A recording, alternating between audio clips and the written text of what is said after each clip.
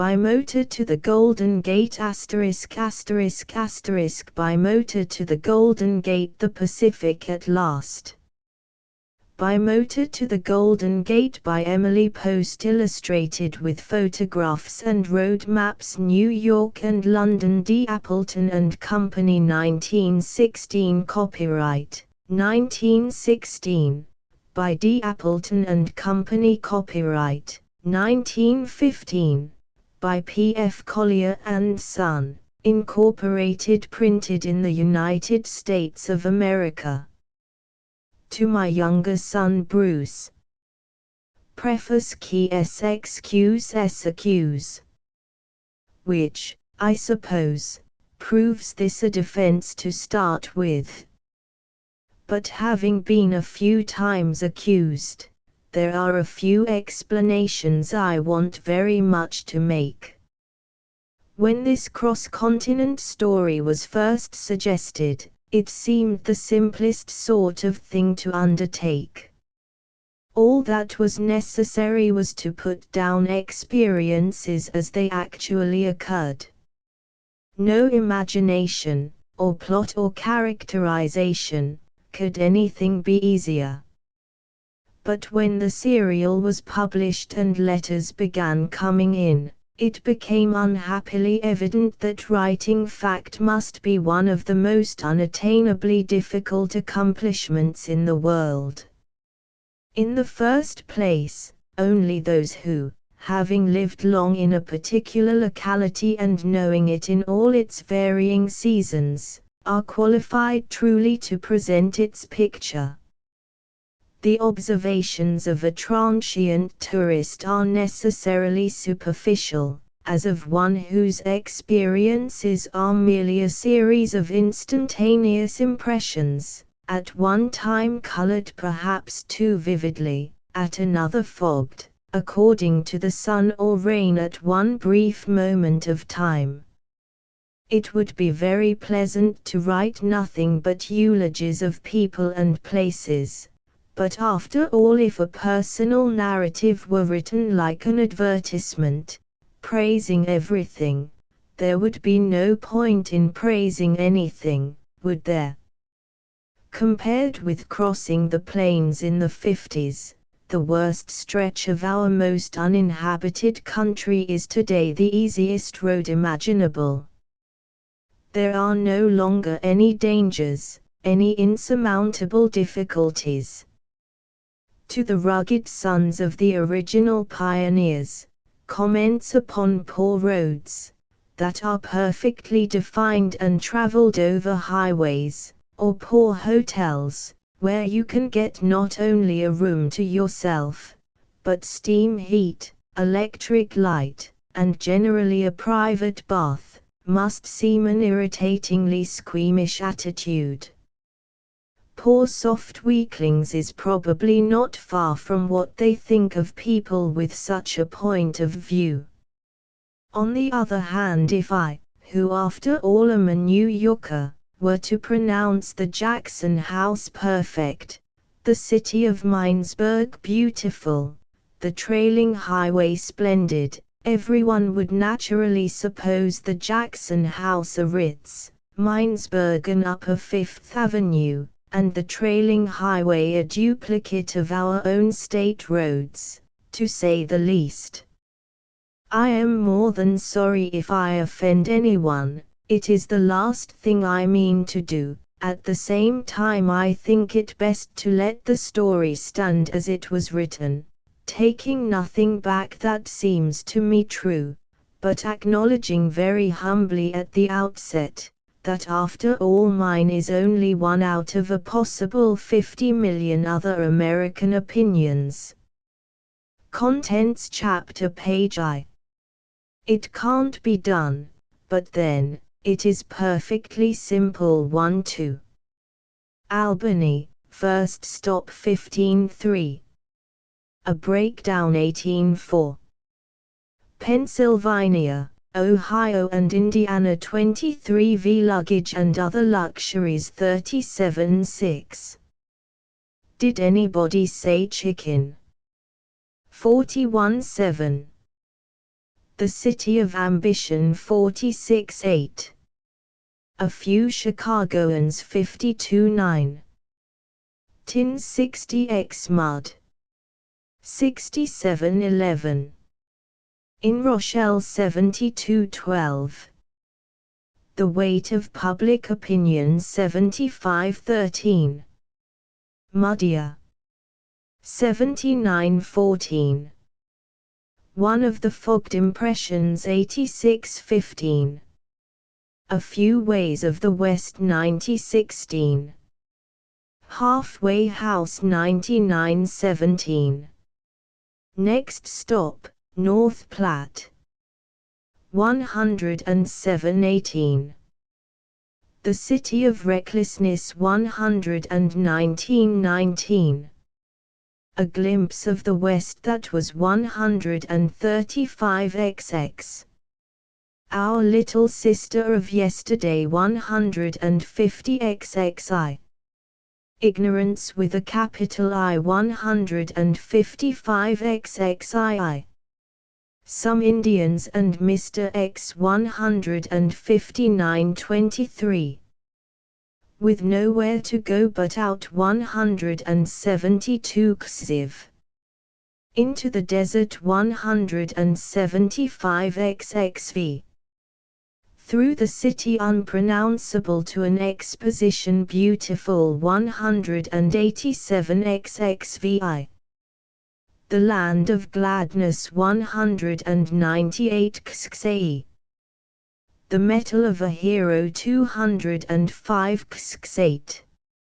San Francisco 211 xx. The Fair 229xxx. Unending sameness was what they said 237xxxi. To those who think of following in our tire tracks, to the man who drives 241 xxyi. On the subject of clothes, food equipment, expenses, daily expense account 251 xxxii. How far can you go in comfort? Someday 278. List of illustrations. The Pacific at last.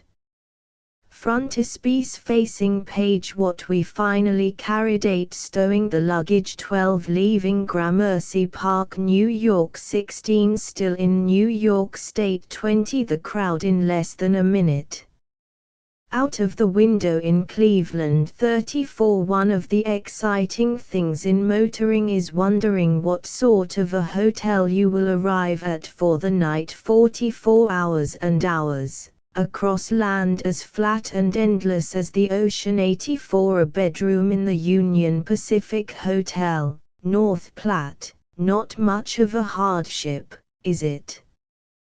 108. A straight, wide road, not even a shack in sight, and a speed limit of 20 miles an hour. 112. Wyoming in the ranch country. 116. Cripple Creek. 120. In the Garden of the Gods. 124. Colorado.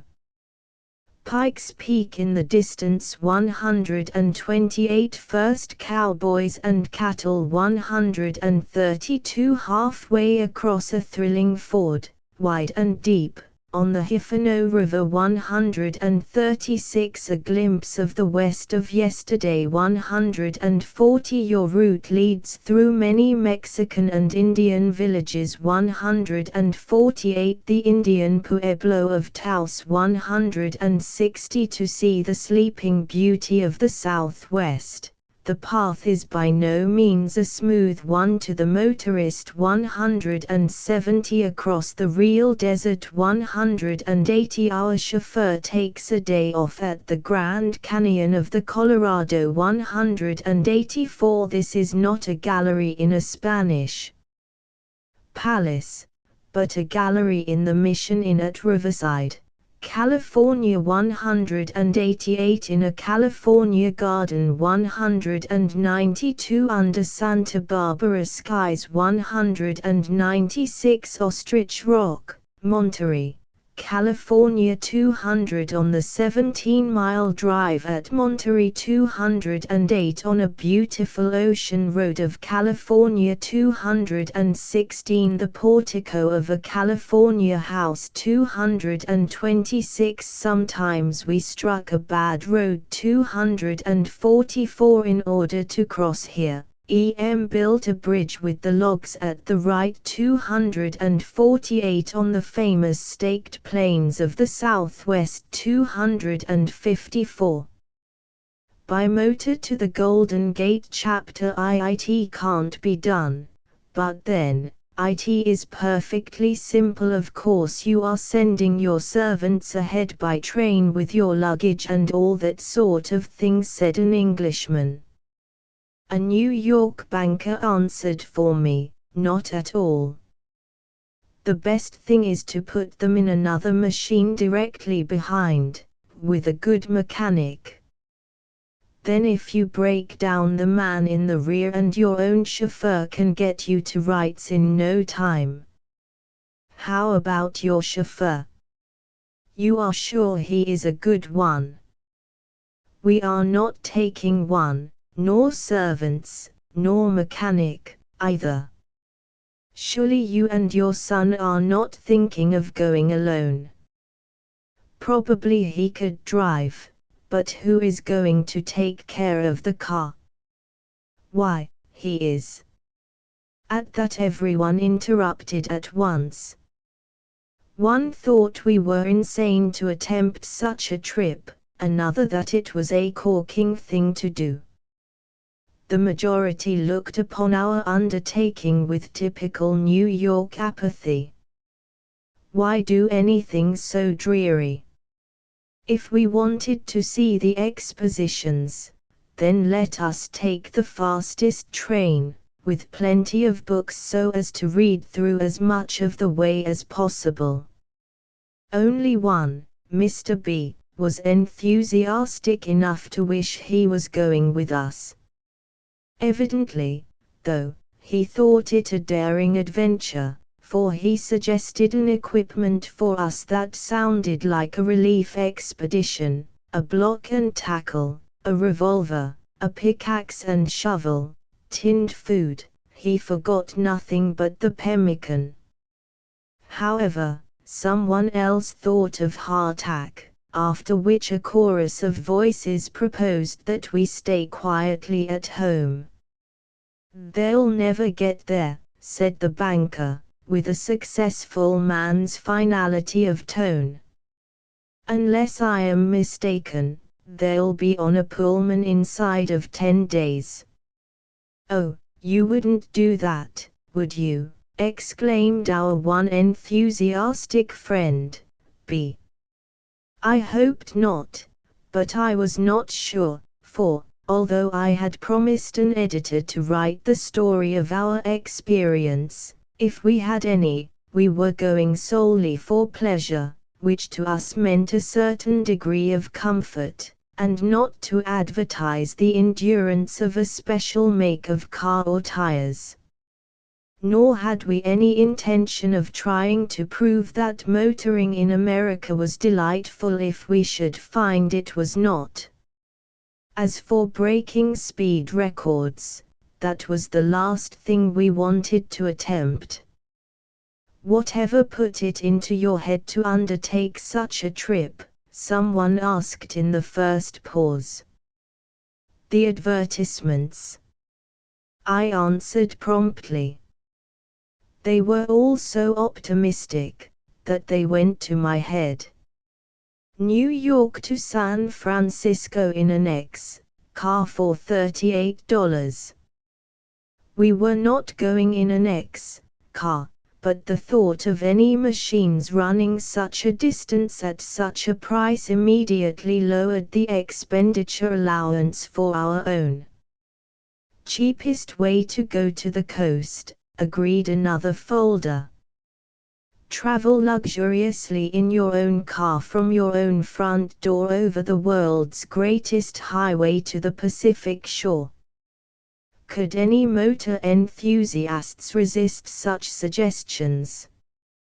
We couldn't. We had driven across Europe again and again. In fact, I had in 1898 gone from the Baltic to the Adriatic in one of the few first motor cars ever sold to a private individual. We knew European scenery, roads, stopping places, by heart. We had been to all the resorts that were famous, and a few that were infamous, but our own land, except for the few chapter headings that might be read from the windows of a Pullman train, was an unopened book, one that we also found difficulty in opening. The idea of going occurred to us on Tuesday, and on Saturday we were to start, yet we had no information on the most important question of all, which route was the best to take. And we had no idea how to find out. The 1914 Blue Book was out of print, and the new one for this year not issued. I went to various information bureaus, some of those whose advertisements had sounded so encouraging, but their personal answers were more optimistic than definite. Then a friend telegraphed for me to the Lincoln Highway Commission asking if road conditions and hotel accommodations were such that a lady who did not want in any sense to rough it could motor from New York to California comfortably. We wasted a whole precious 36 hours waiting for this answer. When it came, a slim typewritten enclosure helpfully informed us that a Mrs. Somebody of Brooklyn had gone over the route 14 months previously and had written them many glowing letters about it. As even the most optimistic prospectus admitted that in 1914 the road was as yet not a road, and hotels along the sparsely settled districts had not been built, it was evident that Mrs. Somebody's idea of a perfect motor trip was independent of roads or stopping places. Meanwhile, I had been told that the best information was to be had at the touring department of the Automobile Club. So I went there. A very polite young man was answering questions with a facility altogether fascinating. He told one man about shipping his car, even the hours at which the freight trains departed. To a second he gave advice about a suit for damages, for a third he reduced New York's traffic complications to simplicities in less than a minute. Then it was my turn. I would like to know the best route to San Francisco. Certainly, he said. Will you take a seat over here for a moment? This is the simplest thing in the world, I thought, and opened my notebook to write down a list of towns and hotels and road directions. He returned with a stack of folders. But as I eagerly scanned them, I found they were all familiarly Eastern. Unfortunately, he said suavely, we have not all our information yet, and we seem to be out of our Western maps. But I can recommend some very delightful tours through New England and the Berkshires. That is very interesting, but I am going to San Francisco. His attention was fixed upon a map of the ideal tour. The New England roads are very much better, he said. But, you see, San Francisco is where I am going. Do you know which route is, if you prefer it, the least bad? Oh, I see. He looked sorry. Of course, if you must cross the continent, there is the Lincoln Highway. Can you tell me how much work has been done on it, how much of it is finished? Might it not be better on account of the early season to take a southern route? Isn't there a road called the Santa Fe Trail? Why, yes, certainly, said the nice young man. The road goes through Kansas, New Mexico and Arizona. It would be warmer assuredly. How about the Arizona desert? Can we get across that? That is the question. Perhaps we had better just start out and ask the people living along the road which is the best way farther on. The young man brightened at once. That would have been my suggestion from the beginning. Once outside, however, the feasibility of asking our road as we came to it did not seem very practical, so I went to Brentano's to buy some maps. They showed me a large one of the United States with 4 routes crossing it, equally black and straight and inviting. I promptly decided upon the one through the Allegheny Mountains to Pittsburgh and St. Louis when 2 women I knew came in, one of them Mrs. O, a conspicuous hostess in the New York social world, and a Californian by birth. The very person I need, I thought. She knows the country thoroughly and her idea of comfort and mine would be the same. Can you tell me, I asked her, which is the best road to California? Without hesitating she answered, the Union Pacific. No, I mean motor road. Compared with her expression, the worst skeptics I had encountered were enthusiasts. Motor road to California. She looked at me pityingly. There isn't any. Nonsense. There are 4 beautiful ones, and if you read the accounts of those who have crossed them you will find it impossible to make a choice of the beauties and comforts of each. She looked steadily into my face as though to force calmness to my poor deluded mind. You, she said. A woman like you to undertake such a trip. Why, you couldn't live through it. I have crossed the continent 160 odd times. I know every stick and stone of the way. You don't know what you are undertaking. It can't be difficult, the Lincoln Highway goes straight across. In an imaginary line like the equator. She pointed at the map that was opened on the counter. Once you get beyond the Mississippi, the roads are trails of mud and sand. This district along here by the Platte River is wild and dangerous, full of the most terrible people, outlaws and bad men who would think nothing of killing you if they were drunk and felt like it. There isn't any hotel. Tell me, where do you think you are going to stop? These are not towns, they are only names on a map, or at best 2 shacks and a saloon. This place North Platte, why, you couldn't stay in a place like that. I began to feel uncertain and let down, but I said, hundreds of people have motored across. Hundreds and thousands of people have done things that it would kill you to do. I have seen immigrants eating hunks of fat pork and raw onions. Could you? Of course people have gone across, men with all sorts of tackle to push their machines over the high places and pull them out of the deep places, men who themselves can sleep on the roadside or on a barroom floor.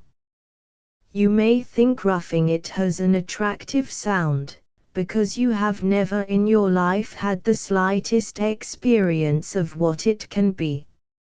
I was born and brought up out there and I know. She quietly but firmly folded the map and handed it to the clerk. I am sorry, she said, if you really wanted to go. By and by, maybe, if they ever build macadam roads and put up good hotels, but even then it would be deadly dull. For about 5 minutes I thought I had better give it up, and I called up my editor. It looks as though we could not get much farther than the Mississippi.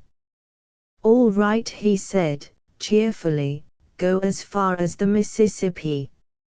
After all, your object is merely to find out how far you can go pleasurably. When you find it too uncomfortable, come home. What we finally carried, no sooner had he said that than my path seemed to stretch straight and unencumbered to the Pacific coast. If we could get no further information, we would start for Philadelphia, Pittsburgh and St. Louis, as we had many friends in these cities, and get new directions from there.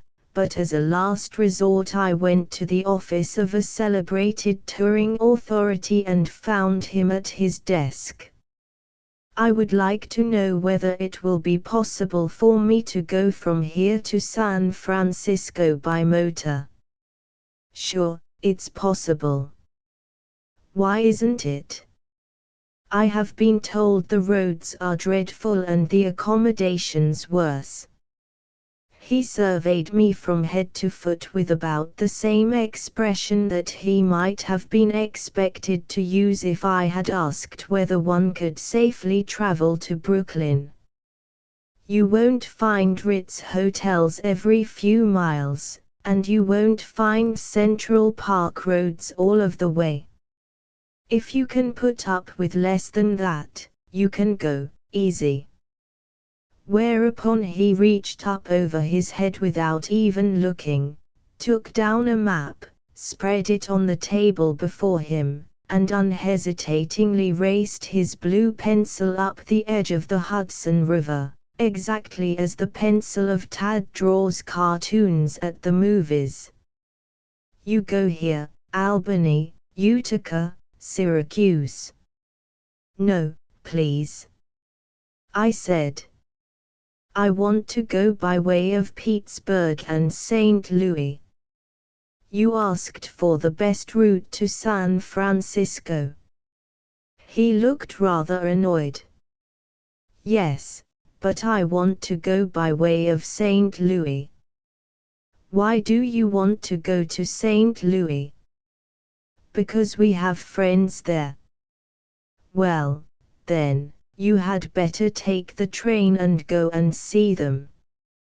Indifferently he took down another map and made a few casual blue marks on the mountains of Pennsylvania.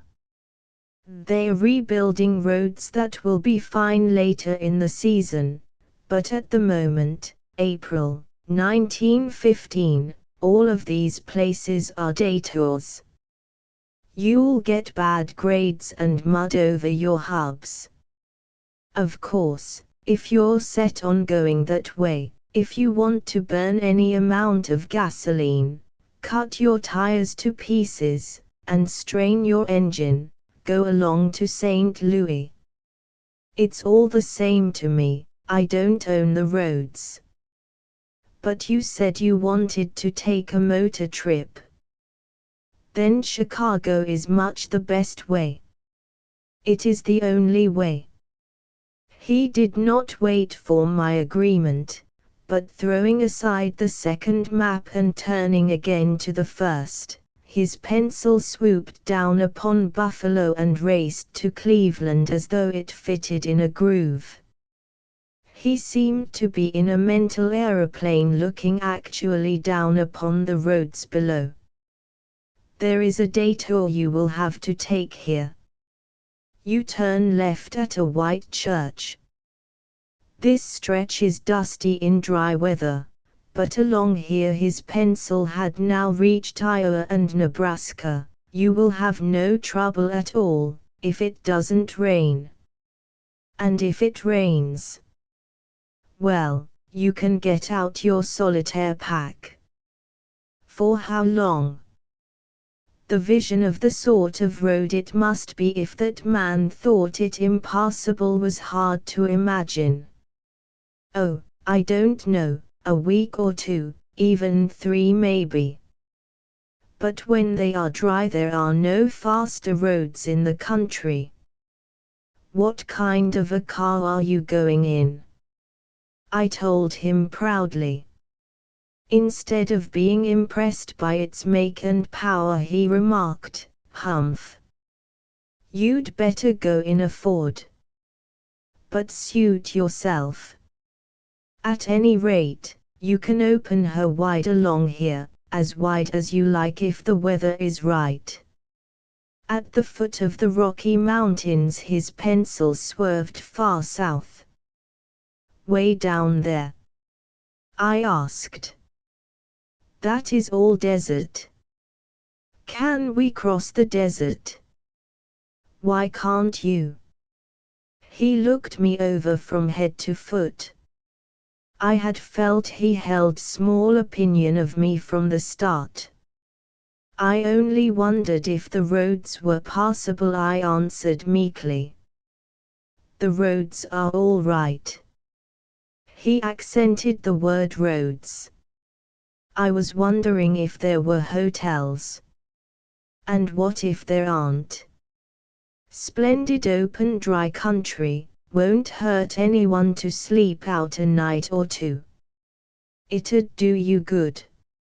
A doctor'd charge you money for that advice. I'm giving it to you free. On the doorstep at home I met my amateur chauffeur. "Have you found out about routes?" he asked.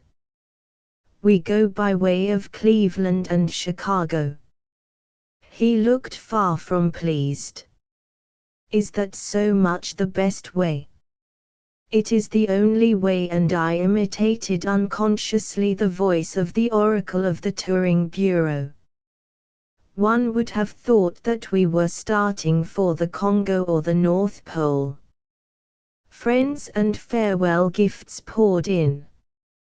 It was quite thrilling, although myself in the role of a venturesome explorer was a miscast somewhere.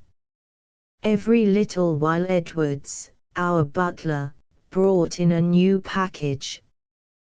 One present was a dark blue silk bag about 20 inches square, like a pillowcase. At first sight we wondered what to do with it. It turned out afterward to be the most useful thing we had, except a tin box, the story of which comes later. The silk bag held 2 hats without mussing, no matter how they were thrown in, clean gloves, veils, and any odd necessities, even a pair of slippers. The next friend of mine going on a motor trip is going to be sent one exactly like it. By far the most resplendent of our presents was a marvel of a luncheon basket. Edwards staggered under its massiveness, and we all gathered around its silver-laden contents, bottles and jars, boxes and dishes, flat silver and cutlery, enamelware and glass, food paraphernalia enough to set before all the kings of Europe. "I could not bear," wrote the giver, "to think of your starving in the desert." Stowing the luggage, Mr. B brought us a block and tackle and 2 queer-looking canvas squares that he explained were African water buckets. All we needed further, he told us, were fur sleeping bags and we would be quite fixed. Another thing sent us was an air cushion. Air cushions make me feel seasick, but the lady who traveled with us loved them. By the way, we added a passenger at the last moment. On Friday afternoon, a member of our family announced she was going with us to protect us. The only thing is, we said, there is no place for you to sit except in the back underneath the luggage. I adore sitting under luggage, it is my favorite way of traveling, she replied. And as we adore her, our party became 3. We had expected to leave New York about 9 o'clock in the morning, but at 11 we were still making selections of what we most needed to take with us, and finally choosing the wrong things with an accuracy that amounted to a talent. Besides our regular luggage, the sidewalk was littered with all the entrancing-looking traveling equipment that had been sent us, and nowhere to stow it. By giving it all the floor space of the tonneau, we managed to get the big lunch basket in. Then we helped in the lady who traveled with us and added a collection of 6 wraps, 2 steamer rugs, and 3 dressing cases, a typewriter, a best big camera and a little better one, with both of which we managed to take the highest possible percentage of worst pictures that anyone ever brought home, a medicine chest, and various other paraphernalia neatly packed over and around her. Of this collection our passenger was allowed one of the dressing cases, 2 wraps and a big bag. As there was not room for 3 bags on the back, my son and I divided a small motor trunk between us. I took the trays and he the bottom. It seemed at the time a simple enough arrangement. On our way up Fifth Avenue, 2 or 3 times in the traffic stops, we found the motors of friends next to us. Seeing our quantity of luggage, each asked, "Where are you going?" Very importantly we answered, "To San Francisco." "No, really, where are you going?" "San Francisco," we called back. But not one of them believed us. Chapter 2 Albany, First Stop, 1. We had intended making Syracuse our first night's stopping place. It can easily be done, but as we were so late starting, it was nearly 1:30, we decided upon Albany instead. We felt very self-important, it even seemed that people ought to cheer us a little as we passed. A number of persons, especially boys, did look with curiosity at our unusually foreign type of car. Solid wheels and exhaust tubes through the side of the hood always attract attention in America, but no one seemed to divine or care about the thrilling adventure we were setting out upon. For about 30 miles outside of New York the road grew worse and worse. Through Dobbs Ferry and Ardsley the surface looked fairly good, but was full of brittle places. Our chauffeur says that the word brittle has no sense, but it is the only one I can think of to convey the sudden sharp flaked off places that would snap the springs of a car going at fair speed. I was rather perturbed, because if the road was as bad as this near home, what would it be further along? But the further we went the better it became, and for the latter 70 or 80 miles it was perfect. The Hudson River scenery, the lower end of it, always oppressed me. I can never think of anything but the favorite fiction descriptions of the mansions where the wealthy reside. Such overwhelmingly serious piles of solid masonry, each set squarely in the middle of a seed catalogue painter's dream of pictorial lawn. Steep hills, steep houses, steep expenditure, typify the lower Hudson, but the scenery 100 miles above the river's mouth is enchanting. Wide, beautiful views of rolling country, great comfortable-looking houses with hundreds of acres about them. Here, though many are worth fortunes, one feels that they were built solely to answer the individual need of their owners, and as homes. Out on a knoll, with the river spread like a great silver mirror in the distance, we christened our tea basket. It took us 5 minutes to burrow down and unpile all the things we had on top of it, and 5 more to find in which compartment were huddled a few sandwiches and in which other box was the cake.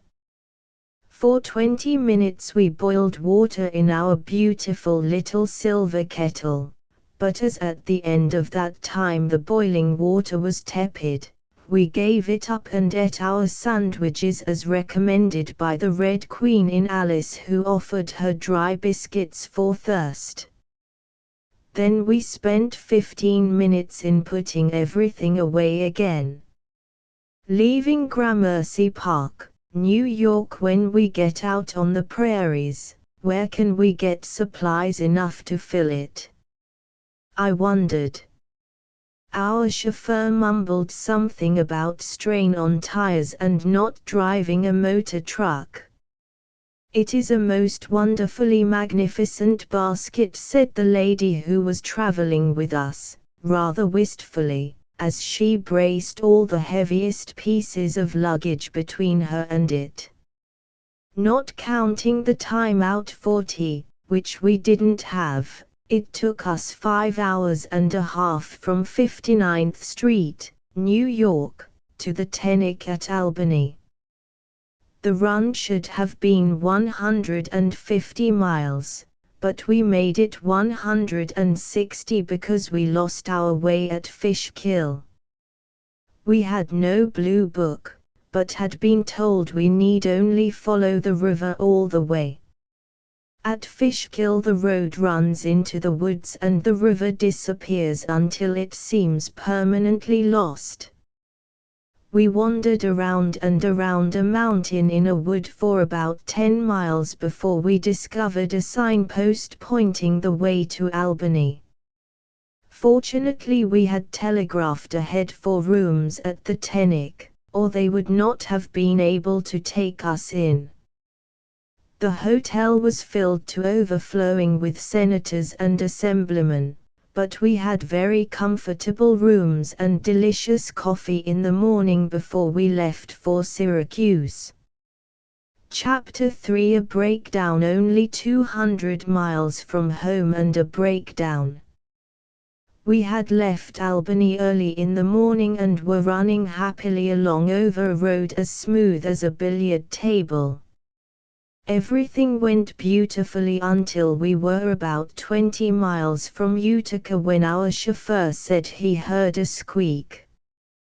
Gloom began to shadow his features. Half a mile further, the squeak became a knock and gloom deepened. He stopped the engine, got out and looked under the hood, lifted the cranking handle once or twice and threw his hands up in a gesture of abject despair. His lips framed all sorts of words, but all he said aloud was, "It's a bearing." He looked so utterly dejected that in my sympathy for him, starting out on such a trip with a mother and a cousin and neither of us of the slightest use to him, I forgot that we were all equally concerned in whatever this misfortune about a bearing might be. "Couldn't we try to get to a garage?" timorously asked the one in the back. Our chauffeur shook his head. "Not without wrecking the engine. There is nothing for it but to be towed to a machine shop." And then, I asked. That depends, was his ambiguous answer, and we said nothing more. Is there anything more exhilarating than an automobile running smoothly along? Is there anything more dispiriting than the same automobile unable to go? The bigger and heavier it is, the worse the situation seems to be. You might get out and push a little one, but a big car standing stonily silent portends something of the inexorability of fate. And there we sat. Presently an old man came jogging along in a buggy. Any trouble? He grinned as the owner of a horse always does grin under such circumstances. But after a few further exasperating remarks, he offered kindly, "Say, son, I'll drive you to a good garage down the road. There are others a mile nearer, but Hoffman and Adams' place at Fort Plain is first class." There had been nothing in our informer's conversation to give us great confidence in his recommendation, but the garage turned out even better than he said. There was a first-rate machine shop with an expert mechanic in charge of it, who peered into our engine dubiously. "If it was only a Ford or a Cadillac," said he, "I could fix you up right away. But a bearing for that car of yours'll like as not have to be made. Can you get one in New York, do you think? An unusual and special car may be very smart looking and be particularly easy to trace if stolen, but in a breakdown a make of popular type would be best, a Ford ideal. You could buy a whole new one at the first garage you came to, or maybe get a missing part at the first 10-cent store." We discovered the difficulty, or inconvenience rather, of repairing ours, within 24 hours of leaving home. The telephone service at Fort Plain was hopeless. For over 4 hours we tried to get the agency in New York, even then it was doubtful whether they would have the part. Meantime the engine had been taken down and the cause of the burnt-out bearing discovered to be a broken oil pipe. They mended that, and our chauffeur was a little more cheerful when he discovered that they had all necessary tools and things to make a new bearing by hand, which they started to do. The lady who was traveling with us and I walked round and round the town. We sent picture postals by the dozen, quite as though we had arrived where we had intended to be. We discovered a restaurant where we could, if it should be necessary, return for lunch, and a newsstand where we fortified ourselves with chocolate and magazines. After which reconnoitering we returned to the garage prepared to stay where we were indefinitely. Mr. Hoffman made us comfortable in the office, where I found excitement in the workings of a very gorgeous and complicated cash register. It had all sorts of knobs and buttons in every variety of color, and was altogether fascinating. I wonder if anyone ever has opened a store for the mere joy of playing on the cash register. I wanted to set up a shop at once.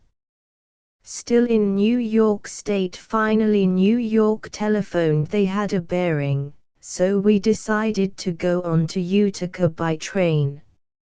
Someone told us, I can't remember who it was, that beyond Albany the nearest good hotel was the Onondaga at Syracuse, but as we would surely have to stop at some poor hotels we thought we might as well get used to a lack of luxury first as last, so we took the train for Utica, to wait there until our car should be repaired. notwithstanding our altruistic intention to accept cheerfully whatever accommodations offered. Our delighted surprise may be imagined when we entered the beautiful, wide, white marble lobby of the brand new Hotel Utica. Our rooms were big and charmingly furnished. One had light blue damask hangings, and cane furniture, another mahogany and English chintz. Each of them had its own bathroom with best sort of plumbing. The food is very good and reasonable as to price. One dinner, for instance, was $1.30 for each of us, including crêpes Suzette, which were delicious. There was music during dinner, and afterward dancing. As in most places outside of Broadway, they still call every sort of dance that is not a waltz the tango. Sitting in the lobby for a little while in the evening, we noticed that the clerk at the desk, instead of showing the blank indifference typical of hotels on Fifth Avenue and Madison Avenue, greeted all arriving guests with a hearty "How do you do?" They also gave us souvenirs. A little gilt powder pencil, a leather change purse, and a gilt-stamped leather card case. We felt as though we had been to a children's party.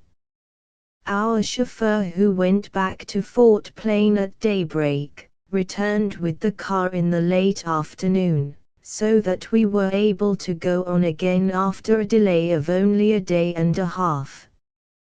Chapter 4 Pennsylvania, Ohio and Indiana. Erie is a nice, home-like little city, full of business, and our hotel, the Lawrence, very good. There was an irate man at the desk this morning. "Say, what kind of a hotel do you run?" "That dancing went on until 3 o'clock this morning. It's an outrage." The clerk was sorry, and willingly arranged to have the guest put in a quiet room, but he bit off the end of a cigar viciously and went out, still storming about the disgrace of allowing such a performance in a reputable hotel. "He ought to take a trip to little old New York if he thinks dancing till 3 is late," said a bystander. "He'd better go back to the farm and go to roost with the chickens," answered another. "From Albany the roads have been wonderful, wide and smooth as a billiard table all the way.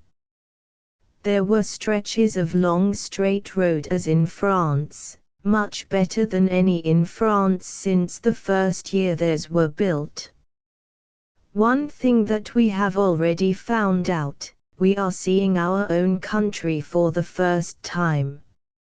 It is not alone that a train window gives one only a piece of whirling view, but the tracks go through the ragged outskirts of the town, past the back doors and through the poorest land generally, while the roads become the best avenues of the cities, and go past the front entrances of farms. And such farms! We had expected the scenery to be uninteresting. No one with a spark of sentiment for his own country could remain long indifferent. Well-fenced fields under perfect cultivation, splendid-looking grazing pastures, splendid-looking cows, horses, houses, barns. And in every barn, a Ford.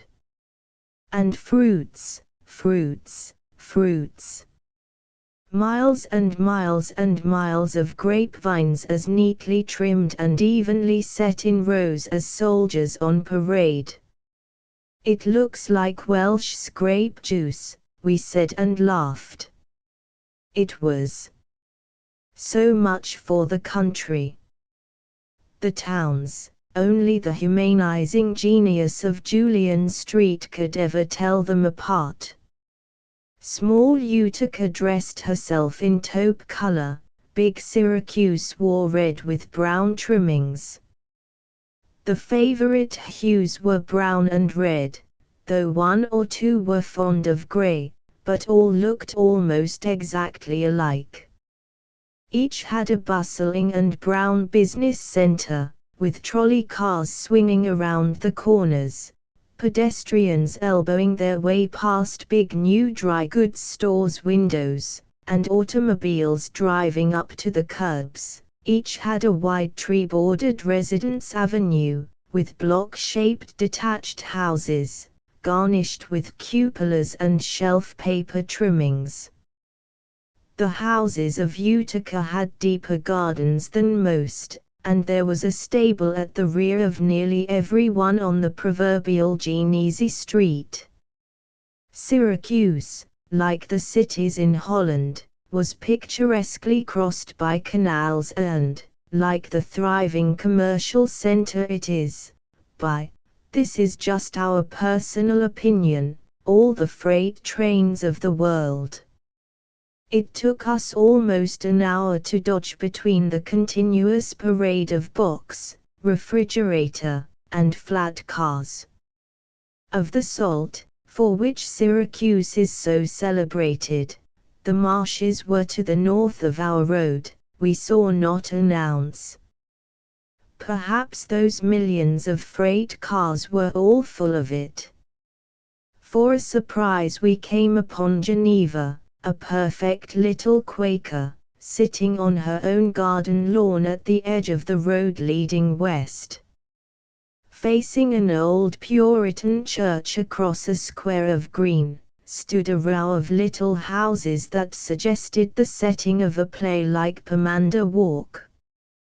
To the moneyed magnates of the mansions of the lower Hudson, to the retired tradesmen residing in some of the red and brown residences of the various Genesee avenues, the demure little square of huddled houses of Geneva might seem contemptibly mean.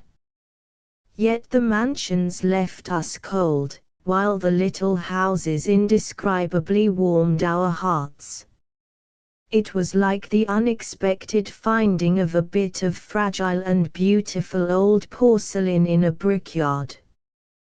We expected to see the counterpart of one of the heroines of Miss Austen's novels come out of one of the quaint little doorways. We would have liked to find a tea shop on the square, for it was lunch time and we hated having to turn into Main Street and make our choice between several unprepossessing hotels. Geneva was certainly a town of unexpected contrasts.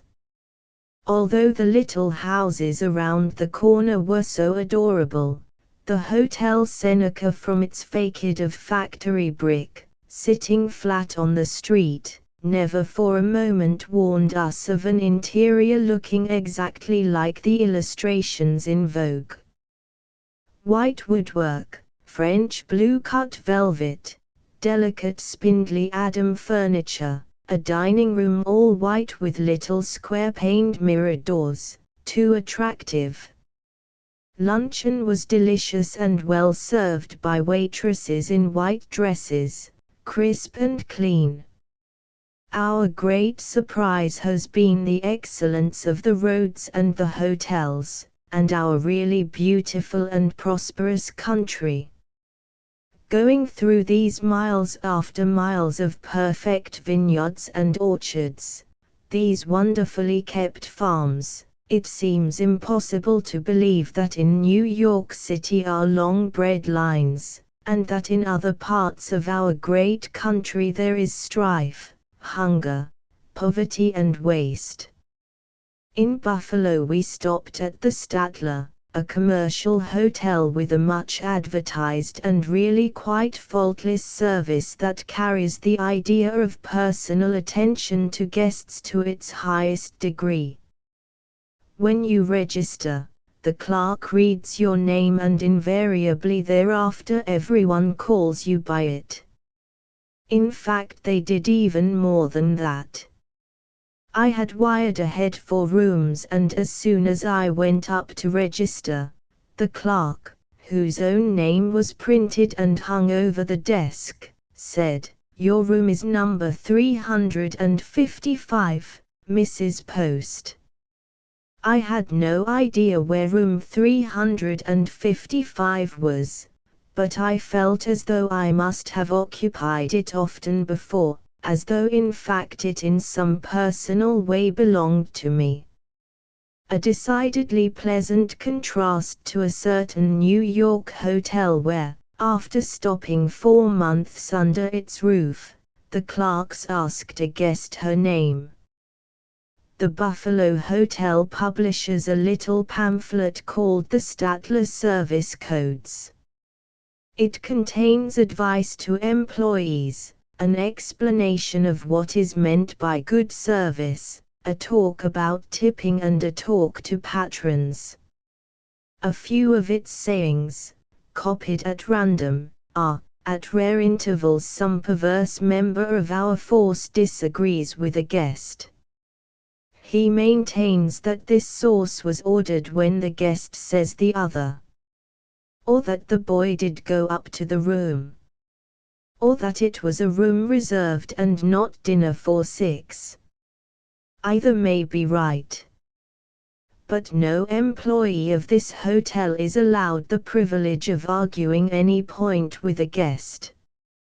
A doorman can swing the door in a manner to assure the guest that he is in his hotel, or he can sling it in a way that sticks in the guest's crop and makes him expect to find at the desk a sputtery pen sticking in a potato.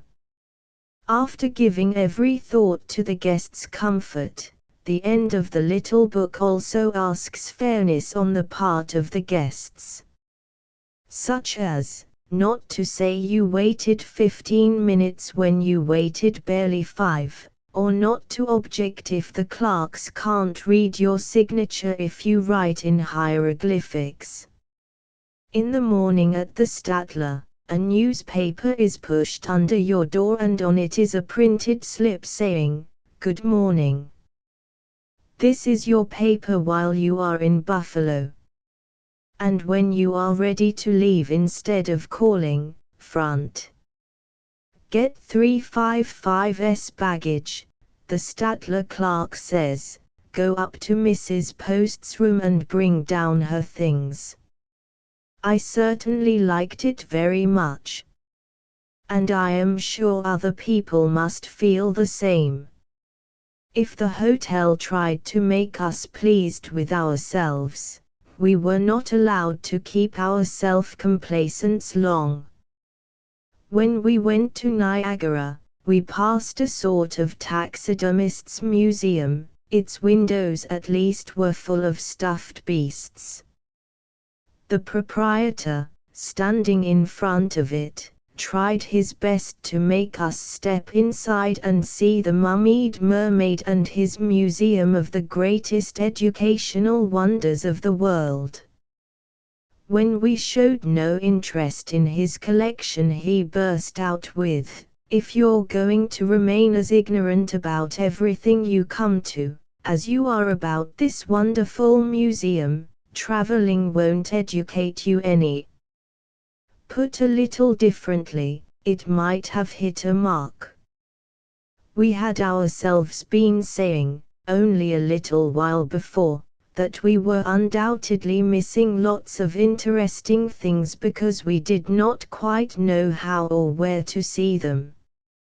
Yet, though we are still ignorant about the wonders of that particular museum, we are not always so indifferent.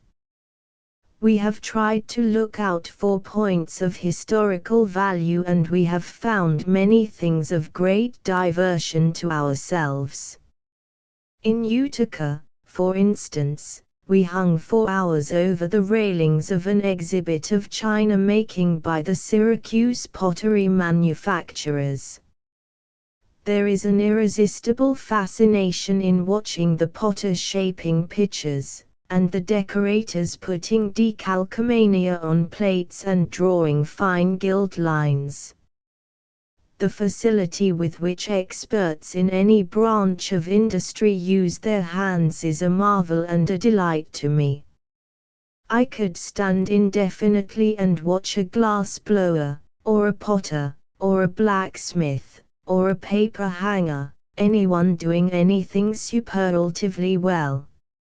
I am not thinking of describing the world's wonder of wonders, Niagara Falls, because everyone knows they are less than an hour's run from Buffalo, with a splendid wide motor road leading out to them, and because their stupendous beauty has been described too often. There were 4 bridal couples with us in the elevator that took us down to go under the falls. One of the brides was apparently concerned about the unbecomingness of the black rubber mackintosh and hood that everyone puts on, for her evidently southern husband said aloud, "Don't you fret about it, Nellie, you look real sweet in it, 'deed you do." Whereupon each of the other 3 patted around the edge of the hood where her hair ought to be, and glanced a little self-consciously at the arbiter of her own loveliness. Later, the young southerner linked his arm in that of his bride lest she go too close to that terrific torrent of drenching water. The other 3 pairs walked gingerly through the soaking rock galleries in 3 closely huddled units. And the rest of us looked at them with that smiling interest that one irresistibly feels for happy young couples on their honeymoon.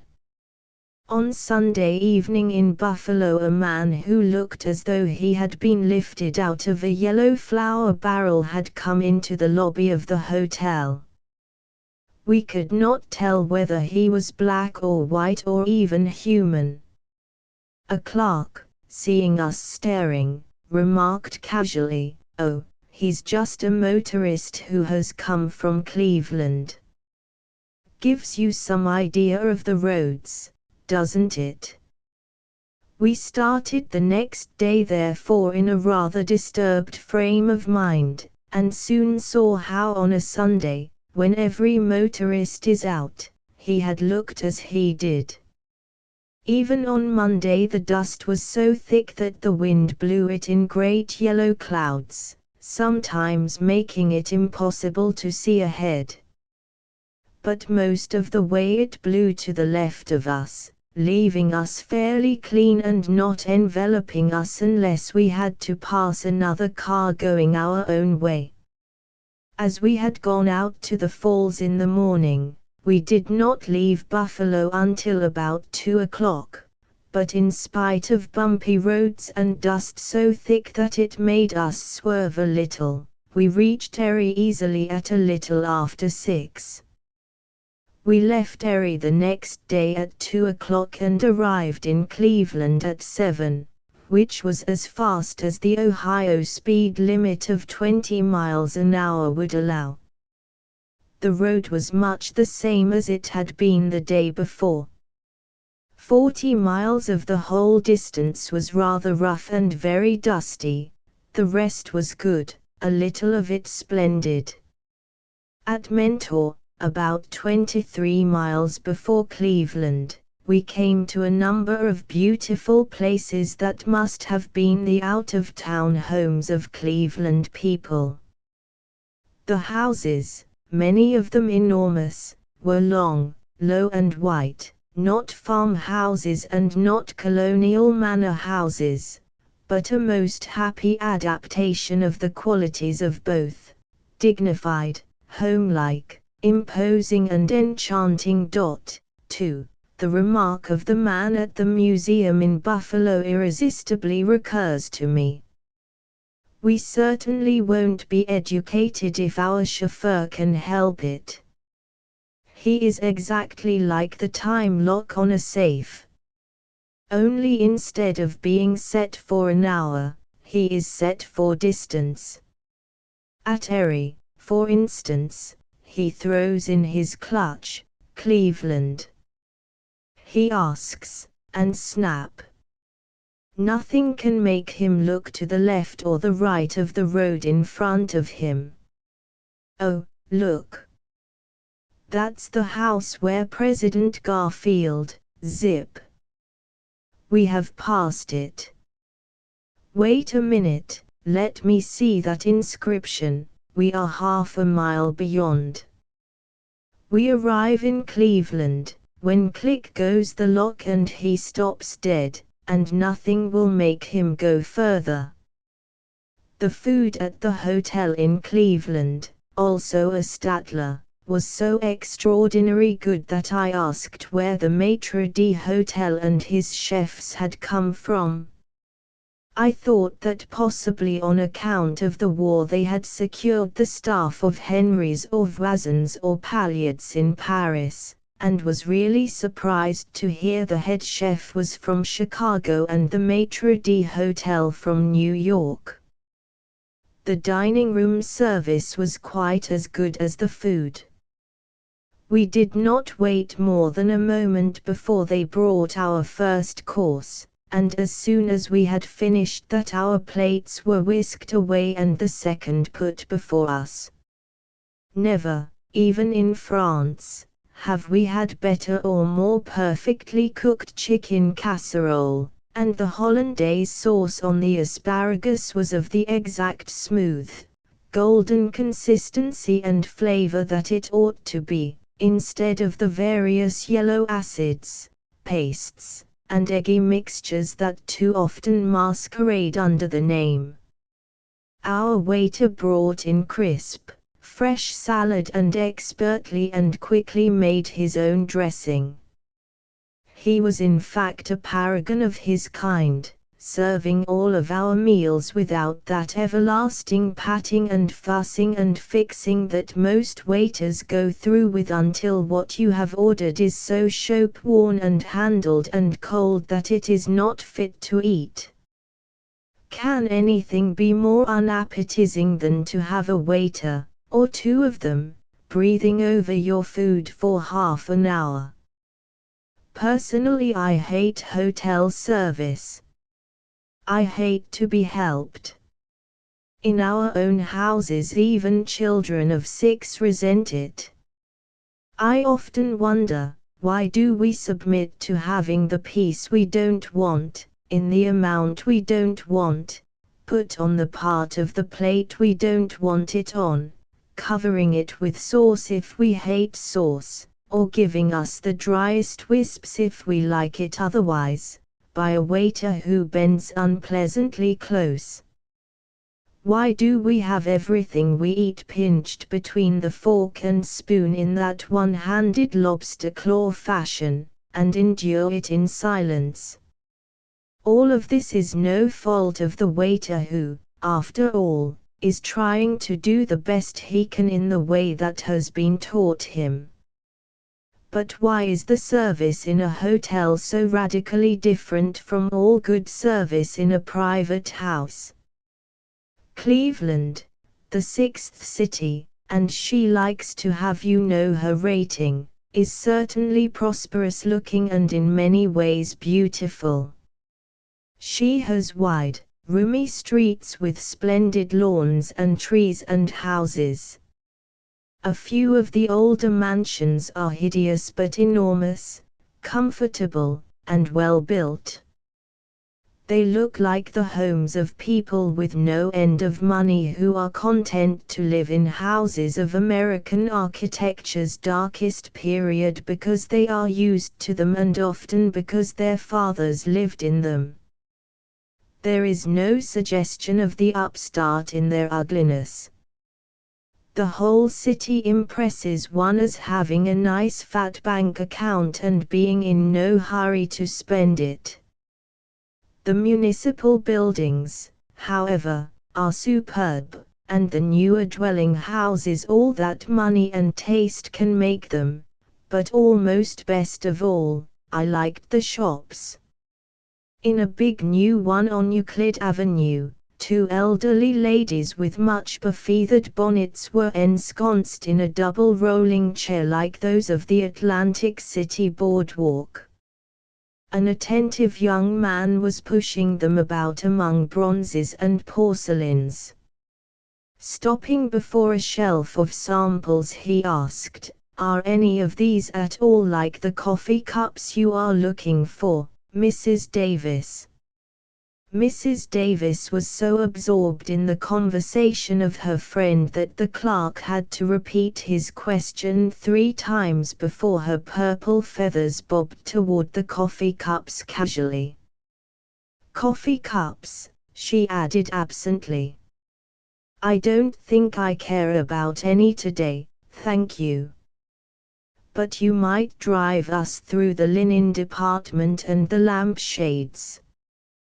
The lampshades are always so pretty," she added to her friend, exactly as though, after telling her coachman to drive around the east side of the park, she had remarked upon the beauty of the wisteria. "Does that lady drive about town in a rolling chair?" I asked of the man waiting upon us. "Oh, those chairs are ours," he answered. "We have them so that customers can visit with each other and shop without getting tired. One of the clerks will be glad to push you about in one. It is a very pleasant innovation," he added, and out of courtesy he did not say for whom. The crowd in less than a minute. Out of the window in Cleveland. Cleveland is also the city of 3-cent car fares. In fact, 3 cents in Cleveland is almost as good as 5 cents in other cities. Lemonade 3 cents, moving pictures 3 cents, a ball of popcorn 3 cents, a whole counter full of small articles in one of the big stores.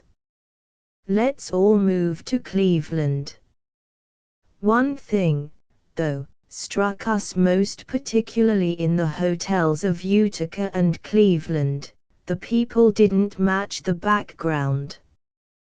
Dining in a white marble room quite faultlessly appointed, there was not a man in evening clothes and not a single woman smartly dressed or who even looked as though she had ever been. Men in unpressed business suits, women in black skirts and white shirtwaists are appropriate to the imitation wood or plaster walls of some of the eating places that we have been in, but in a beautiful hotel like the Statler in Cleveland, and especially in the evening, they spoil the picture. From Cleveland to Toledo the roads are very like those of France. They have wonderful foundations but badly worn surfaces. Much the best hotel in Toledo is the Seca, and the restaurant, which made no attempt at imitating French cooking, was good. There was a most beautiful art museum in Toledo, a small building pure Greek in style and set like a jewel against pyramidal evergreens. It is quite the loveliest thing we have seen. Because of Ohio's speed restrictions, 20 miles fastest going and 8 for villages, etc., one must either spend days in crawling across the state or break the law. As is usually the case with unreasonable laws, few keep them, or else the motoring Ohioans interpret their speed laws rather liberally. Of the hundreds of motors we met in Ohio, especially near Cleveland, which is one of the biggest automobile centers in the country, scarcely one, even within the city limits, was going less than 25 miles an hour. However, as it is not courteous for the stranger to dash lawlessly through at faster than the 12-mile average prescribed by law, the run from Toledo to South Bend, a distance of 162 miles, will take from 12 to 14 hours. The road is good, most of it, but sandwiched between occasional poor stretches. We lunched at Brian at the Chrisman Hotel. It was here that I heard a new retort courteous. I had dropped a veil, a youth picked it up. I said, "Thank you." He replied politely, "Yours truly." The Oliver, Indiana's finest hotel at South Bend is good, clean, well run, with a Louis Quator's dining room in black and white. The black and white craze is raging here quite as much as in New York. Chapter V luggage and other luxuries. Never in the world did people have so much luggage with nowhere to put it and nothing in it when it is put. Each black piece is bursting. Yet everything we have with us is the wrong thing and just so much to take care of without any compensating comfort. We have gradually eliminated everything we could until now we have just enough for 3 hall boys on our arrival and 3 porters on our departure to stagger under. Then too, although possibly all right for a man and wife, sharing the motor trunk with a son is an inconvenience unimagined. If the trunk is put in my room, he finds himself somewhere on another floor or at the end of an interminable corridor unable to get his pajamas without entirely redressing. If the trunk is in his room, I have to hunt for him, get his key, and bring the trays to my room. Packing one trunk in 2 rooms at once is even more difficult. Consequently, he has in desperation bought a suitcase. It is orange-colored, made of paper, I think, and it also makes one more lump of baggage to be carried up and down and packed on top of our traveling companion. The thermometer was at about 30 when we left home, so I could think of nothing but serge coats of heavy weight, plaited skirts also nice and warm, sweaters of various thicknesses, and fur coats. There came almost a break in a heretofore happy family when I insisted that over the Rocky Mountains our chauffeur would need his heaviest coat. He refused to take a coonskin, heaven praise his intuition on that, but obligingly brought a huge ulster. We had not gone 50 miles from New York when the sun came out hot and has ever since then been trying to show how heat is produced in the tropics. Our car is loaded down with wraps for the Rockies, and in this sweltering heat not one thin dress have I brought.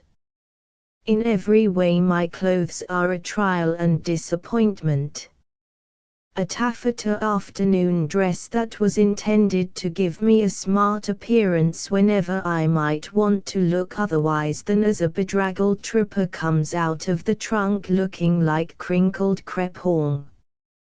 I thought of pretending that it was crinkled crepon, but its crinkle was somehow not quite right in evenness or design. There is also a coat and skirt of a basket weave material that I had made especially to be serviceable motoring. I don't know what sort of dresses would have packed better, but I am sure none could be worse.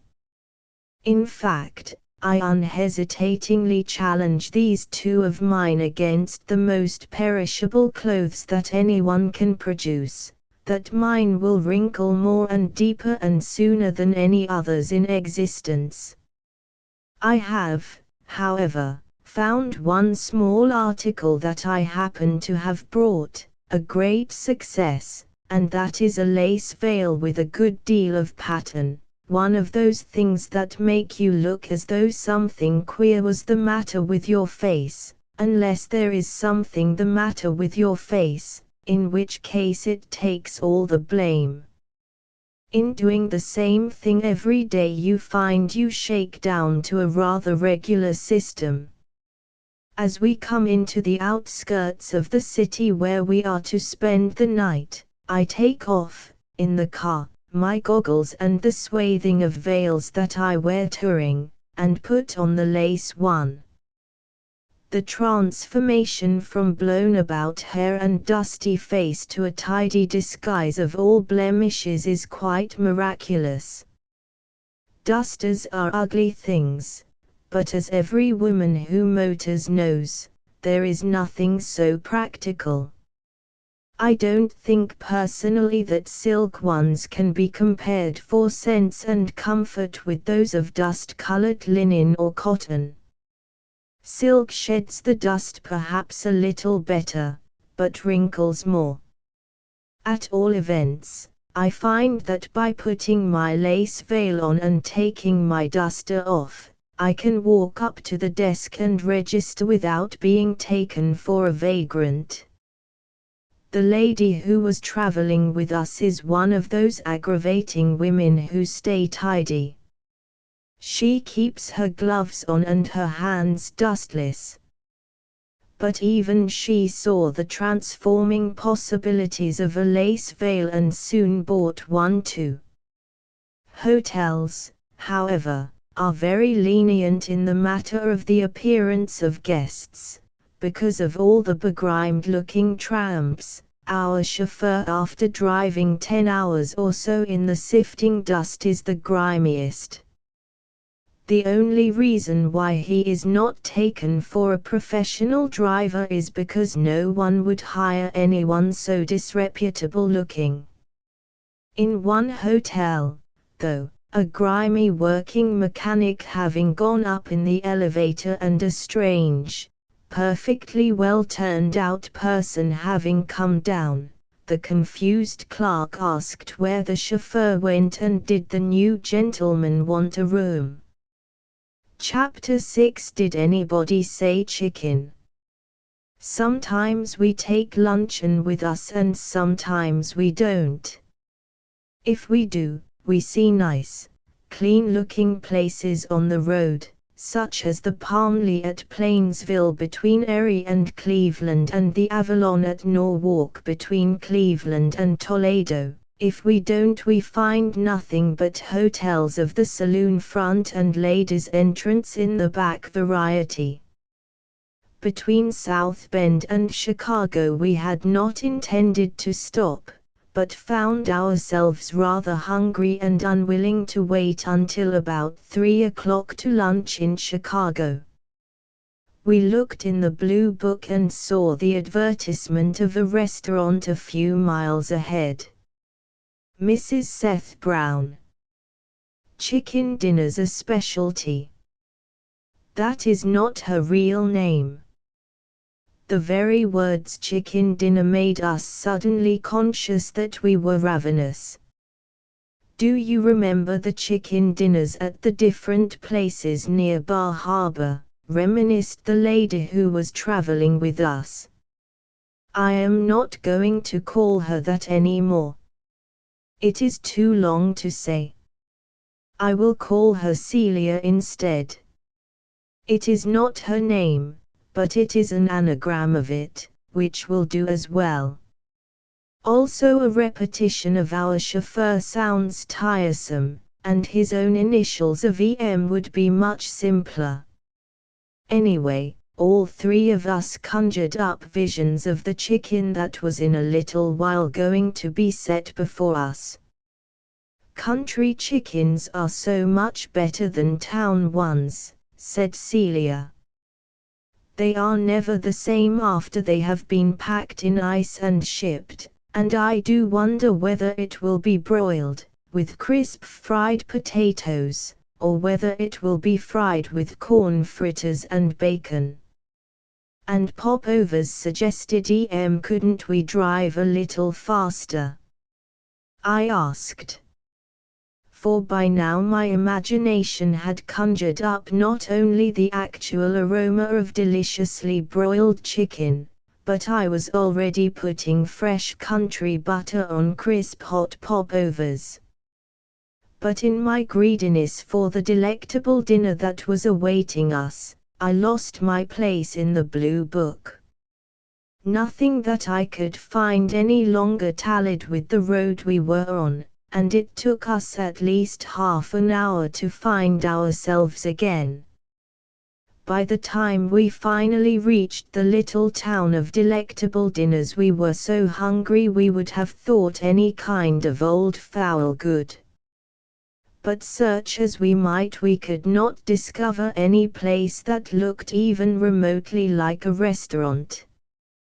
There was a saloon, and a factory, and some small frame tenements. Nothing else in the place. Inquiring of some men standing on a corner, one of them answered, "The ladies' entrance of the saloon is Mrs. Seth Brown's place, and the eating's all right." We were very hungry, and the lure of chicken being strong, also feeling that perhaps the interior might prove better than the entrance promised, we went in. In the rear of a bar was a dingy room smelling of fried fat and stale beer.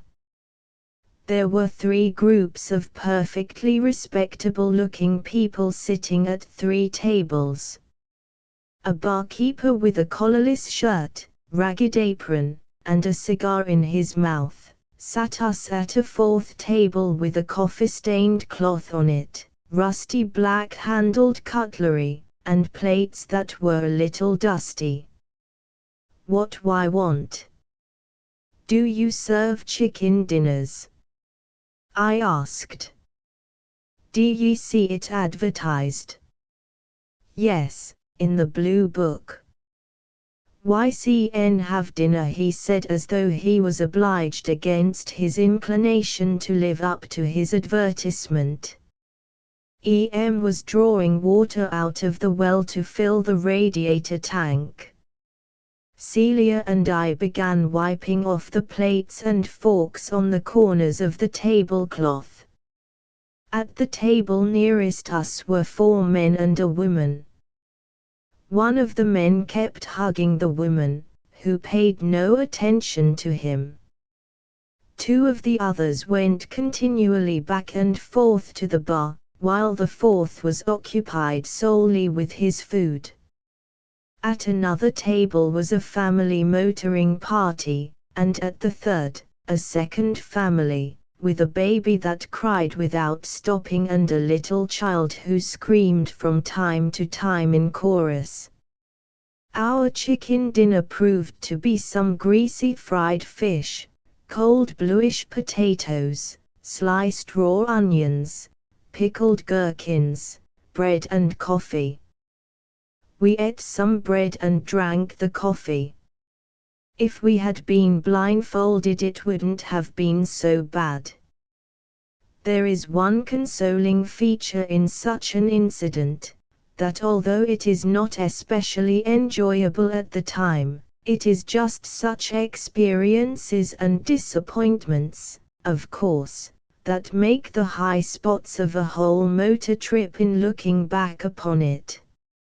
It is your troubles on the road, your bad meals in queer places, your unexpected stops at people's houses, in short, your misadventures that afterwards become your most treasured memories.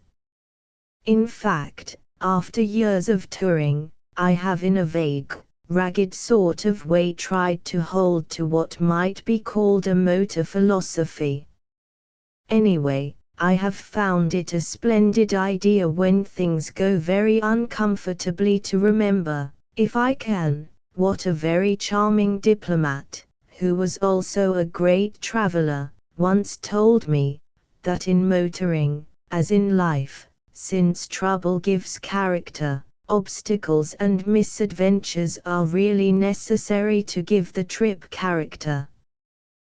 The peaceful motorist who has no motor trouble or weather trouble or road trouble has a pleasant enough time, but after all he gets the least out of it in the way of recollections.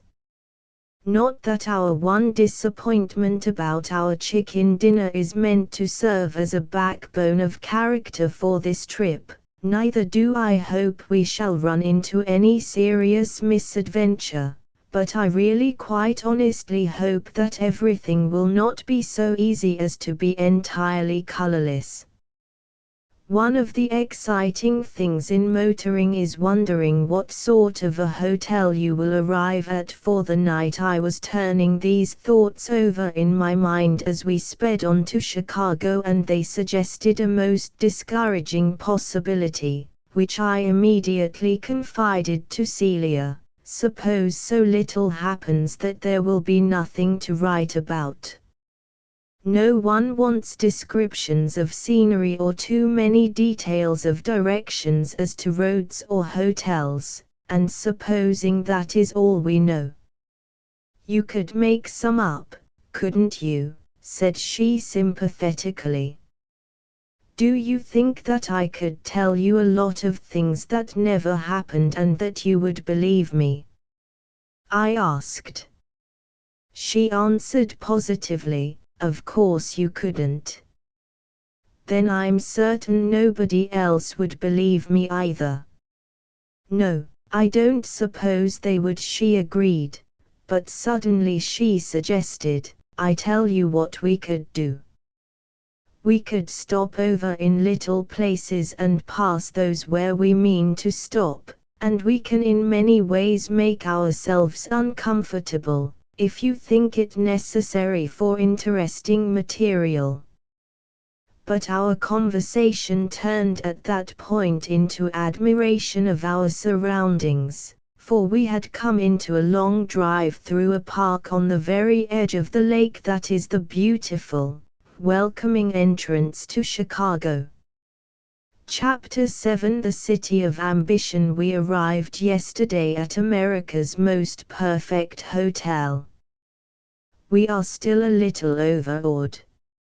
So far we have only been in hotels that have prided themselves on being the best hotel in the state or the best hotel in the Middle West, but Chicago's pride throws down the gauntlet to America, north and south, and coast to coast. I have never heard that Chicago did anything by halves. The world will take you at your own valuation. Maybe the maxim originated in Chicago. America's best hotel looks like a huge tower of chocolate cake covered with confectioner's icing. If it were cake, it might easily be the biggest piece of chocolate in the world, but for America's best, probably because the word best in America has come to mean also biggest, the Blackstone seems rather small. Still, I don't think it boasts of being anything except the finest and foremost, most perfect and complete hotel in the Western Hemisphere. The lobby as you enter it is very like the thick chocolate center of the cake and gives a slightly stuffy impression that is felt in no other part of the really beautiful interior. The cerise and cream-colored dining room, in which for afternoon tea they take up the center carpet and remove some tables, leaving a hollow square of gray marble tiling to dance on, is the most beautiful room that I have ever seen anywhere, not excepting Paris. The white marble simplicity of the second dining room also appealed to me, and the upstairs halls are like those in a great private country house. The restaurant we find for its standard of high price is not very good. The food at the Statler in Cleveland was the best we have had anywhere, and the prices were half. Perhaps we ordered, by luck, the Statler's specialties and the dishes that the Blackstone prepares least well.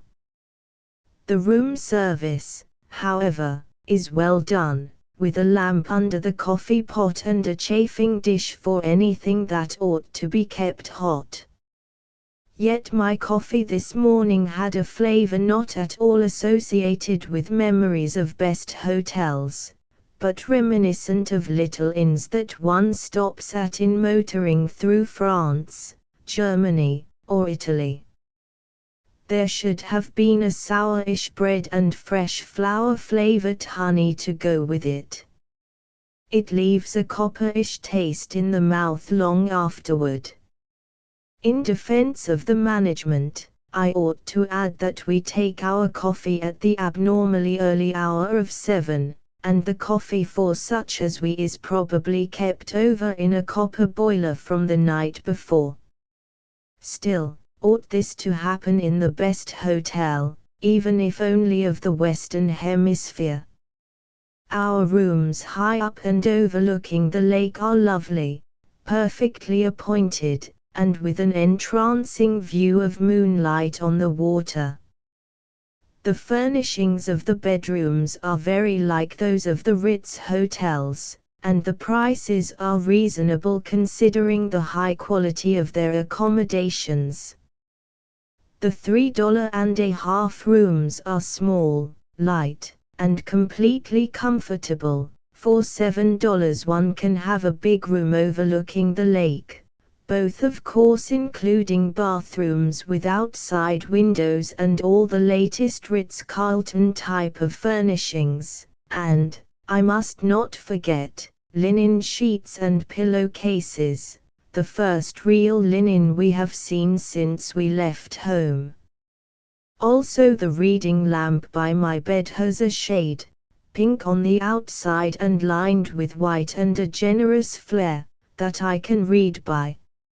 At the Statler in Cleveland there was an exceedingly pretty bed table lamp with a silk shade on it of Alice blue and a little gold lace, but one might as well have tried to read by the light of a captured firefly tied up in blue tissue paper.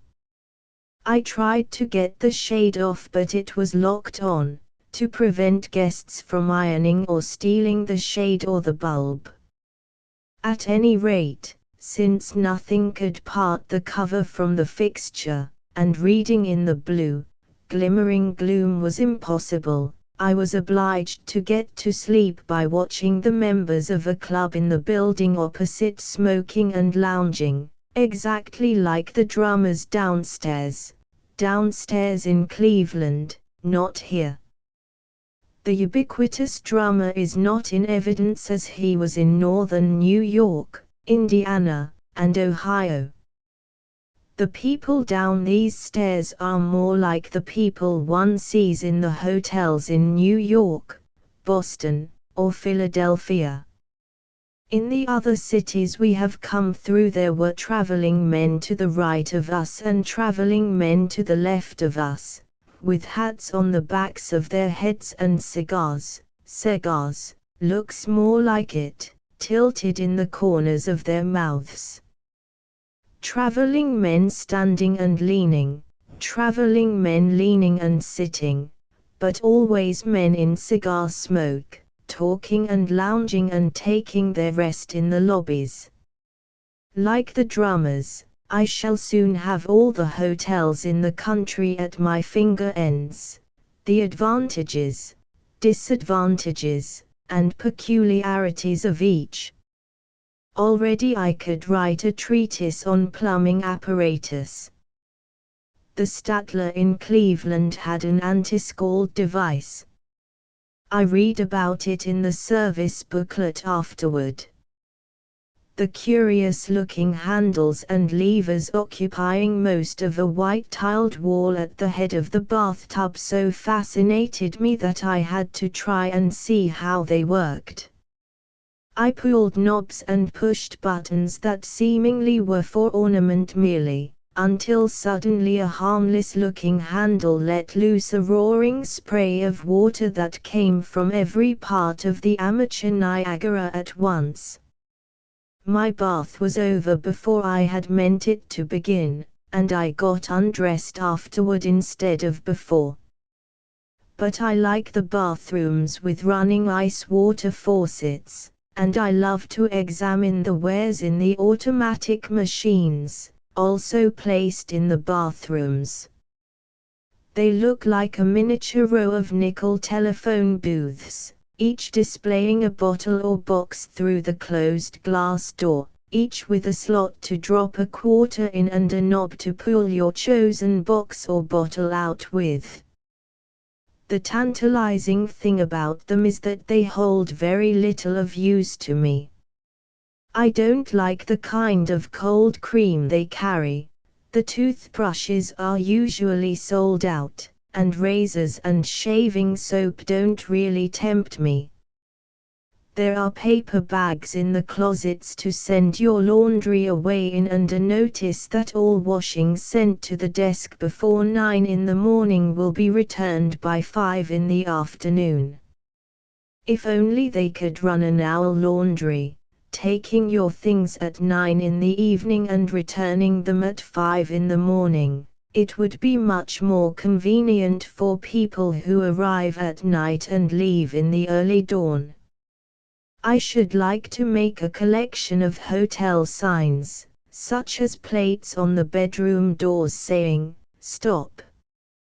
Have you forgotten something?" And in the bathroom the same sentiments and an additional "How about that razor strop?" While waiting for my change in one of the big department stores, I overheard the following conversation between two women directly beside me. "So you like living in the city, do you?" said one. "Sure," answered the other. "You can run into the stores as often as you feel like it, and if you get lonesome you can go to the movies or a vaudeville show. Or you can walk up Michigan Avenue and see the styles. There's always something going on in the city. I dare say you get used to it and feel you couldn't give it up, but what I never could get used to is one of them flats. Now out at home, we've got a 15-room house, all hardwood floors. What do you want all that room for? You've only got to spend money to furnish it and elbow grease to care for it. You need 2 girls or more. Now, we've got a flat all fixed up nice and cozy and 1 girl takes care of it easy. Well, I guess it's all right, but if I had to bring my babies out of the good country air and put them in a flat, I think they'd die." Chapter 8. A few Chicagoans. The disappointing and unsatisfactory thing about a motor trip is that unless you have unlimited time, which few people ever seem to have, you stop too short a while in each place to know anything at all about it. You arrive at night and leave early in the morning and all you see is one street driving in, and another going out, and the lobby, dining room and a bedroom or 2 at the hotel. Happily for us, we have been staying several days in Chicago, and, while we can scarcely be said to know the city well, we have had at least a few glimpses of her life and have met quite a few of her people. Last evening at a dinner given for us, our hostess explained that she had asked the most typical Chicagoans she could think of, and that one of the most representative of them was to take me in to dinner. "He is so enthusiastic, he is what some people would call a booster," she whispered just before she introduced him. In books and articles I had read of persons called boosters and had thought of them as persons slangy as their sobriquet, blustering, noisy braggarts, disagreeable in every way. I think the one last night must have been a very superior quality. He was neither noisy nor disagreeable, on the contrary. He was most charming and seemed really trying not to be a booster at all if he could help it. He began by asking me eagerly how we liked Chicago. Had we thought the Lake Shore Drive beautiful? Were we struck with Chicago's smallness compared to New York? I told him we had, and we were not.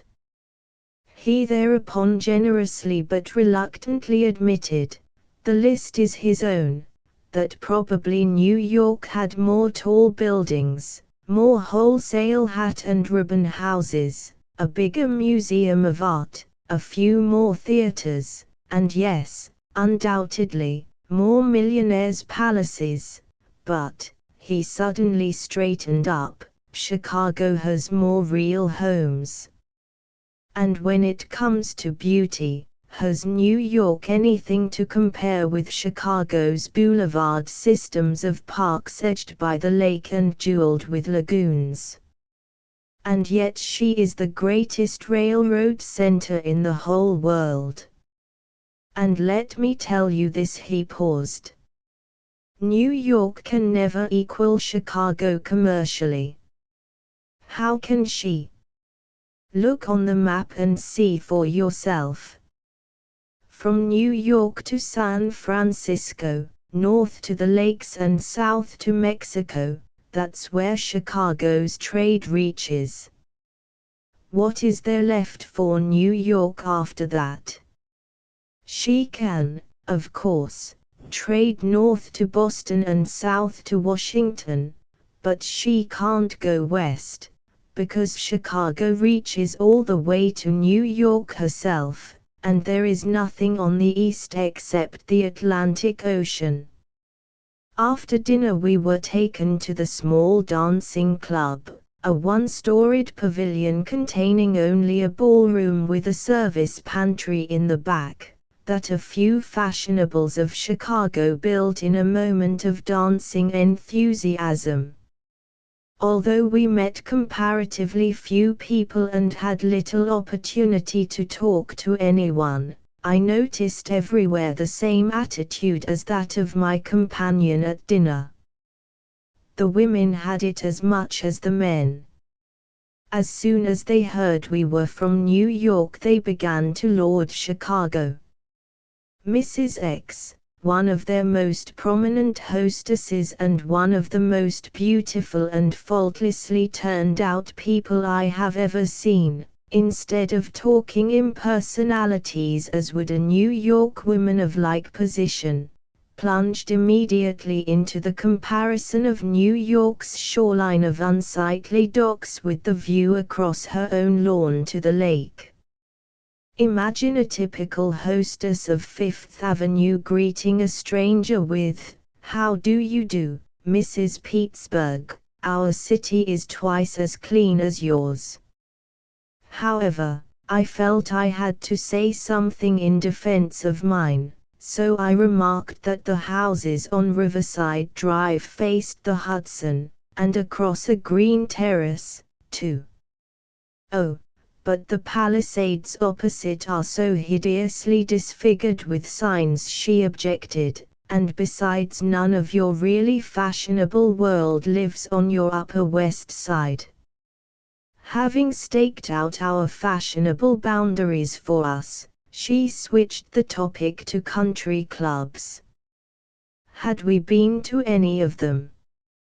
We had been given a dinner at the Saddle and Cycle Club, and we had to admit it was quite true that New York had nothing in its immediate vicinity to compare with the terrace on which we had dined, directly on the lake, and apparently in the heart of the wilderness, although the heart of Chicago was only a few minutes' drive away.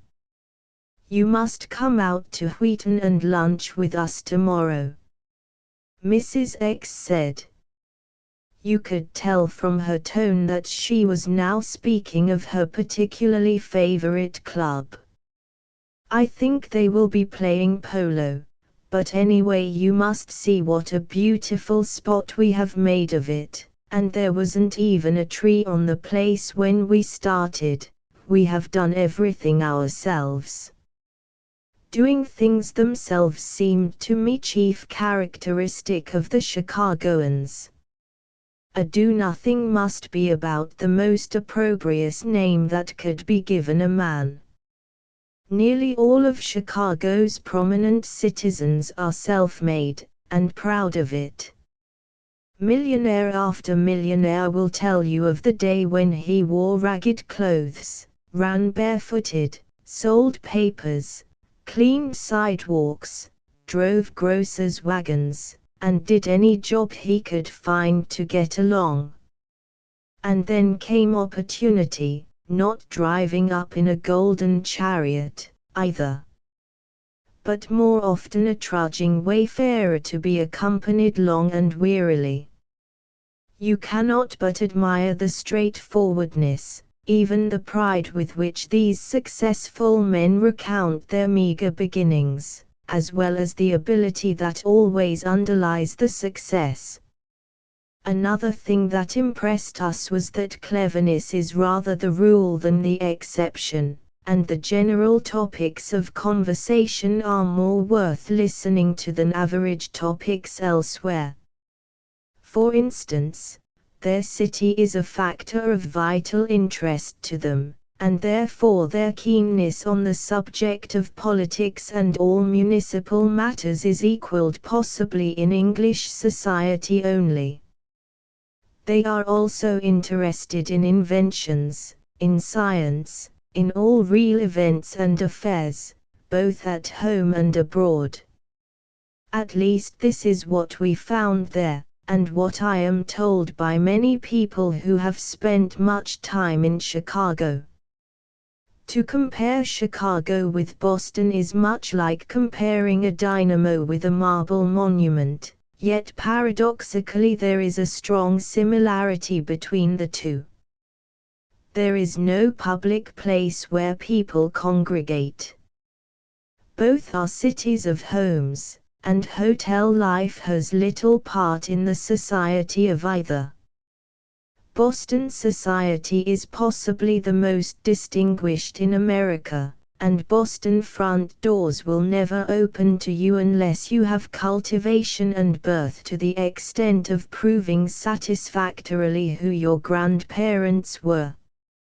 Chicago, of course, cares not at all, in a Boston sense, who your grandfather was so long as he was not a half-wit who transferred his mental deficiency to you. Boston society is distinguished and cultivated.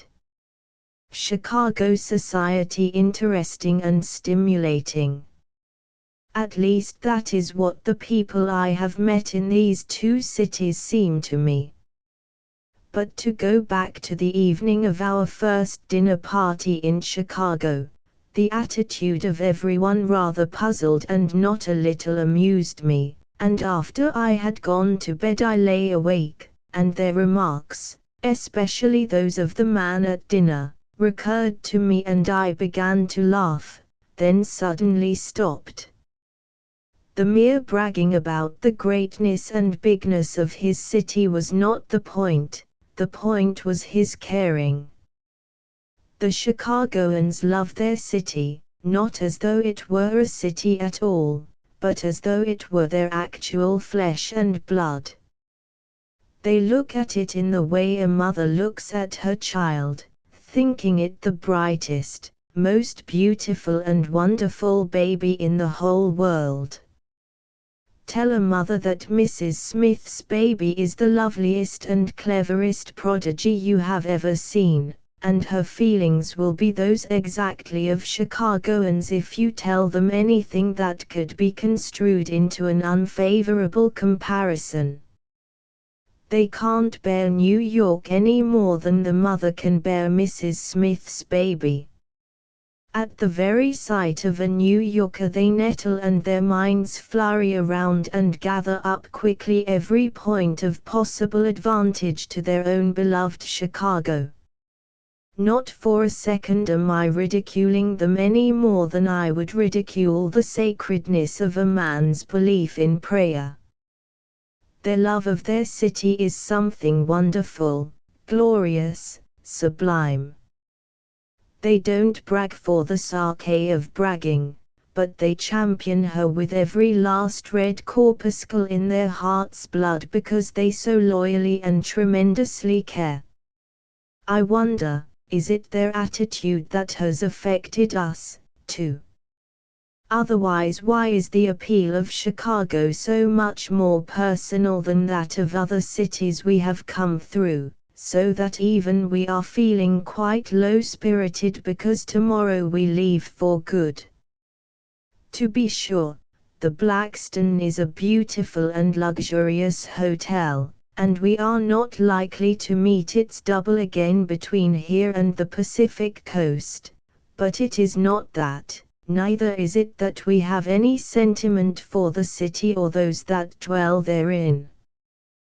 We have no really close friends here, we have met only a few people. In fact, we are ordinary tourists merely passing through a strange city, running into a few acquaintances as people are sure to run into occasional acquaintances almost everywhere.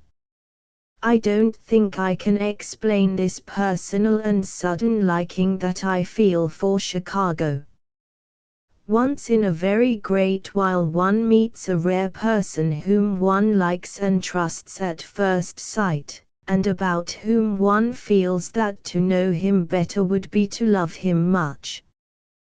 To me, Chicago is like that. I don't suppose a New Yorker ever wants to live anywhere else, but if sentence should be passed on me that I had to spend the rest of my life in Chicago, I doubt if I would find the punishment severe. There is something big, wholesome, and vitalizing out here. It is just the sort of place where one would choose to bring up one's children. The ideal soil and sun and climate for young Americans to grow in. New York is a great exotic hothouse in which orchids thrive, but the question is this: in selecting a young plant for the garden of the world, is an orchid the best plant to choose? Chapter 19. If EM were put in charge of the commissary department, we would be given hardtack and water. His suggestions as to food never go any further. I, on the other hand, feel impelled toward chocolate in the way a drunkard is impelled toward rum, and if the supplies were left to me I should fill every thermos with chocolate ice cream, soda water, and the sandwich boxes with chocolate cake. But Celia, having little opinion of hardtack and still less of chocolate, which she declared was making me as fat as butter, suddenly took the matter of food supplies into her own hands. Although she acknowledged that she had invited herself upon the expedition in the first place, and that she had agreed to sit under the luggage in the back, she protested that a heavy hamper full of silver and crockery and nothing to eat in it was an inhumanly heavy weight to put her up against, and she would like to arrange things differently. Of course we told her that if she felt like rising above her surroundings it was not for us to hold her down. So without any more ado she shipped the beautiful lunch basket home by freight and dragged me out with her to buy a more practical substitute. Her first purchase was a large, white, tin bread box, just an ordinary box with a padlock, neither lining nor fixtures. "What for?" I asked. "To put things in," said she. "It is going to be padlocked and it is going to stand flat on the floor of the tunnel and stay there, and not tumble over on me. Also we won't have to have it lugged up to our room at night or carted down in the morning."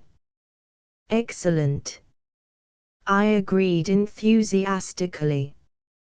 "Let's have paper plates and 5 cents a dozen spoons and throw them away and not have to fuss with anything to be washed." At a 10-cent store we bought only 3 knives, but dozens of plates and spoons and enough oiled paper to wrap sandwiches for an expedition. Then we went to a beautiful grocery store near the hotel and laid in a supply of everything imaginable that comes in china, glass, or tin. Chicken, ham, tongue, pheasant in tubes like toothpaste, pate de foie gras in china, big pieces of chicken in glass, nuts, jam, marmalade, and honey. One article of food that we had tried to find ever since leaving New York was still unobtainable.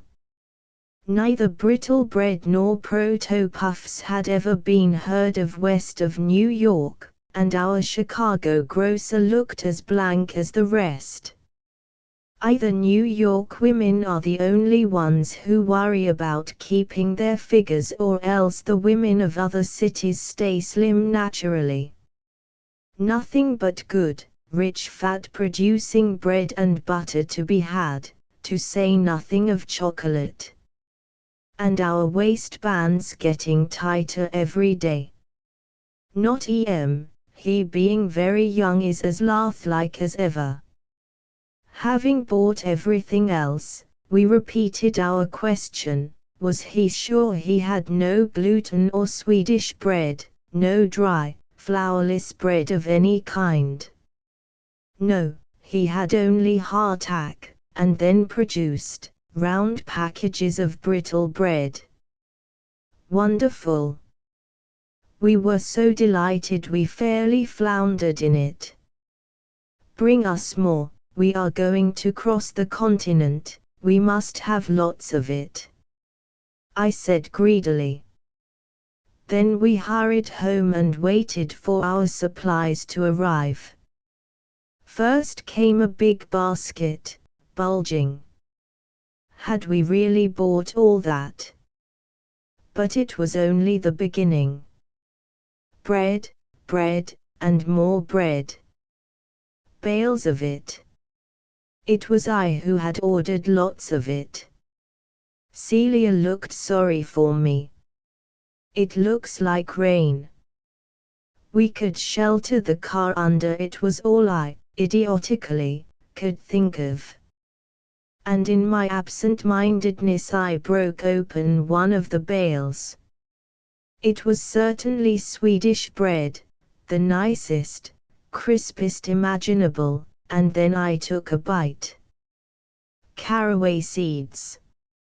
In our family some ancestor must have been done to death on caraway seeds. The strongest of us becomes a queer green at even so much as a whiff of one. Celia ran out into the hall as though I had exclaimed snakes. And I, like the one who had just been bitten, followed unstably after her. Is there a bat in your room? Asked the floor clerk, sympathetically. No, caraway seeds, said Celia, all in a tremble. We none of us can bear them, and they are in the bread, I explained.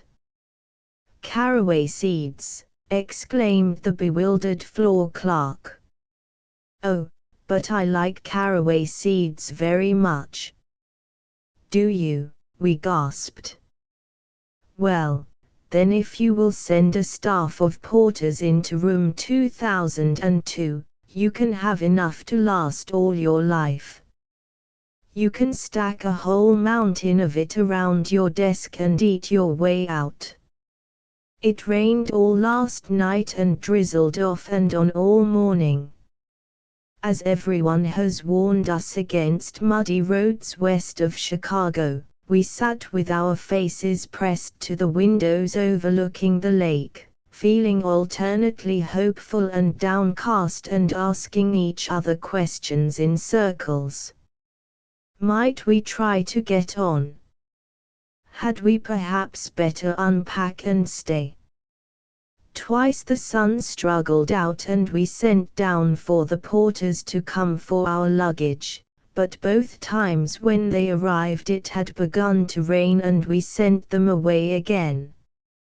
By 12 o'clock, having finally decided to stay over a day, Em went to the Saddle and Cycle Club to lunch with some friends.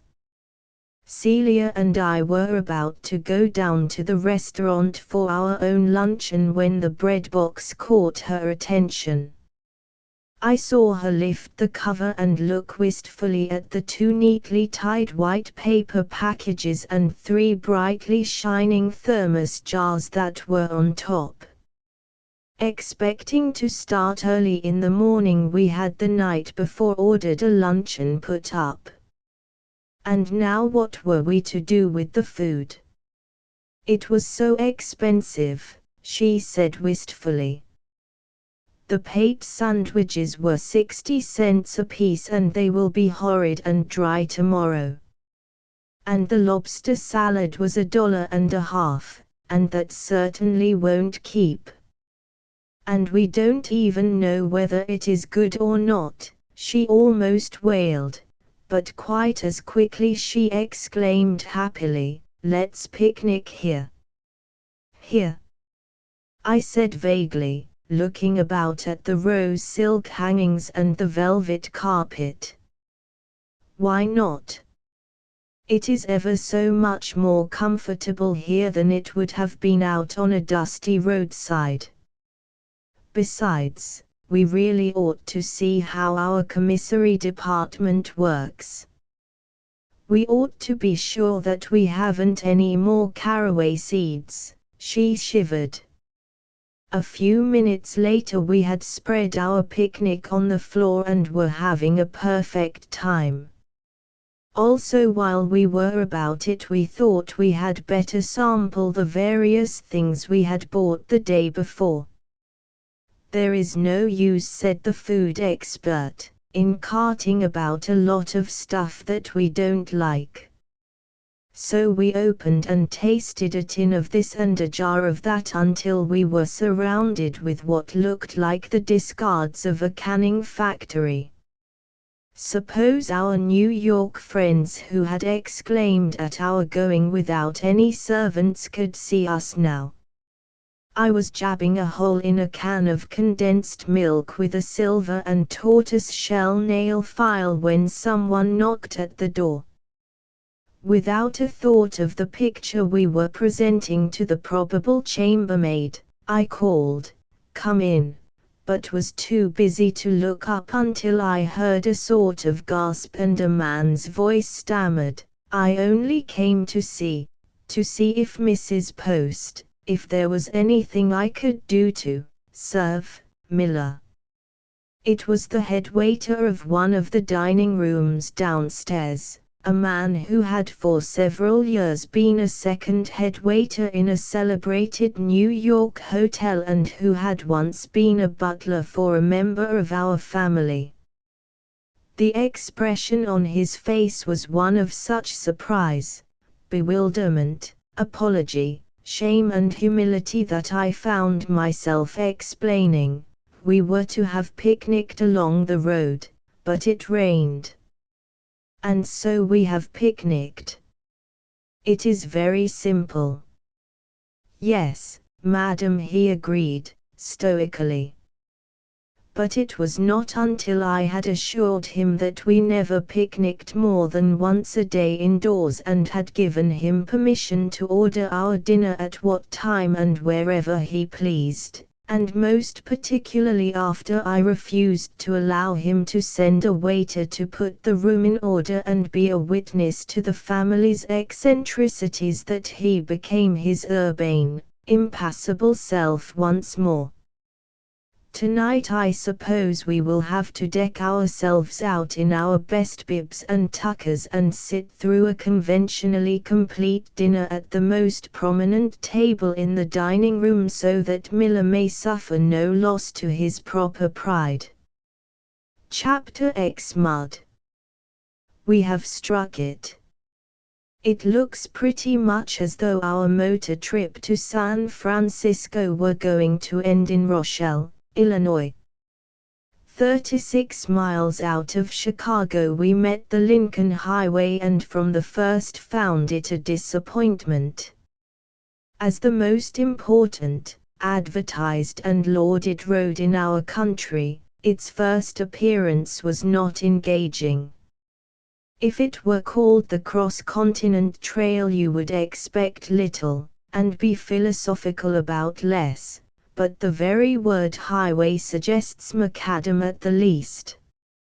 And with such titles as Transcontinental and Lincoln put before it, you dream of a wide straight road like the Route Nationale of France, or state roads in the East, and you wake rather unhappily to the actuality of a meandering dirt road that becomes mud half a foot deep after a day or two of rain. Still we went over it easily enough until we passed De Kalb.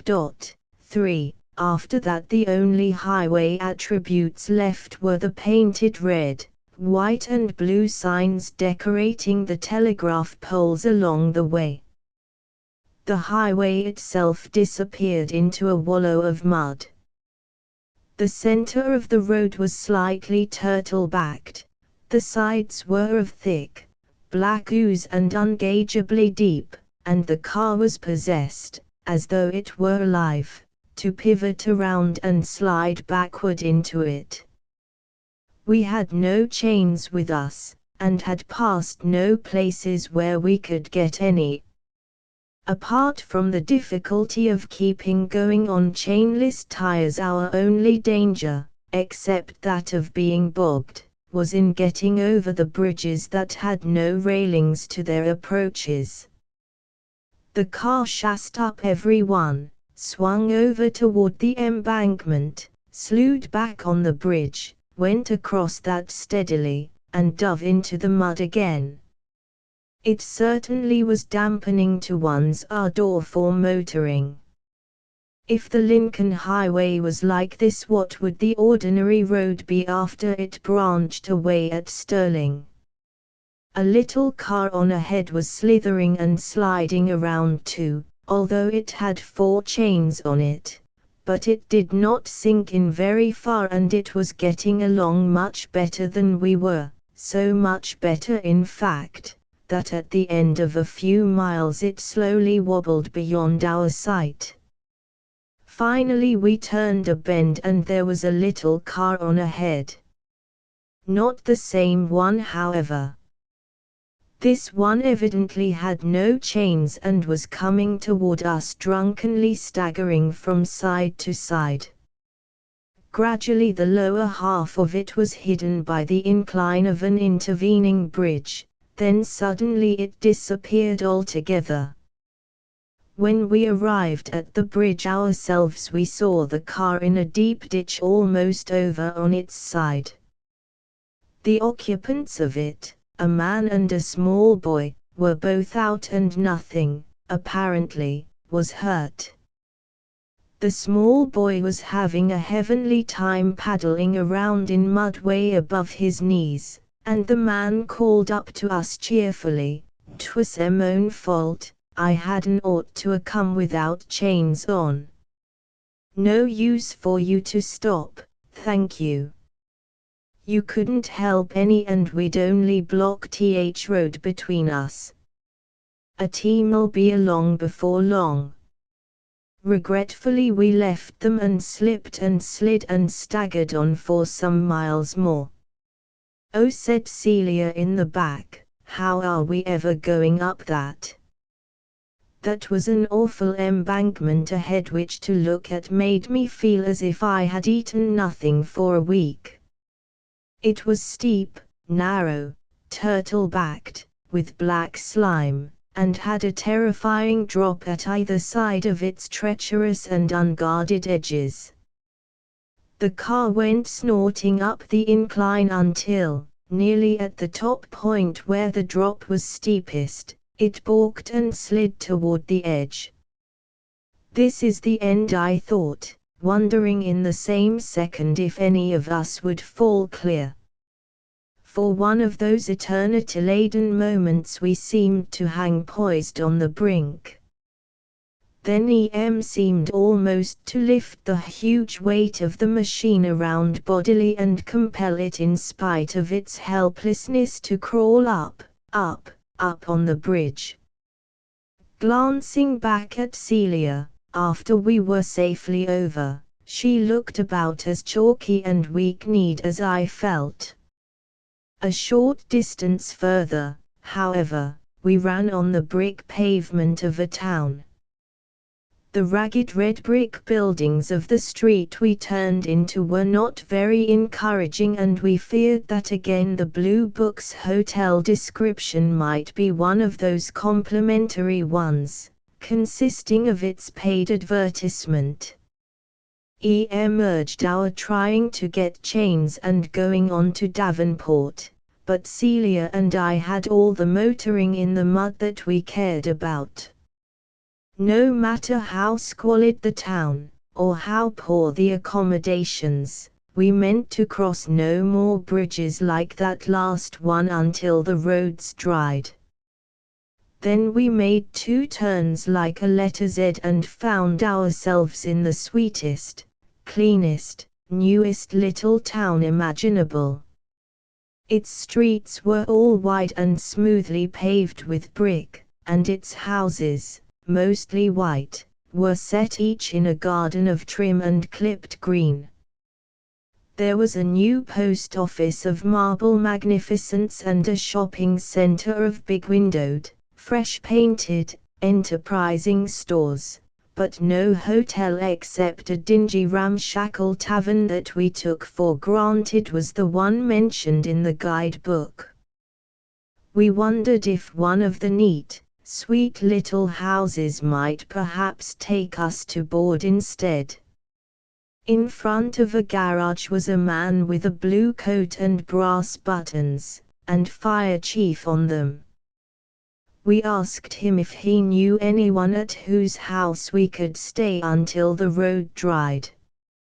He looked at us and then at the car in a quizzical sort of way. "Oh, why yes," he drawled. "You could put up at Mrs. Blake's, I guess." We asked the way to Mrs. Blake's and then happened to remark that it was curious a town as up-to-date as this one had no good hotel. He lost his drawl immediately. "No good hotel. Well, I just guess there is a good hotel. The Collier Inn is just across that street and around the corner. It's a fine hotel." We cheered up instantly. But why hadn't he told us that sooner? He thought that considering we had asked for a boarding house, maybe hotel, it was too high priced for us, but it was a fine hotel if we didn't mind the cost. I don't know how we had missed it. It was a fair-sized yellow brick building on a corner, a rather typical small-town commercial hotel. I went in expecting dingy darkness. The lobby looked like the office in a Maine summer resort. I asked, not that I for a moment expected to get it, for rooms with baths. The proprietor said, "Certainly," and showed me 3 new little rooms, each with a little new bathroom attached. I returned to my companions grinning like a Cheshire cat.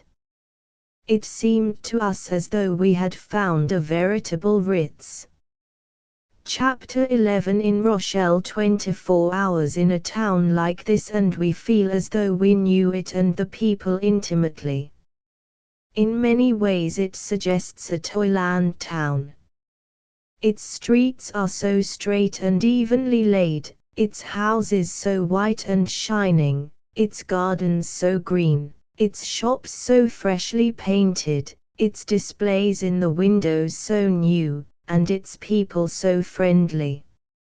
Strangers in town, they seem to say to themselves as they look at us, but instead of looking at us in a "wait until we know who you are before we take any notice of you," they seem quite ready to smile and begin a conversation. Our most particular friend, as well as our oldest acquaintance, is the Fire Chief. Has, of course, one or two other particular friends in the garage. If he can only find a mechanic or two to talk to, he is perfectly happy. Celia's and my chief diversion has been going to the moving picture theaters, which is evidently the fashionable thing to do here. In the evening we saw 3 real theater parties. One of them was a very important affair. They met in the lobby and went down the aisle 2 by 2. The ladies all had many diamonds, brand new white kid gloves quite tight, picture hats, corsage bouquets and boxes of candy. Celia and I had neither gloves nor hats on, and when we ran into the theater parties, we felt almost like urchins that had been caught wandering into the foyer of the Metropolitan Opera House. Like our hatred of caraway seeds, our love of hatlessness must be a family failing. In Chicago 2 different papers took the trouble to mention EMS carelessness in the matter of head covering. Scorning to wear a hat even on occasions when it is generally considered to be convenable, said one. The other described him as such a disciple of fresh air that he was seen driving a big racing machine on Michigan Avenue without a hat. Yet isn't it a popular supposition that the West is freer from conventions than the East?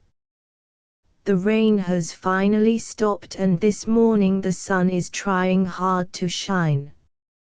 To do much good it will have to shine steadily for about 3 days. We walked to the end of the brick paving down one of the streets a little while ago and looked at the black wet Lincoln Highway leading to Sterling. On our way back we met our friend the fire chief.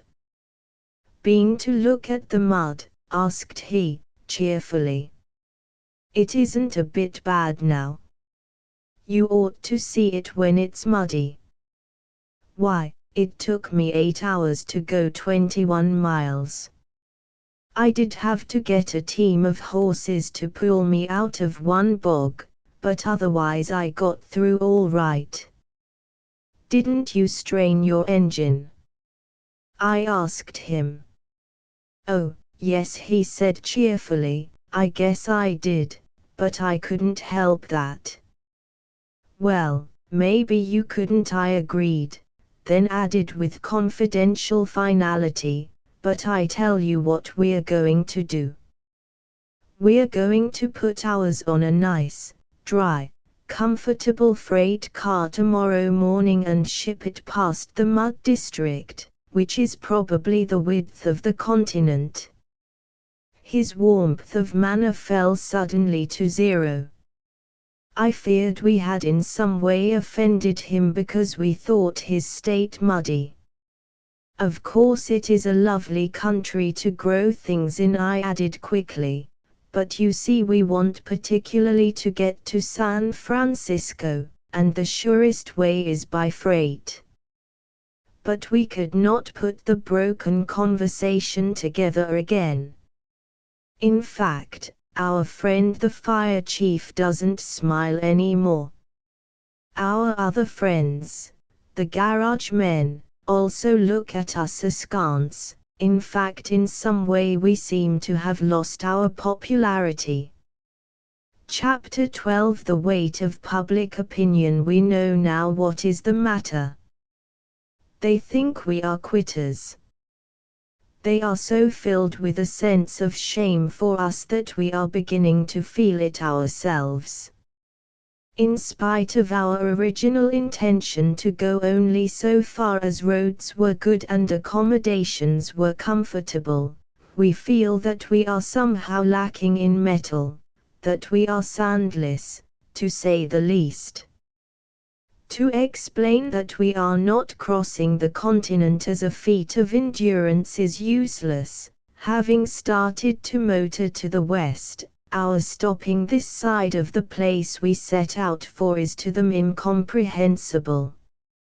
Why, that car ought to go through anything, is all any of them can think of saying to us. Our friend the fire chief stood glowering out in front of the garage all morning. I think he would have gone to great lengths to prevent our machine's incarceration in a freight car.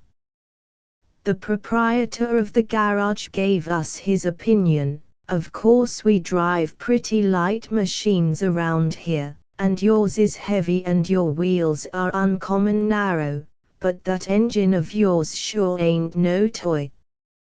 I'd go through if I was you. I wouldn't quit for a little mud. No, sir. And only a little mud at that, scornfully echoed the fire chief. And supposing we slide off one of those bridges, or turn turtle in a ditch, asked we. The chief scratched his head, but his determination was undaunted. She'd be kind of heavy to fall on you, he grinned. All the same, if that car was mine, I'd go right on plumb across hell itself, I would. To finish what you have begun, to see it through at whatever cost, that seems to be the spirit here. It is probably the spirit of the West, the spirit that has doubled and trebled these towns in a few years. The consideration as to whether it is the wisest and most expedient thing to do, has no part in their process of reasoning. That is exactly the point. There's not to reason why, there's not to make reply, there's but to do and die. Only they do not seem to die. They thrive gloriously. All the same, if this country of ours ever gets into the war, there will be the making of a second Balaclava regiment in a town of Illinois beginning with an R, and a certain fire chief should make a gallant captain. But magnificent as is their indomitability as a quality of character, for us, for instance, to wreck a valuable car, which we might never afford to replace, for the sake of saying that we were not stopped by any such trifle as mud, seems more foolhardy than courageous. Nevertheless, they have in some way imbued us with their spirit to such a degree that we have countermanded the freight car, and although the mud is not a bit better, have put chains on and are going to start. Enthusiasm was no name for it. The town turned out to see us off. The fire chief drove out his engine in all its brass and scarlet resplendency. The ban of our cowardly leanings toward freight cars was lifted, and they saw us off on our muddy way rejoicing. We are glad to have seen this little town. Maybe the contagion of its enthusiasm will remain with us permanently. The mud, by the way, lasted only 10 miles. The celebrated Lincoln Highway parted from us at Sterling, and as soon as we left it, the ordinary, unadvertised river-to-river road that we had dreaded was splendid all the rest of the way to this beautiful hotel, the Black Hawk, in Davenport, Iowa. I was in a perfect flutter of excitement about crossing the Mississippi, though I have scarcely the courage to tell the unbelievably idiotic reason why. It was Mrs. Z, who had crossed the continent an uncountable number of times, who told me in all seriousness that the middle of the United States was cut unbridgeably in two by the Mississippi. Nothing spanned this divide except a railroad bridge, and the only way motorists had ever crossed was on the trestles in the middle of the night, against the law and at the risk of their lives. The bridges, needless to say, are many and quite as crossable as Manhattan to Brooklyn. The river itself is yellow as the Tiber, but its banks, devoid of factories and refuse collections, were enchantingly lovely, sloping and vividly green, a little like the upper Hudson, or still more, Queenstown Harbour in Ireland. Davenport is evidently a gay resort. A friendly elevator boy detained EM and whispered, "Say, mister, there's a cabaret going on tonight on the island. There'll be vaudeville, tangoing and a band." He must have put EM's lack of enthusiasm at our door, for he added, "The fun doesn't start until late. You could easy take them pointing toward us, to a movie first. The princess is high class and refined. You take it from me and fix it to stay for a while. You'll find we're some lively town." Chapter 13 Muddier. The morning looked grey, but having gone easily enough the day before with chains on, we no longer worried about a little rain. Nevertheless, we left our beautiful rooms at the Black Hawk in Davenport, Iowa, the best accommodations at the most reasonable rates that we have yet had, with a regret that has since been doubly intensified. For 75 miles beyond Davenport the road was excellent, not macadam, but a wide dustless surface of natural clay. The country was very much like that in southern New York and eastern New Jersey, a rolling picturesque landscape of green fields, beautiful trees and streams. As there were black clouds gradually coming up behind us, and we had as usual forgotten to bring any food except our tinned collection, it seemed wiser when we got to Iowa City to buy some sandwiches rather than stop at the Hotel Jefferson, and give the black clouds a chance to catch up. At an eating place that had a sign on it, "Every sort of sandwiches ready," a gum-chewing youth leaning against the shelves behind the counter pushed a greasy bill of fare toward me. From a list of chicken, ham, tongue, and cheese sandwiches, I ordered 3 chicken. We could not do with less, and I doubted if we'd care for more. They hadn't any chicken. Ham, then. There wasn't any ham. Tongue. The youth thought if we weren't in a hurry he might be able to get some canned tongue at the grocer's down the street. The only sandwiches he had ready were of cheese laid between huge hunks of bread and each garnished with a radish skewered on the top with a toothpick. Celia meanwhile by chance discovered an apartment called Women's Restroom, where she got some delicious homemade coffee cake and rolls. Those with our own potted meats or jams were, of course, all anyone could ask. That is always the difficulty. A stranger in town has no idea where to go for anything. From a point about 10 miles beyond Iowa City, the story of that dreadful day ought to be written in indigo of the darkest shade. It was such an experience as to dampen your enthusiasm as an adventuring motorist forever, but that leaves you at least a great appreciation of Pullman trains, or even old-fashioned stagecoaches. Any means of conveyance that can keep going, right end first. Our delay in foraging had given the black clouds time to gain on us. But after observing them uneasily for a mile or two, we felt confident that we were keeping ahead of them, until about 10 miles further, at which point we had a puncture, our very first, and the rain caught us. We debated whether we had better go back to Iowa City or whether we should try to run 130 miles in the rain to Des Moines. EM was not at all enthusiastic about going on. In fact, he had not wanted to leave Davenport.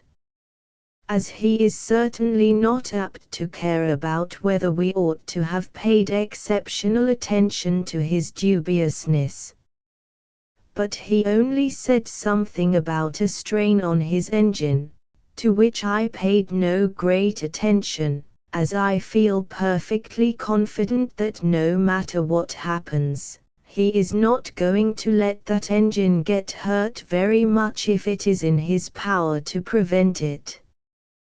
The engine is to him what Chicago is to the Chicagoans, the very child of his heart. It's every little piece of steel or aluminum as personally precious to him as a baby's tooth or curl is to its doting parent. We can all be tired and hungry, wet or cold, or broiling and thirsty. It means nothing to him so long as that engine is comfortably purring under its bonnet. But the slightest complaint on its part, its faintest squeak or grumble, the smallest thing that he feels may disagree with it, and he is unspeakably miserable.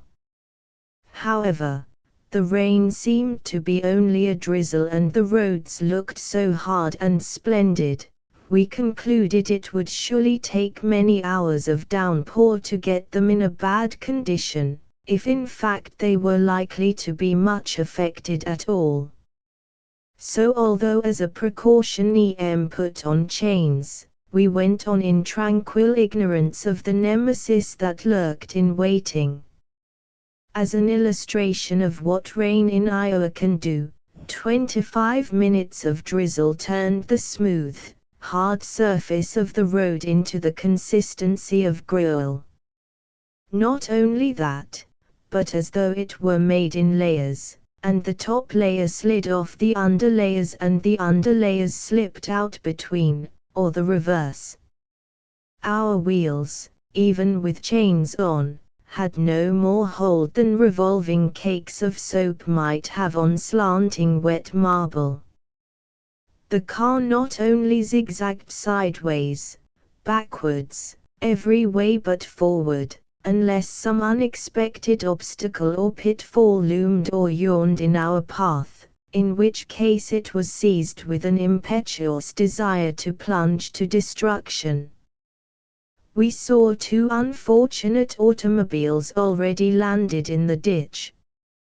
One, luckily, was being hauled out by a team, but the second was on a lonely stretch of road, and embedded far above the hubs.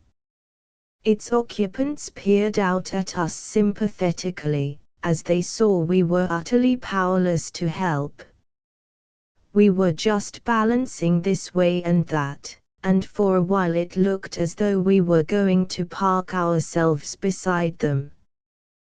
We could only call out as we finally slithered by, that we would send back a team from a town ahead, if we ever got to one. At the end of an hour of this swerving, crawling misery, we had a second puncture. There was a barn nearby, and the farmer, a German, let us drive in and change the tire under cover. We asked if there was any town nearer and less out of our course than Cedar Rapids. Or would he himself, or perhaps one of his neighbors, take us in? No, he did not want any boarders in his house. He said it with a quite surly manner. His neighbors had no liking for strangers, either. Cedar Rapids was our nearest place.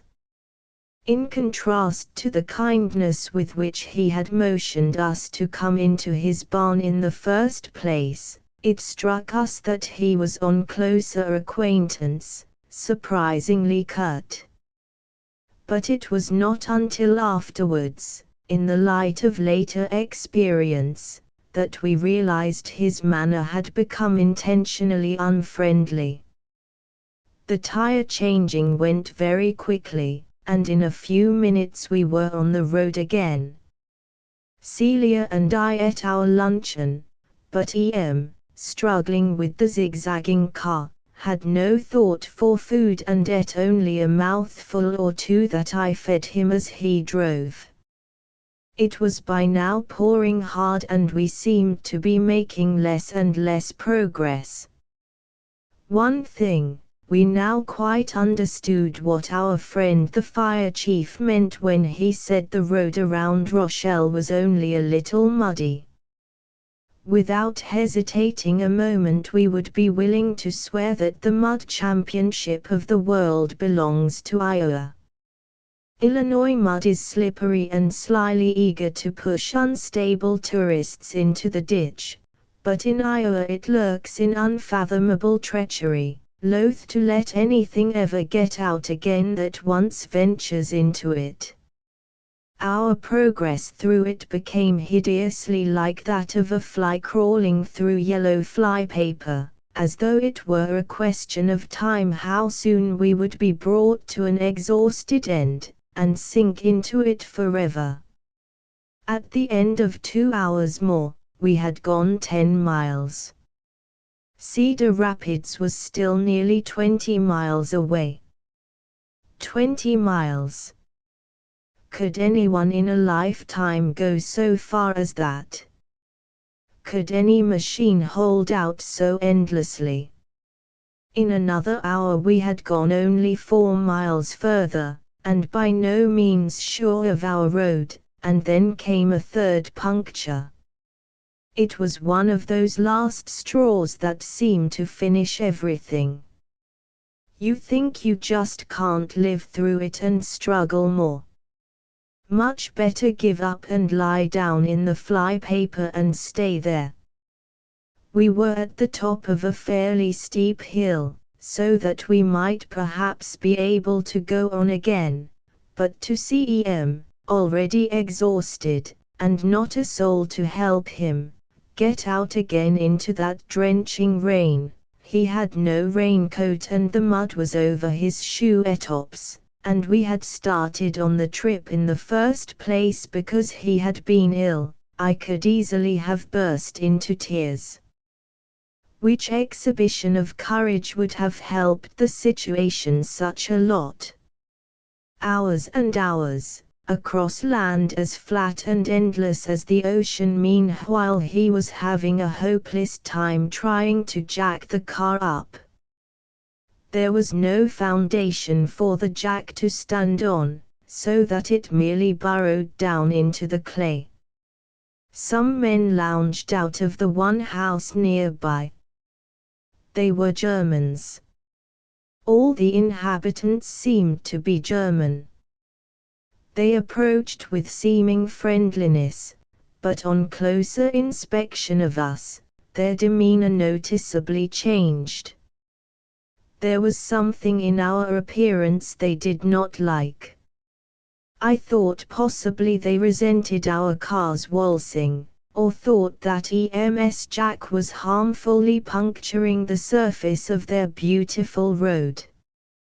2 of them shrugged their shoulders and all of them looked at us in impassive silence that was neither friendly nor polite. Then a younger man appeared who came forward as though to offer to help, but stopping to look inquisitively at the radiator top, he too grew sullen. And then we understood. The emblem of the Royal Automobile Club of London was put on when we were in England last year, and as it is very pretty, we happen never to have taken it off, and the men were Germans. That's why they wouldn't help us. We had asked for a piece of plank that one of them was holding. The man carried it away. Finally, when that dreadful tire was at last on, they would not even tell us the way until I asked in German. Then one of them laconically pointed it out. Hot, tired, and soaked as a drowned rat. For 3.5 hours longer guided the steaming, floundering and irresponsible machine until at last by supreme effort he got us to Cedar Rapids. Chapter 14. One of the fogged impressions. Somewhere we read a sign: Cedar Rapids suits me. It will suit you. Of course, after those last 6 hours of mud-wallowing agony, CEDARAPIDS simply spelled heaven. But after we were dry and warm and fed, such is the ingratitude of human nature and tourists, we would very gladly have gone away again. I do not like the Dr. Fell. The reason why I cannot tell explains our feelings rather perfectly. We were tired, at least was exhausted, and Celia and I were tired, probably in sympathy. Also, it is always disappointing to start out for a place and not be able to get there, and little things sometimes sum up a feeling of depression quite out of proportion to their importance. We went over bad pavement, and came to some more that was torn up, so that the city had an upheaved effect. It was all drenched in rain, and the little we saw of it looked ugly and brown, and finally our rooms were completely sapping to joyfulness of spirit. Perhaps if we had come from a hotel less attractive than the Black Hawk in Davenport, we should not have so keenly felt the contrast, but the rooms we were in depressed us to the verge of melancholia. Dingy bottle green paper, a stained carpet, a bathroom in which the plumbing wouldn't work, a depressing view of a torn-up street. I wandered around the cow path surrounding my big bed in my narrow room, looked out at the weeping sky, and wondered whether we were going to have this sort of thing all the way, these dust-filled hideous rooms, cleaned only with a carpet sweeper, these sooty, ugly, busy, noisy towns. And the meals, those anemic chilled potatoes, beans full of strings, everything slapped on plates any which way, and everything tasting as though it had come out of the same dishwater. Whenever I am far away from home and uncomfortable, I think of the story Eleanor Hoyt Brainard once told me. After a long chapter of misadventures on one of those dreadful journeys where she missed the good boat and rocked about on a little one, failed to get accommodations at the places that she counted on, and as a last straw took a wrong continental train, and finally too exhausted to sleep was settling herself for the night in the corner of a third-class day coach, she began to cry. To her husband's amazed and concerned questioning, "Oh, dear," she sobbed, "it's just come over me, we have a perfectly good home. And I wonder why we don't stay in it more." When my article appeared in Collier's, a Cedar Rapids newspaper arose in wrath and said we must have put up at a third-rate hotel. I agree with its rating, but was told it was the best in town. I do realize, however, it is a very distorted judgment that appraises a town by a few rooms in an hotel. Unless you can stay in a city long enough to know some of its people, to learn something about its atmosphere and personality, your opinion of it is as valueless as your opinion of a play would be, after seeing only the posters on the outside of the theater. Yet if you are a transient tourist, it is the room you are shown into that necessarily colors your impression of that city. If your room is fresh and clean and comfortable, you give the attributes of newness, cleanness and up-to-dateness to the city itself. An ugly, down-at-heels, uncomfortable hotel makes you think the same of the city. You can't help it, can you? Besides which we had come to see the country and not stop, reined in, for indefinite periods in towns that differed in no way from dozens of others in the East. It was the West, the real great, free, open West we had come to see. Ranches, cowboys, Indians, not little cities like sample New York's. At the hotel there was a large bakers' convention. A suggestively domestic affair in more ways than one, since many had brought their wives. As though in advertisement of the nourishing quality of a wheat diet, men and women were nearly all pleasingly plump.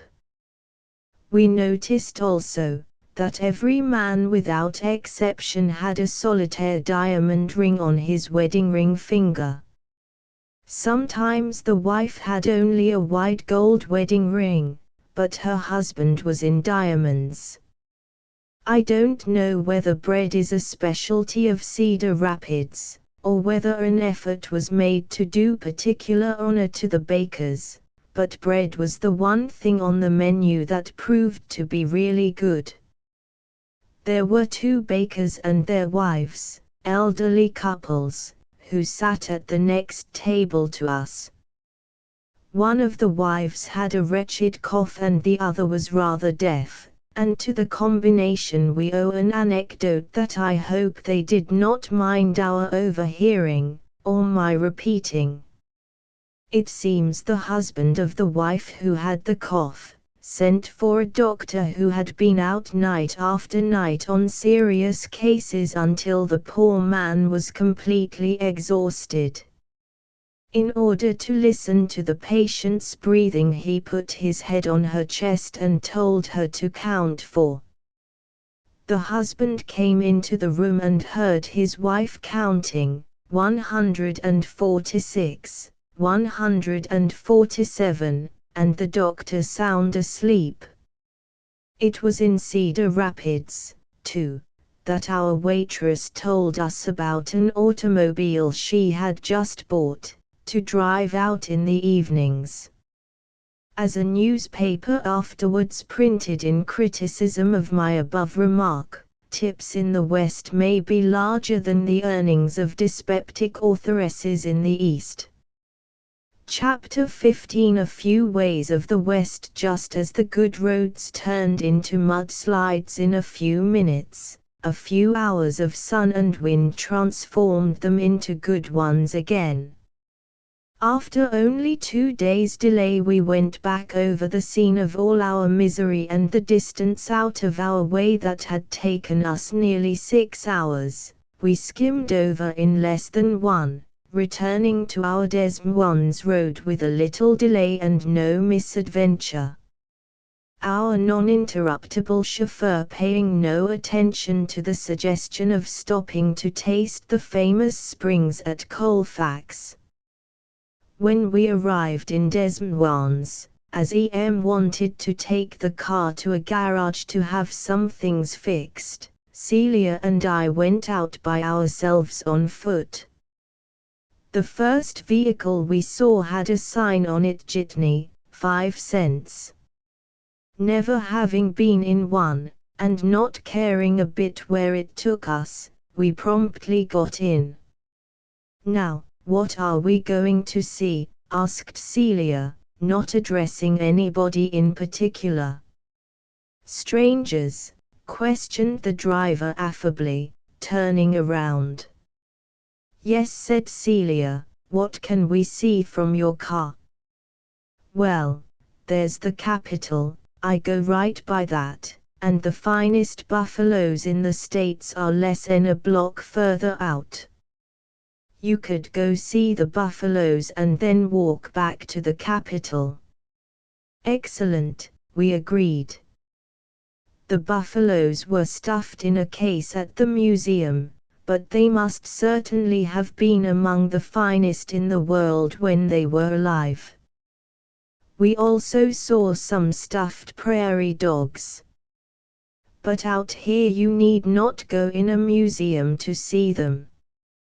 After the museum we walked through the Capitol, a fine building splendidly situated on a height overlooking the city and its dome newly gleaming with gold. When we were descending the many steps of the Capitol's terrace, we saw the same jitney driver who had brought us there, and his car being empty, he drew up expectantly at the curb. Not wanting, however, to return to the spot we had started from, we suggested that he take off his sign and drive us about by the hour. He grinned broadly. Sure he would.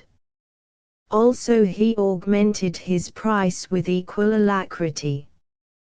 Then rolling up his 5-cent sign, and surveying his unplacarded machine in evident satisfaction, he said jauntily, I tell you, the cops'll think I'm the chauffeur of a millionaire. When you're nothing but a jitney you stay behind here, and you don't go there. But you bet they'll let me through now all right. As a jitney he had been trundling along briskly, but now assuming all the characteristics of those who are hired by time instead of by distance, he never let the speedometer go above 8 miles an hour, tried his best to keep it at 6 and stalled the engine about every 100 yards, until at the end of a very little while of halting and creeping we found his tin kettle tramp machine acute punishment. We told him that if he would only go quickly, we would willingly pay for a second hour's drive at the end of 20 minutes. But nothing we could say had any effect upon him. He kept on at the same dot and go one creep. Finally, in desperation, Celia shrieked, if you don't get us home at once, it will be too late. You will have to take us to the asylum. He looked around at Celia like a scared rabbit, and in her frenzied countenance found evidently no reassurance, for he took us home at a speed that broke the traffic regulations, even for the chauffeurs of millionaires. In a few of our impressions, Des Moines had an eccentric topsy-turviness as though we had stumbled into the pages of Alice in Wonderland. At the Chamberlain, an old-fashioned General Grant style of hotel, the elevator boys sit on chairs in the center of the elevator and the guests stand. When I asked to have a cup of coffee and toast sent up to my room the next morning at 7:30, the head waitress raised her eyebrows and explained, if you will tell the clerk at the desk, he will have your room called at whatever hour you say. I don't want my room called, I protested, I want you to send my coffee up to me at 7:30. She looked vaguely puzzled. Then in a moment she said, with obvious intention to be kind, don't you think you better just leave a rising call? Because maybe you will feel all right in the morning and'll want to come down for your breakfast. We also found another original idea in hotel service. At the Chamberlain we were told our rooms would be $2.50 apiece, but our bill was $2.50 for one and $5.50 for the other two. When I asked why, the clerk said, didn't you have the door open between? Certainly we did. Well, you see, he explained, that makes the room en suite. So it is 50 cents extra. The interest people take in population is very amazing to us. Ask any New Yorker the city's population and 2 out of 5 will shrug their shoulders. Ask anyone out here, man, woman or child, you will get on the spot the figures of the last census, plus the imagined increase since. At random I asked two young girls looking in a milliner's window. In the midst of their exclamations about the swellness of a black and white hat they answered in unison, 86,368. A Mrs. Simpson had twins this morning, that makes 86,370, doesn't it? Why, yes, that's so, beamed one of them. But 6 deaths would make it 6 less. For a moment they looked disconcerted, then the other answered brightly, oh, the deaths'll come off the next census taking, and there'll be ever so many births before that. Des Moines newspapers were full of the glory of their city. Enterprise, confidence, civic pride are what make the citizenship of our city. Des Moines is ever going forward, are sentences we read.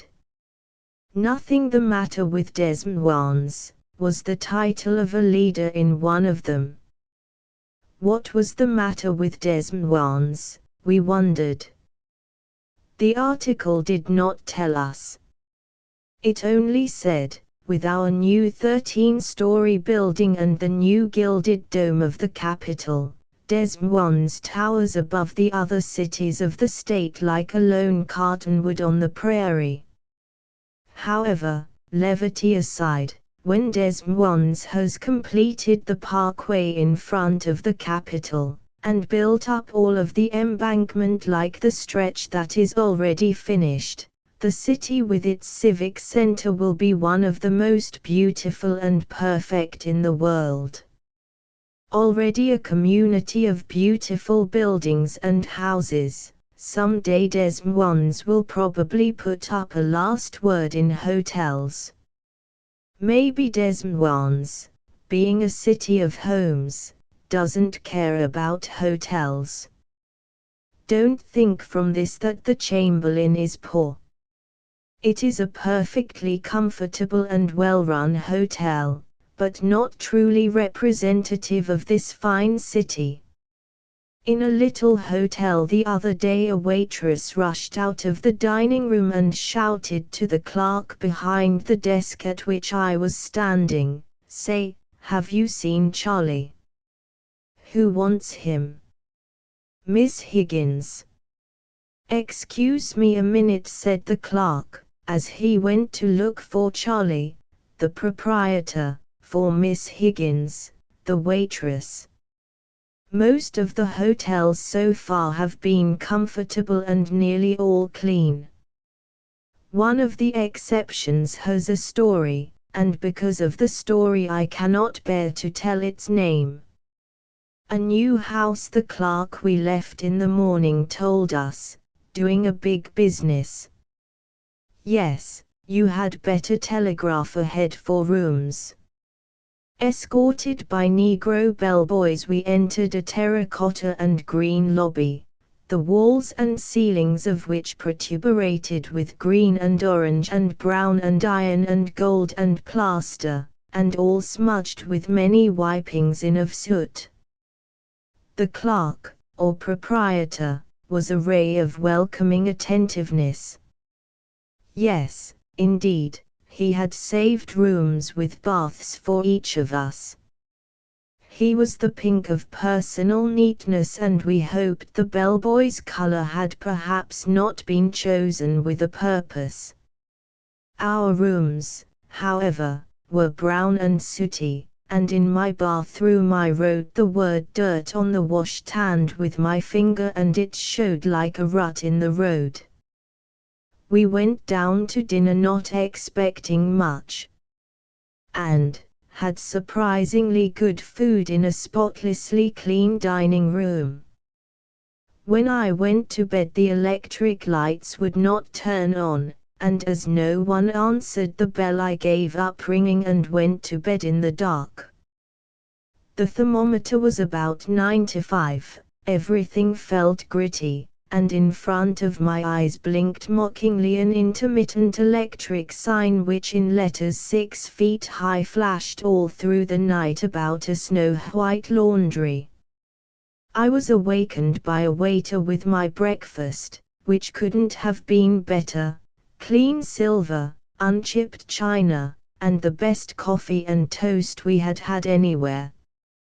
Evidently the man who ran the restaurant was good, and whoever ran the chambermaid was bad, and whoever decorated the place in terracotta, green, bronze and crimson was criminal. The nice man at the desk was evidently the proprietor. We wondered whether to tell him about the electric light and the bells that did not work, and the good-for-nothing chambermaid, but decided that either he knew it and could not help it, or that he did not know it and did not want to. When I went to the office to pay our bill, he was so really attentively interested in our welfare that I found myself saying politely, "We have been very comfortable." The man's look of wistfulness changed to one of pitying perplexity. "You have been comfortable here?" He smiled as one would smile at a child who was trying to say it did not mind the splinter in its finger. "I had a delicious breakfast," I found myself saying enthusiastically. "Really I did. The best toast I have had since I left my home." "Did you?" He seemed pleased and interested. "You were lucky." His expressionless, dry tone and impersonal smile would have made Hodgin the Man from Home even more famous. "Don't you mind my feelings," he said. "You needn't try to pretend my house is first class or even second. I've seen good hotels, and I know." He leaned over the desk away from one of the shoemen. "It's about fourth class, that's just about what it is." "There is just one thing the matter," I hesitated. "One? Which one?" "A dirty chambermaid." "Oh, they're Polacks. Housekeeper can't break them in. They are something like cats, they don't take to water." "No, there is a big difference between this house and the ones in New York City, I know that, but all the same," and the first look of pride crept into his face, "this hotel's the best in the city. The others tumble to pieces if you stepped in 'em. A great deal of Iowa is uncultivated, picturesque, with grazing lands, many trees, chiefly beautiful cottonwood, and streams, and much prettier than Illinois, although Illinois was to me more interesting because of the immense flat farms of grain, and the houses in groups, like being placed at the hub of a wheel, the farms spreading out like the spokes. The houses were like those in New England, white with green shutters and well built. All of this great western country is rich on its face value, and it is little surprise to be told of the wealth reputed to these landowners. Every town through the Middle West seems to have a little grill of brick-paved streets, a splendid post office building of stone or brick or marble, a courthouse, but of an older period generally, and one or two moving picture houses, 2 or 3 important-looking dry goods stores, and some sort of hotel, and in it a lot of drummers in tilted-back chairs exhibiting the soles of their shoes to the street. Chapter 16. Halfway House. Where, oh, where is the West that Easterners dream of? The West of Bret Harte's stories, the West depicted in the moving pictures. Are the scenes no longer to be found except in the pages of a book, or on a cinematograph screen?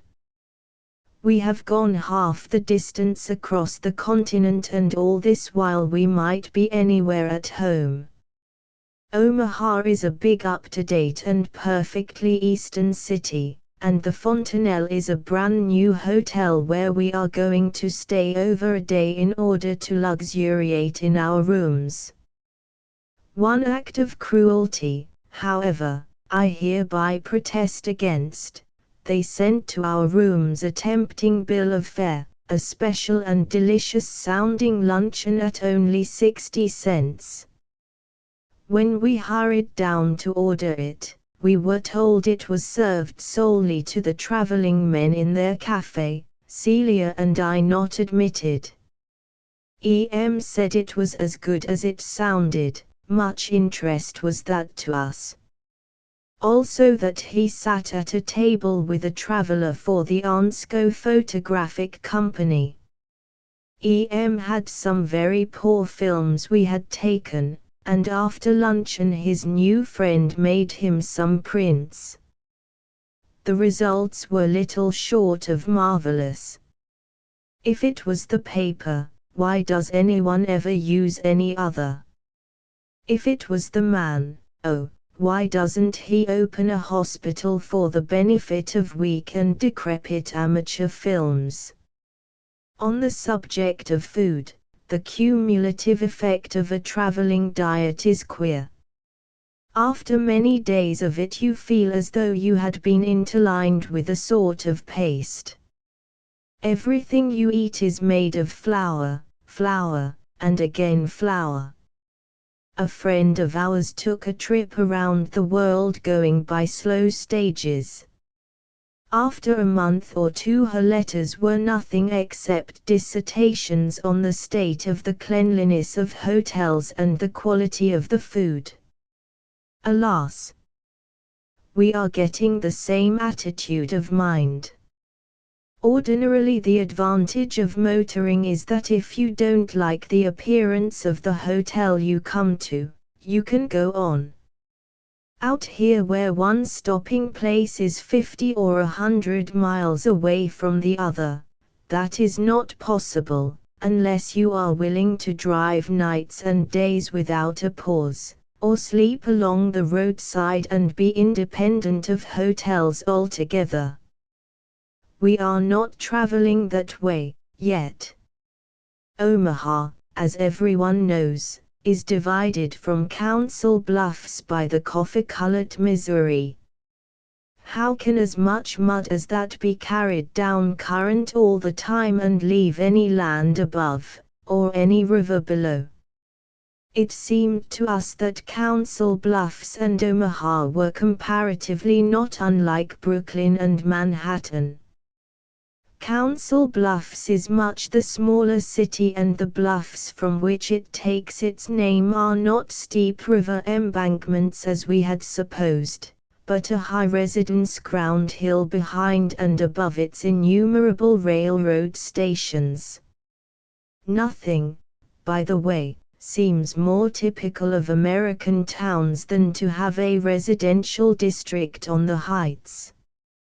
Omaha, as I said before, is an impressively up-to-date city with many fine new buildings, important dwellings and beautiful avenues on which, last but not least, motors are made hospitably welcome. In nearly all eastern cities automobiles are treated as though they were loitering tramps, continually ordered by the police to keep moving along. In Omaha the avenues are so splendidly wide that they can afford chalked-off parking places in the center of the streets where motors can stand unmolested and indefinitely. If only New York and Boston had the space to follow their example. Much as New Yorkers go to Sherry's or the Ritz, Omaha society seems to come to the Fontanelle to dine. On Sunday evenings, we are told, it is impossible to secure a table unless ordered long in advance. Even on an ordinary evening, the dining room of the Fontanelle looked like an importer's opening. A few women looked smart, but a number suggested the probability of their having arrayed themselves to take part in tableaux vivants, or an amateur fashion parade. A young girl with pink tulle draped around the lower half of her face bent the top edge down gingerly while she ate a few mouthfuls, and then carefully arranged it across the tip of her nose again. It seemed to be another example beside that of banting for thinness, of faute of voix fame pour être belle. A quite plump matron had on a high-necked dress of white satin hooped round the hips, and trimmed with black velvet. Another wore black charmeuse, the neck and sleeves and picture hat outlined with 3/4-inch diameter pearl beads. But the prize for eccentricities of costumes belonged to a man in a black and white checked suit, black and white striped socks and tie, and a white stiff shirt with black mourning border on the collar and cuffs and down the front seam. You can't get away from the black and white craze anywhere. People will paint the fronts of their houses in black and white stripes if the obsession goes any further. Among the appropriately and well-dressed women, one was superlatively smart. This one was really perfect, from the direction in which her hair was brushed to exactly suit the outline of her hat, to her perfectly shaped patent leather shoes. Her costume is not much to describe, a severely simple gunmetal-colored taffeta one-piece dress with a white organdie collar and sleeves of self-colored chiffon, a wide-brimmed black straw hat turned up at one side of the back with a black bud. The distinctive effect was due more to the way it was worn than to the costume. You felt that it belonged to her almost in the way that a collie's fur belongs to him. It was as much a part of her as her perfectly done hair or her polished fingernails. How few women pay attention to the effect or outline that their heads make. 9 women out of 10, more, 49 out of 50. Seemingly gather their hair up on a haphazard spot on their heads and fasten it there almost any way. Sit in any theatre audience and look at them. And yet a paradox, a really chic woman never gives the appearance of having made an effort. Her hair suggests dexterity, not effort. And though she may have on a $400 creation of jet or white velvet, she looks as though she happened to put on a black dress or a white one, but never as though she had put on the black or the white one. This dissertation, by the way, belongs by no means solely to Omaha, but to every city where women follow fashions.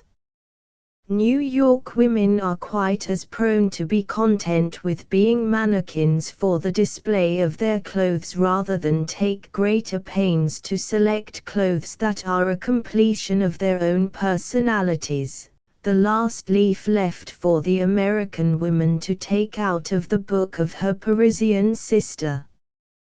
Quite by chance on our last evening, we ran across Mrs. K in the corridor of the Fontanelle, and the next moment found ourselves in a little fragment of Omaha society, with a capital S. Had it not been for one topic of conversation, I should probably not mention the incident, as we had merely a glimpse of a few well-bred people that offered little matter for comment. The topic was the famous cyclone of 3 years ago. Among the stories they told us, was one of Mrs. R., the one whose appearance I had so much admired earlier in the evening.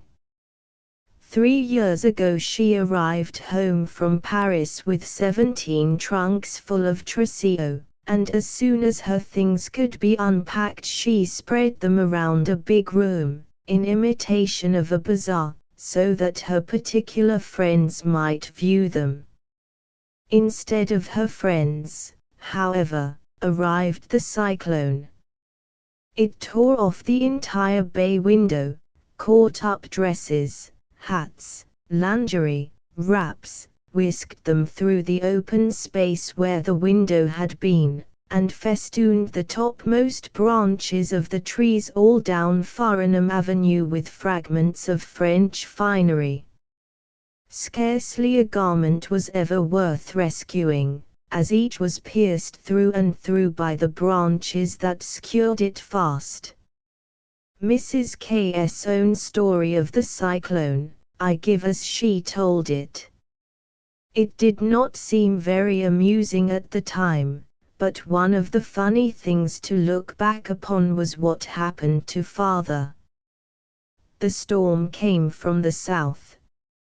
Father started across the living room, which has both north and south windows, just as the cyclone struck. The windows burst out, the furniture flew around the room and literally out of the north window. Father made a sort of vortex in the middle and everything swirled like a whirlpool around him. When we got to him he was tightly bound up in the rugs, portieres, and curtains, which completely prevented his moving, but also protected him snugly from flying glass. He was prostrate, of course, and lightly resting on his chest was a large picture of the Doge's palace.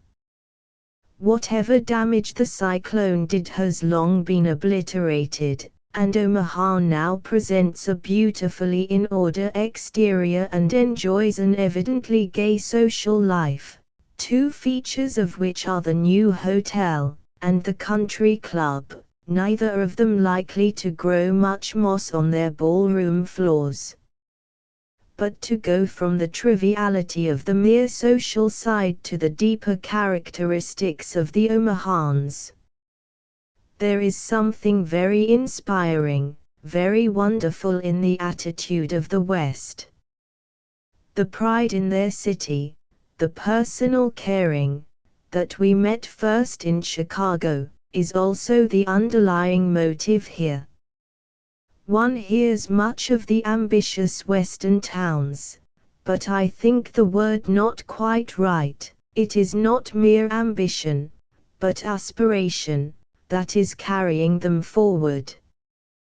One of the editors of a leading paper said yesterday, the making of a great city depends less on the men who are in office than on those who have no office, and who want none. It is the spirit of the people that makes a city go forward or leaves it standing still.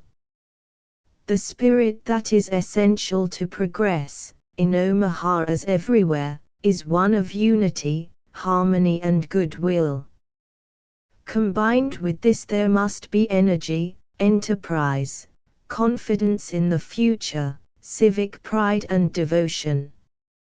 No city, however well favored otherwise, can make the progress its opportunities call for, if its people are forever quarreling among themselves, envious of one another's good fortune, seeking each to build himself up by tearing some other down. It is shoulder to shoulder, in mass formation, that great armies advance. Rancor, hatred, suspicion, pettiness, that cause division in the ranks, are as deadly as the other extreme where indifference, greed, lack of respect for the other man's rights, produce dry rot. Nor are these merely editorial embroideries of speech. They are the actual sentiments, not only thought, but for the most part lived up to. Chapter 17. Next stop, North Platte. North Platte might really be called City of Ishmael. For no reason that is discoverable except its mere existence, every man's tongue seems to be against it. Time and time again, in fact the repetition is becoming monotonous. People say to us, "It is all very well, of course, you have had fine hotels and good roads so far, but wait until you come to North Platte." Why, I wonder, does everyone pick out North Platte as a sort of third-degree place of punishment? Why not one of the other names through which our road runs? Why always set up that same unfortunate town as a target? It began with Mrs. O in New York, who declared it so dreadful a place that we could never live through it. Her point of view being extremely fastidious, her opinion does not alarm us as much as it otherwise might. But in Chicago, too, the mention of our going to North Platte seemed to be the signal for people to look sorry for us. Now a drummer downstairs has just added his mite to our growing apprehension. "Going TTH Coast?" he queried. I guess you won't like TH hotels at North Platte overmuch. Do you go there often? I returned. Me, he said indignantly. Not on your life. No one ever gets off at North Platte except the railroad men, they have to. That is the one unexplained phase of the subject. No one of all those who have vilified it has personally been there. Just as I asked if he could perhaps tell me which of the hotels was least bad, a fellow drummer joined him. The usual expression of commiseration followed. "Well," said the second drummer, "it's this way. Whichever hotel you put up at, you'll wish you had put up at the other. Suppose it turns out to be the very worst we can think of, what can that worst be?" I asked rather shakily of Celia. "Dirty rooms over a saloon with drunken bad men shooting in it," she whispered with a shiver. "Don't you think," we suggested to E.M., "it would be a good idea to buy a pistol, in case, he asked with the completely indifferent tranquility of youth. Celia prodded me. "Well, just in case," I said lamely. I think Celia might have finished the sentence herself. Of all the bogey stories, the one about North Platte is the most unfounded. Instead of a rip-roaring town, rioting in red and yellow ribaldry, it is a serious railroad thoroughfare, self-respecting and above reproach, and the home of no less a celebrity than Mr. Cody, Buffalo Bill. Of course, if you imagine you are going to find a Blackstone or a Fontanelle, you will be disappointed.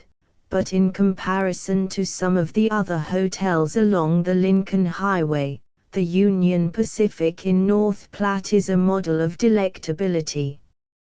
A bedroom in the Union Pacific Hotel, North Platte, not much of a hardship, is it? As a matter of fact, it is an archicolored wooden railroad station, a rather bare dining room, and lunch counter, and perfectly good, clean bedrooms upstairs. You cannot get a suite with a private bath, and if you are more or less spoiled by the super comforts of luxurious living, you may not care to stay very long. But if in all of your journeying around the world, you never have to put up with any greater hardship than spending a night at the Union Pacific in North Platte, you will certainly not have to stay at home on that account. There are no drunkards or toughs or even loafers hanging about. The food is cleanly served and good. The rooms, although close to the railroad tracks, are as spotless as brooms and scrubbing brushes can make them. For there is a place, though, between the Missouri and the Rio Grande, there is no use in being more exact as to its locality, where, except in case of accident, ours was a broken spring, you are not likely to stay. There our own particular horrors were pretty well realized. Dirty rooms over a saloon and lounging toughs on the corner, uneatable hunks of food at a table in a barroom, our dinner put in front of us on a platter, and no plates used at all. And the bedrooms. I slept on top of my bed wrapped in an ulster with my head on the lining of my coat. And even so, I was seriously bitten by small but voracious prior inhabitants. The next day all the bath I had was a catlick with the corner of a handkerchief held reluctantly under a greasy spigot. This experience was pretty unappetizing, but also it was our only bad one, sent no doubt as a punishment for our lack of appreciation of one or two former stopping places, which, as E.M. would say, sounds fair enough. Also, in order to live consistently up to that motor philosophy I wrote about, we will in time be glad of the color it will give to our memory book. But at present its color seems merely a grease spot on the page, and all the motor philosophy in the world doesn't seem potent enough to blot out the taste and smell, to say nothing of the stings. By the way, I seem to have arrived at North Platte and possibly farther, on a magic carpet, a little difficult for anyone taking this as a guide to follow. Therefore, to go back, merely on the subject of the roads, almost as far as Des Moines. Taking the general average of luck in motoring, no matter how well things have gone for you, the chances are that you have had some delays. A day or two of rain that held you up, detours that made you lose your way, a run of tire trouble, something, no matter what it is, that has delayed you more than you expected. And whatever it is, you find yourself thinking this does not matter very much, because when we get to those Nebraska fast roads we can make up lost time easily. The very sound Nebraska correlates dragged road speed. While you are still gently running through the picturesque Sir Joshua Reynolds scenery of the river-to-river road in Iowa, you find that your mind is developing an anticipatory speed craze. So thoroughly imbued has your mind become with the fast road idea that the very ground has a speed gift in its dragged surface. What if your engine is barely capable of 40 miles an hour, that miraculously fast stretch magically carries you at the easiest 50?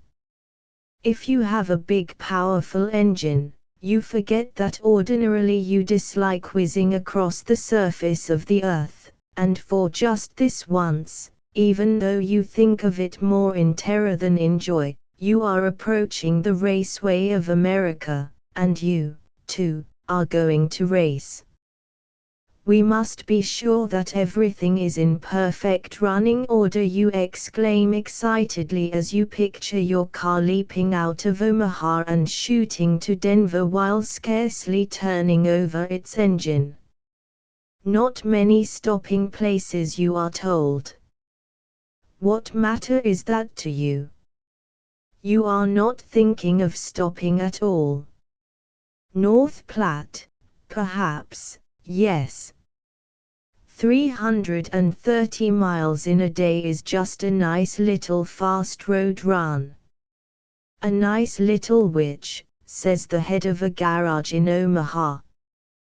We'll leave early, you continue, unheeding, and make a dash across the Continental Speedway. See here, stranger, says the garage man, what state of fast circuits do I think we're in? This is Nebraska and the speed limit is 20 miles. 20 miles a minute, you gasp. That certainly is speed. The garage man half edges away from you. FRM here to Denver is about 35 hours straight travelin'. You gotta slow down to 8 miles through towns, and why can't go over 20 miles an hour nowheres. When you manage to get a little breath into your collapsed lungs, you say dazedly, but we're going over the fast dragged road. Road's fast enough. But the law'll have you if you drive over it faster than 20 miles an hour. If you can find the joke in all of this, you have a more humorous mental equipment and a sweeter disposition than we had. A straight, wide road, not even a shack in sight, and a speed limit of 20 miles an hour across Nebraska from the last good hotel in Omaha to the first comfortable one in Denver or Cheyenne is over 500 miles. At the prescribed speed of about 17 miles an hour average, it means literally a pleasant little run of between 30 and 40 hours along a road dead level, wide, straight, and where often as far as the eye can see, there is not even a shack in the dimmest distance, and the only settlers to be seen are prairie dogs. If between Omaha and Cheyenne there were 3 or 4 attractive clean little places to stop, or if the Nebraska speed laws were abolished or disregarded and it didn't rain, you could motor to the heart of the Rocky Mountains with the utmost ease and comfort. In May 1915, the road by way of Sterling to Denver was impassable. All automobiles were booked between Big Spring and Julesburg, so on the advice of car owners that we met, we went by way of Chapel to Cheyenne. It is quite possible, of course, that we blindly passed comfortable stopping places, but to us that whole vast distance from Omaha to Cheyenne was one to be crossed with as little stopover as possible. Aside from questions of accommodations and speed laws, the interminable distance was in itself an unforgettably wonderful experience. It gave us an impression of the lavish immensity of our own country as nothing else could. Think of driving on and on and on, and yet the scene scarcely changing, the flat road stretching as endlessly in front of you as behind. The low yellow sand banks and flat sand islands scarcely vary on the Platte, which might as well be called the Flat River. The road does gradually rise several thousand feet, but the distance is so immense your engine does not perceive a grade.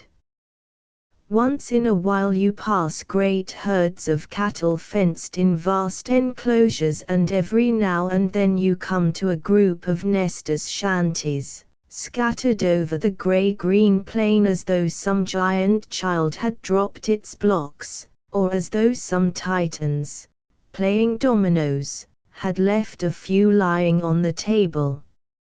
At greater intervals you come to towns, and you drive between 2 closely fitted rows of oddly assorted domino-shaped stores and houses, and then on out upon the great flat table again. For scores and scores of miles the scene is unvarying. On and on you go over that endless road until at last far on the grey horizon you catch the first faint glint of the white-peaked Rocky Mountains. You have long ago turned away from the river's yellow sand flats, and you watch that slowly rising snow-topped rim, until, it may be gradually, or it may be suddenly, your heart is thrilled by the sublimity of the amazing contrast of mountain upon plain. Perhaps you may merely find dullness in the endlessly flat, unvarying monotonous land. Perhaps you are unwilling to be enthralled by titanic cones of rock or snow. But steep your sight for days in flatness, until you think the whole width of the world has melted into a never-ending sea of land, and then see what the drawing close to those most sublime of mountains does to you. And afterwards, when you have actually climbed to their knees or shoulders, and look back upon the endless plains, you forget the wearying journey and feel keenly the beauty of their very endlessness. The ever-changing effect of light and shadow over that boundless expanse weaves an enchanted spell upon your imagination that you can never quite recover from. Sometimes the prairies are a great sea of mist, sometimes they are a parched desert. Sometimes they are blue like the waves of an enchanted sapphire sea, sometimes they melt into a plain of vaporous purple mystery, and then the clouds shift away from the sun and you see they are a width of the world, of land. But however or whenever you look out upon them, you feel as though mean little thoughts, petty worries, or skulking gossip whispers, could never come into your wind-swept mind again. That if you could only live with such vastness of outlook before you, perhaps your own puny heart and mind and soul might grow into something bigger, simpler, worthier than is ever likely otherwise. And now I am getting quite over my head, so better climb down the mountains again and go back to the motor, which may be supposed to have reached Cheyenne. If you think Cheyenne is a Buffalo Bill Wild West town, as we did, you will be much disappointed, though it may be well not to show the progressive citizens of that up-to-date city that you hoped they were still galloping along wooden sidewalks howling like coyotes. I thought that Celia and E.M. looked distinctly grieved at the sight of smooth-laid asphalt, wide paved sidewalks, imposing capital and modern buildings. Even the brand-new Plains Hotel was accepted by both of them in much the same spirit that a child who thought it was going to the circus and found itself at a museum of art would accept the compensation of a nice hot supper instead of peanuts and red lemonade. Wyoming in the ranch country. Unfortunately we had no friends in Cheyenne and therefore never got so far as even the threshold of society, but the following account taken from the morning paper is irrefutable evidence that Cheyenne, far from being a wild town of border outlawry, is a center of refined elegance and fashion. Governor and Mrs. K tendered a beautiful courtesy to the Cheyenne and visiting cadets and their sponsors Sunday afternoon when they entertained them at an informal reception and luncheon at the Executive Mansion.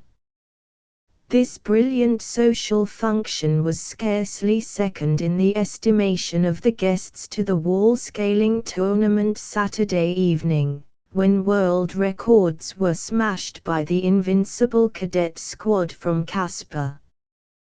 The governor's mansion was exceedingly attractive with its luxurious furnishings, in artistic setting.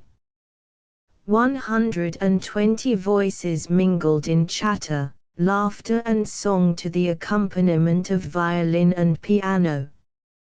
College songs and familiar popular airs in which everyone joined, made the welkin ring as the exuberant spirits found vent in melody.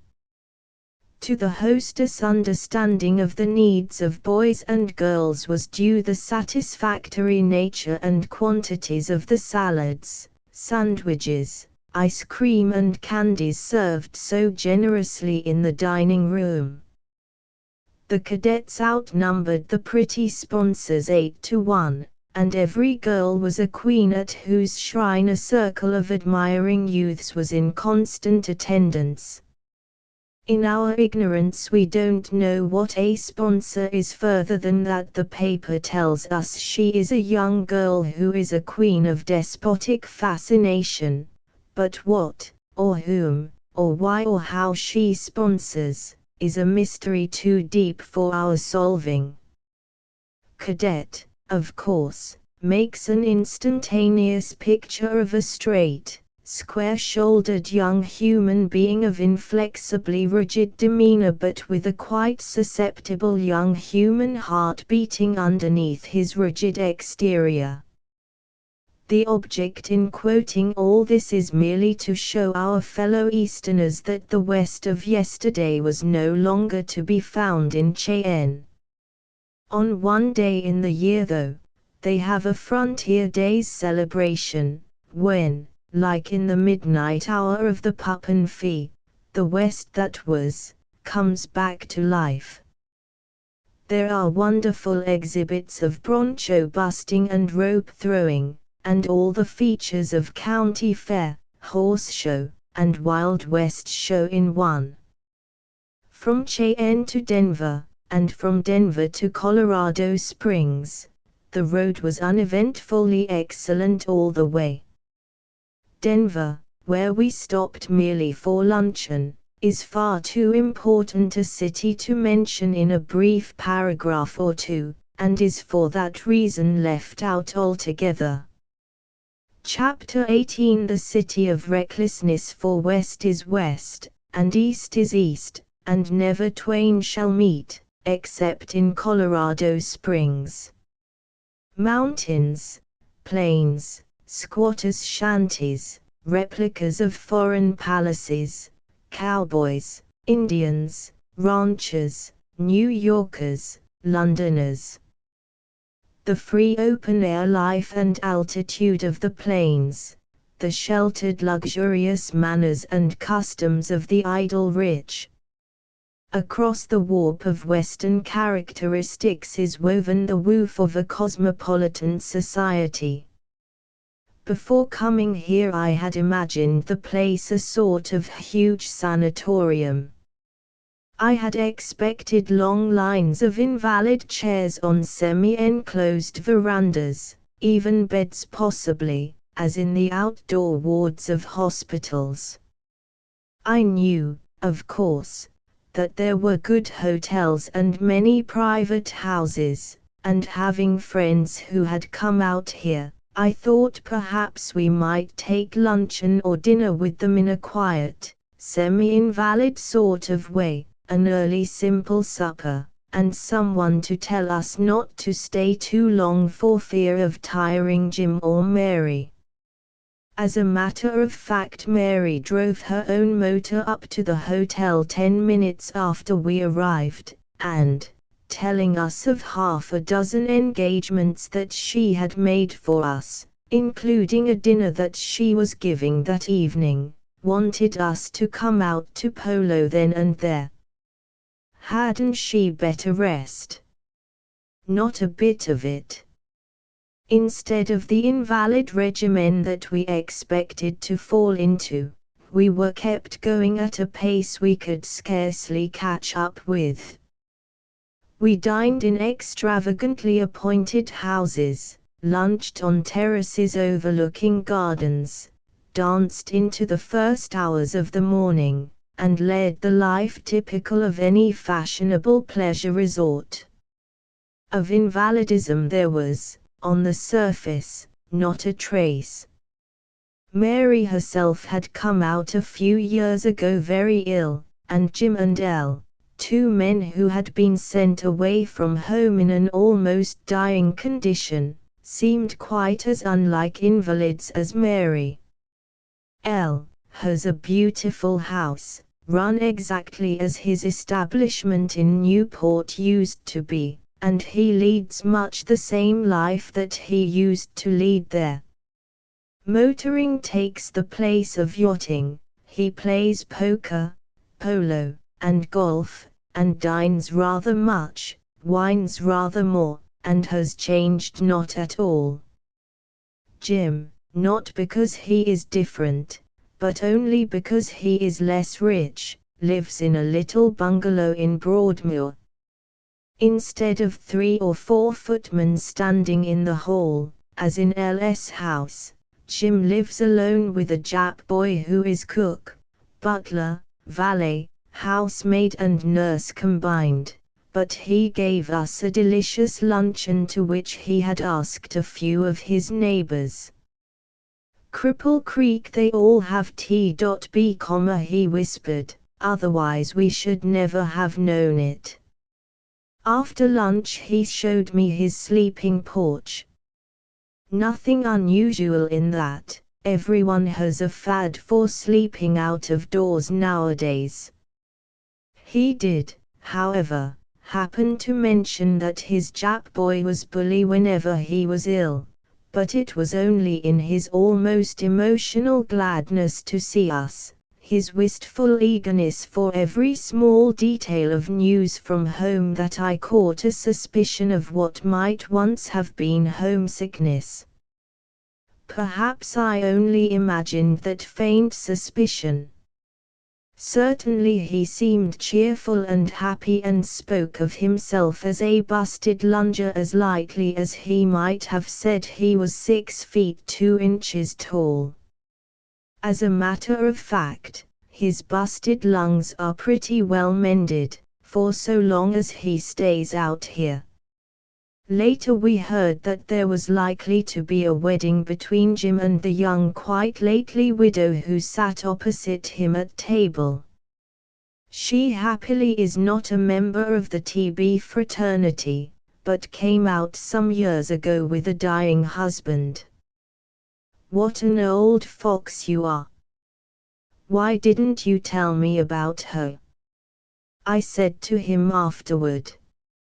He grinned until he looked almost idiotically foolish, then he exclaimed, "Isn't she wonderful?" and he squeezed my hand as though I and not he had made the remark. Besides the conspicuous and palatial homes that one associates instinctively with Broadmoor, there are a few little bungalows, each with its sleeping porch, a living room, dining room and a bedroom or two.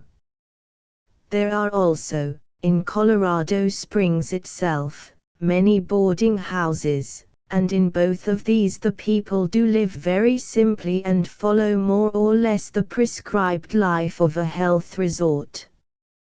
But in the general impression of Colorado Springs, one might imagine oneself in a second Newport, Monte Carlo, or Simla in India.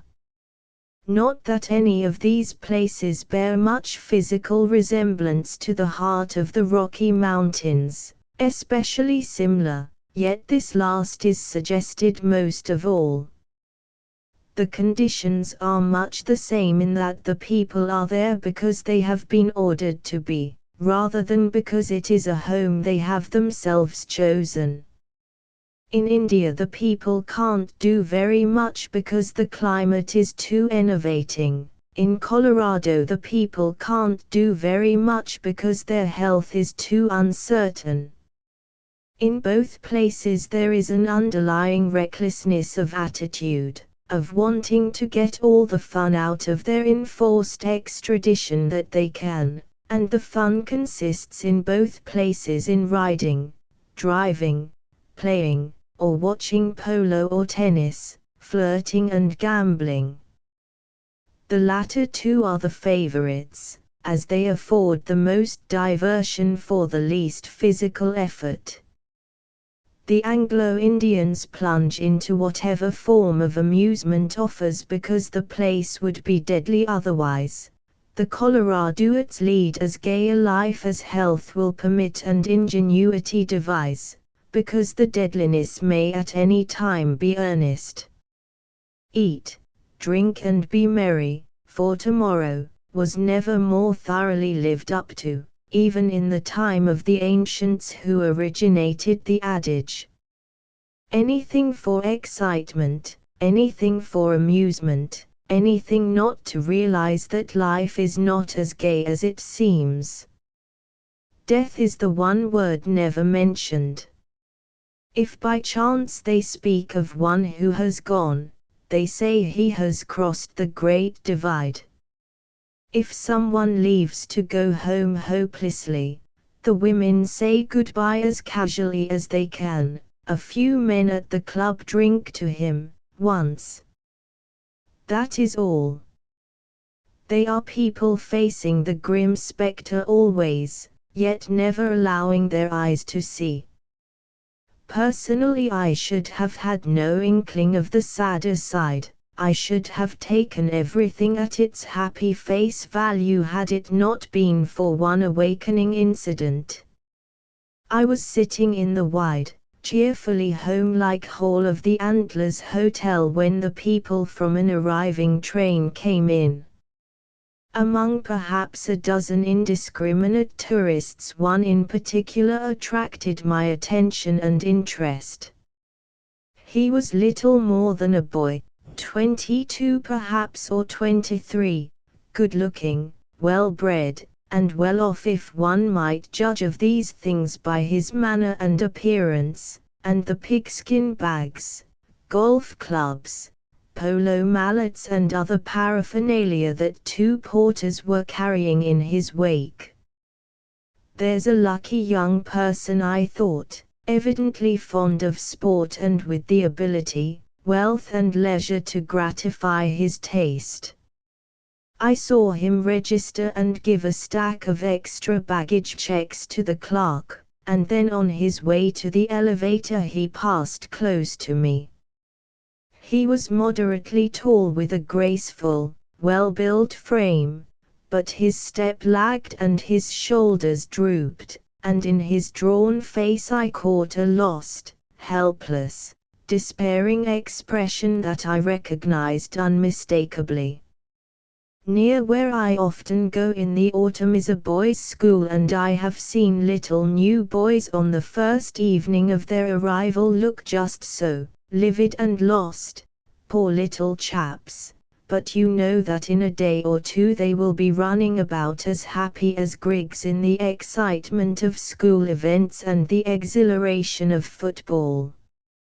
But the look in my fortunate youth's face went deeper, and an illuminating word flashed to my mind: life-termer. Homesick. He looked as though he would die of it.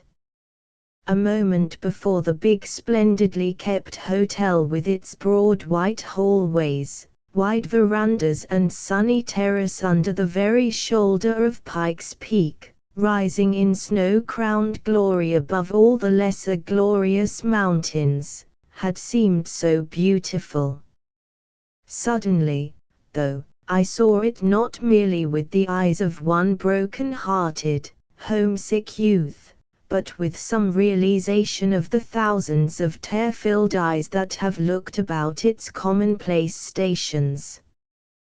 What must it be like to be weak and ill, when the strongest clings like a little child to the ones he loves best, and then to be sent far away to live always, or to die, perhaps, among strangers. In the garden of the gods after this I became more observing of the lives about us, and people told me many things, quite simply, as though it were all in the day's work. The greatest number who are sent out here are young, and strapping athletes are the most usual type. Sometimes they get well soon, and go back happily to their families. Sometimes their families move out too, and in that way bring home with them, but the majority come and stay alone, and never leave again except for short annual furloughs.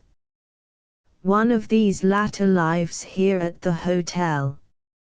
A friend of his told me that Harry could never go home. Poor chap, but the adverb poor scarcely seemed to qualify that young man from what I saw of him. He is always laughing, always shoving his shoulders through the atmosphere, inquisitive as Rikki-tikki and quite as full of life and vim. He seems ready to seize every opportunity of hazard or engagement that the moment offers. He plays all games recklessly, the more dangerous as to stakes or excitement, the better. He drives a powerful motor car and he is flirting outrageously with one of the prettiest women imaginable, whose invalid husband seems to care very little how much attention she accepts from her frivolous though ardent admirer. But a little while ago I was in my window and he was on the terrace just below, close enough for me to see him without his seeing me. His face was turned toward the glory of the snow-capped mountains, but his unseeing eyes too had the exact look of the little homesick boys at school. I saw then why his friend had called him poor chap, and I also a little better understood the exaggeration of his recklessness, the over-swagger of his shoulders, the laugh and flippancy with which, like Jim, he speaks of T.B. I wonder if anywhere in the world the moon looks down upon more tear-stained pillows than here. And this is enough of the black side of the picture, the blackest side there is. For by no means all of the people are homesick, unhappy or in any way ill. Families who have come out originally for the sake of a sick member have stayed because they loved the place and made it their home. And of the others, many who have been lonely and homesick at first have found the place an Eden because they have also found the one in all the world. In fact, meeting the one is the almost inevitable thing they do. Supposing the newcomers live in little bungalows in Broadmoor, opportunity need go no further. He, for instance, sits on his little porch in the sunshine, and she sits on her little porch across the way. Hours and hours and days, they sit on their little porches in the sunshine. Then by and by they sit together on the same little porch. It is quite simple. Often the story ends as it should. They get well and marry and live happy ever afterward. Sometimes, of course, it ends sadly. But nearly always love brings its compensation of joy, and nearly all who have ever lived out here keep afterward in their hearts an unfading flower of romance. Colorado Springs is a place unique in the world. Filled with people unhappy to come, deserted by people unwilling to go. And nearly always their coming and going is through no wish or will of their own. Sometimes their going is as sudden and tragic as their coming. A friend of ours whom we had expected to find out here had only the week before been obliged to pack up on a few hours' notice and go to California. She had just built a new house and had been in it hardly 2 months, and now she has to begin in a new environment all over again. The great tragedy in this case is that the husband cannot stay long away from a high altitude and the wife must probably always live at a low one. Of the fashionable element in the Springs, a certain elderly lady told me with bated breath, it is the fastest society on earth. They just live for excitement. And they don't attend church half as regularly as they go to each other's houses to dance or gamble. If you see a woman out walking or driving with a man, It's more likely another woman's husband than her own. My dear, you may call such a state of affairs modern and up to date, but I call it shocking, that's what I call it. She, dear soul, is from Salem, Massachusetts, and I can well believe that she thinks as she spoke. There is also a younger woman, the wife of a prosperous manufacturer whose home is in Omaha. The old lady from Salem I had known in York Harbor, Maine, but the Omaha lady we picked up an acquaintance with through the offices of EM in saving the life of an attenuated specimen of a dog from the grip of one whose looks were more flattering to the species. Apparently the old lady and the younger one sit and exchange opinions all day, a rather needless effort, as they share the same in the first place. At almost any hour that you pass them the old lady is saying, "My dear, that is Mrs. Smith talking to Mr. Baldwin." And the younger, aghast, echoes, "Well, who'd have thought it?" Thought is not a misprint, that is the way she pronounces it. And then in unison they wonder where Mr. Smith can be and why Mrs. Baldwin is not out walking with her husband. Colorado. Pikes Peak in the distance. The point of view of the old lady and the younger one represent not unfairly the attitude of the majority of wives in the 2,000 miles we had come through since leaving the corner of 59th Street and 5th Avenue, New York. An opposed attitude jumps from Central Park east to Colorado Springs. Central Park West is curiously like the gap between on 5th Avenue and South and East, and again in Colorado Springs a wife does not believe the happiness of family life dependent upon her husband's never speaking to another woman but herself. More often is the shoe on the other foot. The husband generally goes from his office to his club. The wife more than likely goes with an agreeable young man to a dancing tea. Parlor snake is the New York vernacular for the ideal type of a 5 o'clock young man. Once west of 5th Avenue and for 2,000 miles thereafter nothing like this at all.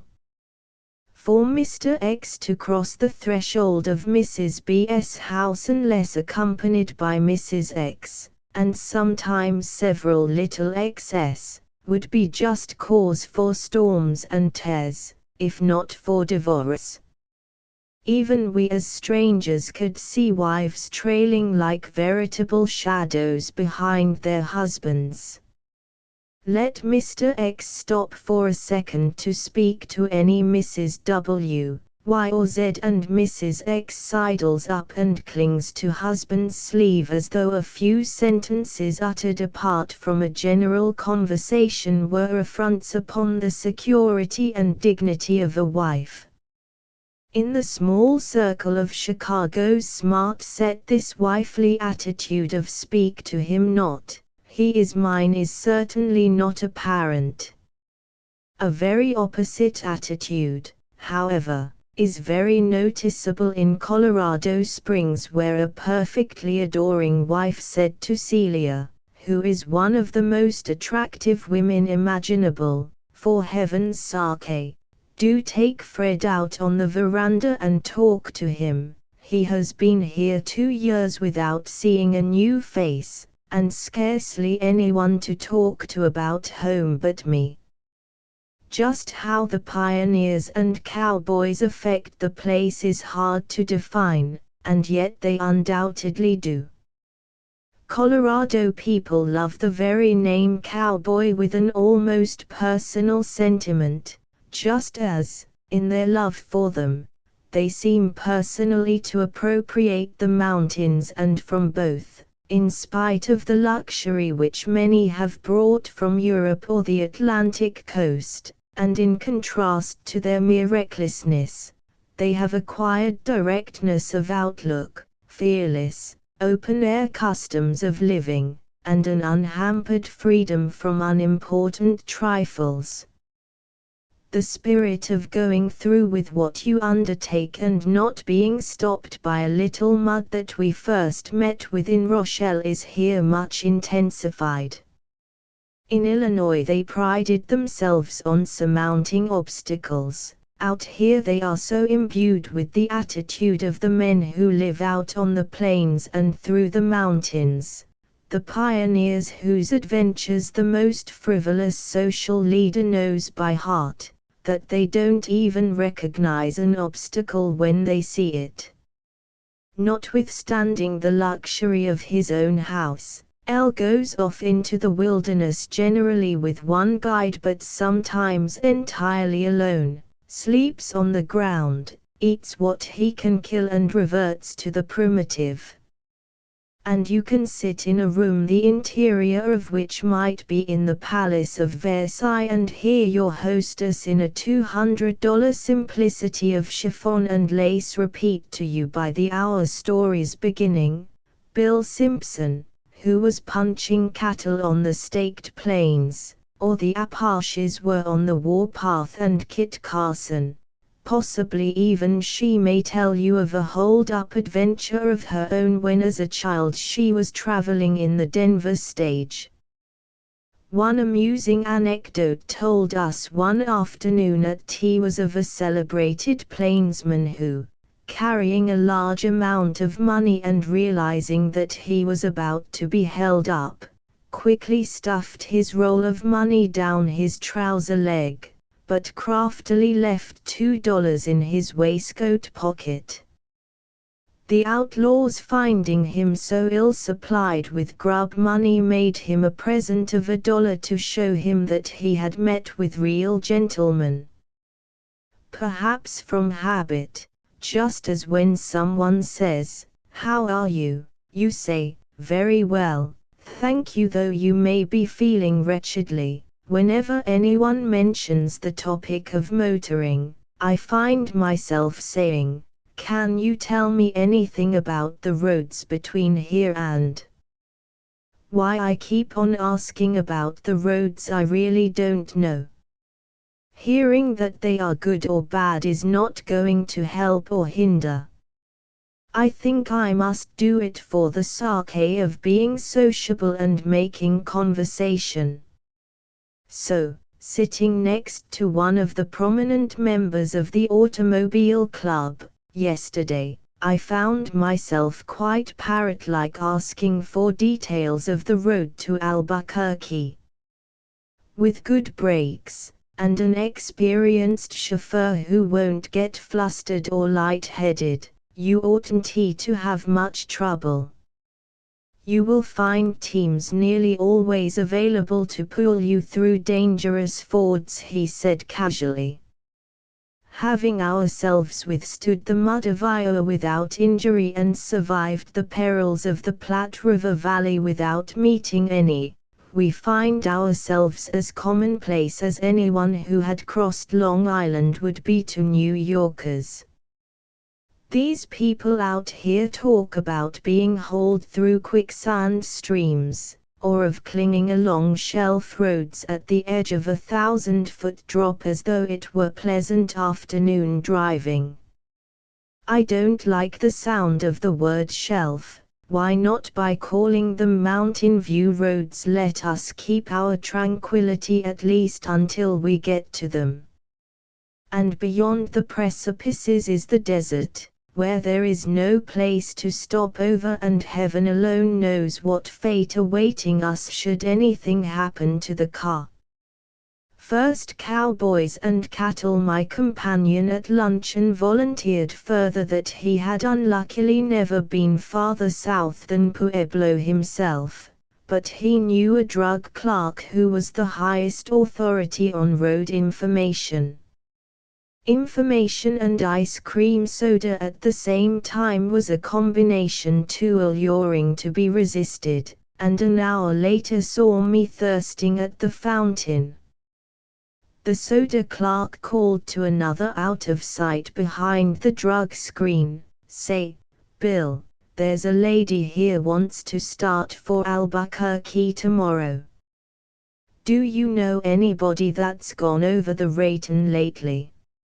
A long, lanky, typical Uncle Sam sauntered in eating a stick of peppermint. "Why, yes," he drawled. "Bullard went down. I guess he went with a team though, it was about a month ago. But Tracy went last week and took his bride on their wedding trip." Of course he turned to me. Tracy is a big man. Used to work on the freight depot. He bought a good Manila Tolene and he is as strong as an ox. He could haul his machine out of anything, I guess. At this point an outsider entered. He was labeled from head to toe with prosperity, expensive clothes, diamond rings, one on the third finger of each hand, a diamond scarf pin, a breezy air of "here I am" self-confidence. He seemed to be a friend of the drug clerk's and he ordered a malted milk and sat on the stool next to me. Immediately the clerk who had been called Bill appealed to him. "This lady is going down to New Mexico. Do you know anything about the Rayton Pass?" "Do I know anything about Rayton? I was born there." Then he laughed and turned to me. "You needn't tell anybody though." "Want to know about Rayton? Well, I'll tell you. They have no streets, and they have no drainage, and when it rains the mud is so soft you can go out in a boat and sail from house to house. There's just a Santa Fe roundhouse and a bunch of cottages. Oh, it's the road over the pass you want to know about." He stirred his baby beverage. "Well, they say they have fixed the road up some since I was down there, but I guess the best thing you can do is to let your chauffeur take the automobile down, and you walk behind it with the wreath." But somehow these alarms no longer terrify. Are we, too, being imbued with the spirit of the West? Forgetting that our original intention was to motor only so far as we could travel comfortably, we can now think of nothing but that we have arrived merely at the gateway of the land of adventure, where cowboys, prairie schooners, and Indians may possibly still be found. The Honorable Jeffrey G., an Englishman whom we met in New York last year, says he is going with us as far as Santa Fe. He has just imported a brand new little foreign car and is as proud as punch over it. It is even lower hung than ours, and has a very delicate mechanism.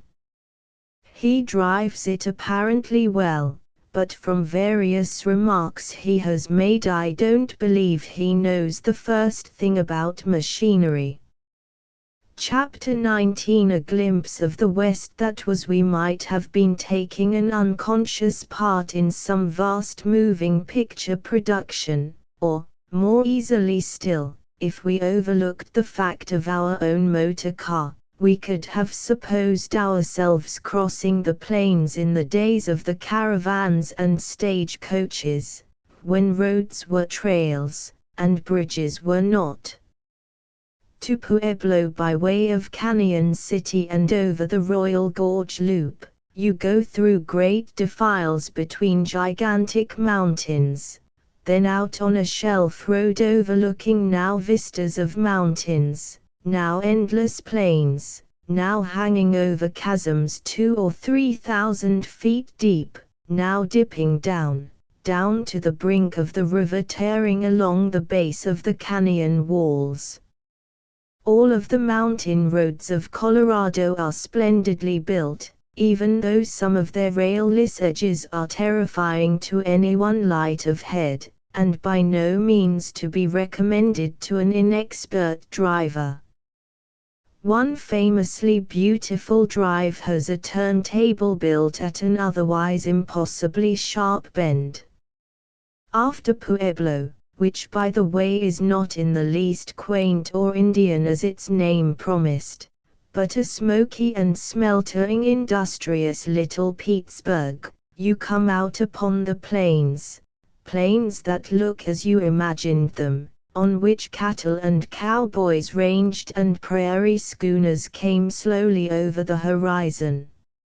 A few miles beyond Pueblo, exactly like a scene in the moving pictures, we passed 3 of the white-topped wagons, their hoods rocking and gleaming in the sun, and little burros with saddles on them trotting on either side. A man walked at the head of the caravan and 2 others walked behind. One wagon was driven by a woman, while a man slept, and 2 children peered out at us from within. A young man drove the second wagon, by his side was a young woman holding a baby. All that was needed to make a frontier drama was a band of befeathered Indians on the warpath. A little way farther we saw a cowboy galloping over the plains swinging a lariat. He laughed when we came up to him, as though he had been caught doing something foolish. In the next few miles we passed another caravan and through a herd of cattle driven by 3 cowboys, but not a sign of our friend, the Englishman, with whom we had planned to lunch. He, having taken the direct road, which was about 60 miles or so shorter than ours, had agreed to select an attractive spot and wait for us. We had about decided that he had either been lost or overlooked, when we saw a team coming toward us and behind it, being towed, his nice, new, little car. He had come to a ford through a wide, swift river which he so mistrusted from the start that he made his valet wade across it first. But as the water came up only to the man's knees, and the bottom was reported to be firm and pebbly, the Honorable Geoffrey plunged in, and, bang! She blew up. The water flooding his carburetor sucked into the hot cylinders and was changed so violently into steam that it blew off the cylinder heads. Halfway across a thrilling ford, wide and deep, on the Huerfano River, mixed with our very real sympathy with the Englishman, was not a little doubt as to whether we had better risk a like fate. The driver of the team, seeing our doubt, explained, "The river's a mite high just now, but when you come to the bank, just go in slow and steady, and if the water comes up too high, stop your engine quick, and fire a revolver. See? I'll hear you and send someone to pull you through." The thought of luncheon had vanished. We parted with our unfortunate friend and approached with not a little trepidation the rushing waters that had wrecked him. The river looked formidable enough, wide, swift, bubbling, and opaque, like coffee with cream, exactly. We remembered that it had a gravel bottom and that its greatest depth was very little over the drenched valet's knees. We went in very cautiously, very slowly. The water came up and up, almost to the floorboards. The rest of the story is perfectly tame and flat. Our car went through it like a duck. Further on, we came to several fords, all small and shallow, and we splashed through them gleefully. We passed great herds of cattle and any number of cowboys. We saw hundreds of gophers, ran our wheels over 2 rattlesnakes, and escaped 1 skunk.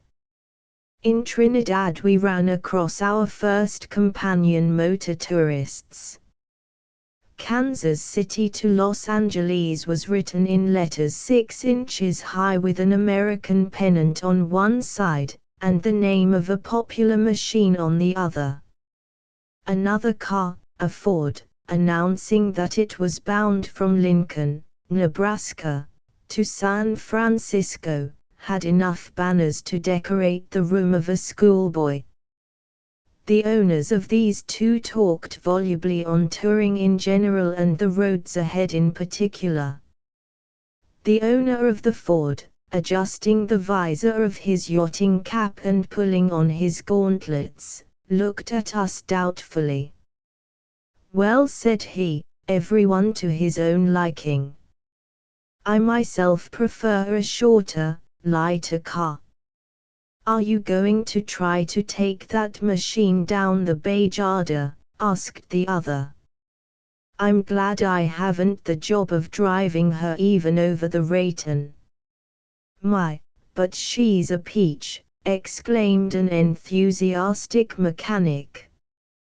"Don't you have no fear, mister," he whispered to the stagecoaches they used to go over this road to Santa Fe. "If they could get over, I guess you can."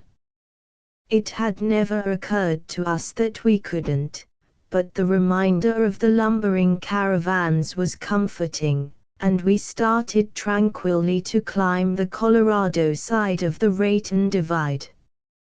We passed first one, and then the other of the 2 cars, whose owners had little opinion of ours.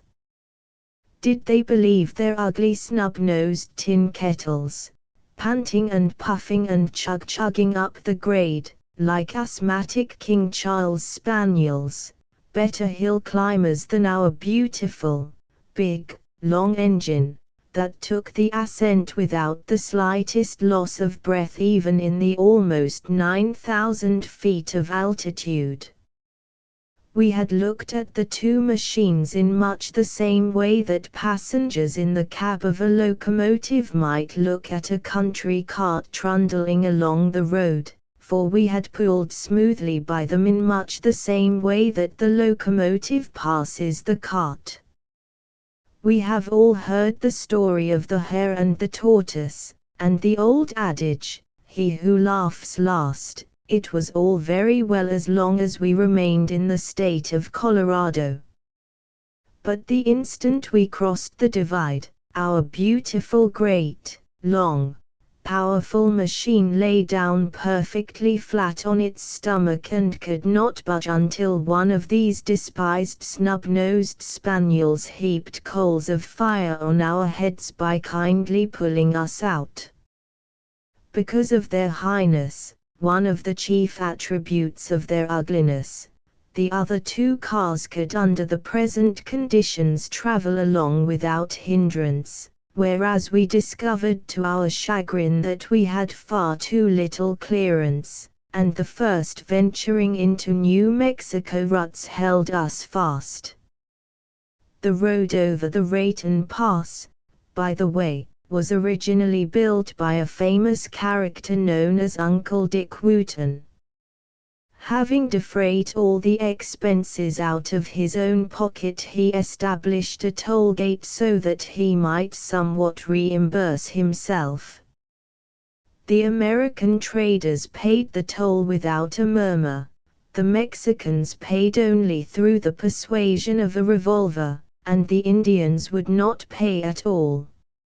After going over the road we agreed with the Indians. The rest of our story all the way to Santa Fe is one long wail. But in justice to the roads of New Mexico, it is necessary to go into some explanation of the wherefore of our particular difficulties. In the first place, we went out there in the very early spring after the worst of the thaw, but before any repairs, which might have been made for the summer season, had been begun. As for equipment, ours could not by any possibility have been worse. With a wheelbase of 144 inches, our car has a center clearance of only 8 inches. Furthermore, we have a big steel exhaust pipe that slants from 10 inches above the ground under the engine to 8½ inches above the ground where it protrudes behind the left rear wheel. Therefore, where shorter, higher cars can go with perfect ease, it requires great skill and no little ingenuity for a very low and long one to keep clear of trouble. For instance, over deep rutted roads we have to stay balanced on the ridges on either side, like walking a sort of double tightrope. If we slide down into the rut, we have to be jacked up and a bridge of stones put under to lift us out again. On many of the sharp corners of the mountain passes we have to back and fill 2 and often 4 times. But our real difficulties are all because of that troublesome exhaust pipe.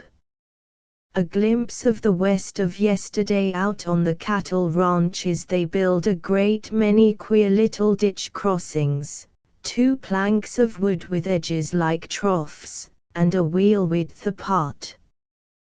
They are our particular horror. Again, right wheels went over perfectly. But the only way we can get the left ones over is to build up the hollows with pieces of wood, some barrel staves we found by luck and that we now always carry with us. Another particular joy to us is sliding down into and clambering out of arroyos, on the edge of which the car loves to make believe it is a seesaw. Our only good fortune seems to be in having plenty of power, and the carburetor high enough not to be flooded, as yet, by any streams we have gone through. Once, in order to find a bank that we could crawl up on, we had to wade up the stream, with the possibility of quicksand, for nearly half a mile. After 3 days of this sort of experience, you can't help wincing at the very sight of ruts or rocks or river beds, in exactly the same way that you wince at the close approach of dentists' instruments. Between Trinidad and Las Vegas we were overtaken by a blizzard. It rained, hailed, and finally snowed, and it all passed by us in less than an hour. But in the midst of it we lost our way and wandered 4 miles across the prairie. Finally, at the end of about 20 miles we saw an open wagon and 2 men resting under it, but they spoke only Spanish and we understood their directions so vaguely that when our road disappeared into hilly, roadless prairie, and we came to a new bridge without any tracks leading to it, and apparently uncrossable between it and us, it was snowing again. There were no shadows to tell the points of the compass by. As EM drove on at a snail's pace, wondering which direction to turn, 2 Indians on ponies appeared over the edge of a nearby hill. Again we had no language in common. But we repeated, Las Vegas, and they, gravely motioning us to follow, led us through a labyrinthian path between the hillocks to the mesa from which the bridge started. Although they helped us with greatest willingness, and accepted a coin with grave courtesy, their faces were as expressionless as wood carvings and neither uttered a sound nor smiled. Finally, because we were hungry and not by reason of any inviting charm at that particular point of the earth's most dreary surface, we stopped for luncheon. We had just about spread out our food paraphernalia when, turning at the sound of a galloping hoofed animal, we saw a horseman tearing across the plains toward us. He rode as a brigand might, and as only a Westerner can. Standing in his stirrups rather than sitting in his saddle, and seemingly unaffected by the rocking motion of his mount, his body was poised level with the horizon. Was he a highwayman, one of those notorious bad men that the Southwest is said to be infested with, or was he just a cowboy? His outline fitted into any sort of a part your fear or delight might imagine. The wide-brimmed hat, bandana handkerchief around his neck, leather cuffs on his shirt and murderous-looking cartridge belt and revolver, suited equally a make-up for good or bad. My heart thumped with the excitement of a possible hold-up, and yet I was far too fascinated to feel either fear or inclination to escape. As he came nearer, he came slower, and when quite close he brought his horse to a leisurely walk that had no longer any hold-up suggestion in it, and I took a bite out of my hitherto untouched sandwich. When almost beside us, he leaned a little sideways in his saddle and glanced at our state license number, and then at us, with a manner as casual and unconcerned as though we might have been an inanimate hillock of the landscape. Then, "Howdy, strangers," he said. The tone of his voice was friendly enough, in spite of his taciturn and utterly unsmiling expression. It has struck us all through the West how seldom anyone has smiled. "How are you?" echoed E.M., matching manner for manner. His tone, too, had a friendly ring, but he went on opening a tin of potted meat as though no one else were present. "Come all the way from back east in that machine?"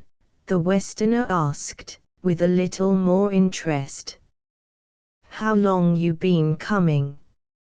E.M. glanced up from his tin opening and the two exchanged a few remarks on the subject of roads and horses and motors, and then, as nearly as I can remember, the Westerner said, "It'd be a mighty long ride on a Kias."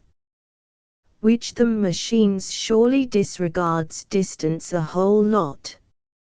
E.M. asked the Westerner, "Won't you have some lunch with us?"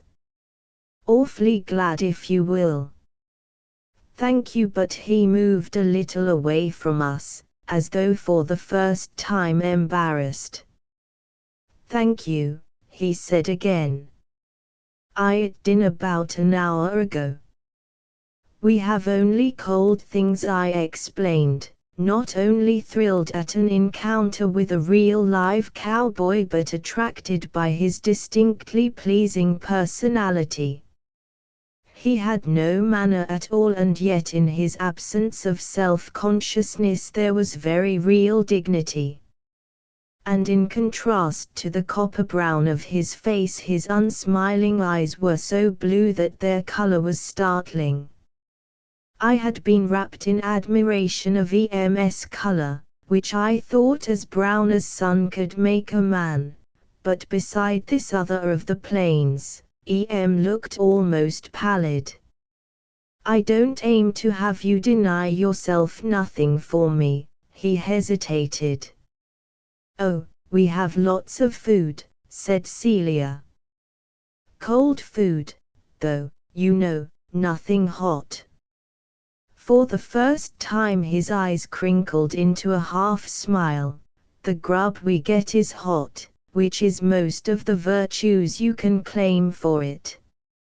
Meanwhile E.M. had proffered an open box of eggs and sandwiches. The other dismounted, threw the reins forward over his horse's neck, and accepted our hospitality. He turned a paper plate and a thin tin spoon in his hands as though dubious of such flimsy utility until he discovered it was to be used for ice cream. Hard frozen ice cream under the midday sun and 50 miles from where it could be bought, interested him. I've seen bottles for liquids, but I've never seen one like that for solids. It sure is cold, he said. And with its coldness, he quite thawed. He did not look more than 30. Yet talked quite a while about the old times that he himself remembered, generalities for the most part, but with a lingering keenness in describing the qualifications that men on the range used to have. Also he told us a string of yarns, that may have been true, or they may have been merely the type of divertisement whereby Westerners love to entertain themselves at the expense of Eastern credulity. One amusing story, at any rate, was of the hold-up of a passenger stage by a single masked man.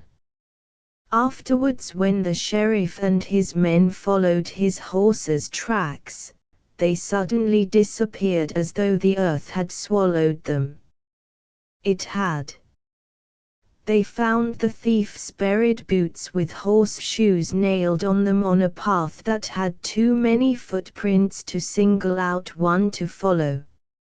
He added quite regretfully that cow-punching was not what it used to be.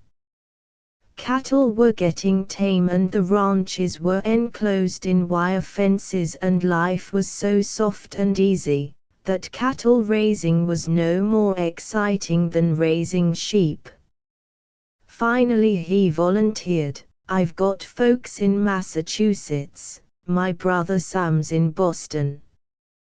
When E.M. told him that he had come from Boston, as he was still a student at Harvard, the Westerner could neither understand how it was that E.M. did not know his brother, nor that a man of such an age and size could still be getting an education. Book learning was a good thing, he thought, but 20 years of age was too late in his opinion to be still acquiring it. He himself had run away from home at the age of 11. Not because of ill treatment, but merely that it seemed the manly thing to do. In his opinion, a boy was a no-account specimen who would stay past his 12th year hanging round his women folks. To run away and never send a word home seems to be the commonplace behavior of Western boys. "I don't know how your mothers stand the anxiety," I said aloud, "not to know whether their sons are even alive. I reckon that's so. I never showed up nor wrote for 6 years. One evening I walks in on the old folks, and they didn't recognize me. The old woman went plumb over backwards when she savis it was me. That was some years ago and I haven't been back since." Having finished luncheon, E.M. cranked the car, and our guest gathered up the trailing reins of his patiently standing horse. Once his rider was in the saddle, however, the broncho, as though to show what he could do, gave quite a gallery display of bucking, while his rider gave no less an exhibition of Western horsemanship, rolling a cigarette in tranquil disregard of his pony's hump-backed leaps, which, however, soon settled down into a steady gallop that carried our friend across the plains. On the top of a nubble he waved to us and we waved back as we continued, on our side regretfully, our separate ways. We have passed any number of little Mexican, or Indian, adobe villages. One house was surrounded by a picket fence painted bright laundry blue. Several had blue door and window frames. The houses were all one-storied and the people looked more Mexican than Indian. When we finally arrived, without further difficulty, at Las Vegas. It seemed rather questionable whether we would be able to go on next day or not. The barometer was down, several other motorists doleful and the outlook very glum. "What did you start so early in the season for?" we heard one driver ask another. "Well," said the second, "I don't mind a little speculation as to what you're going to run into. If you know the road ahead of you is all fine and dandy, what's to keep your interest up?" Leaving Las Vegas early the next morning, we encountered the same erratic weather that we ran through the day before. When we happened to be under an unclouded area, we could see that all about us were separate storm clouds, black smudges against an otherwise clear sky. As we drove beneath one of the black areas, we were deluged with rain, or hail, or snow, and through it came into sunny weather again. It was the most curious sensation to run into a blinding storm, and being able to gauge beforehand how long it would take us to pass through it. As we approached a ford, some Mexicans standing beside it motioned us to make a wide sweep. It landed us in deep soft sand up to our hubs. Whereupon they attached their horses to us and pulled us through. "Your route leads through many Mexican and Indian villages. Do many motors have to be helped?"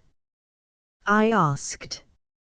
"Every one, all same," they replied. We had passed 2 cars, so I held up my fingers. "2 more are coming," I said. They immediately broke into a broad grin. "I rather wonder, do they make all cars drive in that large circle to avoid the sand pile?" Between Las Vegas and Santa Fe, the going was the worst yet.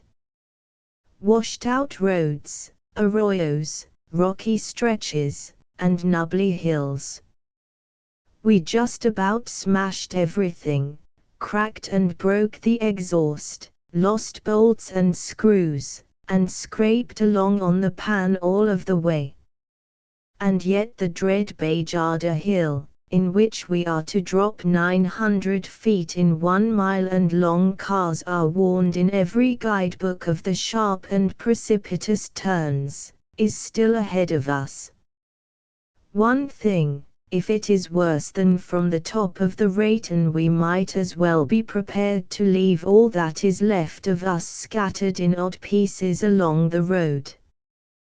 The next time we motor the trail to Santa Fe, we are unanimously agreed that it is going to be in a very different type of car, or best of all, on the backs of little sure-footed burros.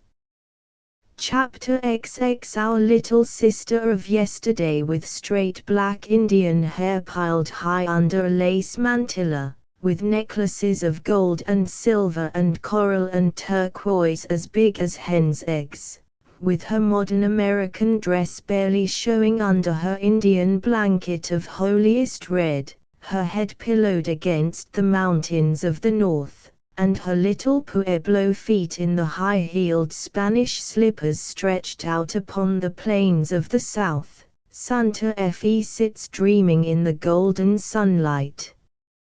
Sometimes she dreams idly of her girlhood, when she ran about the mountains barefooted, her hair done in 2 squash blossom whirls on either side of her dusky head, so long ago that no white man had ever set foot on the western continent.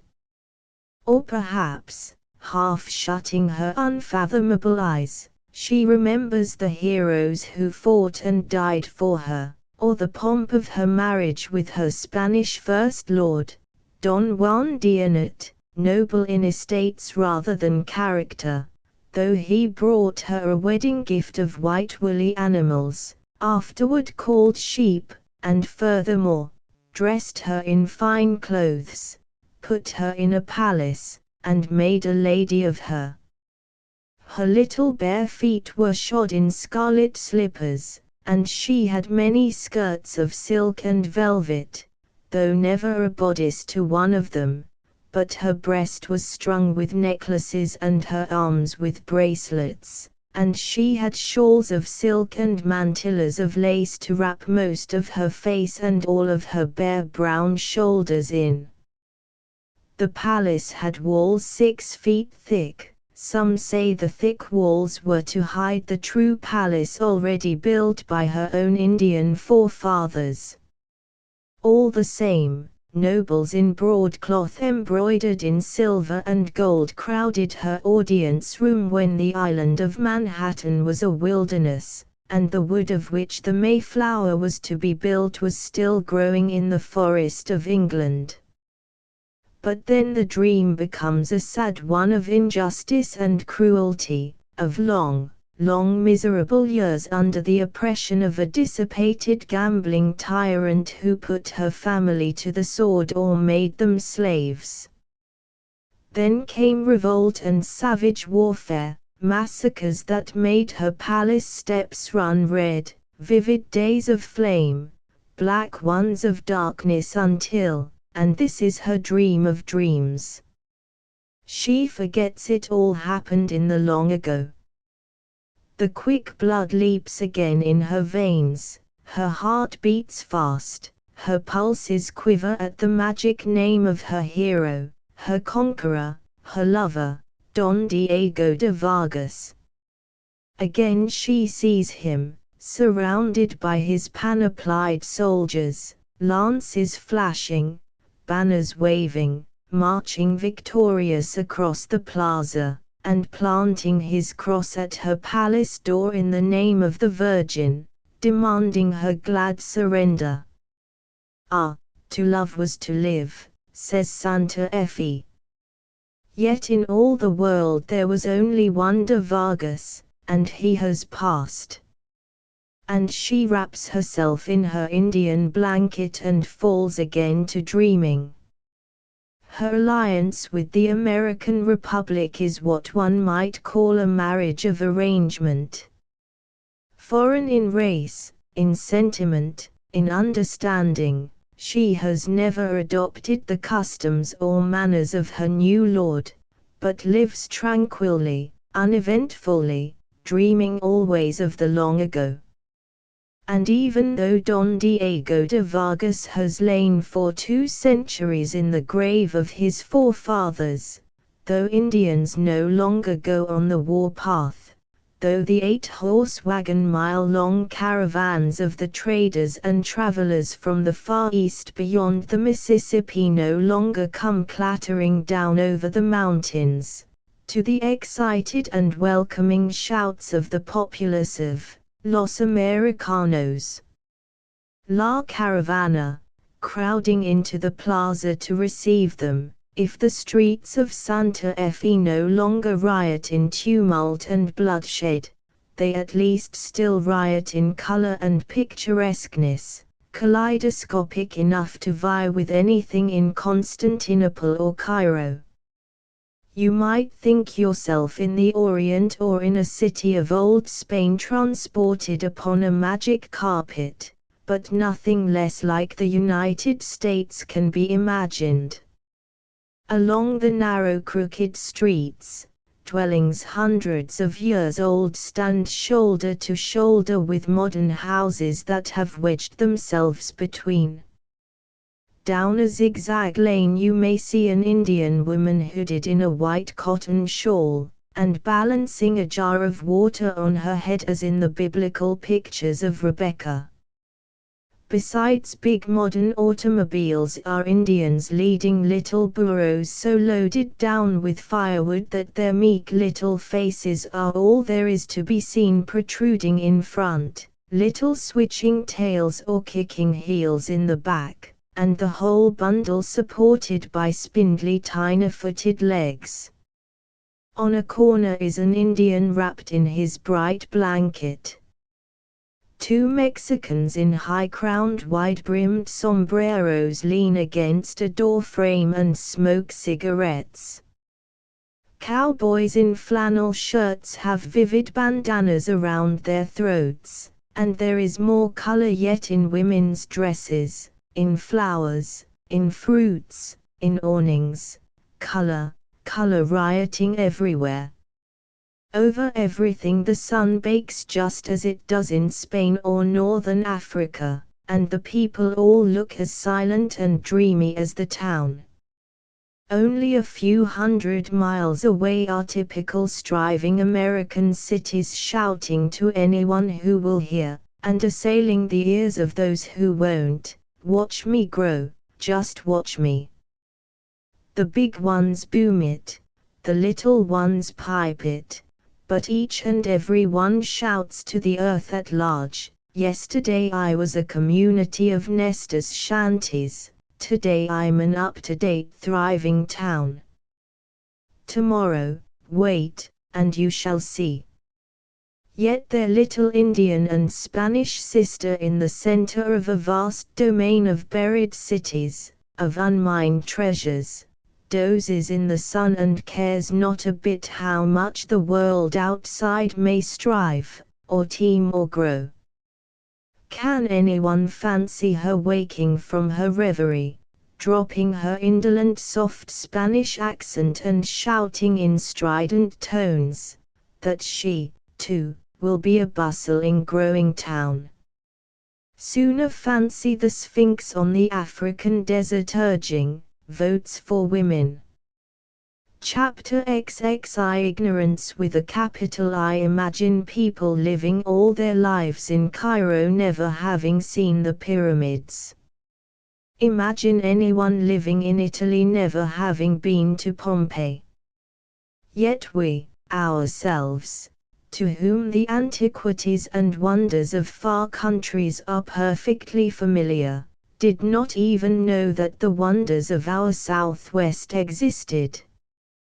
We thought that Pueblo had a nice Indian sound, that Santa Fe must be an important railroad terminal. Arizona we pictured as a white desert like the Sahara, with the Grand Canyon at the top of it, and a place called Phoenix, appropriately named as the only thing that could survive the heat, and another place called Tombstone, also fittingly named, in the middle of a vast area of sizzling sand. Was there ever any place less like a railroad center than Santa Fe? The main line of the railroad which has taken its name does not even go there. A little branch runs to the terminal city from a junction called Lamy, where, by the way, there is a Harvey Hotel, which means, of course, a good one. This is a word of advice to the tourist who finds the one in Santa Fe poor. Still, in a city that is old and colorful, and quaint, one hardly expects wonderful accommodations. The hotel in Biskra, Africa, did not use to be much to boast about, either. As for our ignorance about the country, we came across a woman today who was certainly, at least to us, a new type. She was traveling on muleback and absolutely alone. At first it seemed the most daring and dangerous thing I had ever heard of, but a few minutes of her conversation convinced me that she was quite safe. Never did I believe a human being could so closely resemble a hornet. She looked us over as though we might have been figures in the Eden Museum. Then she asserted, "Humph! You're the English people. I saw a British emblem on a car outside, and it's easy to see you are the ones it belongs to." We denied the nationality but claimed the car. She shrugged her shoulders. "Well, if you aren't English, you're either from New York or Boston, it amounts to the same thing. Ever been to Europe? We had. Ever been out here before? We hadn't. I knew it. I knew it the very first moment I clapped eyes on you. Like a phonograph, she recited a long tirade on the topic of the Americans who go spend money in Europe and neglect their own country. She asserted the superiority of our own land over that of every other in generalities and in detail, ending with a final thrust: "What can you get over there, I'd like to know, that you can't get here?" She asserted that a $200,000 collection of modern paintings was far more worth seeing than the incomparable masterpieces of Italy. She declared that Egypt and Pompeii held no treasures comparable with the New Mexican cliff dwellings. Our cliff dwellings, like little bird holes along the face of solid rock in which cavemen lived hundreds, maybe thousands of years ago, are marvelously interesting, but to the spoiled globetrotter, looking for profuse evidences of bygone manners and customs and beauty, such as you find in Alexandria or Pompeii, there are none. There is, however, we had been told, an Arizona cave dwelling that has a mural decoration that can rival in interest the frescoes in Italy or the hieroglyphics of Egypt. It is merely the imprint of a cave baby's hand pressed thousands of years ago against the wall when the adobe was soft. You can also see cave dwellings of a pygmy people that lived in the Stone Age and wore feather ruching around their necks, enchanted pools that have no bottoms, a lava river with a surface so sharp, brittle, like splintered glass, that nothing living can cross it and not be footless, actually, in the end. You can also find, to this day they say, a religious sect of penitents who, in Holy Week, practice every sort of flesh mortification, carry crosses, lie down on cactus needles, flay themselves with cat-o'-nine tails, and they used, a few years ago, to crucify especially fervent members. But why try to convince people that traveling in the byways of the Southwest is not a strenuous thing to do? Our hornet inquisitor told us, "What do you want better than a cave to sleep in? It's as good as your European hotels any day." We forgot to ask her how she got up the face of the cliffs to get into the caves, a feat far above any ability of Celia's or mine. She also said she liked taking potluck with the Indians.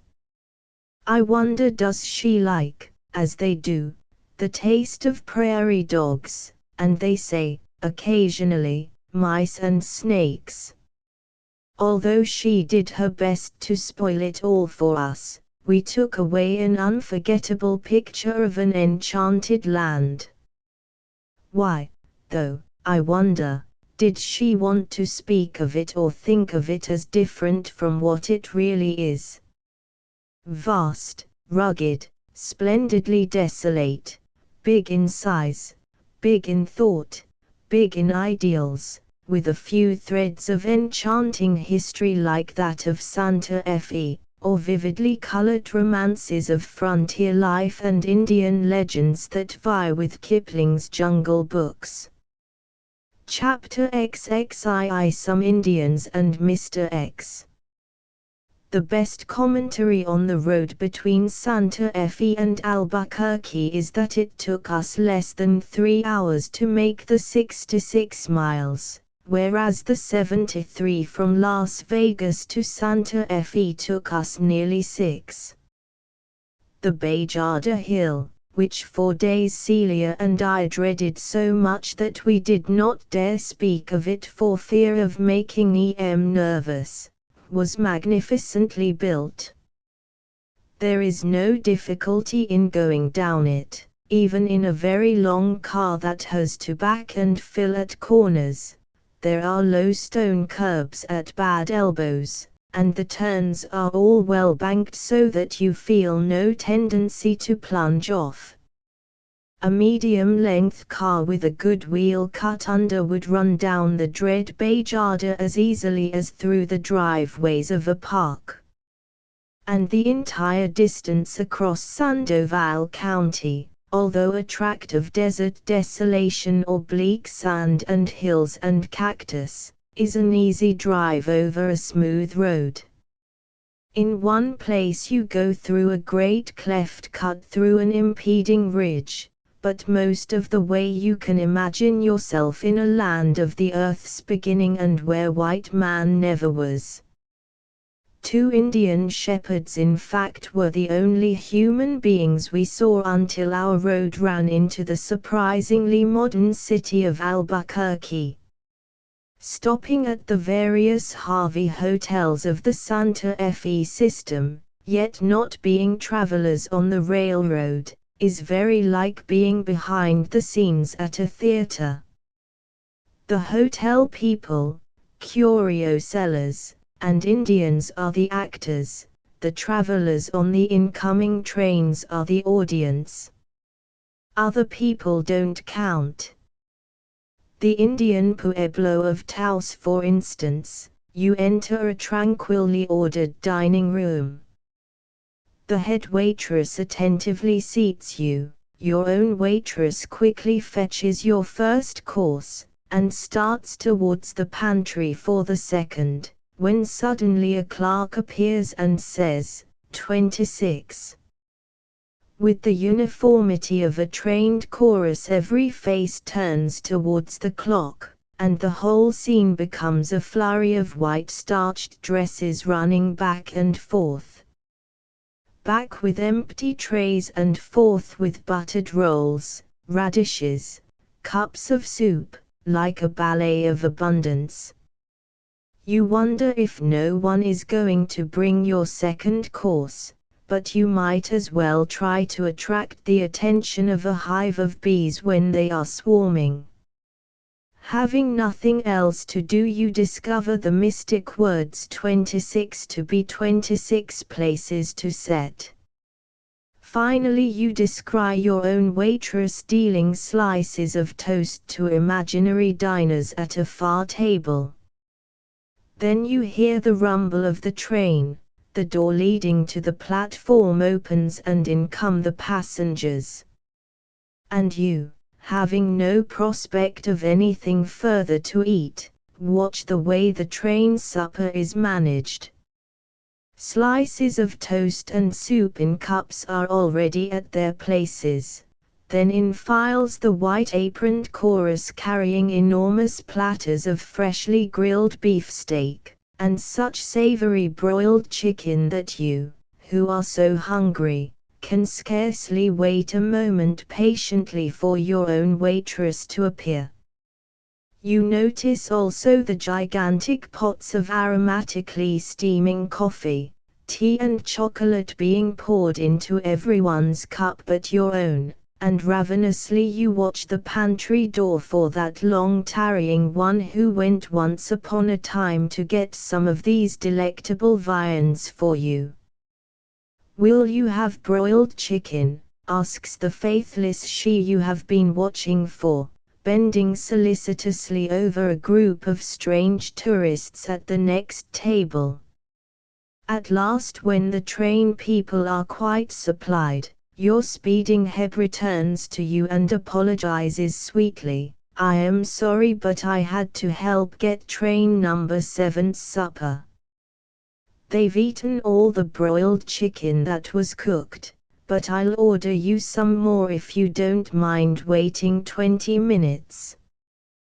By and by the train people leave, your chicken arrives and you finish your supper in commonplace tranquility. But let us look on at another comedy, for which the scene shifts to the railroad station at Albuquerque, where the long stone platform is colorless and deserted.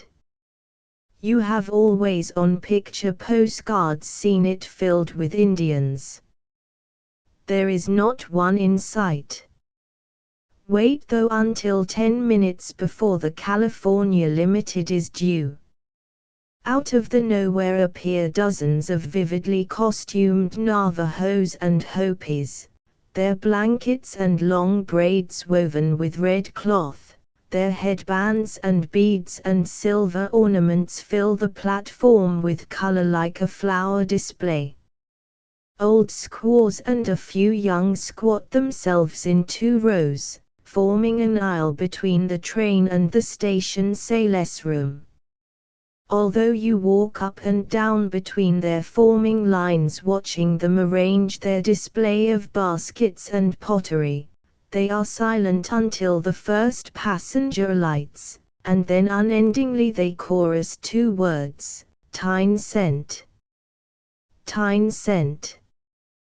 The words sometimes sound like a question, sometimes a statement, but generally a monotonous drone.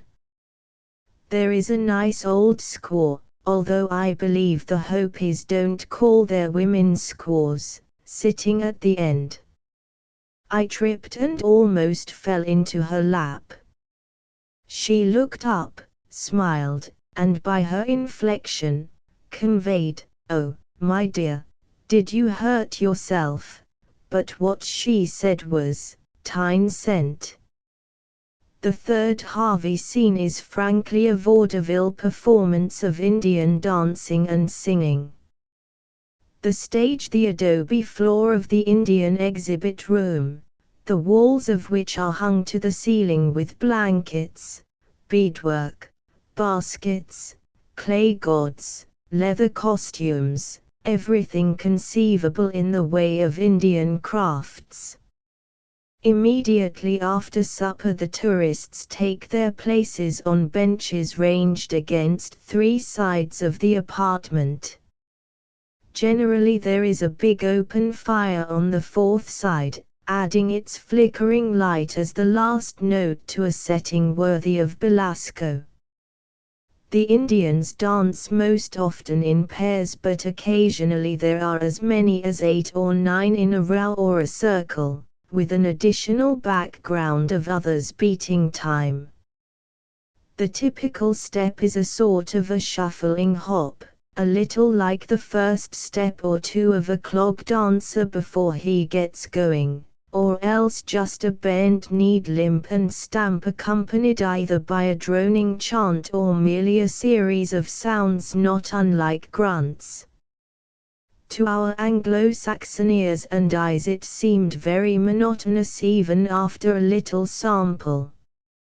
Yet we are told they keep it up for 8 or 10 or 12 hours at a stretch, when they are dancing seriously and at home. Dancing to them is a religious ceremony, not merely an informal expression of gaiety. The women we saw wore heavy black American shoes and calico Mother Hubbards with a ruffle at the bottom, and generally a shawl or blanket around their shoulders. Only one wore the blanket costume as it is supposed to be worn, around her body and fastened on one shoulder, leaving the other arm and shoulder bare and also bare feet. The men were much more picturesque, in dark-colored velvet shirts, silver belts, necklaces of bright beads and white crossbars that looked like teeth, huge turquoise square-cut earrings and red headbands. The castle-cut headdress that has been the rage in New York for the last year or 2 is simply that of the Navajo Indians. Their headband is a little wider and invariably of red, and the black straight hair ends as stiffly as a tassel.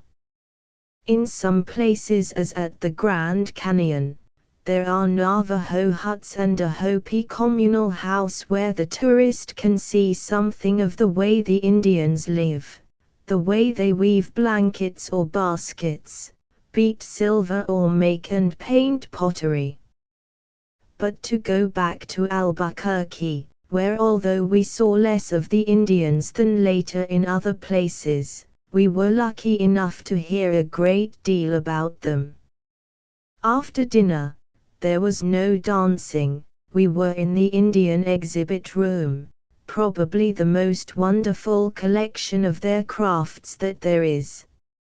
As we were admiring an exceptionally beautiful blanket of red, black and white and closely woven as a fine Panama hat, a man, we thought him the proprietor at first, said, "It took 3 years bargaining to get that blanket from a Navajo chief. You can't get them made of that quality anymore. They'd rather get $10 or $12 for a blanket they spend a few weeks on and get paid often, than work a year on a single blanket that they can sell for $100. He picked out various examples of pattern and weaving and explained relative values. The amount of red, for instance, in the one we had been looking at added greatly to its price. We found out later that although not stationed at Albuquerque, he was one of the Harvey staff, and as we spent the whole evening talking with him, and he might not care to have his name taken in vain, I'll call him Mr. X. He has lived for years among the Indians. We could have listened to his stories about them forever, but to remember the greater part would be a different matter. On the subject of business dealings, an Indian, he said, has no idea of credit. No matter how well he knows and trusts you, he wants to be paid cash the moment he brings in his wares. To wait even an hour for his money will not satisfy him. A puzzling thing had happened on the platform that afternoon. I heard a lady say to an old squaw, "I'll take these 3 baskets." Whereupon instead of selling the baskets, the Indian hastily covered all of them with a blanket, got up and went away. I told this to Mr. X. He considered a minute, then asked, "Did the lady by chance wear violet?" "She did," interposed Celia. "She had on a violet shirtwaist and that explains it." Mr. X broke in. "No wonder she ran away. To an Indian violet is the color of evil. None but a witch would wear it. Red is holy, they love red above all colors. Also they love yellow, orange and turquoise." As we were talking, a young Navajo who was standing near us, suddenly covering his eyes with his arm, rushed from the room. Naturally we looked at our clothes for an evidence of violet, but Mr. X laughed. It wasn't a case of color this time. "Do you see that old squaw that just came in? She is his mother-in-law. Navajos won't look at their wife's mother, they think they will be bewitched if they do. He is going back to the reservation tomorrow, because the old woman came down today. He is an intelligent Indian, too, but if he spies a stray cat or dog around tonight, he will probably think it is his mother-in-law having taken that shape." Their belief in witchcraft is impossible to break. At the same time they have an undeniable gift for necromancy, second sight or whatever it may be called, scarcely less wonderful than that of the Hindus of India. The boy in the basket trick and the rope climbing trick of Asia are not to be compared with things I have seen with my own eyes in New Mexico. I have seen a shaman, or priest, sing over a bare adobe floor, and the floor slowly burst in one little place and a new shoot of corn appear. I have seen this grow before my eyes until it became a full-sized stalk with ripened corn. Instead of waving a wand, as European magicians do, the priest sings continually, and as long as he sings the corn grows. When he stops, the cornstalk stops.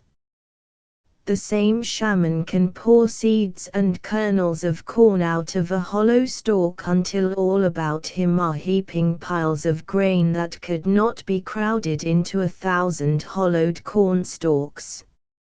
Medicine men of all tribes can cure the sick, heal the injured, get messages out of the air, and do many seemingly impossible things.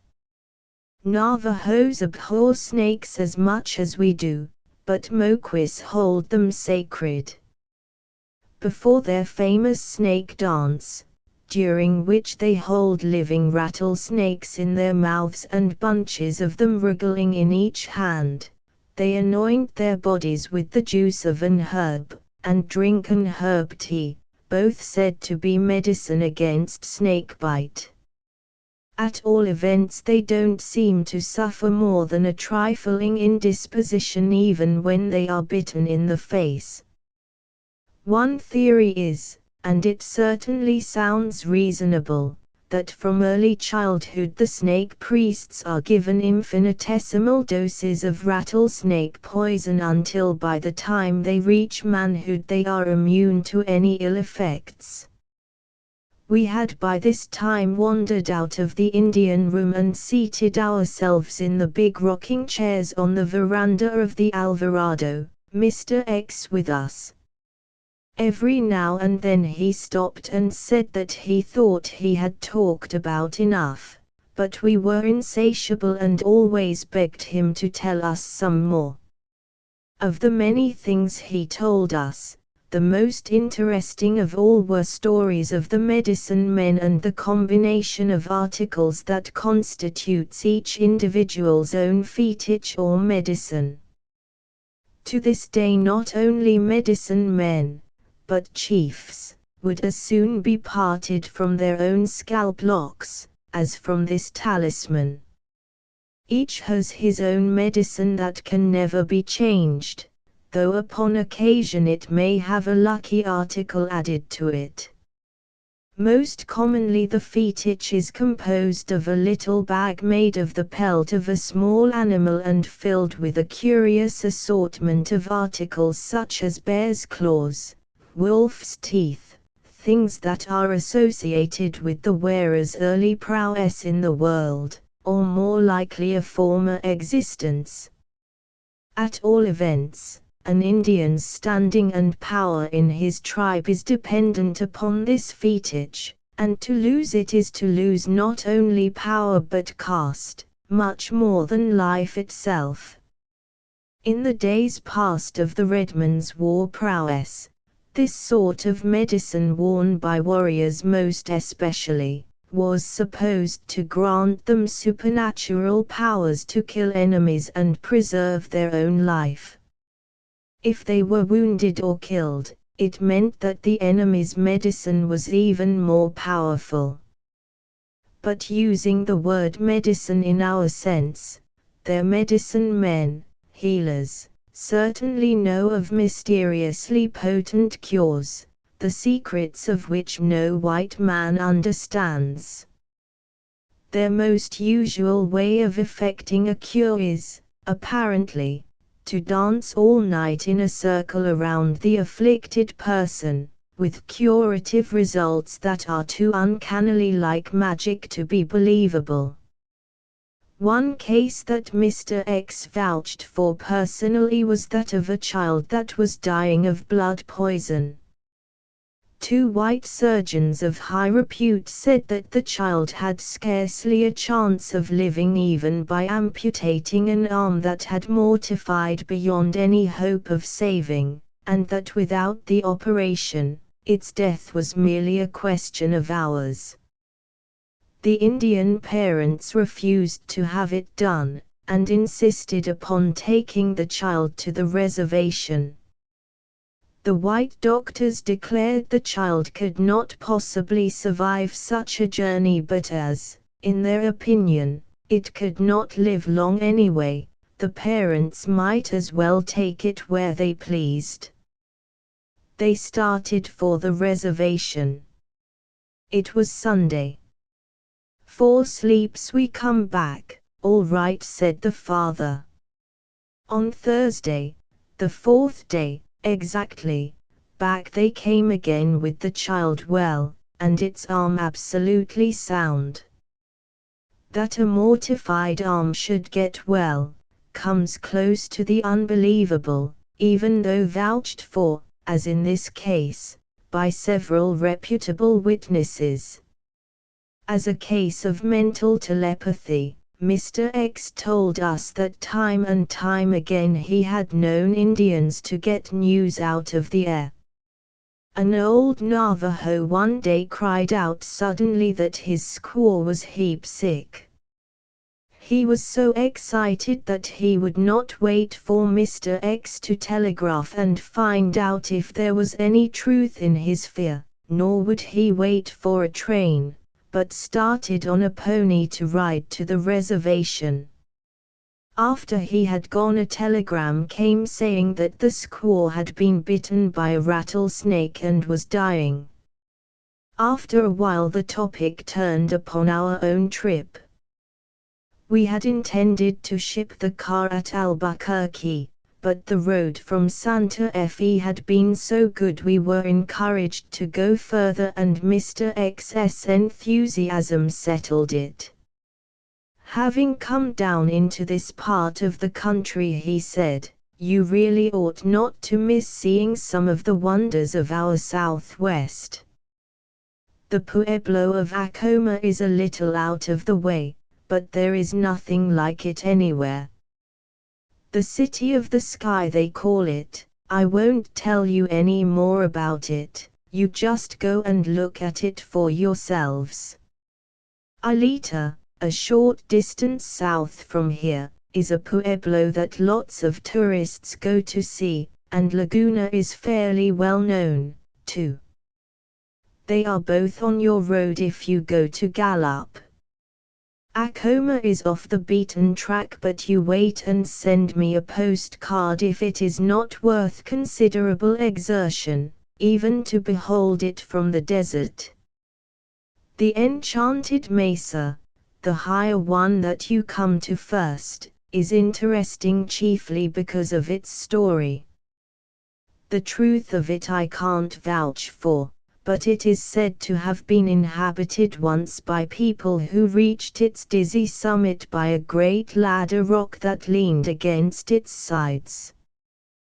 One day in a terrific storm, while the men were all plowing in the valley below, the rock ladder was blown down and the women and children were left in this unscalable height to perish. Laguna is about halfway between here and the Continental Divide, or about 1/3 of the distance to Gallup. Acoma is perhaps 18 miles south of Laguna, where you can get a guide and also more definite information. Or you can just go south across the plain by yourselves, fairly near the petrified forest later. No, that not until you are on the way to Holbrook. You also skirt the edge of the Lava River. I don't think you'd know it was anything to look at unless you were told. At the time of the eruption, the lava on the surface cooled while that underneath it was still boiling, and the steam of the boiling mass burst through the hardened surface and splintered it like broken glass. Glass is in fact the substance it most resembles. The country is full of stories of men and animals that have tried to cross it, but neither hoofs nor cowhide boots have ever been made that can stay intact on its gashing surface. To see the sleeping beauty of the Southwest, the path is by no means a smooth one to the motorist, and of course you must get a glimpse of the painted forest. After that you can take a train when you please." Then with a laugh he corrected, "when you get where a train goes." "Where could we sleep?" asked Celia.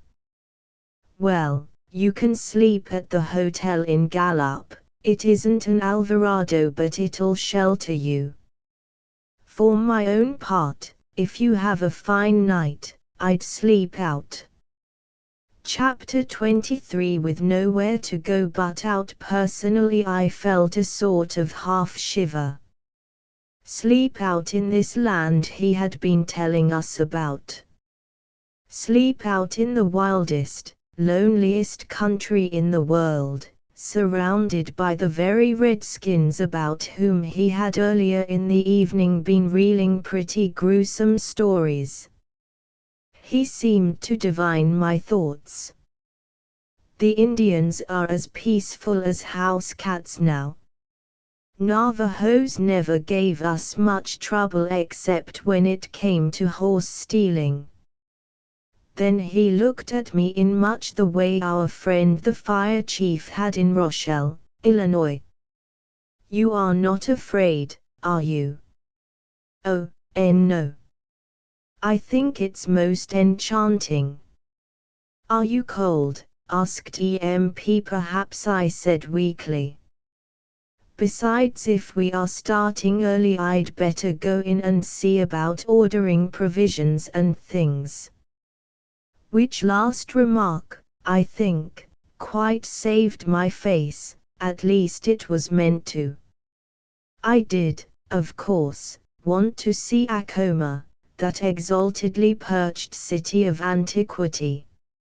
I did want to get at least a glimpse of the painted desert, but my bravery of spirit was of a very halting quality. The only thought that bolstered me up was the possibility that I was really very brave, because I was not telling anybody but myself that I was scared to death at the thought of a night of homelessness in the middle of an Indian reservation. When we started the next morning, I thought Celia looked less sturdy than usual. She said, "We are not going to spend the night anywhere, are we?" And I said with my best effort at spontaneous gladness, "No, won't it be fun?" Celia looked exactly as a beginner who is told to jump head foremost into the water in his first attempt to dive. EM's attention was as usual entirely upon the car, and the probabilities of twistings and bumpings that the unknown roads might inflict upon his cherished engine. The question of nowhere to sleep was of little interest, still less importance. At all events, we have seemingly enough provisions for ourselves and the machine to carry us to Alaska. Without doubt we can get motor supplies somewhere, but that is the one risk EM refuses to take, and so we are starting off like a young Standard Oil agency, with 4 to 5 gallons of gasoline, 35 in the tank and 10 extra in cans. Also extra cans of oil. We have plenty of water for ourselves and some, too, for the car, although we doubt whether alkali, which ties the human stomach into a hard knot of agony at a taste, would give the radiator a pain. Our idea is to go, if we can, as far as Winslow. It seems rather funny that we, who nearly failed to stay intact over the well-worn Santa Fe Trail, are branching into the unbeaten byway of the desert. We have taken our battered exhaust pipe off, and shipped it to Los Angeles, and our sensation without it is one of such freedom that we feel we can surmount all obstacles. Chapter 5. Into the desert. What has this land lived through? What sorrows have so terribly wasted, what cataclysms rent it, what courage exalted it. Stupendous in its desolation, sublime in its awfulness, it mystifies and dumbfounds at every turn. Smooth plains fall into an abyss, or rise in bleak rock spires. Firm, pebbled riverbeds suddenly shift to greedy quicksands. Pools that look cool and limpid are boiling, or poisonous alkali. It suggests a theme of sculpture conceived by an Olympian Rodin, splendidly and gigantically hewn and with all the mystery of things not brought to a finite shaping. But like the sleeping beauty in the fairy tale, the beauty sleeping in the southwest is surrounded by a thorn hedge of hardships and discomfort that presents its most impenetrable thicket and sharpest spines to the motorist. To see this wonderland intelligently or well, you ought really to be equipped with a camping outfit and go through on horseback. However, if you are willing to turn away from the main travel and strike west from Albuquerque, you can get a few compensating glimpses.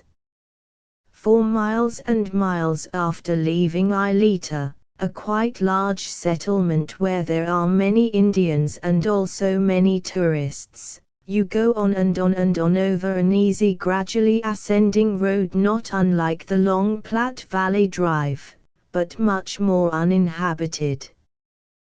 The once dangerous fording of the Puerco River is no longer a barrier to motorists, as there is a splendid new bridge that takes you smoothly over.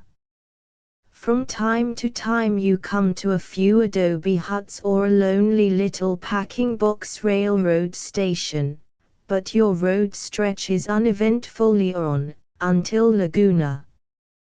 There is no need of going by motor to get a glimpse of Laguna, for you have only to sit on the observation platform, or even look out of a window of any train in the Santa Fe Railroad. The pueblo of Laguna at a glance, is a collection of baked earth blocks piled steeply one behind the other against a sun-baked yellow hill at the side of the railroad track.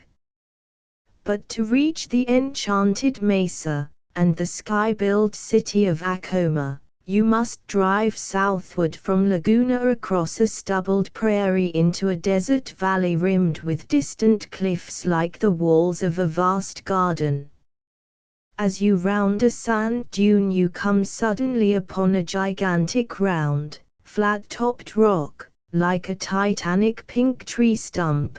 Scarcely a reward for all those miles and miles of dreariness and intense heat, even though its flat chopped top is 1,000 feet clear above the surrounding plain. But when you visualize the story of that terrible storm that washed the great rock ladder away and left a village of women and children marooned upon that dizzy height until they starved or plunged off to a quicker death, it certainly grips you in its appalling awe. It is a little wonder that the Indians think it haunted and accursed. For my part it seems miracle enough that anyone ever got up there at all, even with a leaning rock supplemented with a notched tree ladder. Scaling such a cliff would be a feat of horror beside which circus thrillers, looping gaps and dipping deaths would be a comparatively tame performance. A little way beyond the enchanted mesa crowned upon ramparts of fantastic perpendicular crags arises Acoma, the skyland citadel of enchantment. You know you can't be in such prosy place as here, or within 1,000 years of now. You are standing before the shadowy citadel of some ancient Assyrian king, or more likely yet, you have journeyed into the land of fairy tales and have come to the castle of the king of the Iron Mountain. Way, way above you, you see tiny figures of the sky inhabitants inquisitively peering down. Several Indians come down from their soaring citadel and look you over. Finally one of them, very solemn and serious, with his shirt tail hanging out, motions, "Do you want to go up?" You do, but how? There are only two paths, one hard and short, the other long and easy. The easy one is as close to mountain climbing as the ordinary person would want to undertake, though Indian mules and burros make it without difficulty. A burro, and a mule, and a mountain goat must spring from the same species. You clamber, therefore, up the easy road, a stiff, winding defile like the rock-hewn causeway to Valhalla in a metropolitan production of a Wagner opera, the trail narrowing as it ascends until finally it is nothing but a narrow shelf at a precipice edge. If you are rather light-headed and none too sure-footed, you clutch tightly to a stronger, steadier hand and turn your face cliffward as you shakily venture the last of the ascent. But your reward on top is a prehistoric Aztec citadel of communal houses and occupied by people living today exactly as their ancestors lived hundreds of years ago. An Indian communal house is really a honeycomb of adobe boxes like a flight of gigantic steps, the row on top set back from the one below so that the roof of the first floor makes the terrace in front of the second, and the roof of the second a piazza in front of the third. Against the wall of each story lean the typical ladders by which the Hopi Indian always enters his home. The ground floor rooms are usually entered through a hatchway in the ceiling from a room or a terrace above. Acoma is really the sister of Santa Fe, who has never changed her Indian ways. When the noble Spanish invader tried to make a conquest of the whole family, Acoma met him at the top of her cliff-hewn staircase with a battle axe. I should think after that climb, the so-called easy way had not been built then, one of her brown babies could have pushed him off with a small forefinger. To know anything at all about the lives or natures or customs of these people, you would have to see more than is possible to an average, ignorant tourist, who looks helplessly at their inscrutably serious faces. Even if by fortunate chance one of them invites you to mount a ladder and look into a dwelling or two, all you see is a small adobe room with bare walls, a bare floor and possibly a small high window. There is a fireplace in one corner and maybe a string stretched across another with some clothes or blankets hung over it, or piled against a wall on the floor, a water jar or two, and some primitive cooking utensils. Except a few younger members of the community who have been to Carlisle, no one speaks a word of English. Although in a few places such as the Grand Canyon or Albuquerque an Indian will let you take his picture for 25 cents, Mr. X at Albuquerque had warned us not to photograph any Indians we might meet elsewhere. In such places as Acoma it might even be dangerous. Believing, as they do, that a photograph takes a portion of their life away from them, no wonder they object to a stranger's helping himself to a little piece of their existence. After leaving Acoma, you drive again long and tediously but without serious hindrance, all the way to Gallup. At Gallup there is a hotel, a small frame, frontier type of building. but by the time we reached it we agreed with Mr. X that it would be more of an experience to spend the night under the stars. How much the beauty of the stars would have tempted us had the hotel been more inviting I am not very sure. Beyond Gallup you run into the Navajo Indian Reservation, your road having ascended rather steeply through park-like woods of cedars, and the altitude again affects both lungs and carburetor.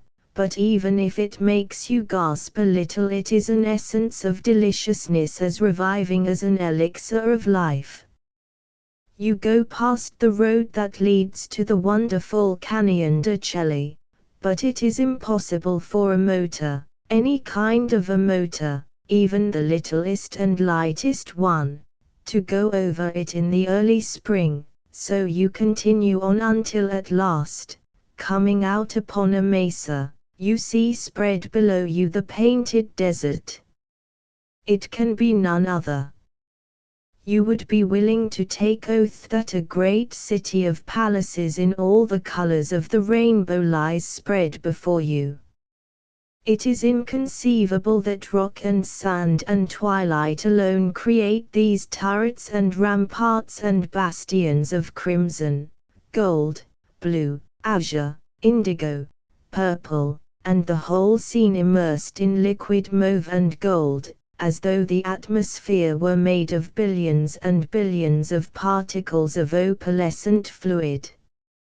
And as you stand in silent contemplation an Indian with scarlet headband rides by on a piebald pony so that there shall be no color unused. Across the real desert at last when the vividness of colors begin to soften into vapory purples, deepening again to indigo, you gather a little brushwood and for the mere companionable cheerfulness make a campfire to eat your supper by. You probably heat a can of soup, roast potatoes, and finally, having nothing else to cook or heat for the present, hit upon the brilliant thought of boiling water, while the fire burns, for next morning's coffee. At least this is what we did, and poured it into a thermos to keep hot. Also we climbed back into the car. Personally I have an abject terror of snakes, though there was very likely none within 100 miles of us. For nothing on earth would I make myself a bed on the open ground. Also the seats of our car, there was at least one satisfactory thing about it, are only 4 or 5 inches from the floor, and sitting in it is like sitting in an upholstered steamer chair with the footrest up, a perfectly comfortable position to go to sleep in. So that bundled up in fur coats with steamer blankets over us we were just as snug as the proverbial bugs in a rug.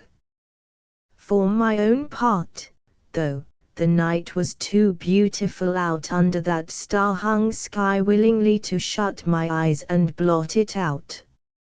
My former fears of prowling Indians, strange animals, spooks, spirits, or perhaps just vast empty blackness, had vanished completely, and instead there was merely the consciousness of an experience too beautiful to waste a moment of. I could not bear to go to sleep. The very air was too delicious in its sparkling purity to want to stop consciously breathing it. Overhead was the wide inverted bowl of purple blue made of an immensity of blues overlaid with blues that went through and through forever, studded with its myriad blinking lamps lit suddenly all together, and so close I felt that I could almost reach them with my hand. I really don't know whether I slept or not, but the thing I became conscious of was the beginning of the dawn. Overhead the heaven was still that deep unfathomable blue. In the very deepest of its color the crescent moon and single star glowed with a light rayless as it was dazzling. Over near the horizon the blue lightened gradually to pale azure and deepened where it rested on the brown-purple rim of the desert to a band of reddish-orange, very soft, very melting. Gradually the moon and star grew dim like turned-down lamps against a heaven turning turquoise.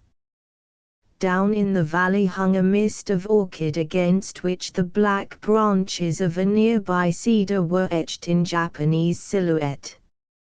Far, far on the north horizon the clouds of day were herded, waiting. Then a single cloud advanced, dipped itself in rose color and edged itself with gold, a streak of red, as from a giant's paintbrush, swept across the sky.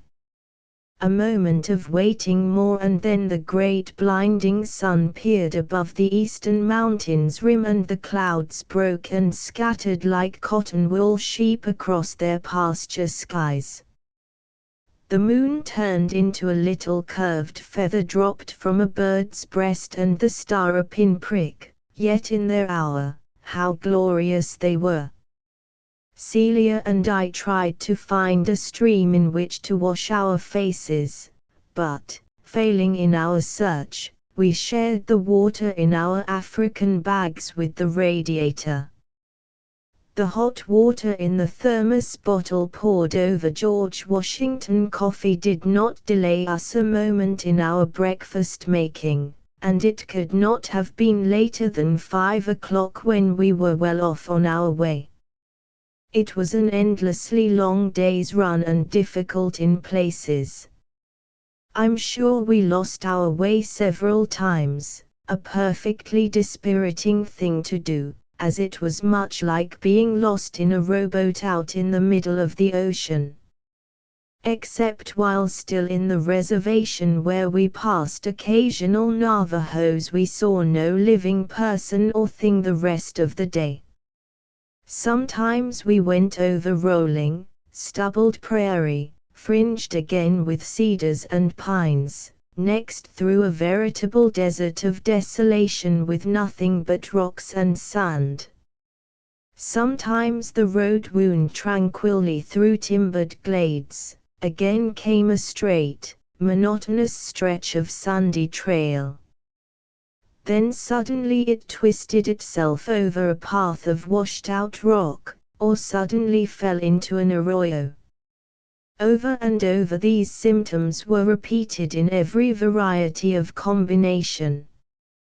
Finally we reached Holbrook, and we drove without any adventures over a traveled road to Winslow. For nothing would I have missed the experience. It was wonderful, all of it, yet no hotel ever seemed so enchanting as the Harvey, nor was any supper ever so good as the one they so promptly put before us. Of course, if we had had a breakdown we would have been marooned out in a wilderness. No living being knew our whereabouts and we might quite easily have been dust before anyone would have passed our way. If we had had different equipment we would certainly have gone further. Fortunately the most interesting, as well as most difficult, part of the desert was all behind us, and as we also wanted to motor through California, we had no choice. The car was in a seriously crippled condition. Any more arroyos and there really would be no more motoring for us this trip. So, all things considered, we hailed our freight car resignedly, put the motor on it and sent it ahead of us to Los Angeles, while we ourselves took the train to the Grand Canyon. Our chauffeur takes a day off at the Grand Canyon of the Colorado. By the way, a word about the Navajos whose dwellings in no way resemble the stared adobe pyramids in Acoma, Taos and Laguna. The Navajo huts, hogans they are called, are made of logs and twigs plastered with mud, not all over like an icing, but merely in between the logs as a mortar.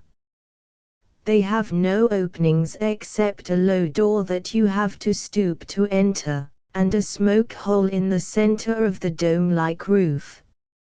Inside, if the ones at the Grand Canyon are typical, as they are supposed to be, they are merely one room with a fire burning in the center and blankets spread around the edge of the floor close under the slanting walls. Personally, I feel rather embarrassed on being told to look in upon a group of swarthy figures who contemplate the intrusion of their privacy in solemn silence. In one of them a mother was rolling her plump brown baby on its swaddling board. When it was securely tied in place, although the father carried it outside in order to allow me to take its picture, I nearly got into trouble about it. The shutter of my camera had to be set first and then released, which made 2 clicks. When I paid the regulation quarter, he was furious and demanded double pay. I, on my side, thought I was being imposed upon as he had himself volunteered to hold the baby for me for 25 cents. EM, who divined the difficulty, quickly took the film pack out, and holding it open against the light, explained to the Indian carefully, "Little click, no picture." And the Navajo, being quite satisfied with the quarter, I then gave him the second one, a senseless, but commonplace proceeding. Meanwhile, comfortably lounging on the terrace overlooking this greatest of all great canyons, an old-timer is talking of the good old days of Hans's Camp before this highfalutin hotel was built. And at his mere suggestion I become vividly aware that, after all, the way I like best to see anything is comfortably. Perhaps there might be an added or if one stood alone at the brink of this yawning abyss, perhaps some of the gnarled roads and small clefts that seemed wonderful when we were crawling among them might have seemed dull little places from the terrace of a luxurious hotel, but being at heart, no matter how much I might pretend to be above the necessity of comfort, an effete Easterner, I very gratefully appreciate the genius of the man who built this hotel for such as I. Chapter XXV Through the city unpronounceable to an exposition beautiful says Los Angeles, whatever you do, don't call me Angeles. Laboriously EM wrote her name as she herself pronounced it, Loes Angeles. With the piece of paper before me I can say it glibly enough, but in coming upon it unprepared, my only hope is to follow his flippant but very helpful suggestion and mentally dive through it. First, get hell as the objective plunge fixed in mind. Then start on Loes, like a run-off, hit the springboard, hell, the dive, less, into the water. I am not very certain, though, that I want to call her at all. Perhaps we had the spleen, but the meaning and beauty of the city was quite as obscured to us as her name is to those having no knowledge of Spanish. Another thing that is even more obscured is why Los Angeles calls herself the city of hotels. New York might as well call herself the city of mosques, or Chicago the citadel of fortifications, or Colorado Springs the seaside resort. All the way across the continent in the various illustrated information books that are strewn for the edification of idle tourists around mezzanine writing rooms, you read and read and read of Los Angeles hotels. Not a word does any one of these pamphlets say about the southern capital's gigantically growing industries, fertile surroundings, automobile interests, millionaire mansions, peerless parks, or even the height to which the June thermometer can soar. Each advertising line acclaims it solely as the city of hotels. "Which shall be your hotel?" reads one eulogy. "You have only to name your ideal, and choose whatever you like. If you care most for food, there is the restaurant of the Van Nuys. If you want a homey place to stop at, you have a score of smaller hotels to choose from. But of course, if you want to find the most luxurious metropolitan hostelry on the entire continent, there is the green and gold lobby at the Alexandria. How the lobby in itself is supposed to so much contribute to your happiness and comfort, you have no idea. But each and every advertisement either begins or ends with a description and a full-page picture of this imposing hallway. To test the peerless perfection of this Blackstone rival is naturally irresistible, and into its overwhelming gorgeousness you go. The gorgeousness is there quite as in the pictures. Also, it is in every way a perfectly up-to-date and luxurious hotel. You wonder, though, is the cost of food inordinately high? Are wages prohibitive? Is it merely monopoly or forces of circumstance beyond its control that allows the only strictly up-to-date hotel in the place to charge such prices? At Trouville, in the season, or Monte Carlo, your bill can be rather staggering, but at least you get the quintessence of exotic luxury and the most unlimited offerings in diversions that the purveyors to the spenders of the world can achieve. When, however, a commonplace city of extremist dullness asks you Monte Carlo prices, higher than the Ritz in New York or the Blackstone in Chicago, you find a certain much advertised green with gold lobby illuminingly symbolical of the guests who would for any length of time stay there. This is not a gallery in a Spanish palace, but a gallery in the Mission Inn at Riverside, California. To find anywhere else to stay is more than difficult. You run around to this one and to that and then to the whole advertised list, but your own ideal is not among them.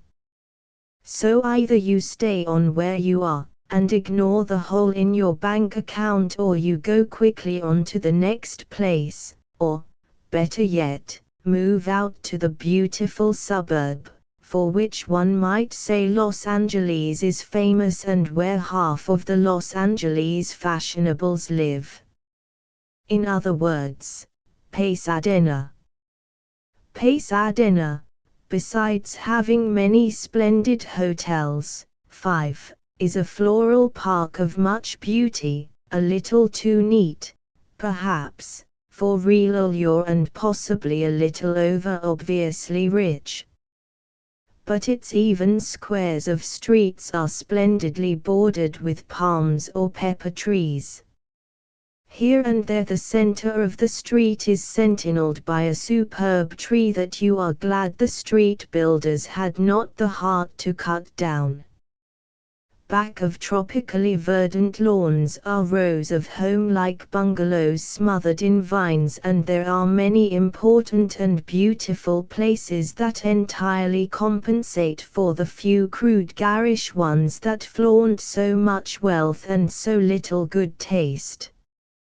The country club is most charming, and in it a big room so appealing in color and furnishing that you feel irresistibly like settling yourself in the corner of one of the chintz-covered sofas and staying indefinitely.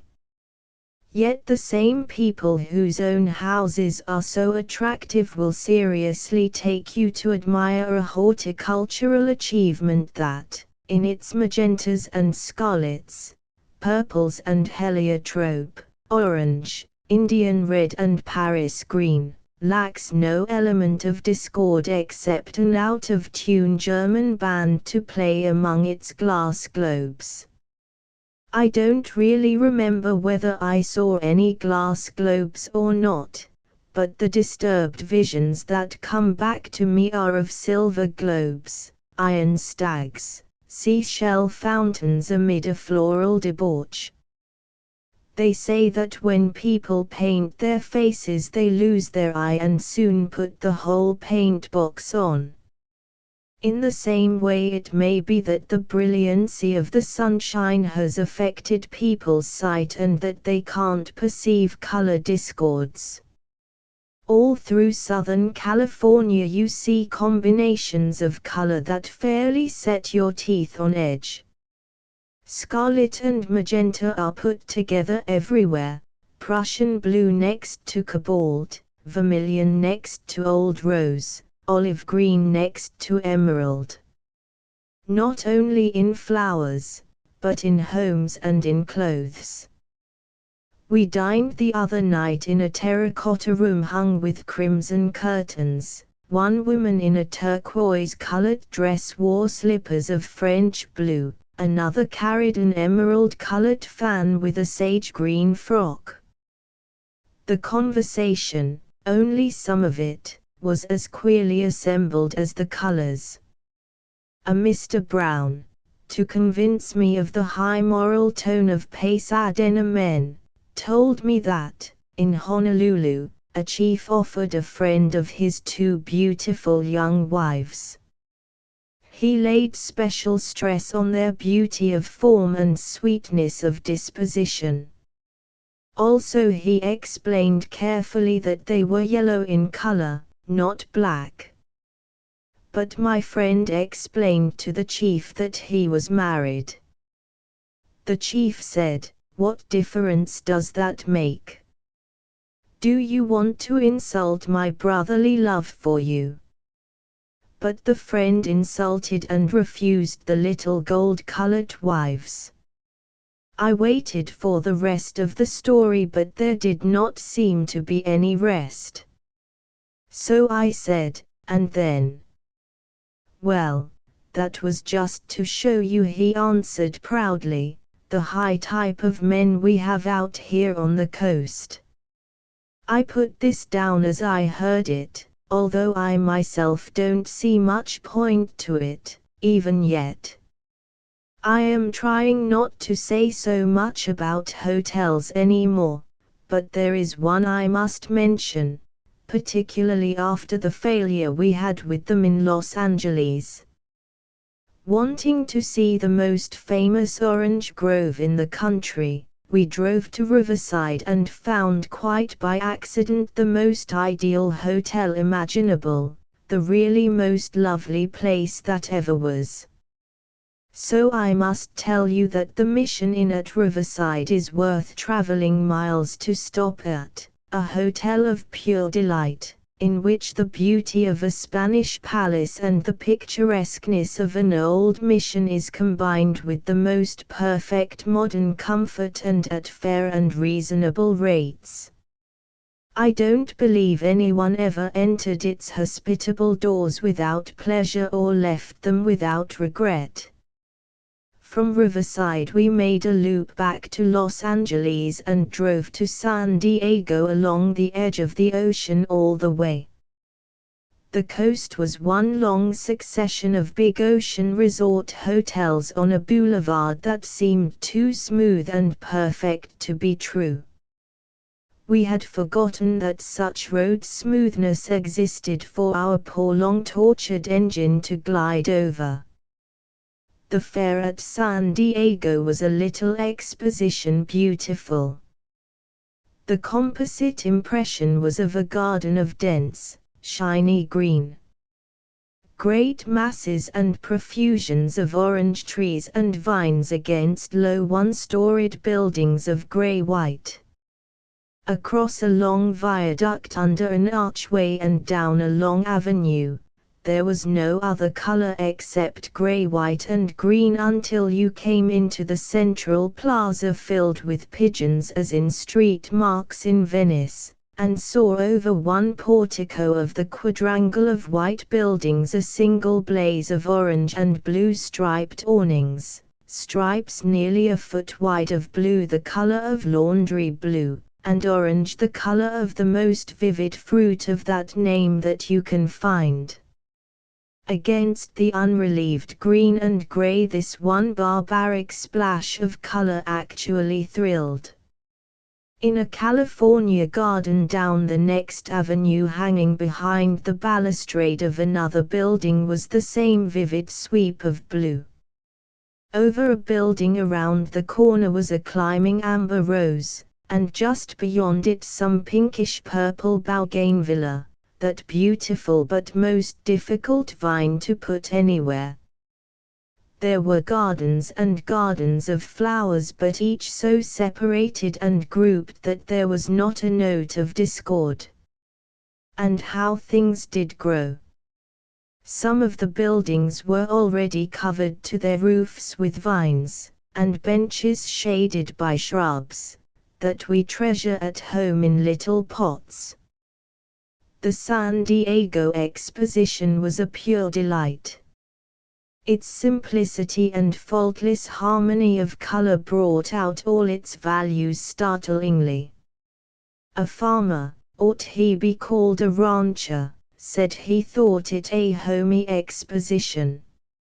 I doubt if the sentiment could be better expressed. It was first and foremost designed to show by actual demonstration what could be accomplished in our own land of the West. The citrus groves were full-sized, the fields of grain were big and real. Instead of putting reapers and harvesters in a large machinery hall, they demonstrated them on a model ranch, so that anyone likely to be interested could see how they were used.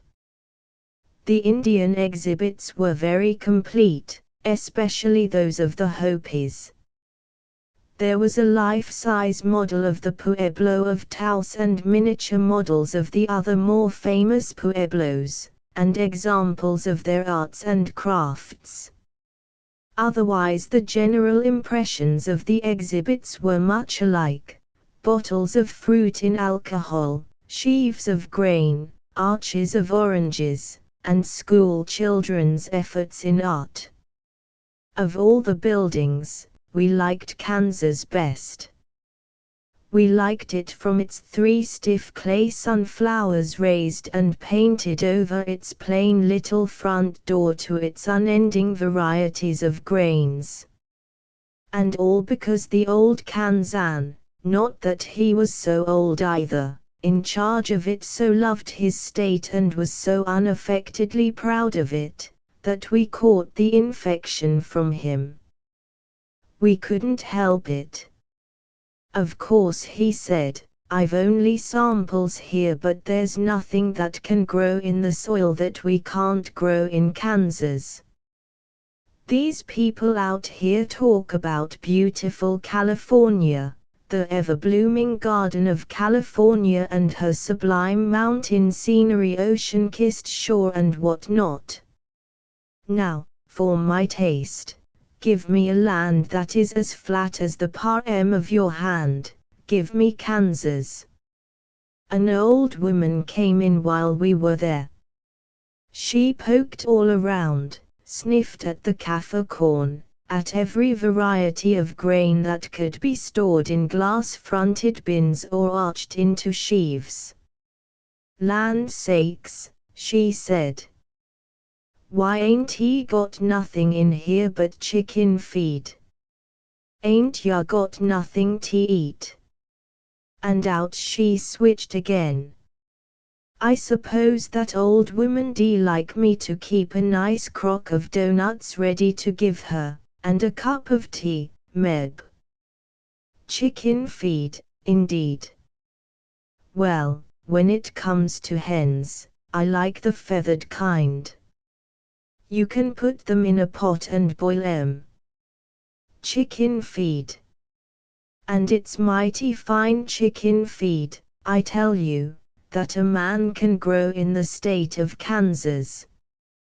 Coronado Beach, the famous winter resort, is across the bay and reached in a few minutes by ferry from San Diego.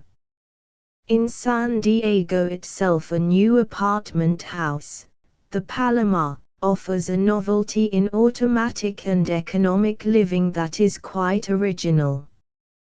Single apartments, for instance, rent for $65 a month and consist of a large living room, a small dressing room, a bathroom, and a kitchenette. No bedroom. You dress in the dressing room, and sleep in the living room in a disappearing bed, not a folding one, that in the daytime is rolled into an air chamber large enough to hold it intact. You can rent a room for your personal maid, or valet, but all of the service is furnished as in a hotel. Only instead of ordering your food in a restaurant, you do your own marketing and have it prepared in your own kitchen. Instead of paying your cook by the month, you hire one at 25 cents an hour whenever you want a meal cooked. No meals at home, no cook. From the point of view of the stranger glancing about the streets, the chief diversion in San Diego seems to be moving pictures. The square, which appears to be the central point around which the city is built, is lined with electric arched doorways displaying every lure of lithograph. Besides the picture palaces are 2 drugstores, and a funeral director's window, proffering the latest novelties in caskets. But the most lingering memory of San Diego, outside of her harbor, is of her school buildings. They are the last word in construction and equipment, Tudor in design, and very imposing. When we left San Diego and all along the ocean, the weather was deliciously cool, but as we went inland toward Pasadena it became hotter than anything you can imagine. It was a case of 116 degrees in the shade and there wasn't any shade. How can the orange trees remain so beautifully green? I heard Celia muttering. 20 miles north of Los Angeles I looked at the unburnt hills and crisply standing live oaks in wonder and amazement. I could actually see blisters forming on EM's nose. Finally we panted up a big winding hill, a branch of the Coast Range of mountains, I suppose it was, and as we dipped over on the other side, such a gust of cold sea wind greeted us that in 5 minutes, we, who had been gasping like dying fish, were wrapping our now shivering selves in coats. Under Santa Barbara skies, besides the life-giving coolness of the sea air, never was there a more beautiful drive than the one to Santa Barbara. Not the Cornouailles of France, not even the Sorrento to Amalfi of Italy. Mountains on one side, the ocean on the other, curving in and out of bays each more lovely than the last, and on a road like linoleum. I thought I should like to live where I could drive up and down that road forever. Chapter XXVI The land of gladness, light-hearted, happy, basking in the sunshine, her eyes not dreamily gazing into the past, nor avariciously peering into the future, but dancing with the joy of today, such is California.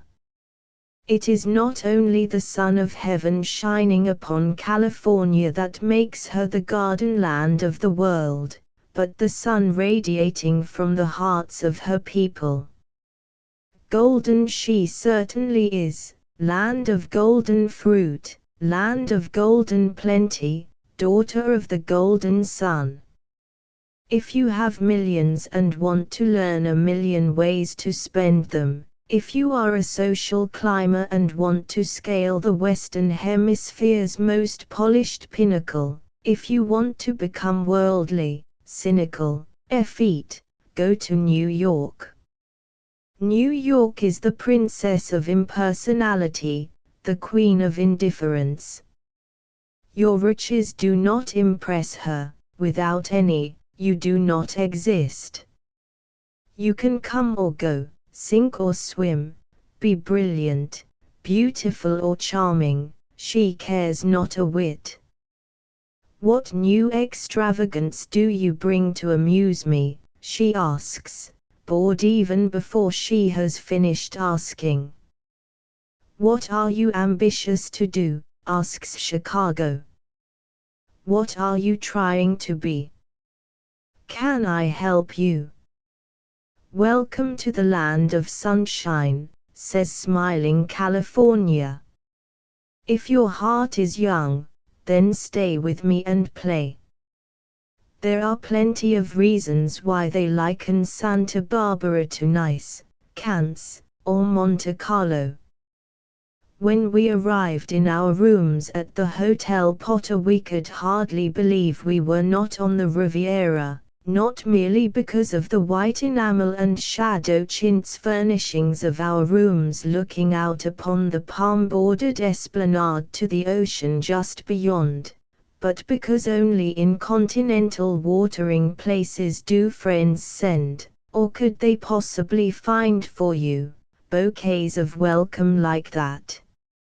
Against the grey wall above the writing table a great sheaf bouquet of the big, pale pink roses that you associate with France, combined with silver-violet thistles, gladioli in a chromatic scale of creams and corals, and in such profusion that they were standing in a tall vase on the floor. The third bouquet was of apricot-colored roses, heliotrope and white lilies. As a matter of fact, the Riviera bears the same resemblance to Santa Barbara that artificial flowers bear to the Real. The spirit of one is essentially artificial, insidiously demoralizing. The spirit of the other is the essence of naturalness, inevitably rejuvenating. Instead of spending your every waking moment in electric-lighted restaurants and gambling rooms, you live in the sunshine, and in the open. Every house, nearly, has its patio or open court, and no matter what your occupation may be, you seldom go indoors. Carrying the love of outdoors even to concerts and theatrical performances, the owner of a very beautiful garden has built a theater, of which the stage is a terrace of grass, and the scenery evenly planted trees. In spite of some of the pretentious villas, the keynote of the Pacific coast is still naturalness. Affectations have really no place. One afternoon at a fruit ranch, we found ourselves next to a woman who for 20 minutes extolled the perfection of her long years of living in Italy. With her hands affectedly clasped and gazing at the feathery olive trees, she exclaimed, "Ah, that takes me so back to my beloved Sicily, and the mornings when I used to walk along the olive groves and eat ripe olives before breakfast." To offer strangers olives picked from the trees is a pet joke of Californians no less than the Italians. The uncured fruit is as bitterly uneatable as quinine. "Oh, do you like fresh olives?" This gleefully from the host. "Let me pick you some." In a few moments he returned with a fruit-laden branch. With bated breath, everyone watched as she plucked one and, gamely, ate it.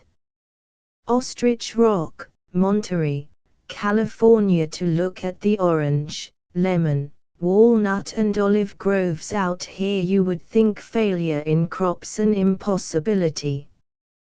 Put any kind of a little shoot in the ground and you can almost stand beside it and wait for it to be grown.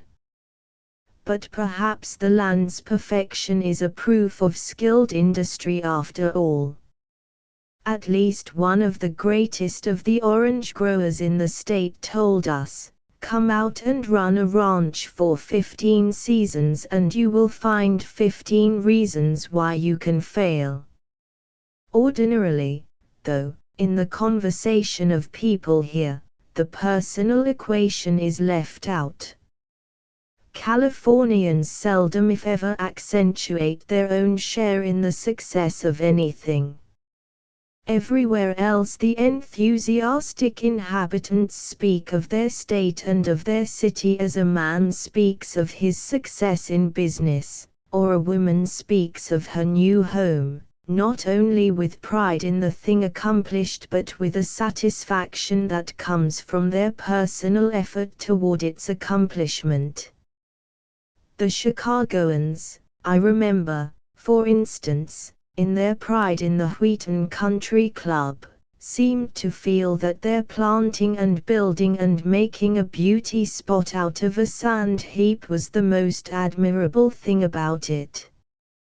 The only parallel to the attitude of the Californians that I can think of is that of the Italians. Living in their land is merely a great privilege that God has given them, and the beauty of it is a thing that has always been, a thing with which mere man has had little to do. The picture that the visitor remembers first, last and best in Santa Barbara is of a succession of low mountain ledges capped with white, pink, gray or terracotta villas, surrounded by tropical gardens and overlooking a sapphire-colored ocean gleaming in perpetual sunlight. Nothing in all of Italy, not on the road from Sorrento to Amalfi, not even at Taormina in Sicily, is there any scene of land and water more beautiful. Of the villas, most are impressive, a few are admirable, and one, in particular, is like a 15th-century Italian gem of the first water transplanted by magic, gardens and all, from the heart of Italy. No other place has quite the atmosphere of this one, that sense of nobleness that we have been taught to believe is made only by centuries of mellowing on an already perfect foundation. It is not an imitation. Everything in it is real and everything is old except the garden, which looks the oldest of all. Perhaps, though, in a land where green things crowd an average year's growth into every week, it is small wonder that an effect of centuries can be acquired in a decade.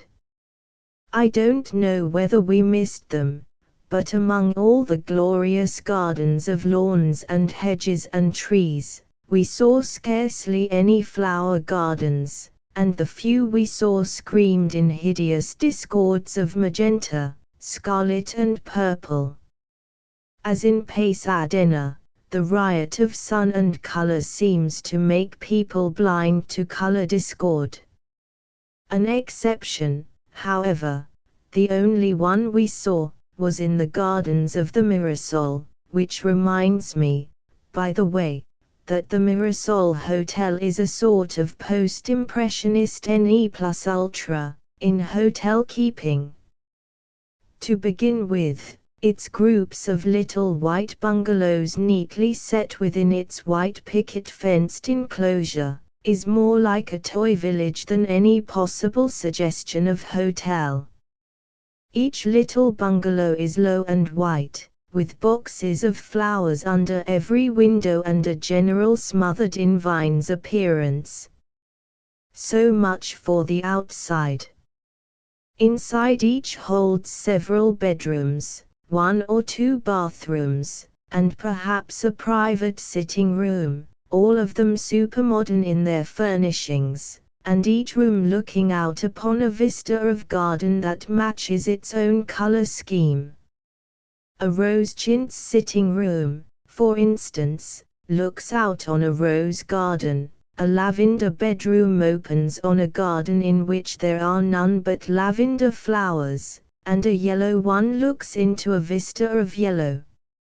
All of the decoration is rather over-stenciled and striped, but the bedroom bungalows are really enchanting.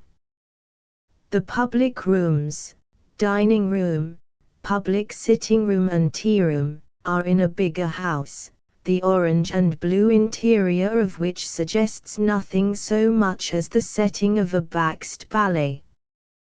The walls, curtains, tablecloths, decorations, chairs, napkins and the waitresses' aprons are all apricot orange, and the stenciling and stripes and floor and waitresses' dresses are blue. There is a tea room in which gorgeous cockatoos, live ones, live in blaze of orange surroundings. The details are all carefully done, most of them are effective, and certainly unusual. For our own parts we thought the bedrooms lovely, the highly polished indigo floor paint an inspiration, and the orange-colored table linens amusing. But when it came to filigreed silver breastpins glued into the drawing-room mantel, it was the one touch too much. Chapter XXI. The metal of a hero. An explosion shook the town, then came the fire engines. Everybody ran, and of course we ran too. We saw a big, colonial house in a blaze, then a second explosion. And a thick black mass of smoke blew off the roof. People ran hither and thither in wild excitement. A fireman dashed into the flames and carried out a dying girl. Her face was bleeding and her clothes were in burnt shreds. More dying people were miraculously saved. Then suddenly, like a huge screen, the whole house fell flat. It had no behind and no inside, and the whole scene was only the movies. The injured face of the heroine was only red paint, and the house a property one built for the purpose. "This is nothing," said a member of the company to me. "If you want to see something exciting, go to the chalk cliffs just on the road to Santa Maria tomorrow morning. We're going to work on the diamond from the sky. That's our star over there. You don't want to miss any pictures when he is in it." I saw a young man leaning against a telegraph pole chewing a straw. He looked almost too lazy to be alive. "He's always like that," said the member of the company. "You wouldn't think there was an ounce of go in him. He's always whittling a stick, or chewing a straw, and if he was to be killed, he'd never move a muscle. He looks kind of comatose, doesn't he?" said the manager, who overheard. "Well, you go out to the chalk cliffs at about 11 tomorrow if you think he's comatose, and see him come to." Naturally we went. We found the place easily by the number of people gathered at the spot. A shelf road was cut on the face of the high chalk cliffs, above a 70-foot sheer drop into the water. We saw the comatose one, looking just as indifferent as ever, get into a car and start for the narrow road up on the edge of the cliff. Then another followed him. At a word from the director, they raced across the high narrow shelf. The comatose one swerved to the very edge, toppled and plunged over the abyss. No stopping the picture at the brink and putting a dummy in his place. A feeling of such nausea caught me I could not look to see him land. How he escaped with his life he alone knew. The car struck the rocks and smashed to pieces, but they say he threw himself like an eel clear of the wheel and safely into the water. They then fished him out. He got into another car just as he was, and started home as though nothing had happened. When we reached a railroad track where they were going to take another picture, the same actor was this time to drive so near the track that the locomotive might in the picture seem to hit the car. The cameraman was ready to turn the crank of his camera. The locomotive was almost at the crossing, when dash went the devil driver toward the track. Stop. Nothing of the sort. He met it as a ram meets an enemy, head-on. The locomotive carried his mangled self and wrecked machine up the track. The engineer, shaking as with the palsy, almost fell out of his cab. The company and we, too, rushed up to where the wrecked machine and injured man lay. Blood was streaming from his head, his arm distortedly twisted under him, and he was writhing in pain. But when the cameraman reached him all he said was, "This'll be great stuff. Make a close-up quick." They made the pictures and then he lost consciousness. Although decorated with many bandages, he is up and about, looking as comatose as ever. We went to a film rehearsal at the Flying O. In front of us sat the heroine, the hero, the villain, and all members of the company. The director read the words that would be printed between sections of the finished reel and the pictures were shown in negative only. Every now and then the actors made a few remarks such as, "That's a fine action, Steve, gee, Steve, that's great. I like Flora down by the brook, nice scene, Flora." Finally the heroine died. "Nobody can die with so much sob stuff as Flora," said our friend in a whisper. Flora heard and answered, "Sometime I'd like a part that I don't have to die in. That's the 17th time I've died this season." Of the many moving picture plants we saw, the Flying O was the smallest but most interesting. The difference between the Universal City and Flying O Studio is that between Barnum's Circus at the Madison Square Garden and the Little Theatre, or better, the Grand Guignol in Paris, the Universal City is a gigantic organization that can produce anything from tiger hunting in the jungle, to plays like Quo Vadis. But why, oh, why don't the moving picture people have someone show them how the houses of the socially prominent really look? Where do they devise the manners, customs, and nightmare interiors that could not be found outside of the society atmosphere of Dingy Dunk or Splashville except in the movies? Leaving Santa Barbara about 2 o'clock we arrived at Paso Robles long before dark. The next morning, however, we left early in order to spend part of the day with some friends who have a cattle and alfalfa ranch about midway to Monterey. I should think the cattle would all topple over dead and the alfalfa shrivel to cinders. Cool California. The thermometer was easily 120, and that cloudless sky a blinding blaze of torture. Our friends were quite tranquil about it. It is pretty hot here just now. You see, we are pocketed in between the hill ranges, but it is beautifully mild all winter. To us the mild winter did not seem to compensate, since we could not understand anyone's surviving so long as until then. On the 17-mile drive at Monterey that afternoon's drive was the hottest I hope ever to have to live through.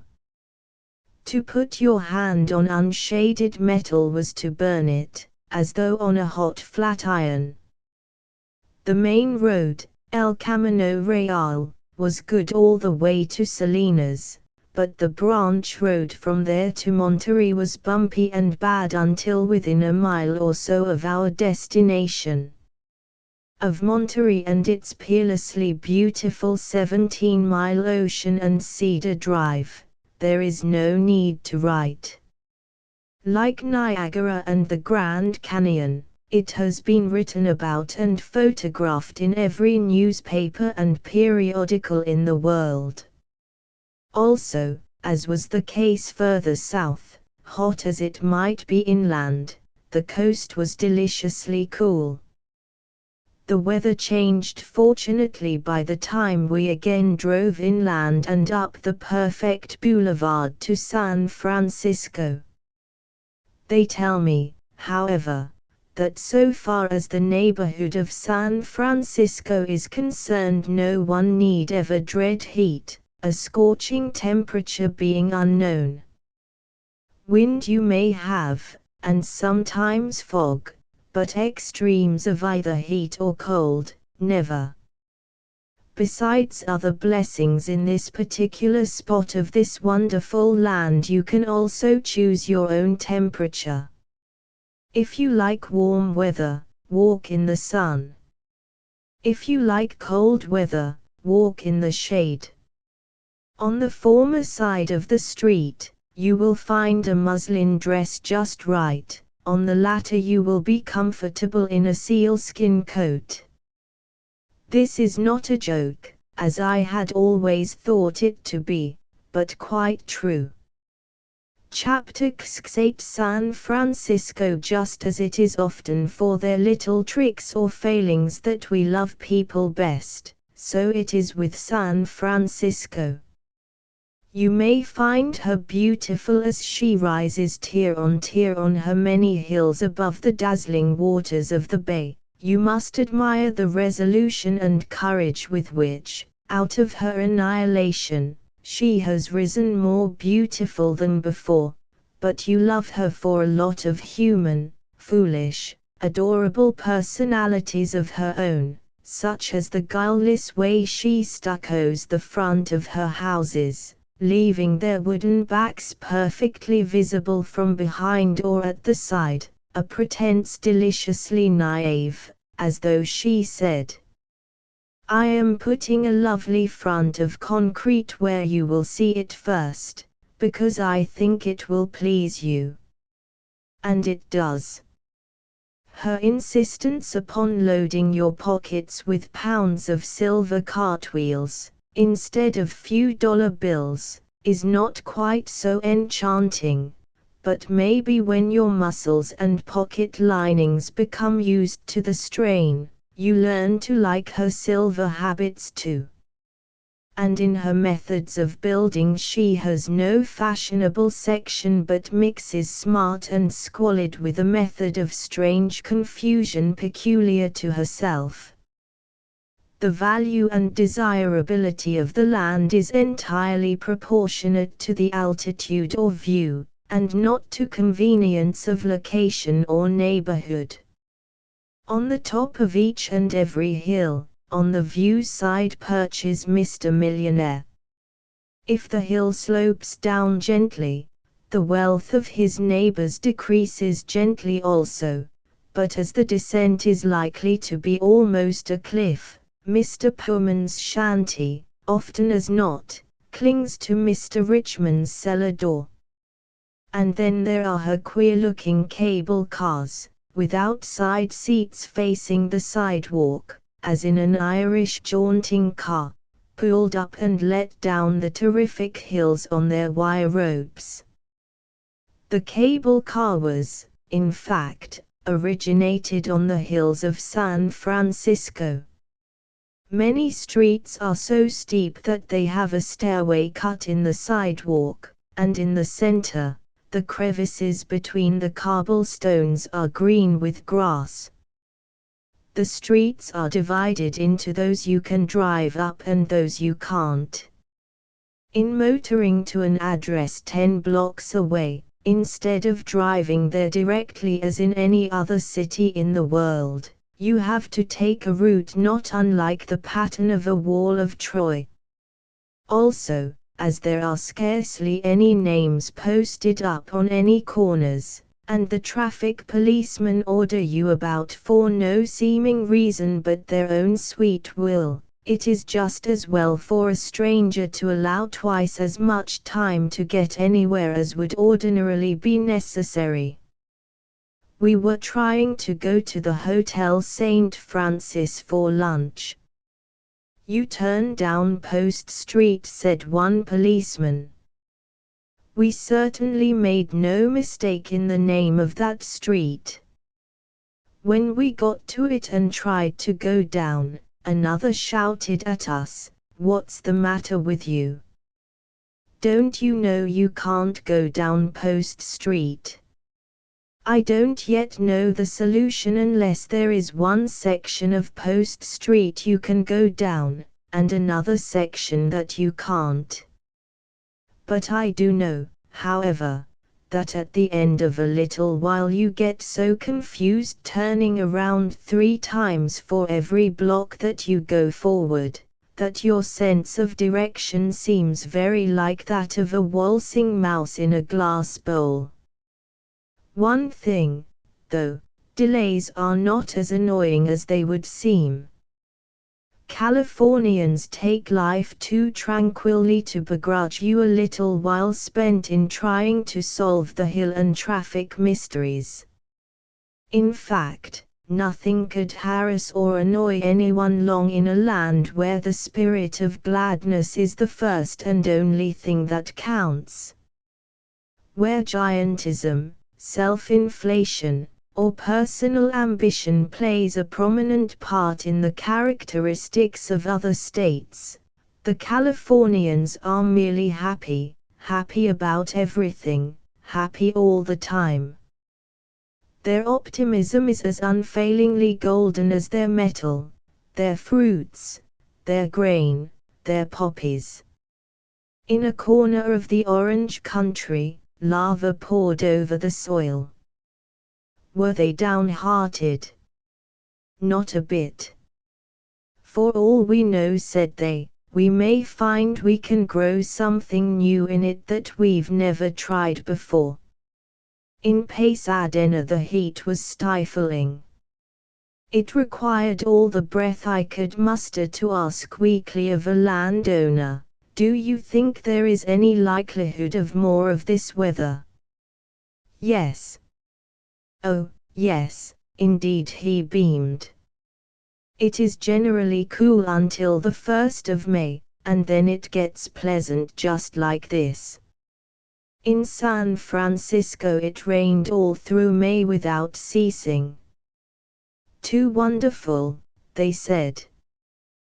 "The Eastern tourists will see the country so beautifully washed. But we have heard that their gladness had one vulnerability: they could not bear to speak of earthquakes." Therefore, curious as I was to hear something about them, I did not dare to ask.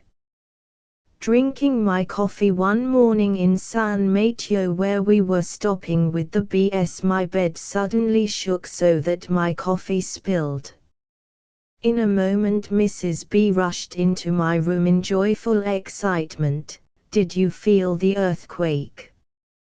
Wasn't it a wonderful one? I was afraid you would go back to New York and never know what they are like." All that day everyone we saw spoke of the earthquake in much the same way, as though some delightful happening had occurred for our special benefit. Instead of shying away from the subject, they reveled in it, advised us if ever we felt a severe one to run and stand in the doorframe. Even if the whole house comes down, the doorways, it seems, are perfectly safe. Then they drove us to a beautiful estate that was directly over a fault, and to prove what a real earthquake could do, they showed us a stone wall that had been shifted 4 feet, and an orchard of trees that had been picked up bodily and planted elsewhere. They added casually that the house, of course, was new, the other having been quaked to the ground.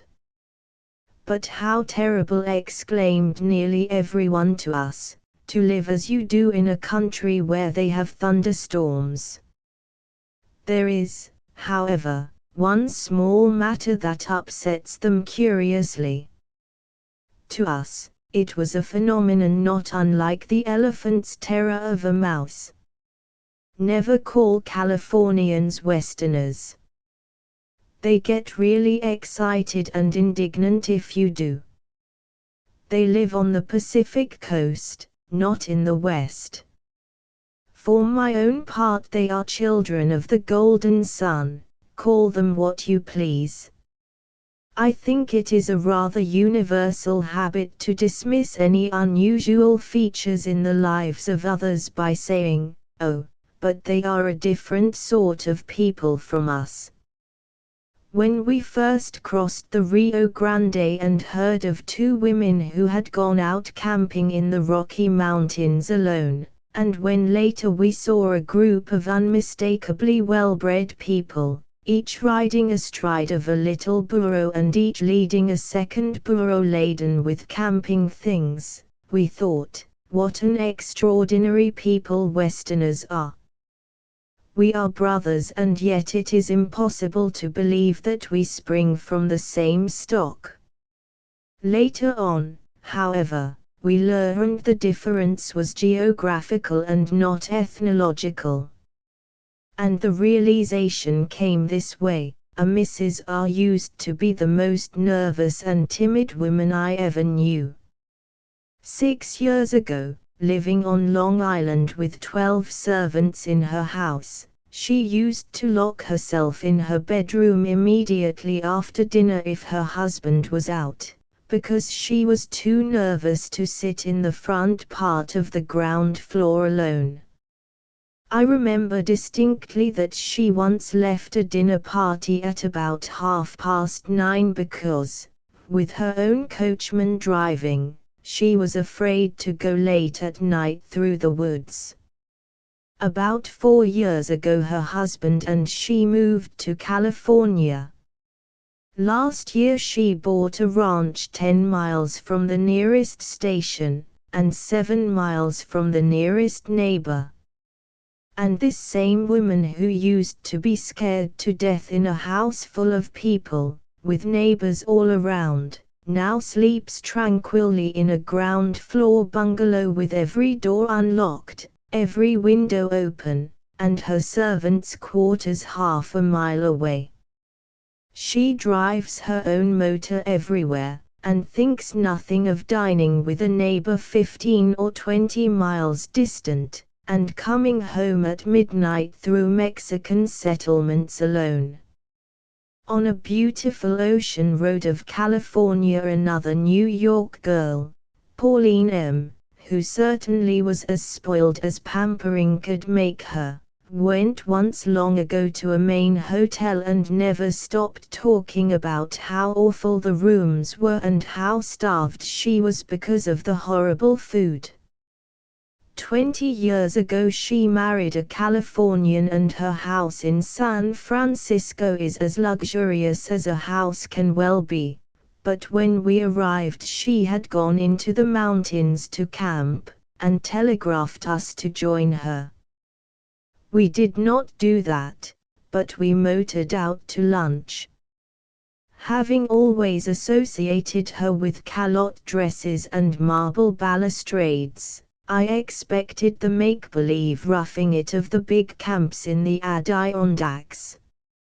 As we arrived at a small collection of portable houses dumped in a clearing, we saw our fastidious friend in heavy solid boots, a drill skirt, flannel shirt, kneeling beside a campfire cooking flapjacks. She used to be beautiful but rather anemic. Her sauntering, languid walk seemed always to be dragging a 5-yard train, and her face was set with a bored expression. The metamorphosis was startling. She looked younger than she had at 20, and she put more life and energy in her waving of her frying pan in greeting than she would have put in a whole New York season of How Do You Do's. Even the Orientals seem affected by the spirit of this land's gladness.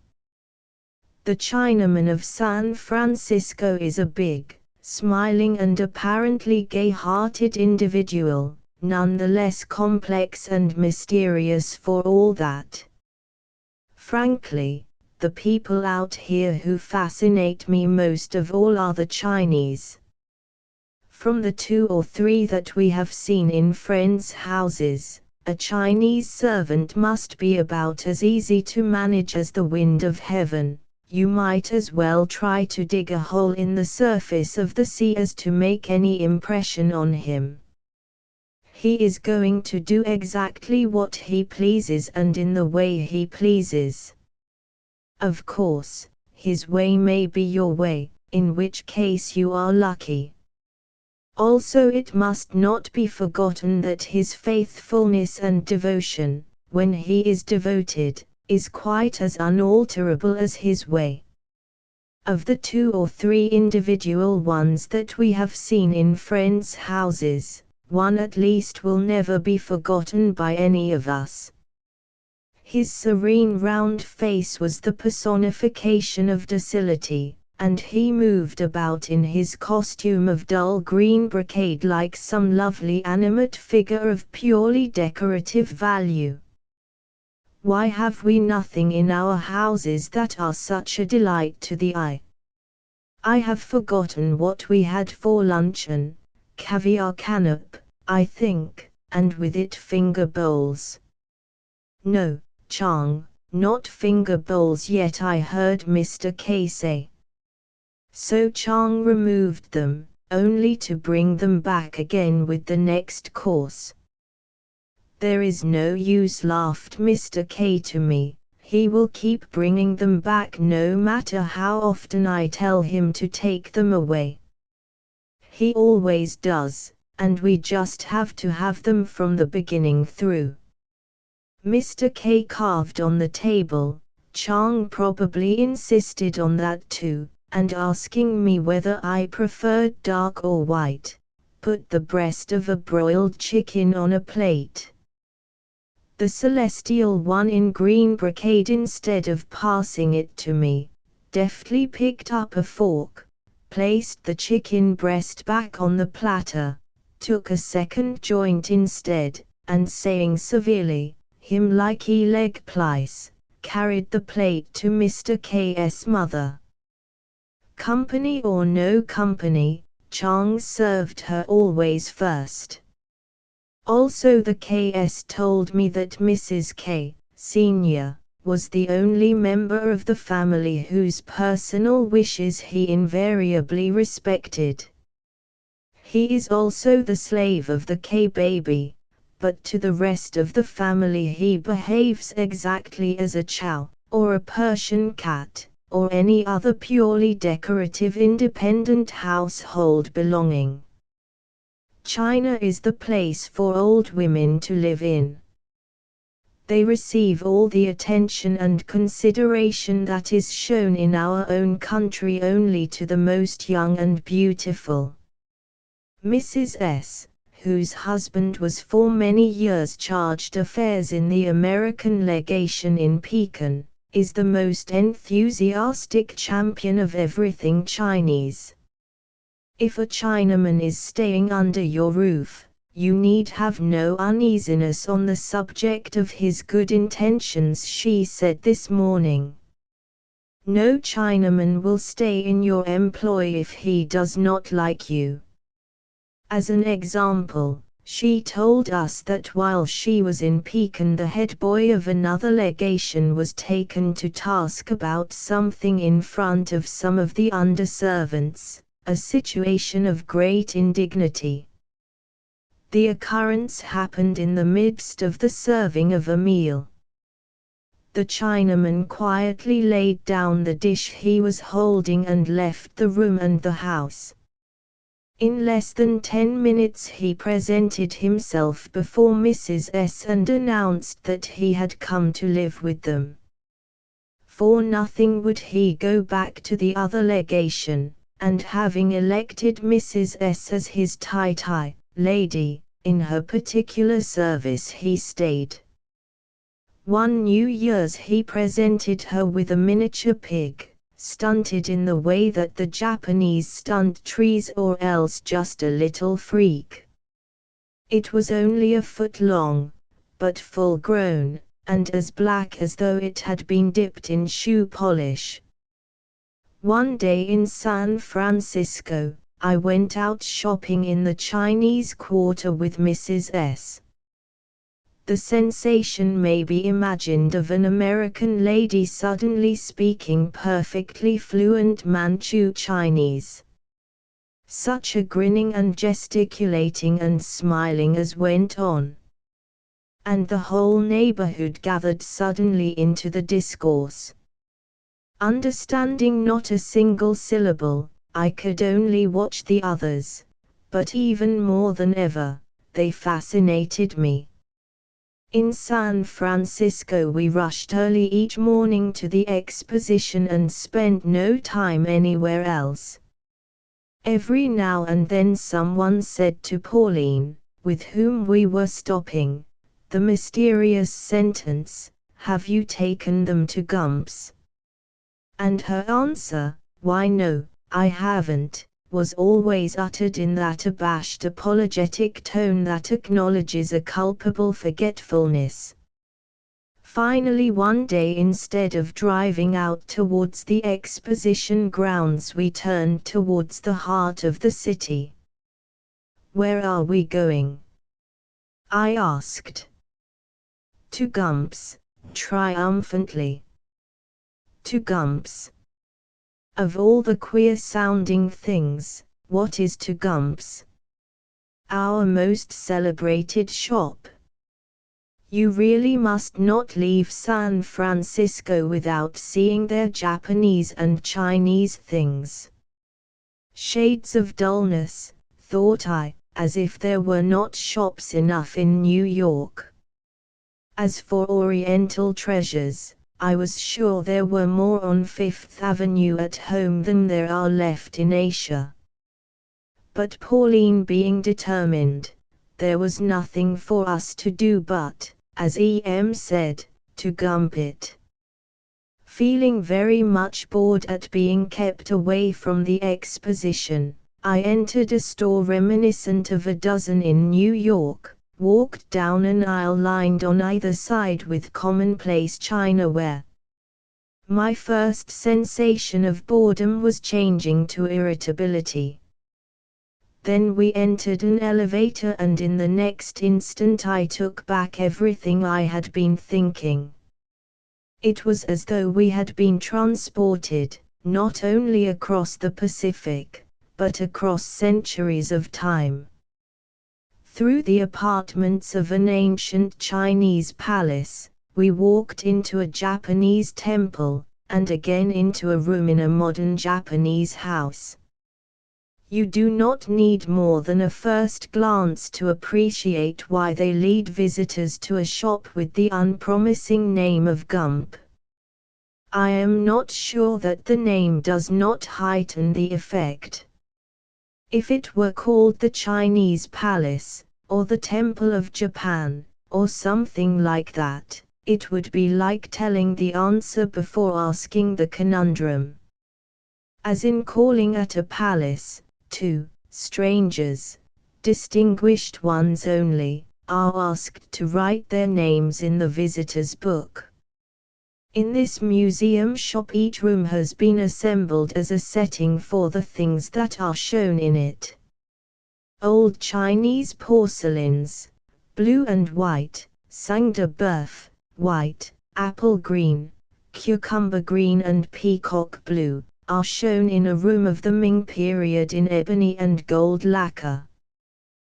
The windows of all the rooms, whether in the walls or ceiling, are of translucent porcelain in the Chinese, or paper in the Japanese, which produces an indescribable illusion of having left the streets of San Francisco thousands of miles, instead of merely a few feet, behind you. The room devoted to jades and primitives has night blue walls overlaid with gold lacquer lattices and brass carvings, and in it the most wonderful treasures of all. They are kept hidden away in silk-lined boxes, and are brought out and shown to you, Chinese fashion, one at a time, so that none shall detract from the other. We wanted to steal a small white marble statuette of a boy on a horse. A thing of beauty and spirit, very Greek, yet pure Chinese, that dated back to the oldest Tang dynasty. There was also a silver, that was originally green, luster bronze of the Han period, 2,000 years old, and a sacrificial bronze pot belonging to the Zhou dynasty, BC 1125. The patina, or green rust of age, on these two pieces was especially beautiful. I also much admired a carved rhinoceros horn, but found it was merely Qianlong, 150 years old, which in that room was much too modern to be important. In one of the Japanese rooms there were decorated paper walls held up by light bamboo frames, amber paper shuji instead of windows, and the floors covered with tatami, the Japanese floor mats, 2 inches thick. You sit on the floor as in Japan and drink tea, while silks of every variety are brought to you. We saw 3 rugs of the Ming dynasty that are probably the oldest rugs extant. The most lovely one was of yellow ground, with hoe birds in blue. And there was an ice cooler of cloison, Ming period. They brought the ice from the mountains and cooled the imperial palace, years ago. Yet to hear Europeans talk, you'd almost be led to believe that ice is an American invention. We were shown old Chinese velvet wedding skirts and a tapestry of blues, with silver stalks and clouds of an embroidery so fine that its stitches could be seen only through a magnifying glass, and poison plates belonging to the Emperor Ming that were supposed to change color if any food injurious to His Majesty were served on them. One of the most beautiful things was a caramandal screen of the Kanghai period, in a corridor that it shared only with an enormous lacquer image of the Buddha. We were told that a rather famous collector went out to see the fair. On his first day in San Francisco, he was stopping at the St. Francis Hotel, which is only a stone's throw across the square. He went idly into this most alluring of shops and became so interested he stayed all day. The next day he did the same, and the third morning found him there again. Finally he said with a sigh, having come to see the exposition, "I must go out there this afternoon and look at it, as I have to go back to New York tomorrow." I don't know that this is an average point of view, but it is a fact that was vouched for, and also that his check to the detaining shop ran into very high figures. Of the suburbs of San Francisco, Burlingame, I suppose, compares most nearly to Newport, of our eastern coast, Sewickley of Pittsburgh or Broadmoor of Colorado Springs. It is a community of big handsome places occupied by the rich and fashionable. It strikes you, though, how much simpler people are in habits, in taste, in attitude, than in the East. Suggest anything on a house party in Burlingame or San Mateo, or Ross, and instead of being answered, "What for?" or "Oh, not just now," the response is a prompt and enthusiastic, "Fine. Come on." Young women and men in San Francisco, though many have more money to spend than they know what to do with, demand less in the way of provided entertainment than New York children in their earliest teens. A dozen of San Francisco's most gilded youths stood around a piano and sang nearly all one evening. After a while someone played, and the rest danced. At Newport they would have danced, more likely than anything else, but the music, even if thought of at the last moment, would probably have been by an orchestra. One afternoon they pulled candy, and every day they swim in someone's pool. Today at the JS, tomorrow at the HS. The girls play polo as well as the men, and all of them, of course, drive their own cars.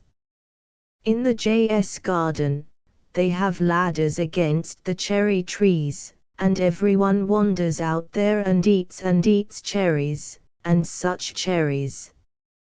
In the first place we haven't any such cherries, and in the second, can you imagine a group of Newport women climbing up ladders and clinging to branches rather than let the gardeners gather them? But it isn't the standing on cherry tree ladders, or the doing of any actual thing, that makes the essential difference between the people of the Atlantic and the Pacific coast. It is the land itself, perhaps, the sunshine, the climate, that pours a rejuvenating radiance upon the spirit of resident and visitor alike. Even at the end of a little while you find yourself beginning to understand something of the oppressive grayness that settles upon the spirit of every Californian when away from home. Which reminds me of a young Italian girl whom I found one day crying her heart out on a bench in the public gardens in Boston. To me Beacon Street is one of the most beautiful streets I have ever seen, especially where the old and most lovely houses face the green of the public gardens, and the figure of this sobbing girl was doubly woeful. To every question I could think of she shook her head and sobbed. No, she had not lost anyone, no one had deserted her, and she was not hungry, or cold, or houseless, or penniless. "But, my dear, what is the matter?" I implored. Finally, almost strangling with tears, she stammered, "Boston is so ugly." Mrs. M., a Californian married to a New Yorker, had seemed to us rather negative, a listless silent figure who trailed through New York drawing rooms more like a wraith than a live woman. We happened to be at her mother's when this pale, frail, young person returned home for a visit and came very much to life.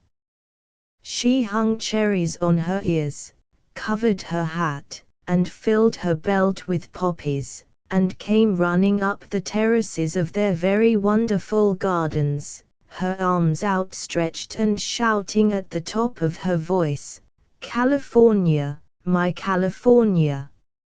I'm home, home, home. The portico of a California house. Does anyone ever feel like that about New York? I wonder. Does anyone really love its millionaires' palaces, its flashing Broadway, its canyon streets, its teeming thoroughfares, its subway holes in the ground into which men dive like moles, emerging at the other end in an office burrow, sometimes without coming up into the outdoors at all? Or are the sentiments composed more truly of pride that has much egotism in the consciousness of more square feet of masonry crowded into fewer square feet of ground, more well-dressed women, more automobiles, bigger crowds, sprucer-looking crowds, more electric signs, more things going on, more business, more amusements, more making and spending, more losing and breaking, than, one might almost say, all the other cities of the world together. All of which makes typical New Yorkers contemptuous of and dissatisfied with every other city. But as to whether they love it, as the people of Chicago or San Francisco do they? Do we? For anyone to look out upon New York's immensity and spread out his arms and say, "My city, my home," would be almost like looking overhead and saying, "My sky, my stars." Almost, wouldn't it? I wanted to lead up to the story of a California bride's impression of New York. Instead of which I seem to have arrived in New York, but left the bride at home. The story was told me by Mr. B, himself a New Yorker, but whose wife and stepson were Californians. Last winter the stepson brought his wife to New York on their wedding trip. This is what Mr. B told me: she had everything we could give her, but spent the afternoon at matinees and galleries and shopping, her evenings at the play or the opera and a cabaret afterward, and her mornings in bed. Finally I said, "Why don't you want us to have some dinners for you, so that you can meet some people? You can't know much about a city if you meet no one." "Oh," she said, "the people look so queer." "How, queer?" "Why, so well dressed and so horrid. Their faces aren't kind, and they don't seem to smile at all." But I insisted on taking her up Fifth Avenue to see the fine houses. No enthusiasm. Finally I said, "But surely, the V House is wonderful." "I suppose so," she said, "but like all the rest, it is just stone and mortar stuck up in a crowded, noisy street, and the newspapers blow up around the door." Then she stopped, and seeing how disappointed I was, patted me on the arm. "You know," she said, "I was born and grew up in an orange grove, and you people stifle me. I want to go home." Chapter 6. The fair will be over when this account is published, but it was so dominant a part of San Francisco at the time we, and all the thousands of others, were there, I haven't the heart to cut the pages out. With merely a phrase, you can make a picture of the little fair at San Diego: cloister-like gray buildings with clumps of dense green, and a vivid stroke of blue and orange. But to visualize the Pan-American Exposition in a few sentences is impossible. You could begin its description from 100 different points and miss the best one. You can say one thing about it and the next moment find you were quite wrong. In the shade or fog, It was a city of baked earth color, oxidized with any quantity of terracotta. In the sun it was deep cream glowing with light. If you thought of half the domes as brown, and others as faded green, you found, the next time you saw them, that they looked like a bit of the sky itself, and the brown ones glimmered a dull, yet living, rose. Seeing it first from a distance, coming down upon it from the hill streets of San Francisco, you saw a biscuit-colored city with terracotta roofs, green domes and blue. Beyond it the wide waters of a glorious bay, rimmed with far gray-green mountains. But you were luckiest if you saw it first when the sun was painting it for you, which was invariably unless there was a fog, or perhaps you looked down upon it at night when the scintillating central point, the Tower of Jewels, looked like a diamond and turquoise wedding cake, and behind it an aurora of prismatic-colored searchlights, the most thrilling illumination possible to imagine. Or entering one of its many gates you wandered like an ant through bewildering chaos. Not that it lacked plan, its architectural balance was one of the most noteworthy things about it.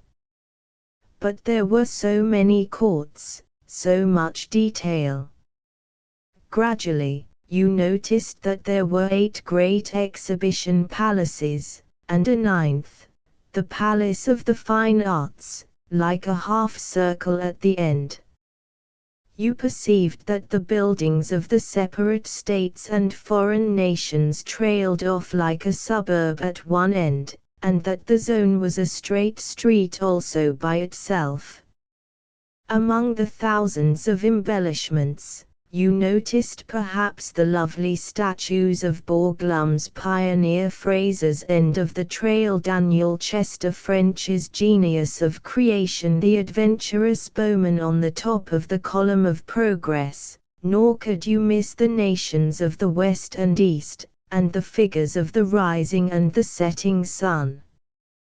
The murals of Brangwyn no chair boy would let you pass. Each one pushed you in front, and backing off to give you the proper distance, declared that they cost $5,000 each one. We were admiring their vital animation, for they pulsated fairly with energy and life, as well as color, when suddenly from the sublime to the ridiculous, E.M. remarked, "That's curious. The men have just taken their shirts off." Then Celia and I wondered too, why every male figure was brown as a berry as high as a shirt sleeve would roll up, and white as a person always sheltered from the air over all the rest of his body. We also wondered about the 4 women who clung to the corners of gigantic boxes on top of the beautiful fine arts colonnade. Each of the boxes suggested the coffin of a very fat Mormon and his 4 wives weeping for him. There was something hidden up there that the clinging women were afraid to take their gaze away from, but what it was we had no idea. All of which levity reminds me that in Paris I watched 2 tourists as they hurried eagerly down the long gallery toward the Venus de Milo. Arrived at its base, one of them leaned over the guard-rail, stared at the marble, and exclaimed, "Why, Gussie, she's all pock-marked." My criticism of a work as notable as the Pan American Exposition is probably much like the above. Beautiful as much of it is, I wish they had left a few unfilled niches, a few plain surfaces, but they are filling them fuller every day. When we first came, the little kneeling figure on her peninsular front of the Fine Arts Temple and her reflection in the lagoon gave an impression of a dream. While we were there, they filled every archway with imposing sculptures until it looks merely like a museum. I found myself driving around and mentally taking things away. The lovely old eucalyptus trees, the only planting that was on the grounds before the fair, seemed almost to have heard me, for they were not to be kept from taking everything off that they could, and untidily strewing the ground with their discarded clothing. One thing, however, was hard to understand or forgive. Of all the courts, especially at night, the one which had the most imaginative appeal was the Court of Abundance.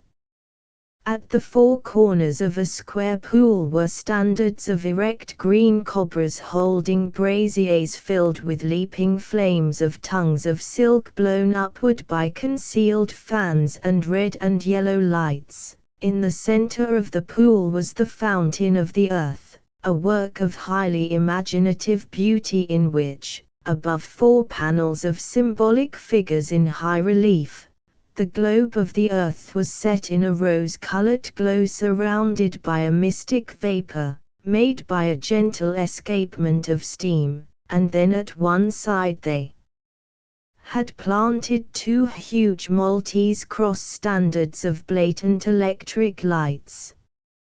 On the subject of the exhibits, everyone has read about the Ford cars that are assembled on a conveyor, beginning at one end as pieces of metal and running off at the other under their own power. That was undoubtedly the most interesting exhibit to the public in general, but to many others the Sperry flower display was quite as ingenious and if anything more interesting.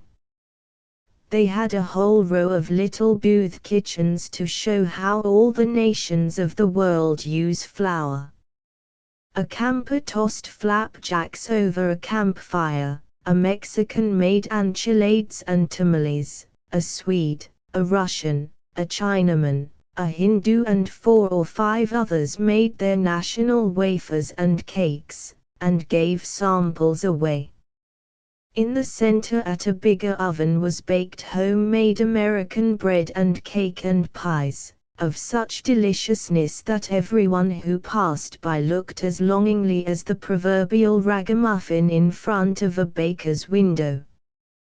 There was always a crowd, too, watching the manufacture of white lead paint by the Fuller Company, and going through the staterooms of a section, full-sized, of an Atlantic steamer. Perhaps the greatest interest of all was shown in a model United States post office, with bridges crossing above, so people could look down and see all the details of sorting and distributing. One thing you noticed, nearly all San Franciscans were personally, or through some members of their family, interested in the fair. Everyone gave dinners on the zone, either on the balcony of the Chinese restaurant, that had nothing Chinese about it except its Chinese ornamentation on the front of the building, or at the Old Faithful Inn of the Yellowstone. The illuminations at night were very soft and subdued. All the lanterns were turned dark side to the concourse and light side to the buildings. In the zone there were few new attractions, and fewer worth seeing. The best were the Panama Canal, the Painted Desert, and Captain, the mind-reading horse. A woman mind-reader, who took turns with the horse, was equally remarkable. The queen of the Samoan village, clad literally in a short skirt, a gabidesless head-dress, a string of beads and a dazzling smile, had not only great audacity but a fascinating personality that was literally bubbling over with the old Nick. We were crazy about her, a fact she saw perfectly well, for in the garden afterward, When she had discarded her gorgeous headdress and donned a modest piece of sash tied around her chest, she came straight to us and shook hands as a child might, who, amidst a crowd of strangers, had singled out a friend. That is all there is to tell, as we couldn't speak Samoan, nor she English. A few months ago, in the midst of a daring flight, the wings of the famous Beechey's aeroplane crumpled and plunged into the sea. The aviator was strapped into his machine in such a way that, if he still lived, he could not free himself. Le roi est mort. Vive le roi! And the new king was Art Smith. At 11 o'clock at night, the siren blew and thousands crowded about the open field to see him start.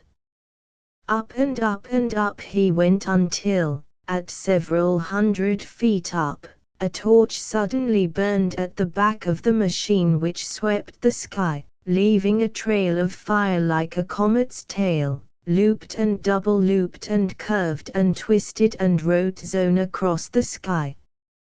But really to see the feats of this aeronaut who far exceeded Beechey's daring, you had to go to the aviation field on a day when he flew at 5.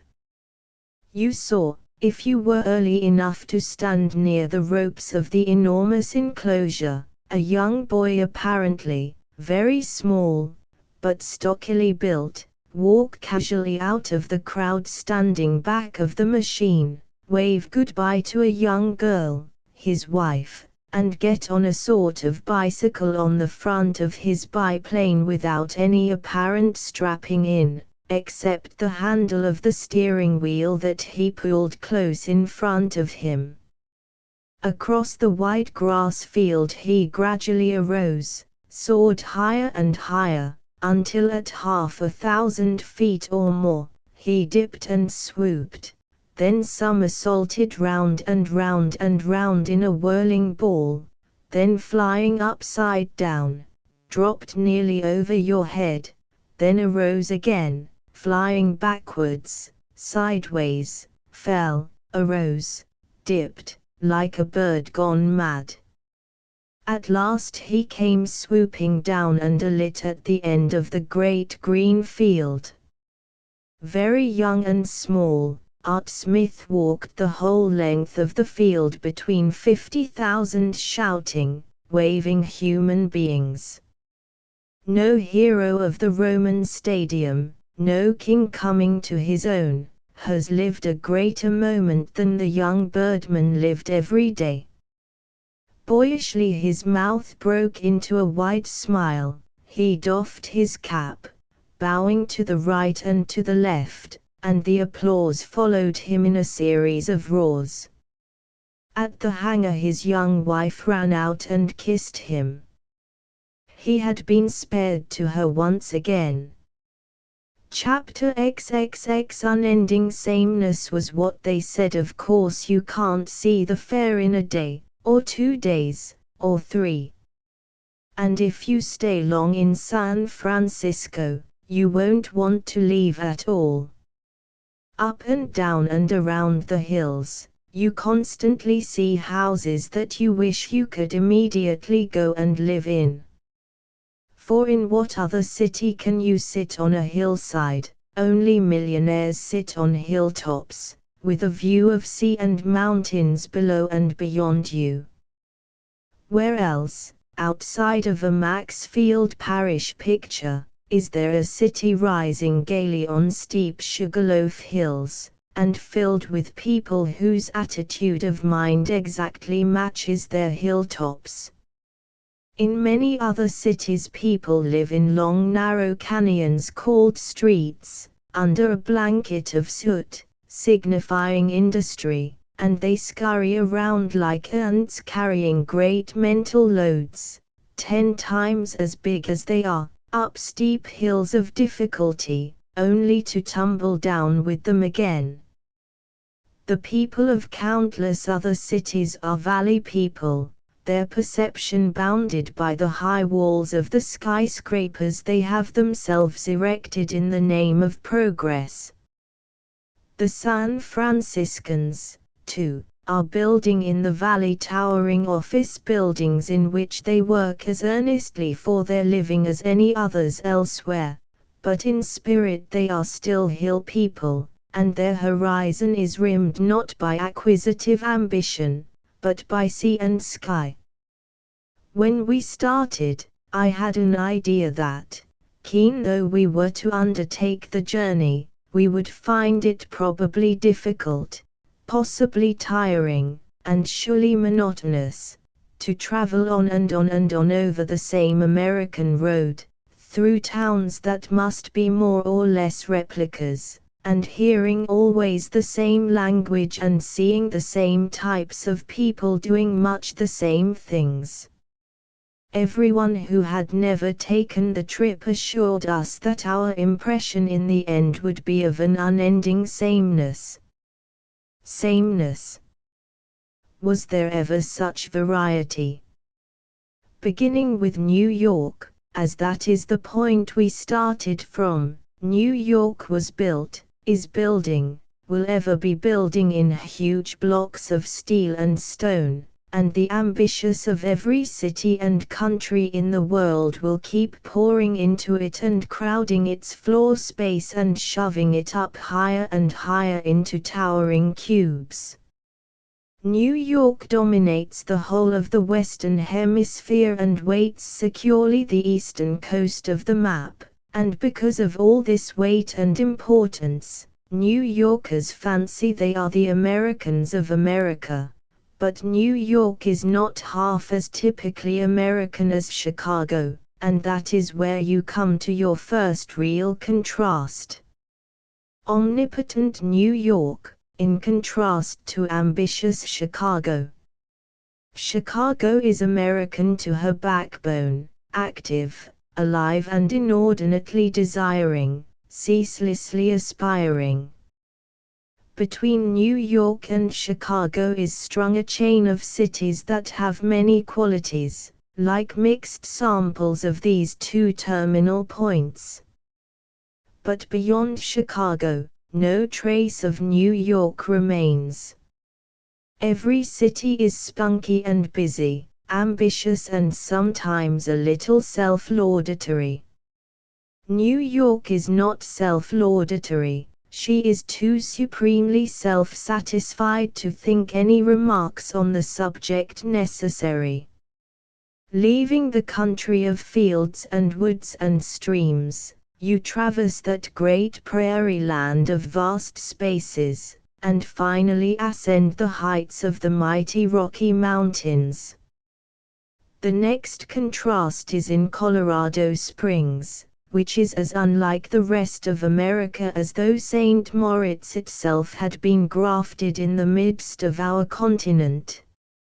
All through New Mexico and Arizona you are in a strange land, far more like Asia than anything in the United States or Europe. A baked land of blazing sun, dynamic geological miracles, a land of terrible beauty and awful desolation, and then the sudden sharp ascent to the height of steep snow and conifer-covered mountains, looking even higher than the Rockies because of their abrupt needle-pointed heights. And finally, the greatest contrast climax of all, the sudden dropping down into the tropically blooming seacoast gardens of the California shore. It goes without saying that only those who love motoring should ever undertake such a journey, nor is the crossing of our continent as smoothly easy as crossing Europe. But given good weather, and the right kind of a machine, there are no difficulties, in any sense, anywhere. There couldn't be a worse tenderfoot than I am, there really couldn't. I'm very dependent upon comfort, have little strength, less endurance, and hate roughing it in every sense of the word. Yet not for a moment was I exhausted or in any way distressed, except about the unfitness of our car and its consequent injuries, a situation which others, differently equipped, would not experience. I suppose the metamorphosis has come little by little all across our wide spirit-awakening country, but I feel as though I had acquired from the great open West a more direct outlook, a simpler, less encumbered view of life. You can't come in contact with people anywhere, without unconsciously absorbing a few of their habits, a tinge of their point of view, and in even a short while you find you have sloughed off the skin of Eastern hidebound dependence upon ease and luxury, and that hitherto indispensable details dwindle, at least temporarily, to unimportance. Chapter XXXI. To those who think of following in our tire tracks for the benefit of those who are planning such a trip, and in answer to the many questions that have been asked us since our return, we have compiled the following pages. The subject of car equipment, driving suggestions, garage and road notes, I have left to E.M., who has written a part of this chapter. At the end of the book is a small outline map of the United States and the route we took marked on it with divisions, each indicating a day's run. On separate pages are enlarged, detailed diagrams of these divisions, drawn to uniform scale, giving general road surfaces, points of historical or topographical interest along the road, and thumbnail outlines that suggest the types and relative sizes of the hotels they represent. Each little symbol means a modernly, even a luxuriously equipped house, good food, good rooms and private baths. The mileage between all these best hotels is clearly indicated, so that a tourist can plan the distance he likes to run at a glance. East of the Mississippi there are plenty of high-class hotels, and although fine ones are building in every state of our country, in many sections of the West those dependent upon luxuries will still have to go occasionally long distances a day to get them.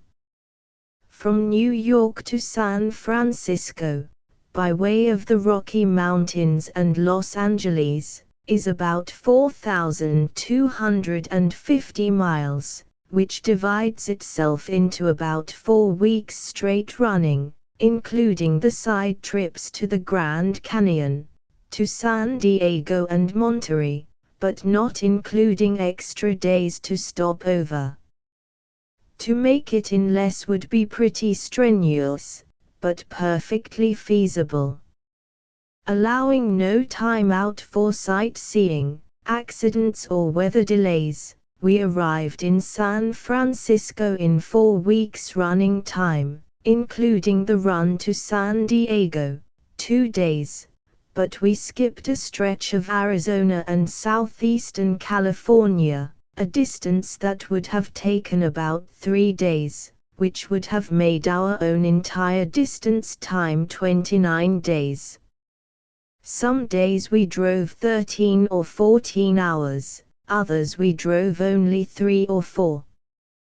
We never ran on schedule, but went on further or stayed where we were as we happened to feel like it, excepting, of course, our one breakdown and the 2 times we were held over by rain. When roads were good and the country deserted, we went fast, but the highest the speedometer ever went for any length of time in the most uninhabited stretches was 50 miles an hour.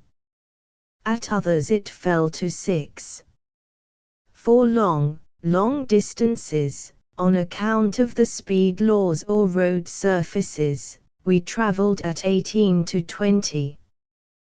Between 35 and 40 is the car's easiest pace where surface and traffic conditions allow. East of Omaha we were never many hours a day on the road. Between Omaha and Cheyenne, and again between Albuquerque and Winslow, finding no stopping places that tempted, we drove on very long and far. To the man who drives by E.M. Post, Jr. If I were starting again for the West, I should want an American car. A new car of almost any standard American make would be better for such a trip than the best foreign one. In the first place, our own cars have sufficient clearance, 10 inches. In the second place, spare parts are easy to get. Especially is this true of the moderate-priced cars, which are sold in such large numbers that even the small country garages must carry supplies for them. But the important advantage is sufficient height. There are many places, particularly in New Mexico and Arizona, where with a low car you will have to fill in ruts so that your center can clear the middle of the road, and you will have to pile earth and stones on the slopes of some of the railroad crossings, so as not to hang up on the tracks. Beyond the state of Colorado, which has magnificent mountain roads, if your car is a foreign one, you should have extra-sized wheels put on it to lift the frame high enough. Of course, you can get through, by destroying your comfort and temper, in road building, and jacking the machine over places impossible to pass otherwise, and arriving in a very battered condition in the end. Another qualification besides height in favor of an American car, is endurance. American manufacturers have solved the problem of building machinery that needs little care and can be jolted without injury, where the more complicated European machinery under like treatment goes to pieces. With a foreign car you are furthermore at a disadvantage in using metric tire sizes. You can always get the standard American sizes, which in the tubes will fit your metric casings all right, and for that matter you could probably at a pinch and temporarily use a standard casing. Metric size can be found in such places as New York, Chicago, Los Angeles and San Francisco, but shoes have a way of exhausting themselves without regard to your position on the map. At Los Angeles or San Francisco you can get your metric equipment for the return trip so that if you start with new tires all around and 2 spares, you should have no need of buying tires on the road. Mine are, according to average American equipment, way undersize for the weight of my car, and my 6 shoes carried me through easily. In fact there was New York air in 2 of them when we arrived in San Francisco. Sometimes we struck a bad road in the matter of what to carry, new tires, of course. For any but a very heavy car 2 spare shoes are plenty. Tubes you can buy anywhere. I only had 5 punctures all the way, and no blowout. More than 2 extra shoes would be a hindrance because of their weight. A small shovel is sometimes convenient but not necessary east of New Mexico, and with a high car not necessary at all. African water bags are essential west of Albuquerque, but not before. 50 or 100 feet of thin rope may be very useful if you happen to strike mud or sand stretches, especially if 2 cars are making the trip together. In the way of spare parts, I should suggest a couple of spark plugs, extra valve and valve spring, fan belt, extra master links for a chain drive car. Tire chains with extra heavy cross pieces for all wheels are indispensable through the Middle West in case of rain. And see that the tools that have been borrowed from your toolkit have been replaced. Repairs on the road are aggravating enough, not to be made more so through lack of tools. Now that people carry spare rims and almost never seem to put in a new tube and pump it up on the road, they neglect to carry a pump and a spare tube. But if you should have 3 flat tires in one day, you will appreciate a spare tube and an old-fashioned tire pump that works. I carried 35 gallons of gasoline in my tank, which gave me a radius of 350 miles on a tank full, with which I was never in any danger of running short. I should say that a 200-mile radius would be plenty, except across the desert. You can buy it even there, but at about 3 or 4 times the regular rate.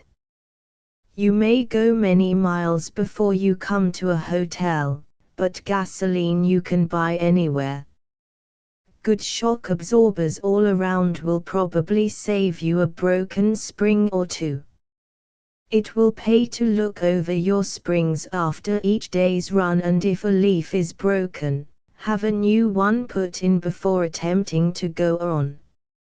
In the Middle West, automobile associations or highway commissioners do magnificent work. Roads are splendidly sign-posted, and in the dragged roads districts, the rain no sooner stops than the big 4- and 6-horse drags are out. Follow a rainstorm in a few hours, and you will find every road ahead of you as smooth as a new swept floor. Hence for the patient motorist, who can spare the time, there is always an eventual moment when there are good roads.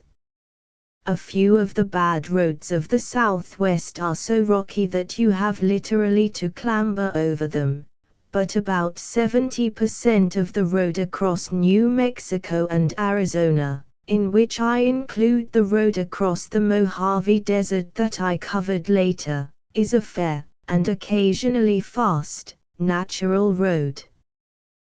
The streams are generally easy to get through, and at those that are sandy or too deep, the Automobile Association keeps teams standing on purpose to see you through.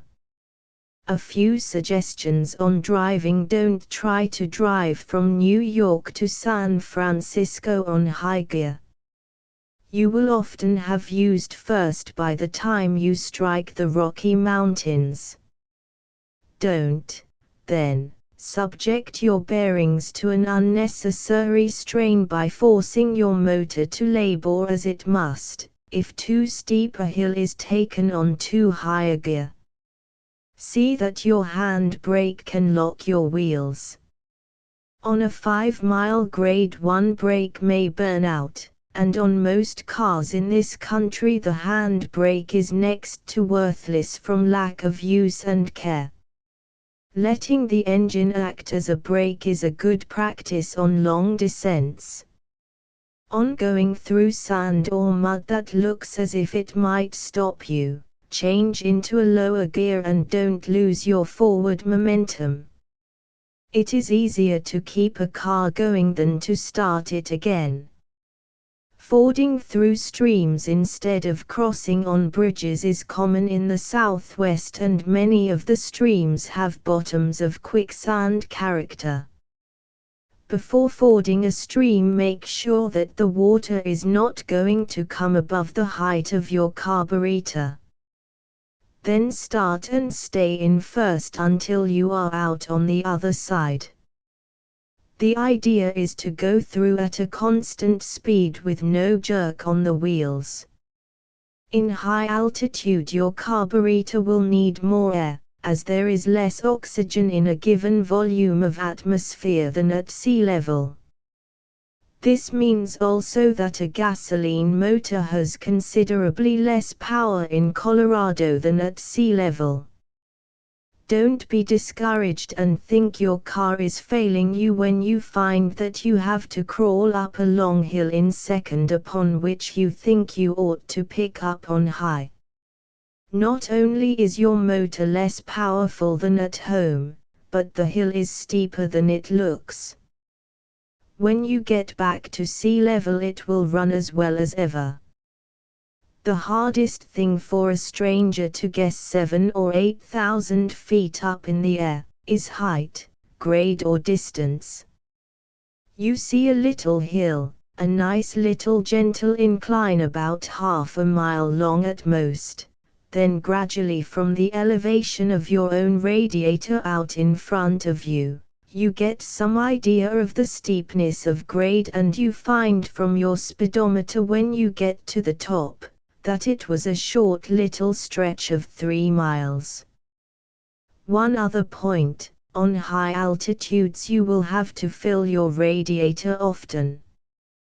Water boils more quickly, and this added to the long stiff grades, will cause a lot of your cooling water to waste in steam, even in a car that at normal altitude never overheats. In order to cross here built a bridge with the logs at the right repair work on the road. You will find a few garages anxious to please, beautifully equipped and capable of the finest work. The garages of Europe are not to be compared with our best ones. Garage equipment of the newest is to be found frequently, and all the way across the continent. The greater majority of garages are neither good nor bad, and again a very few only, are incompetent, careless and lazy, the men having the attitude that they are doing you a favor in robbing you. If you know enough about your car to do your own repairing, or know what should be done well enough to superintend others, you will have no trouble. Furthermore, if you actually oversee everything that is done, you know that your car is all right and you don't have to hope that nothing has been forgotten by a man who knows that he is not going to be the one to suffer if his work is not what it should be. Also, you know your car's weaknesses and in driving can save them. I find garage men who take pride in their garages, glad and willing to serve an owner who takes that much interest in his machine. On rare occasions, a first-class man resents your persistent superintendence, as though it were a slur on his ability or good intentions. There was a case in the Mark Scheffel garage in Colorado Springs. It was one of the best, by the way, that I have ever encountered. The car had been driven over 30,000 miles without ever being taken down, and without other care than my own. And before going into such an uninhabited country as the desert, there were several parts that I thought it safer to put in new. Taking the crankcase off and fitting new gaskets, 2 men worked on it until late into the night. I did not do any work myself this time, but stood watching the men, so interested in the efficient way they were doing the job, that I was unconsciously silent. At the end of about 2 hours, one of them burst out with, "I guess you've had some pretty tough experience with dishonest garages, is that it?" No, I told him, that was not it, but that I always wanted to know the exact condition of my engine. Otherwise I might get into serious trouble on the road somewhere. The situation being thus explained, his former resentment melted entirely, and a few hours later we parted warm friends.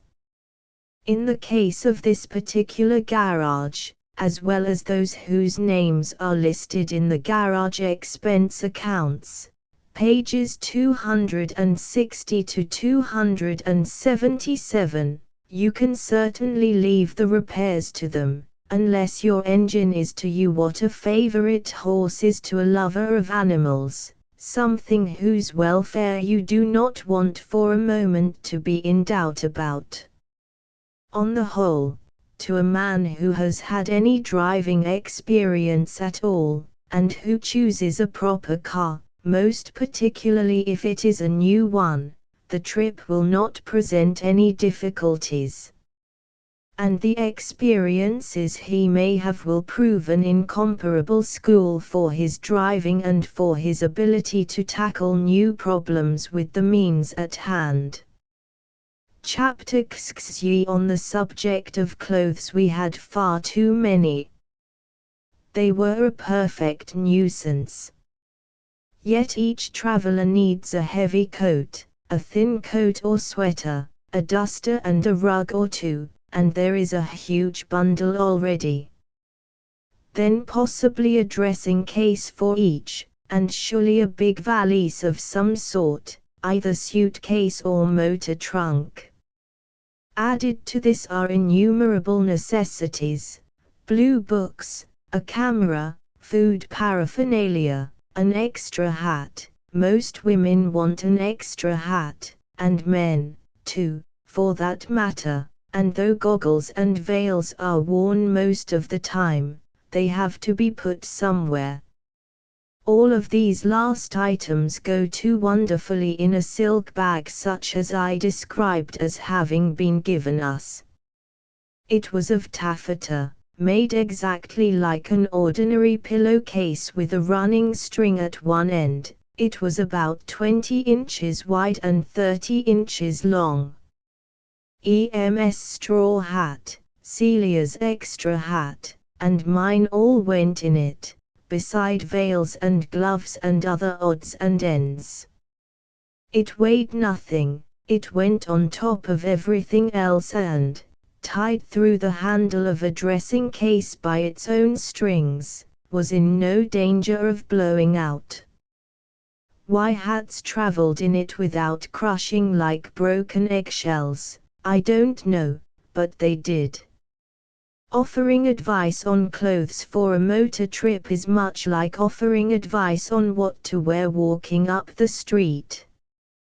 But on the chance that in a perfectly commonplace list there may be an item of use to someone, I have inventoried below a list of things that I personally should duplicate, if I were taking the trip over again. First, a coat and pleated skirt of a material that does not show creases.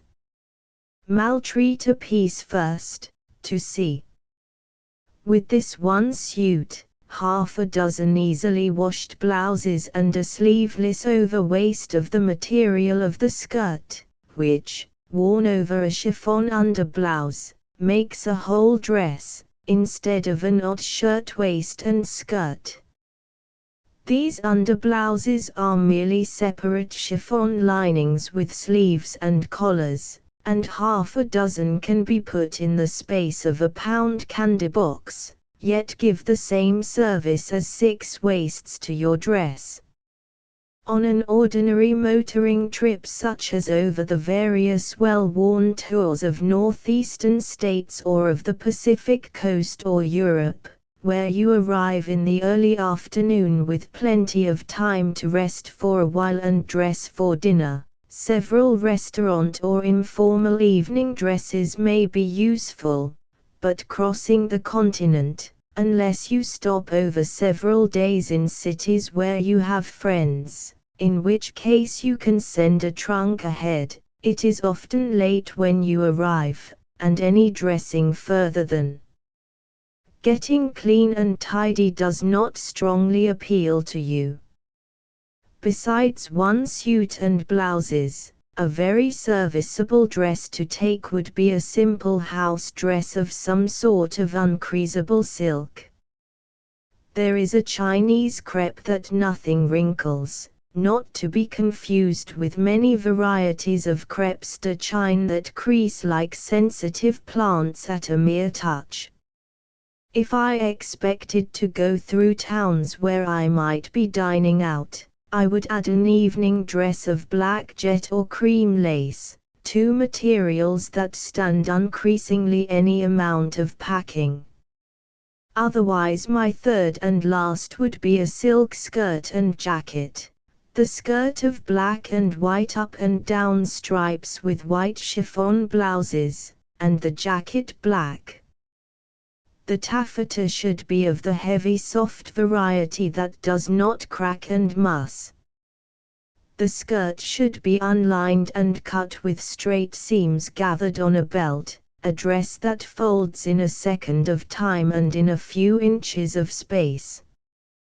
With the coat on, it is a street dress; coat off, with a high girdle to match the skirt, it is whatever the top of the blouse you wear makes it. A duster is, of course, indispensable. A taffeta one is very nice, especially when you want something better looking, but on a long journey taffeta cracks, dirt constantly sifts through it and it can't be washed as linen can. In the high altitudes of the southwest, a day of tropical heat is followed by a penetratingly cold night. The thermometer may not be actually low and the air seems soft and delicious, but it sifts through fabrics in the way a biting wind can, and you are soon thankful if you have brought a heavy wrap. When you need it, nothing is as comfortable as fur. I took an old sealskin coat and I don't know what I should have done without it. On my personal list, a Macintosh has no place. If it rains, the top is up, and to keep wind out, I'd rather have fur. Nor are shoes under ordinary fortunate circumstances important. But on my list are velvet slippers. Scarcely your idea of appropriate motoring footwear, but if your seat is the front one over the engine, you will find velvet the coolest material there is, cooler than buckskin, or suede, or kid or canvas, much. And if you want to walk, your luggage, after all, is with you. Every woman knows the kind of hat she likes to wear.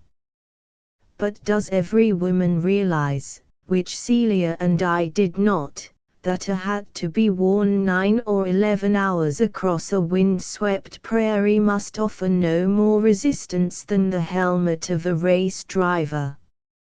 A helmet, by the way, made to fit your head and face is ideally comfortable.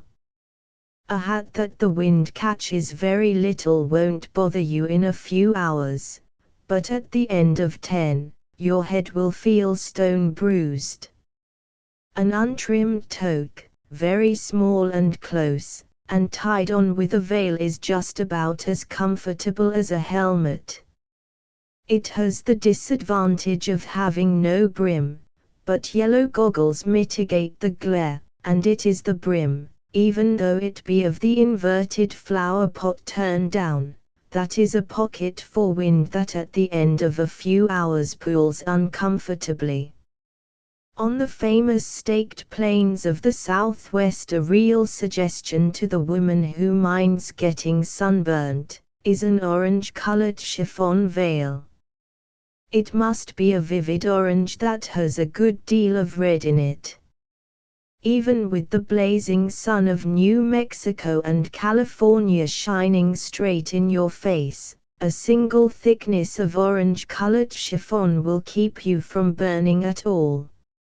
If you can't see through chiffon, but mind freckling or burning, to say nothing of blistering, sew an orange-colored veil across the lower rims of your goggles and wear orange-colored glasses. Cut a square out of the top so as to leave no sun space on your temples, and put a few gathers over the nose to allow it to fit your face. Fasten sides over hat like any veil. The southwestern sun will burn your arms through sleeves of heavy crepe de chine, but the thinnest material of orange, red is next best, protects your skin in the same way that the ruby glass of a lantern in a photographer's developing room protects a sensitive plate. Wear the thinnest and least amount of underwear that you can feel decently clad in, so as to get as many fresh changes as possible in the least space, because of the difficulty in stopping often to have things laundered.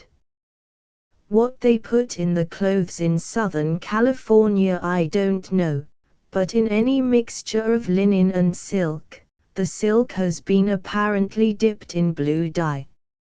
A cream-colored silk and linen shirt of EMS that happened to have the buttonholes worked in silk, is now a stippled green with buttonholes of navy blue. It is rather putting your belongings to the test of virtue, as those which are pure silk wash perfectly well. If I were going again I should take everything I could of thin crepe de chine. It seems to be very easy to launder, and is everywhere returned in a clean and comfortably soft condition, whereas linen often comes back uncertain as to color and feeling like paper. Although of more service on boats or trains, or in Europe where private baths are not often to be had, a black or dark silk kimono and a black lace bed cap, if you ever wear bed caps, are invaluable assets to anyone who dislikes walking through public corridors in obvious undress. My own especial treasures, acquired after many unsuccessful attempts, are a wrapper cut the pattern of an evening wrap, of very soft, black silk brocade. It rolls up as easily as any kimono, and takes scarcely any space. The cap is a very plain Dutch one, of thread lace with a velvet ribbon around it. A wrapper that isn't obviously a wrapper, is sometimes very convenient. You could make believe it was an evening wrap, if you were very hard pressed. And above everything, in traveling you want clothes that are uncomplicated. The ones that you get into most easily are the ones you put on most often. Underblouses, such as I have described above, are a perfect traveler's delight, because there is no basting in, or trying to clean collars, cuffs, etc. A fresh underblouse with lace trimming, rolled like a little bolster, measures 1.5 inches by 7. And remember, plain skirts crease in half moons across the back, pleated or very full ones don't. An orange veil prevents sunburn. Western climate is very trying to the skin, so that you need cold cream even if you don't use it at home. A lace veil of a rather striking pattern is at times of ugliness a great beautifier. Clothes for men are a little out of my province. Had some khaki flannel shirts, breeches and puttees that seemed to be very serviceable. At least he was able to spend any amount of time rolling on the road under the machine, and still brush off fairly well. He had a sweater and an ulster and 2 regular suits of clothes to change alternately at the end of the day. His evening clothes, tennis flannels, etc., were sent through by express. To send £150 from New York to San Francisco costs $15. Food equipment don't take a big, heavy, elaborate lunch basket. If you want to know what perfect comfort is, get a tin bread box with a padlock, and let it stay on the floor of the tonneau. In the bottom of it you can keep tins of potted meats, jars of jam, and a box of crackers, some milk chocolate, or if you like better, nuts and raisins. And on top you can put everything you lay your hands on. Books, sweaters, medicine case, and a pack of oiled paper to wrap luncheons in. We had a solidified alcohol lamp, a 10-cent kettle, and thermos bottles, a big thermos food jar, which we filled with ice cream if the day was hot, and one of the bottles with cocoa if it was cool. Coffee, if you put cream in it, has always a corked, musty taste, but cocoa is not affected, neither is soup. Food tastes better if you don't mix your bottles. Keep the jar for ice cream, if you like ice cream, a bottle for cocoa or soup, and 2 for ice or hot water. On long runs in the far west, a canvas water bag is convenient. You can buy one at almost any garage, and it keeps water quite wonderfully fresh and cool. On top of our permanent supplies we put the daily luncheons we took from the hotels, sandwiches, boiled eggs and fruit and the above-mentioned cocoa or ice cream. Cocoa we bought at the hotels, but our favorite place to buy ice cream was at a soda water fountain. The tins in our bread box we hoarded as a miser hoards gold, as a surplus that we might need to keep us alive, and, as is the common end of most misers, when we got to San Francisco and our journey was over, the greater part was still left, to give away. Expenses. The following pages of actual expenses copied out of our diaries may be useful as a table of comparison by which other travelers can form an idea of what their own are likely to be. For some the trip will cost more, but on the other hand, it can be done for very much less. In every case we had the kind of rooms that are assigned to those who, without questioning the price, asks for good outside rooms with baths. Undoubtedly, there were in many cases more expensive ones to be had, but in all cases there were cheaper ones. Our restaurant bills, however, were comparatively light. We seldom ordered more than 3 dishes each, and the restaurant charges to people of very substantial appetite will run more rather than less. On extras, of course, anyone could add or subtract indefinitely, but the details noted may serve as a scale of current charges. The garage bills speak for themselves. Each man knows how far his own car can go on a gallon, and how often he wants it washed. No one can count his repairs in advance, but our garage bills, however, were certainly very much heavier than average. EMS car is at best an expensive one to run, and on this trip it was at its worst, having been driven without overhauling for 2 years. Daily expense account. Preparatory expenses 6 repub. Staggered tires, 6 tubes, and put on $347.04. Warner speedometer 51.00. First day's run, New York to Albany, map number 1, personal motor New York. New York. 49th Street Garage. Lunched at home. 15 gals. Gas $2.70 160 miles, should have been 150. Albany. Tennick Hotel. Albany. Albany Garage Company 2 whole boys carrying up luggage 50 cents 18 gals. Gas $2.70 dinner, for 4.60 storage 1.00 tip. 50 washing 1.50 movies. 31 gal. Oil. 80 postcards. 10 stamps. 10 soda water. 30 telephone home.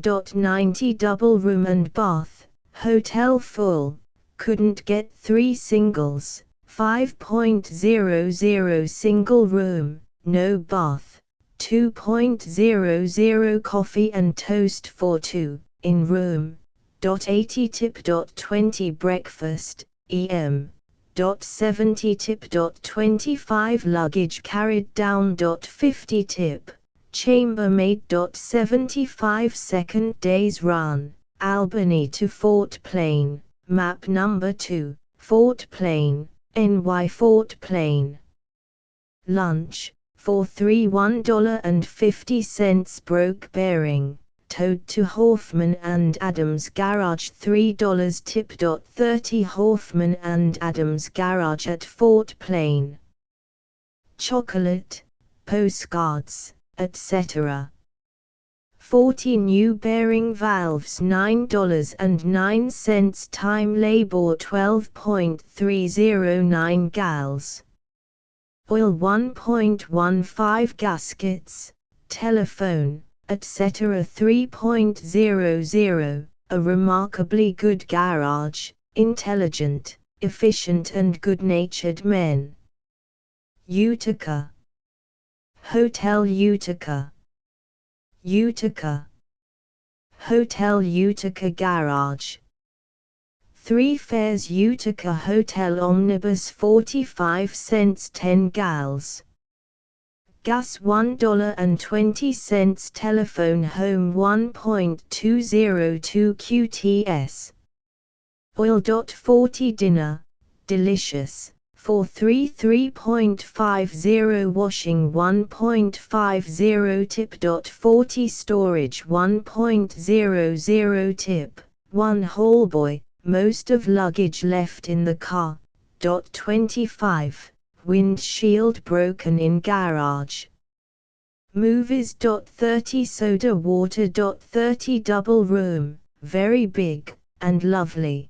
Did not wire ahead and could not get 3 singles and baths, $6 single and bath, small but attractive, 2.50 coffee for 2, in room. 90 tip. 20 breakfast, em. 90 tip. 25 telephone home 1.20 lunch, for 2, 1.60 tip. 30 valet, pressing 1 suit, em. 1.00 hired motor 3.00 tip. 50 second night and morning Utica about same as above. 3rd day's run, Utica to Buffalo, maps numbers 2 and 3, lunch Geneva. Hotel Seneca. Geneva. Lunch for 3, very good and beautifully served, $3 2 gals. Oil $1.20 tip. 35, 218 miles. Buffalo. Hotel Statler.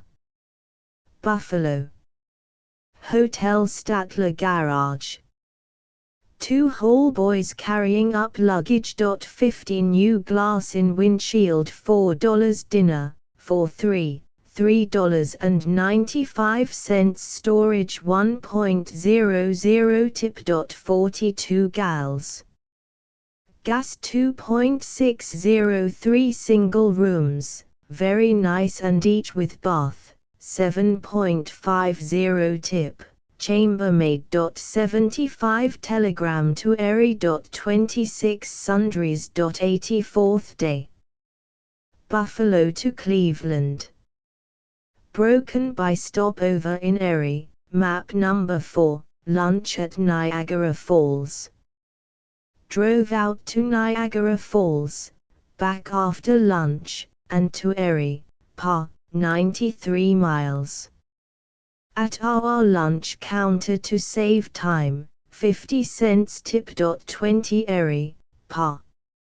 Hotel Lawrence. Erie. Star Garage.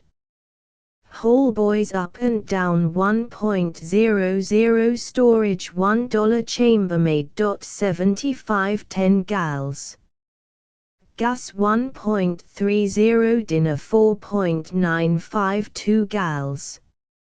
Oil 1.20 tip. 50, very nice garage. 3 single rooms with baths 9.00 coffee and toast, in room, for $1.65 breakfast. C&EM 1.60 tip. 25 telegrams and sundries 1.00 lunch, for 3.15 tip. 35 Cleveland. Hotel Statler. Cleveland, 102 miles. Dinner, 4.80 tip. 50 cents Hotels Garage. Theater, 6.00 storage $1 ice cream sodas. 30 10 gals. Gas 1.303 rooms with baths, lovely, 13.501 QT. Oil. 20 coffee in room, 2.80 Toledo, 120 miles. Tip. 20 club breakfast, EM. 75 tip. 25 valet, press 2 suits, EM. 2.00 all tips. 2 boys up. 50 down. 50 chambermaid. 75 5th day's run. Cleveland to Toledo, map number 5. Cleveland lunched Statler $3.75, very reasonable. Most delicious food. Toledo. Hotel Seca. Toledo. United Garage. Dinner 3.40 storage 75 cents tip. 40 12 gals. Gas. 15 C, 1.80 movies. 30 wash and polish 1.50 ice cream soda. 30 fill grease cups. 75 telegrams, newspapers, etc. 80 pair of pliers. 53 rooms, 2 baths 10.50 coffee and toast, for 2.70 tip. 20 usual tips, whole boys 1.00 chambermaid. 75 telegram to South Bend. 26 6th day's run, Toledo to South Bend, map number 6. Lunch Brian Chrisman Hotel, $2.25 tip. 25 South Bend. Hotel Oliver. South Bend. Lincoln Garage. Dinner $4.10 storage 75 cents tip. 41 gal. Oil. 83 rooms, 3 baths 9.00 17 gals. Gas 2.38 coffee and toast, 2. Breakfast, 1. 1.90 usual tips 1.75 sundries. 87th day's run, South Bend to Chicago, map number 7. Chicken dinners and tip $1.75 Chicago. The Blackstone, Chicago.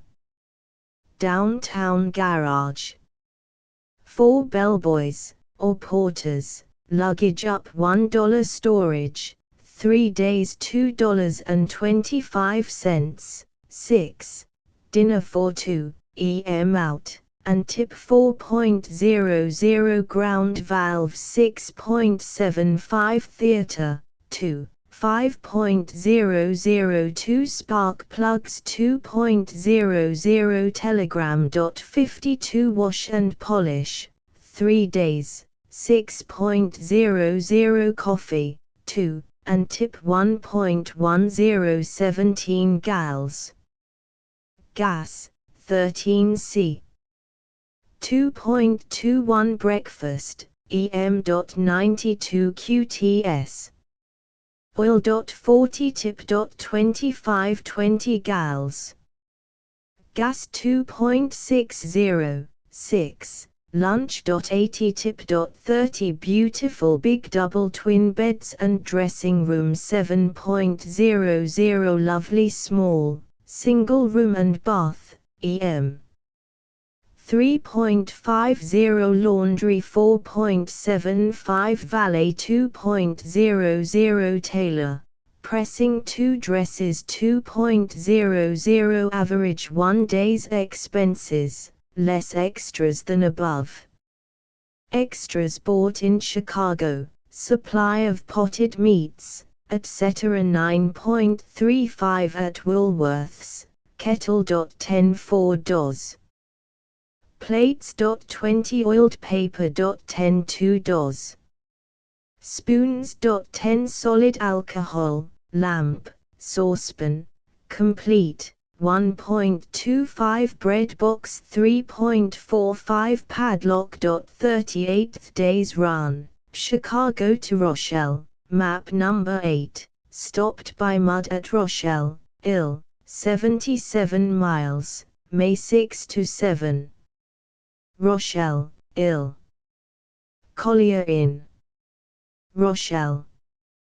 Garage next door to inn. Typical day. Storage, 2 days $1, no bellboys. Wash car 1.503 telegrams $1.48 chains, 2, 3.603 rooms with bath, 1 at $3, 2 at $2.50, including board $8 8 gals. Gas 1.20 tips to waitress. 75 tip to chambermaid. 50 movies etc. 80 left Rochelle, May the 8th 8th day's run, continued. Rochelle to Davenport, map number 8, lunched Rochelle. Davenport, Iowa. Black Hawk Hotel. Davenport. Black Hawk Hotel's garage. Dinner, $3.40 10 gals. Gas $2.20 tip. 41 gal. Oil. 75 whole boys, luggage up and down 1.00 storage, night charge. 50, went down to Riverbank and spent nothing. Wash car 1.50 enormous twin bedroom and bath, very attractive furnishing 4.50 started on road of mud to Des Moines. We went to Cedar Rapids, but as it is out of the course between Davenport and does not belong on this route, it is omitted. There was an A1 garage there, but our experience in mud cost, single room and bath 1.50 vulcanizing 3 tires $2.25, best rooms for least price of any hotel we encountered. Take off radiator, repair gear case 5.60 breakfast. 60 car in shop, no storage, wash 2.00 tip.2520 gals. Gas 4.40 coffee and toast, 2.81 gal. Oil.75 tip.29th days run, Davenport to Des Moines via Cedar Rapids, map number 9, Des Moines. Chamberlain Hotel, Des Moines. Bernhard and Turner Auto Company tips, bellboys, etc. As usual $1.75 vulcanizing tire 75 cents drive in the converted Jitney 5.00 storage.50 dinner, 3.75 20 gals. Gas 22C 4.40 tip.35 2 QTS. Oil.30 breakfast, EM. 75 tip.25 sundries. 80 coffee and toast, in room, 2, 1.102 single rooms, bath between, 5.501 single room and bath 2.50 lunch to take with us 2.25 ice cream. 30 10th days run, Des Moines to Omaha, map number 10, Omaha. Hotel Fontanelle, Omaha. Guy L. Smith Garage. Typical day. Storage, 2 days, $1.50 Hallboys, porters, chambermaid $1.75 20 gals. Gas 4.40 dinner, 3.801 gal.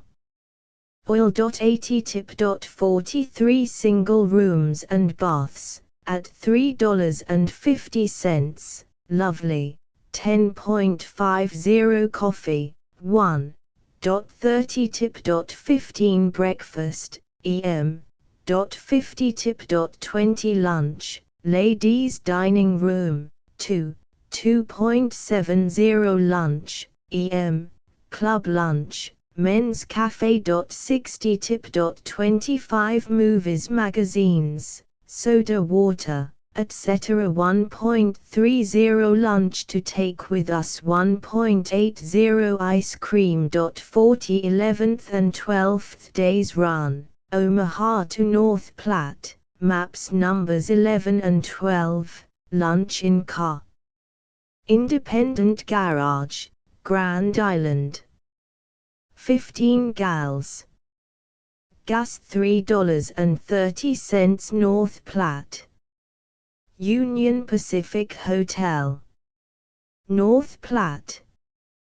J.S. Davis Auto Company 3 rooms, no baths, supper and breakfast for $37.50 storage. 50 tips, postcards, etc. 1.35 17 gals. Gas 22C 3.74 lunch to take with us 1.601 gal.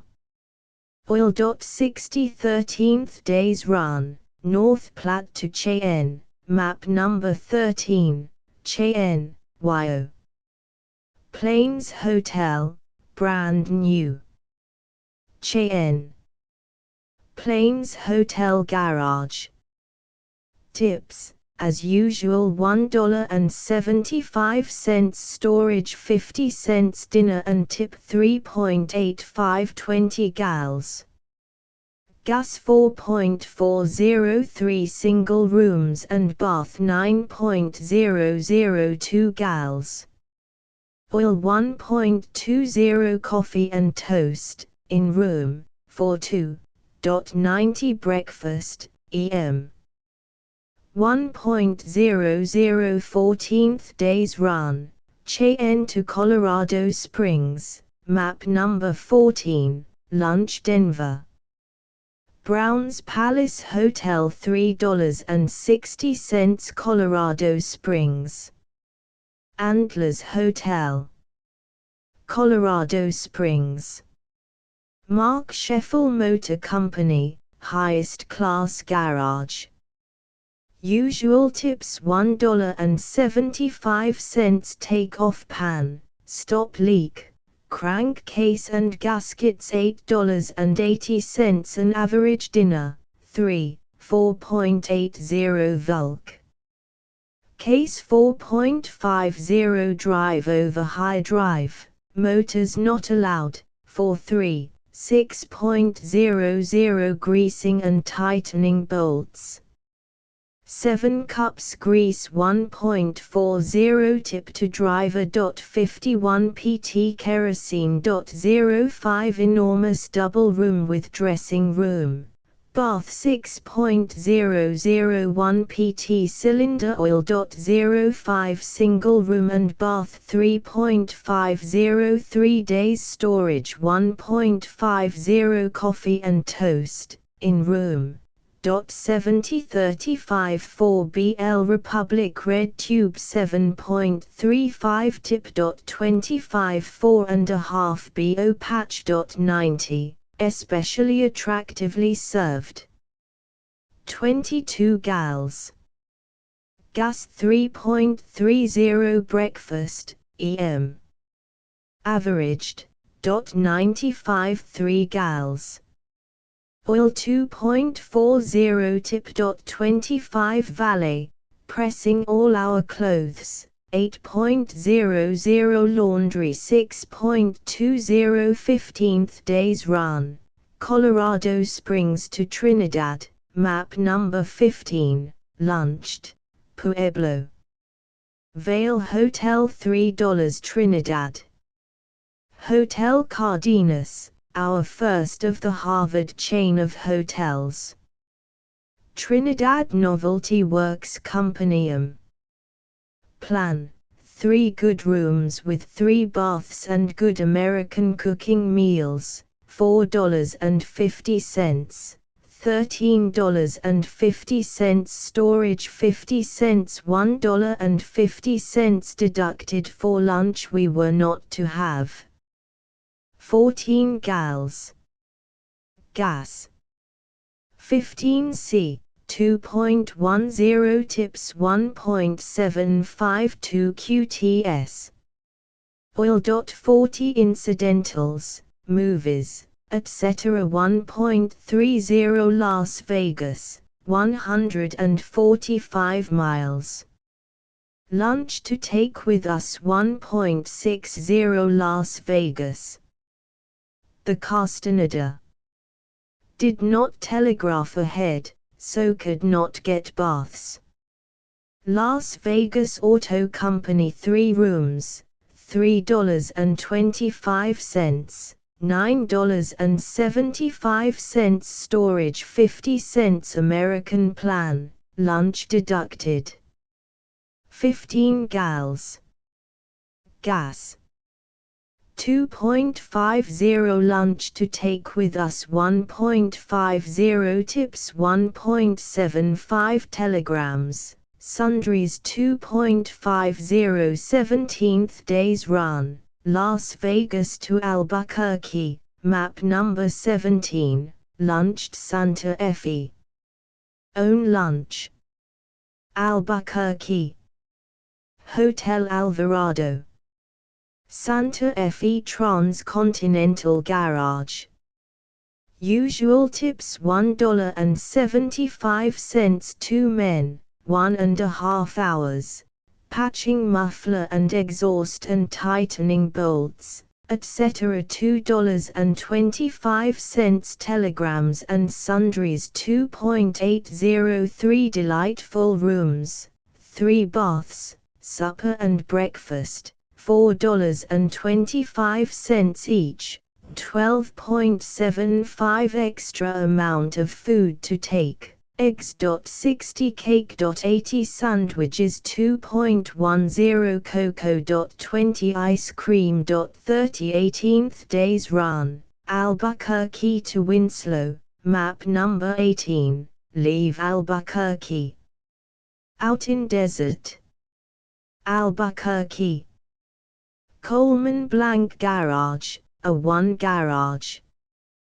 2 men, 4 hours each, night labor, double rate, mending leak in radiator, taking off exhaust, filling grease cups, etc. $6 1 front spring shackle bolt. 80 18 gals.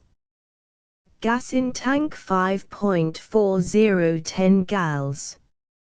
In cans 3.004 gals. Oil 2.80, first class garage. Winslow, Eyes. Harvey Hotel. Winslow. Rooms, including meals $10.50 car shipped, via T&SFR freight to Los Angeles. Perfect system for motor shipment, no crating and no delay. Tips: most of luggage shipped with car, 1.253 tickets. Winslow to Los Angeles 65.85 freight charge $151.20 extra tickets. Williams to Grand Canyon 22.50 by train. Winslow to Grand Canyon, map number 19, lunch, Williams $3.30 car on freight. Grand Canyon, Eyes. El Tovar Hotel. 2 rooms, bath between $10 1 room and bath 5.00 including meals. Mule Down Angel Trail, EM. 4.00 moving pictures exhibited at Studios of Trip Through Colorado River. 3.00 tips per day, about $1.25 sundries, etc. 1.80 by train, Grand Canyon to Los Angeles drawing room, Pullman $14 car on freight. Lower berth, EM 4.003 breakfasts 2.60 tip. 33 lunches 3.15 tip. 35 Los Angeles. Alexandria Hotel. Los Angeles. Smith Brothers. Garage, highest class garage. 1 hallboy, most luggage in car. 25 Result of desert, dinner, very simple, for 3, 7.801 front spring $11 theater 6.00 tire and tube vulcanized 2.501 room and bath, inside and dark 7.00 exhaust pipe brazed 6.101 very small outside room and bath, but perfectly good room 4.50 exhaust pipe welded and repaired, install new gaskets and assemble, dismantle muffler, repair and assemble, paint muffler 21.50 breakfasts and tips and luggage down 2.70 hiring a motor to move to Pasadena, while hours being repaired. 10.002 gaskets. 90 stopped with friends, but beautiful hotels in Pasadena. Wash and polish 2.50 21 gals. Gas 8C. 1.681 gal. Oil 1.00 to charge battery. 50 resumed motoring. Short run late in afternoon, Pasadena to Riverside. Mission Inn. The most enchanting hotel. 3 rooms, baths, and food $18 tips and sundries 3.60 23rd days run. Riverside to San Diego, map number 23, San Diego. U.S. Grant Hotel. White Star Motor Company dinner $3 storage, 3 days $1.50 tip. 3520 gals. Gas 3.20, average day.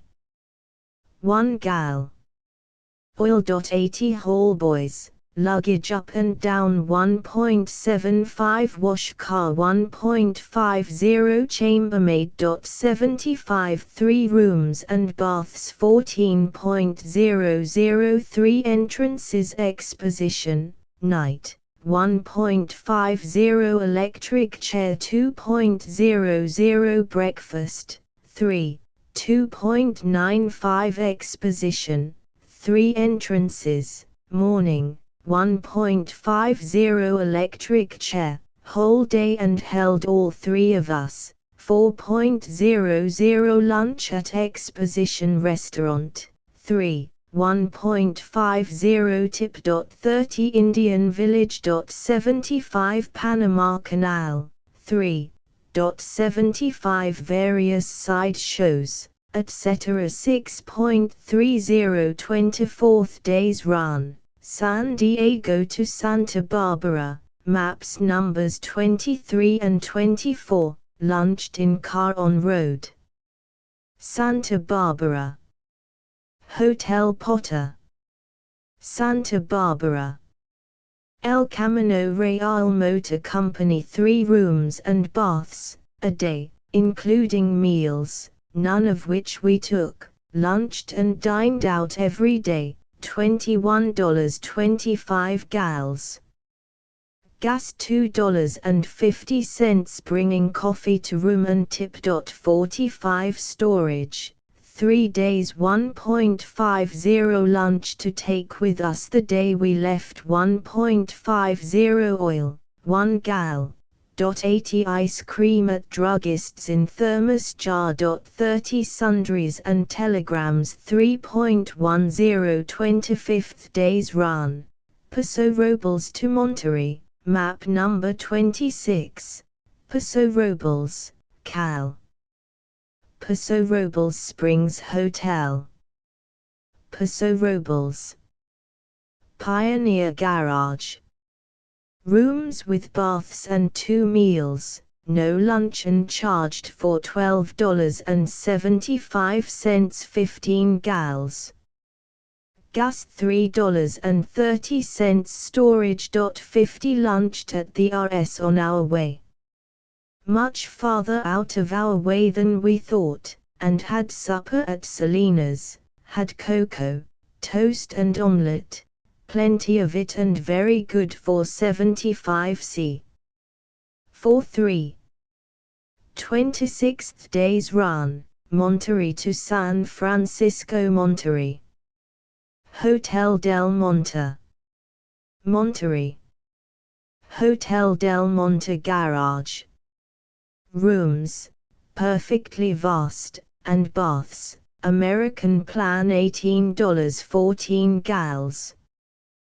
Gas $3.08 tips and breakfast tray 2.50 storage. 50 lunch to take with us 1.60 oil.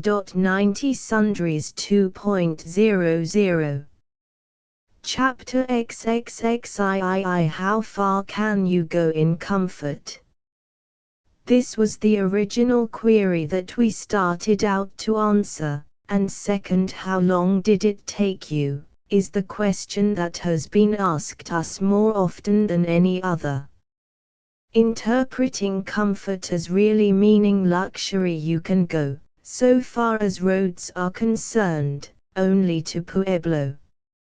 So far as high-class hotels are concerned, there are 2 inhospitable distances.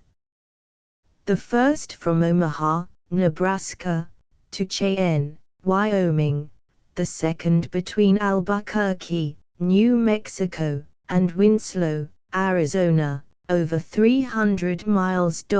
7. Between Ush Fork, Arizona, and Needles, California.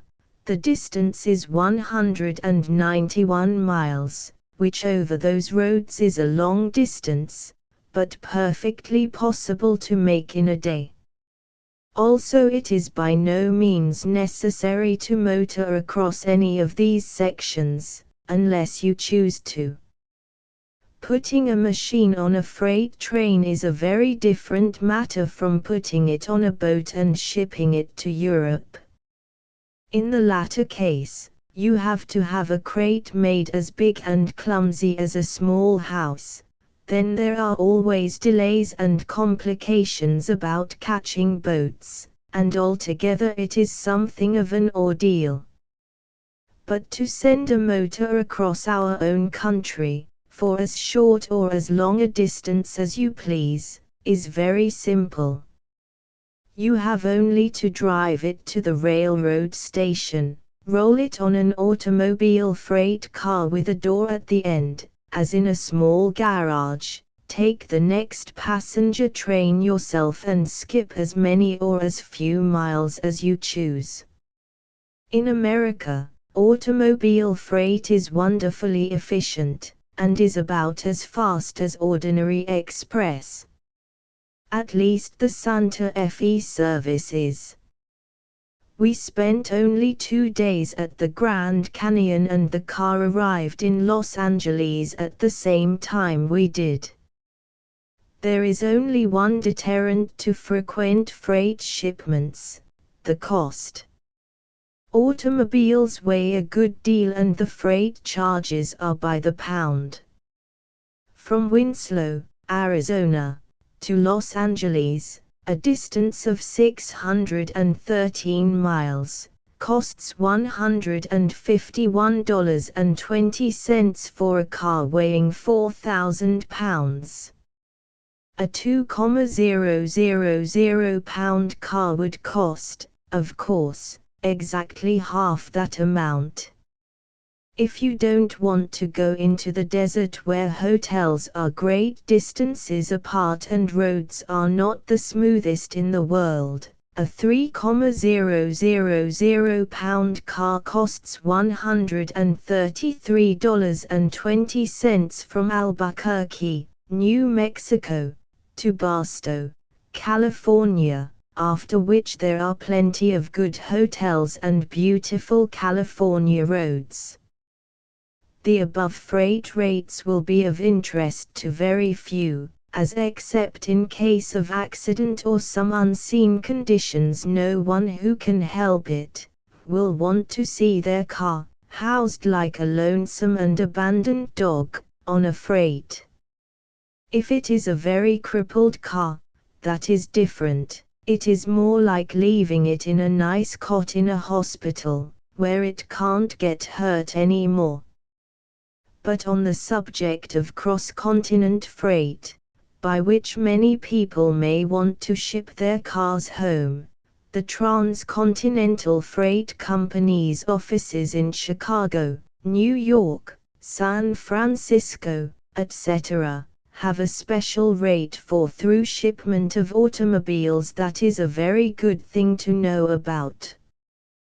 They ship 3 automobiles in one freight car, and for cars weighing 4,500 pounds and over, they charge a maximum rate of $225, or $5.50 a 100 pounds, from New York to San Francisco or vice versa.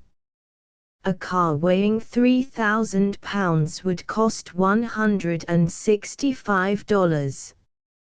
The sole objection to this consolidated carload shipment is that they only send out the cars when they have 3 auto consignments, and you may have to wait a few days for the other 2 car spaces to be filled.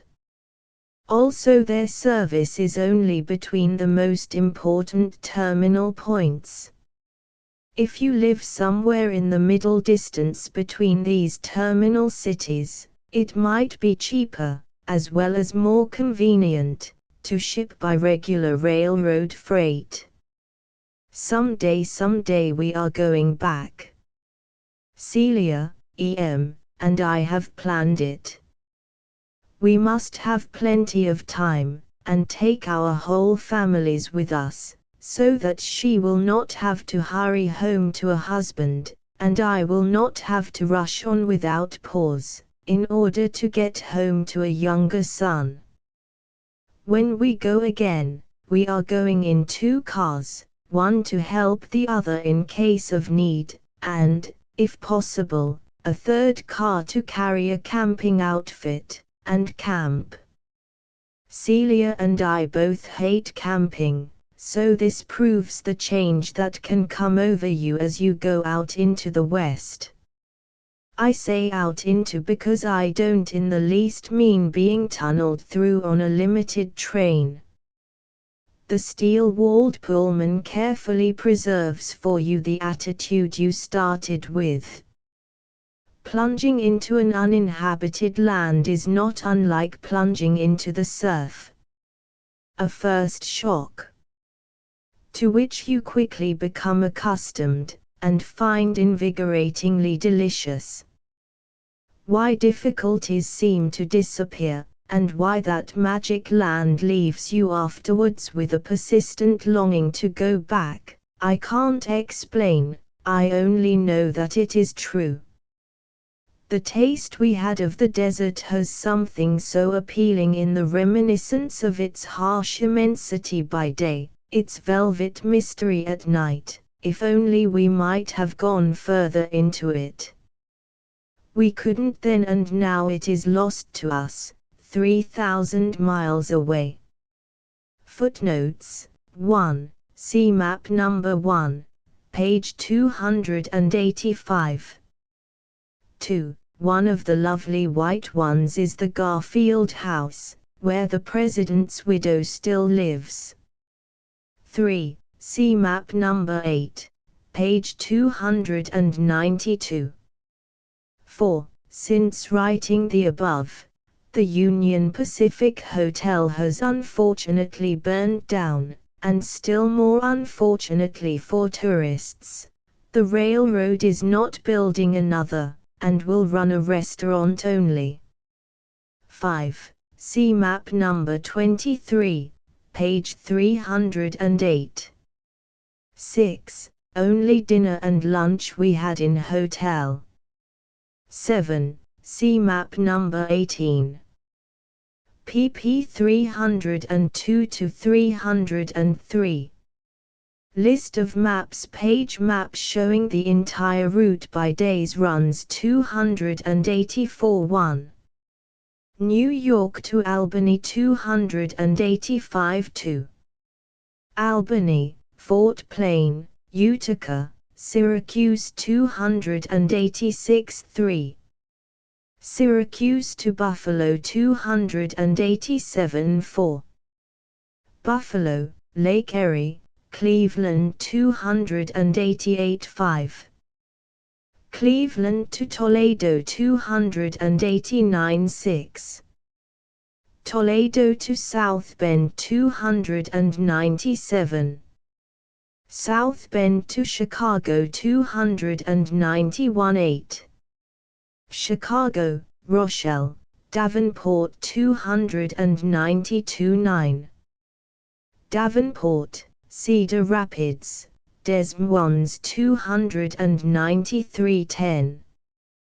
Des Moines to Omaha 294. 11. Omaha to Grand Island 295. 12. Grand Island to North Platte 296. 13. North Platte to Cheyenne 297. 14. Cheyenne to Colorado Springs 298. 15.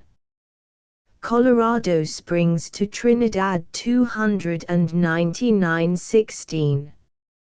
Trinidad to Las Vegas 317. Las Vegas to Albuquerque 301. 18. Albuquerque to Winslow 302 to 303. 19. Winslow to Grand Canyon 304.20. Grand Canyon to Ash Fork 305.21. Ash Fork to the Needles 306.22. The Needles to Barstow 307.23. Barstow, San Diego, Los Angeles 308.24. Los Angeles to Santa Barbara 309.25. Santa Barbara to Paso Robles 310.26. Paso Robles to Monterey 311.27. Monterey to San Francisco 312. Map number 1. Map number 2. Map number 3. Map number 4. Map number 5. Map number 6. Map number 7. Map number 8. Map number 9. Map number 10. Map number 11. Map number 12. Map number 13. Map number 14. Map number 15. Map number 16. Map number 17. Map number 18. Map number 19. Map number 20. Map number 21. Map number 22. Map number 23. Map number 24. Map number 25. Map number 26. Map number 27. Asterisk asterisk asterisk. End of the Project Gutenberg ebook by Motor to the Golden Gate. Asterisk asterisk asterisk. Updated editions will replace the previous one, the old editions will be renamed. Creating the works from print editions not protected by U.S. copyright law means that no one owns a United States copyright in these works, so the Foundation, and you, can copy and distribute it in the United States without permission and without paying copyright royalties. Special rules, set forth in the general terms of use part of this license, apply to copying and distributing Project Gutenberg trademark symbol electronic works to protect the Project Gutenberg trademark symbol concept and trademark. Project Gutenberg is a registered trademark, and may not be used if you charge for an ebook, except by following the terms of the trademark license, including paying royalties for use of the Project Gutenberg trademark. If you do not charge anything for copies of this ebook, complying with the trademark license is very easy. You may use this ebook for nearly any purpose, such as creation of derivative works, reports, performances and research.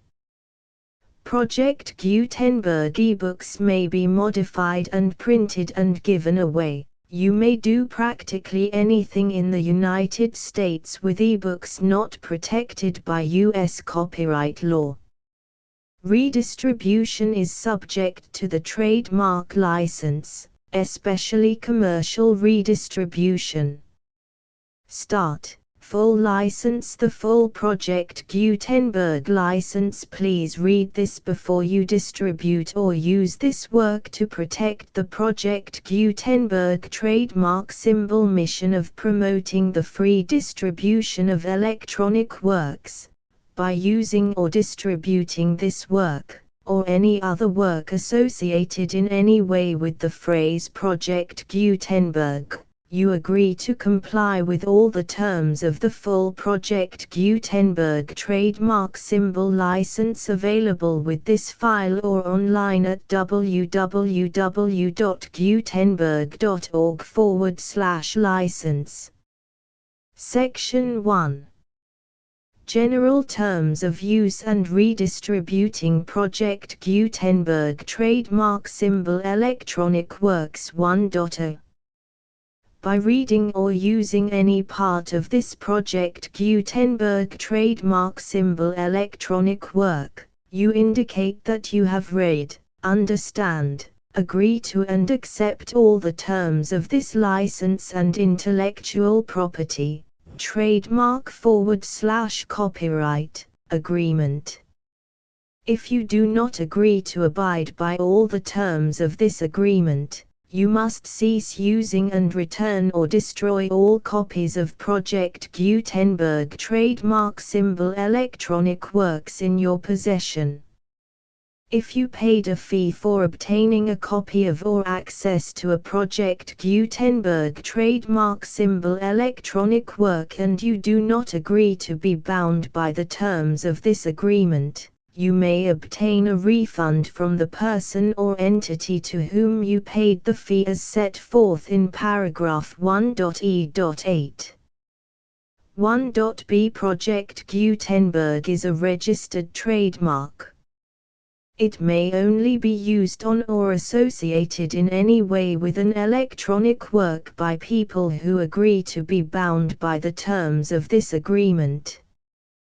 There are a few things that you can do with most Project Gutenberg trademark symbol electronic works even without complying with the full terms of this agreement. See paragraph 1.c below. There are a lot of things you can do with Project Gutenberg trademark symbol electronic works if you follow the terms of this agreement and help preserve free future access to Project Gutenberg trademark symbol electronic works. See paragraph 1.e below. 1.c. The Project Gutenberg Literary Archive Foundation, the Foundation or PGLAF, owns a compilation copyright in the collection of Project Gutenberg trademark symbol electronic works. Nearly all the individual works in the collection are in the public domain in the United States. If an individual work is unprotected by copyright law in the United States and you are located in the United States, we do not claim a right to prevent you from copying, distributing, performing, displaying or creating derivative works based on the work as long as all references to Project Gutenberg are removed. Of course, we hope that you will support the Project Gutenberg trademark symbol mission of promoting free access to electronic works by freely sharing Project Gutenberg trademark symbol works in compliance with the terms of this agreement for keeping the Project Gutenberg trademark symbol name associated with the work. You can easily comply with the terms of this agreement by keeping this work in the same format with its attached full Project Gutenberg trademark symbol license when you share it without charge with others. 1.d. The copyright laws of the place where you are located also govern what you can do with this work. Copyright laws in most countries are in a constant state of change. If you are outside the United States, check the laws of your country in addition to the terms of this agreement before downloading, copying, displaying, performing, distributing or creating derivative works based on this work or any other Project Gutenberg trademark symbol work. The Foundation makes no representations concerning the copyright status of any work in any country other than the United States. 1.e Unless you have removed all references to Project Gutenberg, 1.e.1. The following sentence, with active links to, or other immediate access to, The full Project Gutenberg trademark symbol license must appear prominently whenever any copy of a Project Gutenberg trademark symbol work, any work on which the phrase Project Gutenberg appears, or with which the phrase Project Gutenberg is associated, is accessed, displayed, performed, viewed, copied or distributed. This ebook is for the use of anyone anywhere in the United States and most other parts of the world at no cost and with almost no restrictions whatsoever. You may copy it, give it away or reuse it under the terms of the Project Gutenberg license included with this ebook or online at www.gutenberg.org. If you are not located in the United States, you will have to check the laws of the country where you are located before using this ebook. 1.e.2 If an individual Project Gutenberg trademark symbol electronic work is derived from texts not protected by U.S. copyright law, does not contain a notice indicating that it is posted with permission of the copyright holder, the work can be copied and distributed to anyone in the United States without paying any fees or charges. If you are redistributing or providing access to a work with the phrase Project Gutenberg associated with or appearing on the work, you must comply either with the requirements of paragraphs 1.e.1 through 1.e.7 or obtain permission for the use of the work and the Project Gutenberg trademark symbol trademark as set forth in paragraphs 1.e.8 or 1.e.9. 1.e.3 If an individual Project Gutenberg trademark symbol electronic work is posted with the permission of the copyright holder, your use and distribution must comply with both paragraphs 1.e.1 through 1.e.7 and any additional terms imposed by the copyright holder. Additional terms will be linked to the Project Gutenberg trademark symbol license for all works posted with the permission of the copyright holder found at the beginning of this work. 1.e.4 Do not unlink or detach or remove the full Project Gutenberg trademark symbol license terms from this work, or any files containing a part of this work or any other work associated with Project Gutenberg trademark symbol. 1.e.5 Do not copy, display, perform, distribute or redistribute this electronic work, or any part of this electronic work, without prominently displaying the sentence set forth in paragraph 1.e.1 with active links or immediate access to the full terms of the Project Gutenberg trademark symbol license. 1.e.6 You may convert to and distribute this work in any binary, compressed, marked up, non-proprietary or proprietary form, including any word processing or hypertext form. However, if you provide access to or distribute copies of a Project Gutenberg trademark symbol work in a format other than plain vanilla ASCII or other format used in the official version posted on the official Project Gutenberg trademark symbol website, www.gutenberg.org, you must, at no additional cost, fee or expense to the user, provide a copy, a means of exporting a copy, or a means of obtaining a copy upon request, of the work in its original plain vanilla ASCII or other form.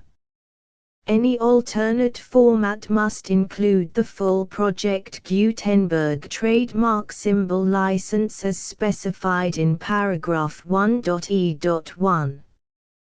1.e.7. Do not charge a fee for access to, viewing, displaying, performing, copying or distributing any Project Gutenberg trademark symbol works unless you comply with paragraph 1.e.8 or 1.e.9. 1.e.8. You may charge a reasonable fee for copies of or providing access to or distributing Project Gutenberg trademark symbol electronic works provided that you pay a royalty fee of 20% of the gross profits you derive from the use of Project Gutenberg trademark symbol works calculated using the method you already use to calculate your applicable taxes. The fee is owed to the owner of the Project Gutenberg trademark symbol trademark, but he has agreed to donate royalties under this paragraph to the Project Gutenberg Literary Archive Foundation. Royalty payments must be paid within 60 days following each date on which you prepare, or are legally required to prepare, your periodic tax returns. Royalty payments should be clearly marked as such and sent to the Project Gutenberg Literary Archive Foundation at the address specified in Section 4. Information about donations to the Project Gutenberg Literary Archive Foundation. You provide a full refund of any money paid by a user who notifies you in writing, or by email, within 30 days of receipt that he does not agree to the terms of the full Project Gutenberg trademark symbol license. You must require such a user to return or destroy all copies of the works possessed in a physical medium and discontinue all use of and all access to other copies of Project Gutenberg trademark symbol works. You provide, in accordance with paragraph 1.f.3, a full refund of any money paid for a work or a replacement copy, if a defect in the electronic work is discovered and reported to you within 90 days of receipt of the work. You comply with all other terms of this agreement for free distribution of Project Gutenberg trademark symbol works. 1.e.9. If you wish to charge a fee or distribute a Project Gutenberg trademark symbol electronic work or group of works on different terms than are set forth in this agreement, you must obtain permission in writing from the Project Gutenberg Literary Archive Foundation, the manager of the Project Gutenberg trademark symbol trademark. Contact the Foundation as set forth in Section 3 below. 1.f1.f.1. Project Gutenberg volunteers and employees expend considerable effort to identify, do copyright research on, transcribe and proofread works not protected by U.S. copyright law in creating the Project Gutenberg trademark symbol collection. Despite these efforts, Project Gutenberg trademark symbol electronic works, and the medium on which they may be stored, may contain defects such as, but not limited to, incomplete, inaccurate or corrupt data, transcription errors, a copyright or other intellectual property infringement, a defective or damaged disk or other medium, a computer virus, or computer codes that damage or cannot be read by your equipment. 1.f.2. Limited warranty, disclaimer of damages. except for the right of replacement or refund described in paragraph 1.f.3. The Project Gutenberg Literary Archive Foundation, the owner of the Project Gutenberg trademark symbol trademark, and any other party distributing a Project Gutenberg trademark symbol electronic work under this agreement, disclaim all liability to you for damages, costs and expenses, including legal fees. You agree that you have no remedies for negligence, strict liability, breach of warranty or breach of contract except those provided in paragraph 1.f.3. You agree that the Foundation, the trademark owner, and any distributor under this agreement will not be liable to you for actual, direct, indirect, consequential, punitive or incidental damages even if you give notice of the possibility of such damage. 1.f.3. Limited right of replacement or refund. If you discover a defect in this electronic work within 90 days of receiving it, you can receive a refund of the money, if any, you paid for it by sending a written explanation to the person you received the work from. If you received the work on a physical medium, you must return the medium with your written explanation. The person or entity that provided you with the defective work may elect to provide a replacement copy in lieu of a refund. If you received the work electronically, the person or entity providing it to you may choose to give you a second opportunity to receive the work electronically in lieu of a refund. If the second copy is also defective, you may demand a refund in writing without further opportunities to fix the problem. 1.f.4. Except for the limited right of replacement or refund set forth in paragraph 1.f.3, this work is provided to you as is, with no other warranties of any kind, express or implied, including but not limited to warranties of merchantability or fitness for any purpose. 1.f.5.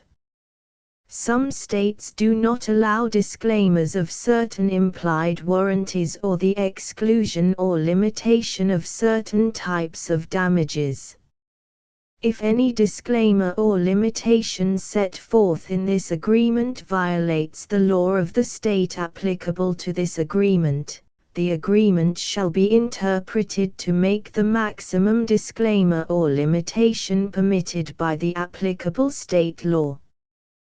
The invalidity or unenforceability of any provision of this agreement shall not void the remaining provisions. 1.f.6.